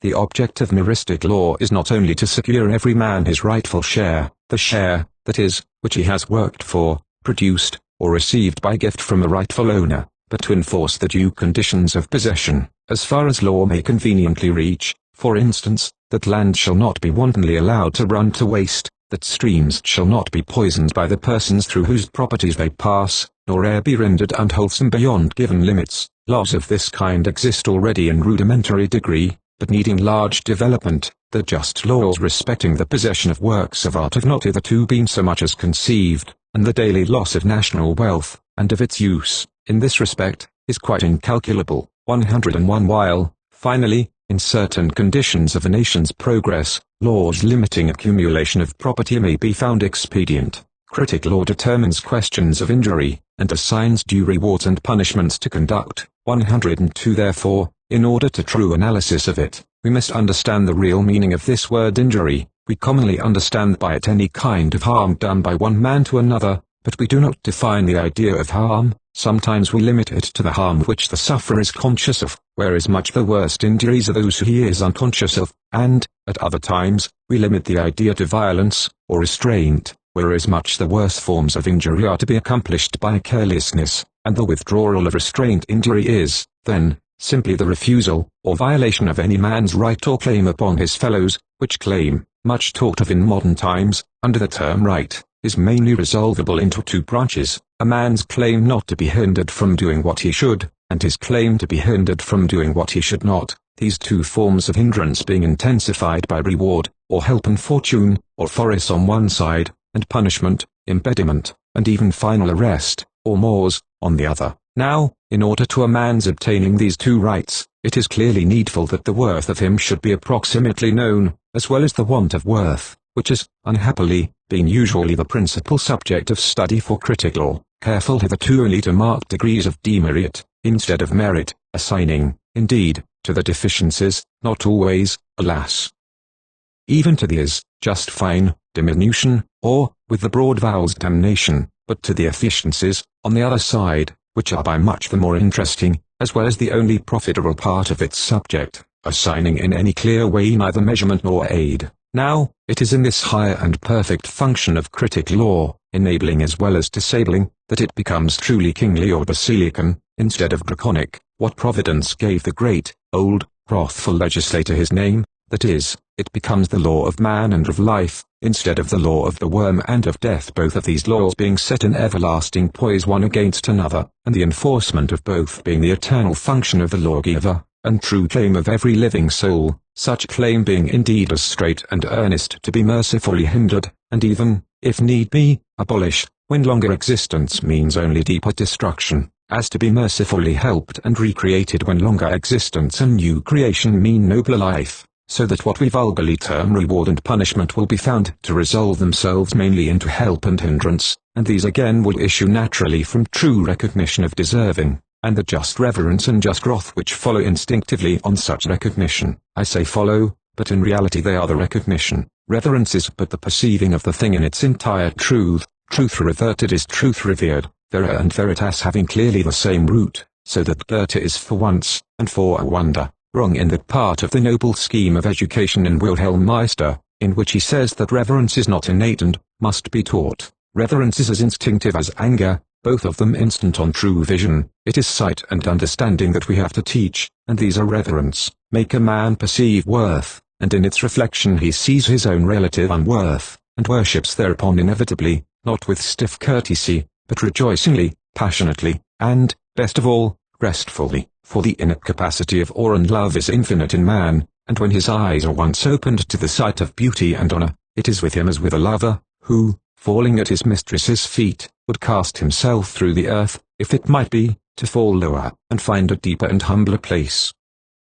And the common insolences and petulances of the people, and their talk of equality, are not irreverence in them in the least, but mere blindness, stupefaction, and fog in the brains. 103 which pass away in the degree that they are raised and purified, the first sign of which raising is, that they gain some power of discerning, and some patience in submitting to their true counsellors and governors, the modes of such discernment forming the real constitution of the state, and not the titles or offices of the discerned person, for it is no matter, save in degree of mischief, to what office a man is appointed, if he cannot fulfill it. And this brings us to the third division of our subject 3, government by counsel. This is the determination, by living authority, of the national conduct to be observed under existing circumstances, and the modification or enlargement, abrogation or enforcement, of the code of national law according to present needs or purposes. This government is necessarily always by counsel, for though the authority of it may be vested in one person, that person cannot form any opinion on a matter of public interest but by voluntarily or involuntarily submitting himself to the influence of others. This government is always twofold, visible and invisible. The visible government is that which nominally carries on the national business, determines its foreign relations, raises taxes, levies soldiers, fights battles, or directs that they be fought, and otherwise becomes the exponent of the national fortune.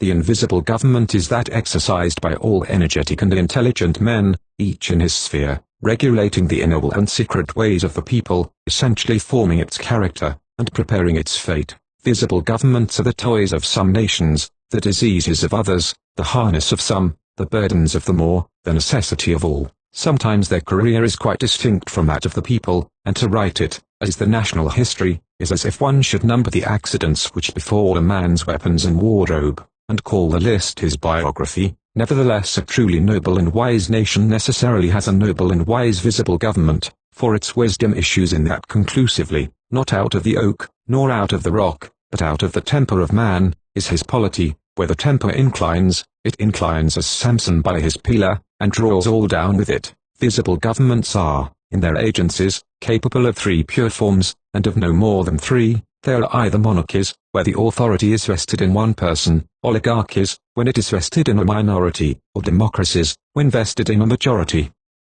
But these 3 forms are not only, in practice, variously limited and combined, but capable of infinite difference in character and use, receiving specific names according to their variations, which names, being nowise agreed upon, nor consistently used, either in thought or writing, no man can at present tell, in speaking of any kind of government, whether he is understood, nor in hearing whether he understands. Thus we usually call a just government by one person a monarchy, and an unjust or cruel one, a tyranny. This might be reasonable if it had reference to the divinity of true government, but to limit the term oligarchy to government by a few rich people, and to call government by a few wise or noble people aristocracies, is evidently absurd, unless it were proved that rich people never could be wise, or noble people rich, and farther absurd because there are other distinctions in character, as well as riches or wisdom, greater purity of race, or strength of purpose, for instance, which may give the power of government to the few, so that if we had to give names to every group or kind of minority, we should have verbiage enough. But there is one right name, oligarchy, so also the terms republic and democracy are confused. especially in modern use, and both of them are liable to every sort of misconception. A republic means, properly, a polity in which the state, with its all, is at every man's service, and every man, with his all, at the state's service. People are apt to lose sight of the last condition, but its government may nevertheless be oligarchic, consular, or decemviral, for instance, or monarchic, dictatorial. But a democracy means a state in which the government rests directly with the majority of the citizens. And both these conditions have been judged only by such accidents and aspects of them as each of us has had experience of, and sometimes both have been confused with anarchy, as it is the fashion at present to talk of the failure of republican institutions in America, when there has never yet been in America any such thing as an institution, neither any such thing as a res publica, but only a multitudinous res privata, every man for himself. It is not republicanism which fails now in America, it is your model science of political economy, brought to its perfect practice. There you may see competition, and the law of demand and supply, especially in paper, in beautiful and unhindered operation, 104 lust of wealth, and trust in it, vulgar faith in magnitude and multitude, instead of nobleness, besides that faith natural to backwoodsmen, lucum lina, perpetual self-contemplation, issuing in passionate vanity, total ignorance of the finer and higher arts, and of all that they teach and bestow. 105 And the discontent of energetic minds unoccupied, frantic with hope of uncomprehended change, and progress they know not whither. 106 These are the things that they have failed with in America, and yet not altogether failed. It is not collapse, but collision, the greatest railroad accident on record, with fire caught from the furnace, and cattlines quenching non aqua, said Runa, but I see not, in any of our talk of them, justice enough done to their erratic strength of purpose, nor any estimate taken of the strength of endurance of domestic sorrow in what their women and children suppose a righteous cause, and out of that endurance and suffering, its own fruit will be borne with time, and Carlyle's prophecy of them, June, 1850, as it has now come true in the first clause, will in the last. America too will find that caucuses, division lists, stump oratory and speeches to bunkum will not carry men to the immortal gods, that their Washington Congress, and constitutional battle of Kilkenny Cats is, there is here, naught for such objects, quite incompetent for such, and, in fine, that said sublime constitutional arrangement will require to be, with terrible throes, and travail such as few expect yet, remodelled, abridged, extended, suppressed, torn asunder, put together again, not without heroic labour, and effort quite other than that of the stump orator and the revival preacher, one day. Understand, then, once for all, that no form of government, provided it be a government at all, is, as such, either to be condemned or praised, or contested for in any wise but by fools. But all forms of government are good just so far as they attain this one vital necessity of policy, that the wise and kind, few or many, shall govern the unwise and unkind, and they are evil so far as they miss of this or reverse it. Nor does the form in any case signify one whit, but its firmness and adaptation to the need, for if there be many foolish persons in a state, and few wise, then it is good that the few govern, and if there be many wise and few foolish, then it is good that many govern, and if many be wise, yet one wiser, then it is good that one should govern, and so on. Thus, we may have the ants' republic, and the realm of bees, both good in their kind, one for groping, and the other for building, and nobler still, for flying, the ducal monarchy of those intelligent of seasons, that set forth the airy caravan, high overseas, nor need we want examples, among the inferior creatures, of dissoluteness, as well as resoluteness in government. I once saw democracy finely illustrated by the beetles of North Switzerland, who, by universal suffrage, and electric acclamation, one May twilight, carried it that they would fly over the lake of Zug, and flew short, to the great disfigurement of the lake of Zug, Cantharulimin over some leagues square, and to the close of the cockchafer democracy for that year. The old fable of the frogs and the stork finely touches one form of tyranny, but truth will touch it more nearly than fable, for tyranny is not complete when it is only over the idle, but when it is over the laborious and the blind. This description of pelicans and climbing perch, which I find quoted in one of our popular natural histories, out of Sir Emerson Tennant's Ceylon, comes as near as may be to the true image of the thing. Heavy rains came on, and as we stood on the high ground, we observed a pelican on the margin of the shallow pool gorging himself. Our people went towards him, and raised a cry of fish, fish. We hurried down, and found numbers of fish struggling upward through the grass, in the rills formed by the trickling of the rain. There was scarcely water to cover them, but nevertheless they made rapid progress up the bank, on which our followers collected about 2 baskets of them. They were forcing their way up the knoll, and had they not been interrupted, first by the pelican, and afterwards by ourselves, they would in a few minutes have gained the highest point, and descended on the other side into a pool which formed another portion of the tank. In going this distance, however, they must have used muscular exertion enough to have taken them half a mile on level ground, for at these places all the cattle and wild animals of the neighborhood